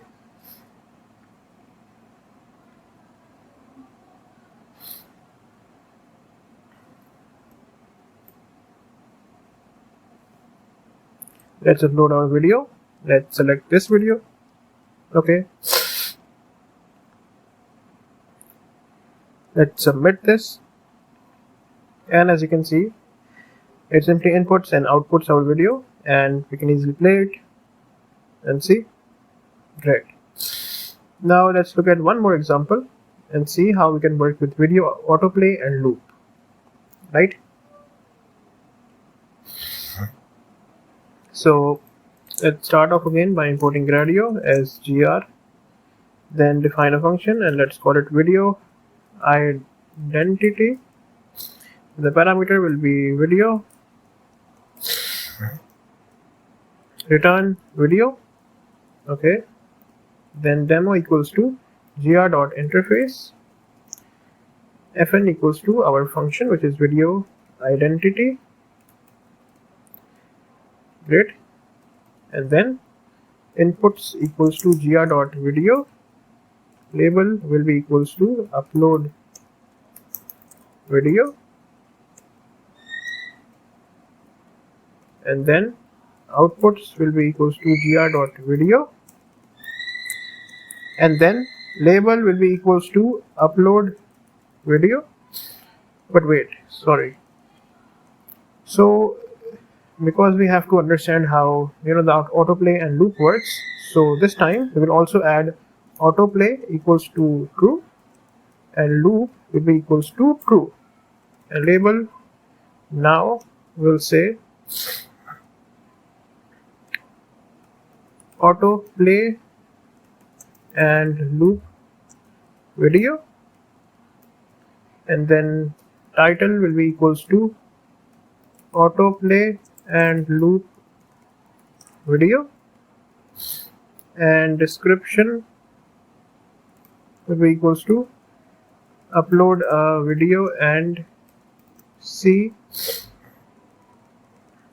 video, and it will autoplay and loop it, right?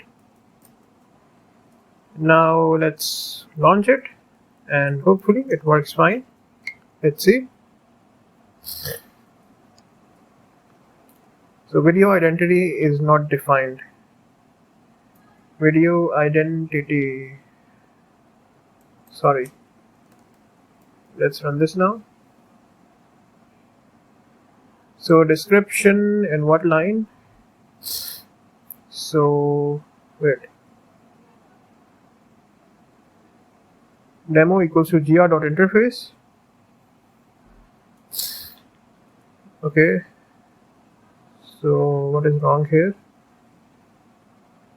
Okay. Title equals to this. Video equals to this. Label, loop is true. Autoplay is true. What is wrong here? Got an unexpected argument description. Okay, sorry. This should be just yes. Now let's run this, and hopefully it works fine. Okay. Now let's upload our video. Let's use the same video, and let's submit this. And you can see that this video autoplays and it plays in a loop. This video will be repeating again and again. See? Perfect. So this is how you can use the video component in Gradio.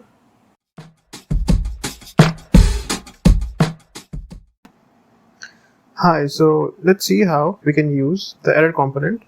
So this allows developers to display custom error messages to users in a model format. This component is particularly useful for handling exceptions and providing user-friendly feedback. This error can be raised anywhere in the code, and it will trigger a model to appear with the specified message. So let's start off with a simple error message. So let's start by importing Gradio as gr, and let's define a function, and let's call it greet name, and then if not name, raise gr.error, and let's say name cannot be empty, return f string hello name demo equals to gr.interface greet, and the inputs will be text, and the output is also going to be text. Let's launch it, and hopefully it works fine.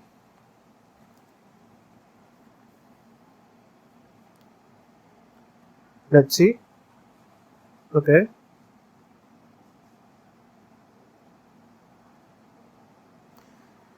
So if we leave the field empty and submit this, it gives us an error. As you can see, error name cannot be empty. And if we write something, let's say hi and submit this, it says hello, hi. Great. Now let's move on to another example, and now let's see how we can set the duration of that error message. Let's start off by importing Gradio as gr. Then let's define our function and let's call it check_age. The parameter will be age. Then if age is less than 18, raise gr.error. You must be at least 18 years old. The duration will be, let's say, 5. And return welcome. Then demo equals to gr.interface, and then check_age, and the inputs will be number and the outputs will be text. Then demo.launch, and hopefully it works fine.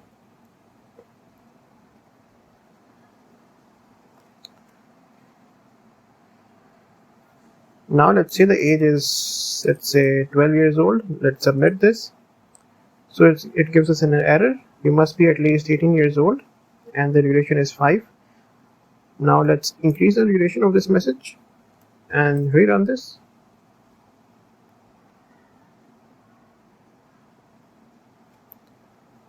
Now if we submit another error, now this time the error displayed is displayed for a longer time because we have increased the duration. See? Great. Now let's look at one more example. Let's see how we can use a custom title for our error message. Okay. Let's start off by importing Gradio as gr.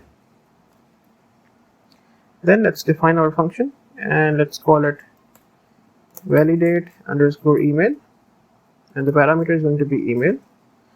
Then if at not in email, then raise gr.error invalid email address. The title will be, let's say, email error,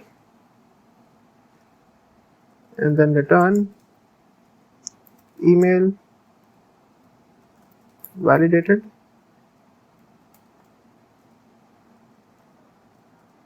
Demo equals to gr.interface and validate email, which is our function.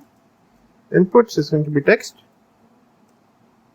and the outputs is also going to be text. And demo.launch.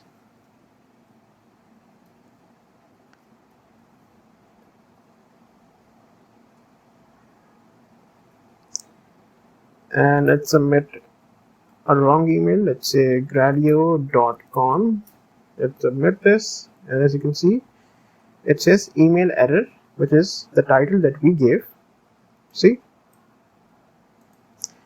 And now let's put a correct email. Let's say gradio@gradio.com. Let's say, if we're checking for the @ in the email, and it says email validated. Great. So that is how you can use the error component in Gradio.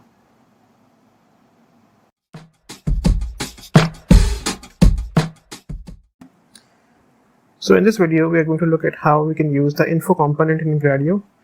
So it allows you to display informational messages to users in a model dialog. This is particularly useful for providing feedback, instructions, or additional context during the interaction with your Gradio demo. The model appears with a gray background and a default text info. The message can be customized, and you can also specify how long the model should remain visible. So let's see how we can, make a basic info message. So let's start off by importing Gradio.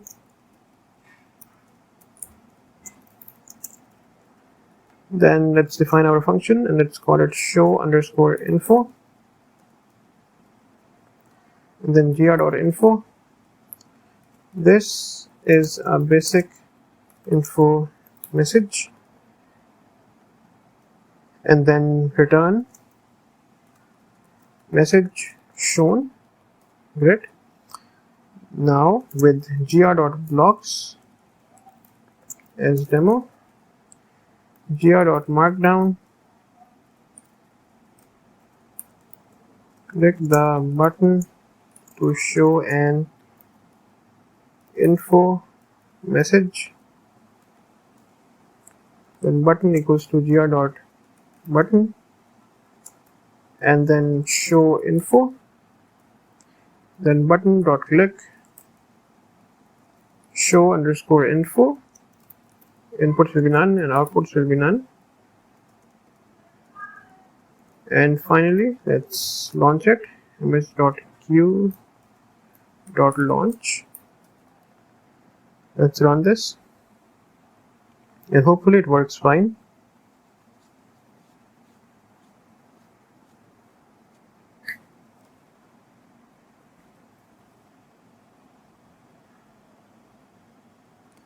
Okay, wait, it is launching.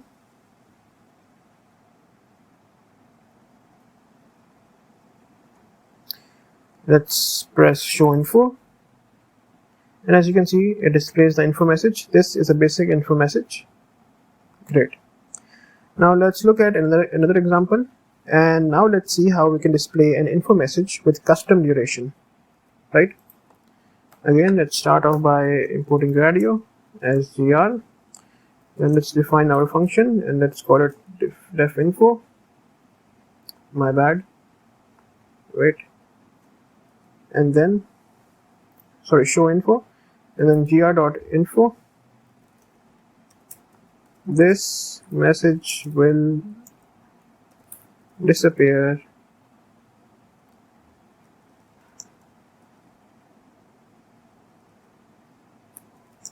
in desired number of seconds. Okay, we'll set the duration to 10. Return check the info model. Okay, now with gr.blocks as demo, gr.markdown, click the button to see a timed message, then button equals to gr.button show timed info, then output equals to gr.textbox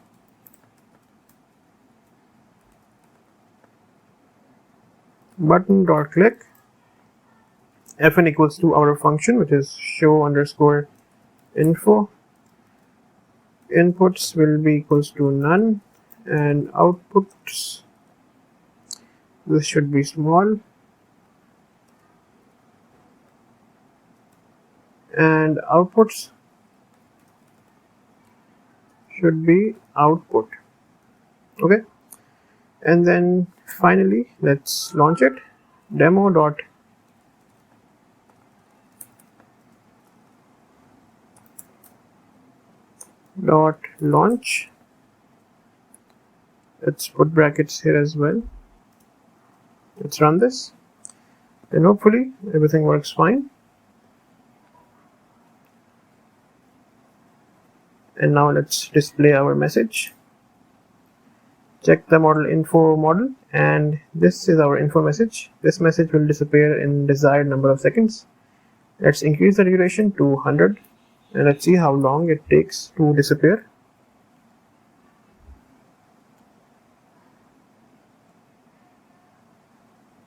Let's press this again, and as you can see, it is taking much longer than before. Great, so this is basically how you can use the info component in Gradio.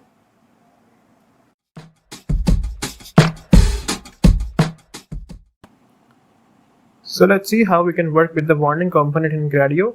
This allows you to display custom warning messages to users in a model format. This is useful for informing users about potential issues or errors in their interaction with the application. The model is yellow by default and has a heading warning. To use the Gradio warning component, you need to ensure that the queue is enabled in your Gradio application. So let's start off with a basic warning example. So let's import Gradio as gr. Let's define our function and let's call it show warning, and then gr.warning. This is a basic warning, and then the duration will be set to 5 and return warning shown, and then with gr.blocks as demo, button equals to gr.button show warning, and then output equals to gr.textbox button.click, and then fn equals to show underscore warning, which is our function, and inputs equals to none and outputs equals to output, right? Then demo.q.launch, and let's run this and hopefully it works fine. Okay, and as you can see, as soon as we press show warning, it says warning, this is a basic warning, and warning shown. Great. Now let's move on and let's see just one more example. So let's make a warning with a custom title. So again, let's start off by importing Gradio as gr.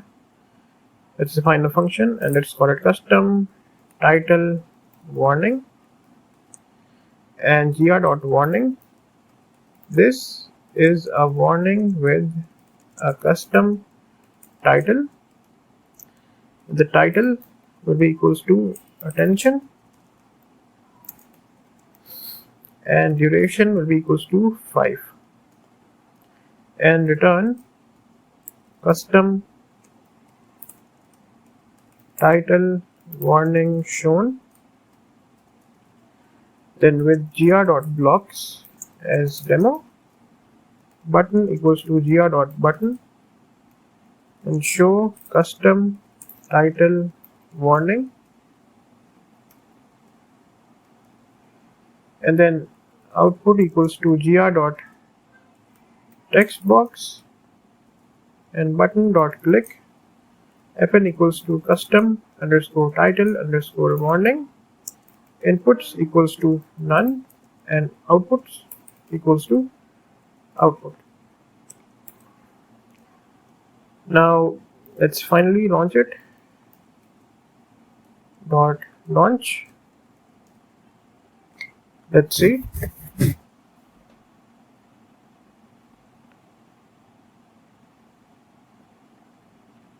And now as soon as we press show custom title warning, it says attention, this is a warning with a custom title. So this was all how you could how you can work with the warning component in Gradio, right?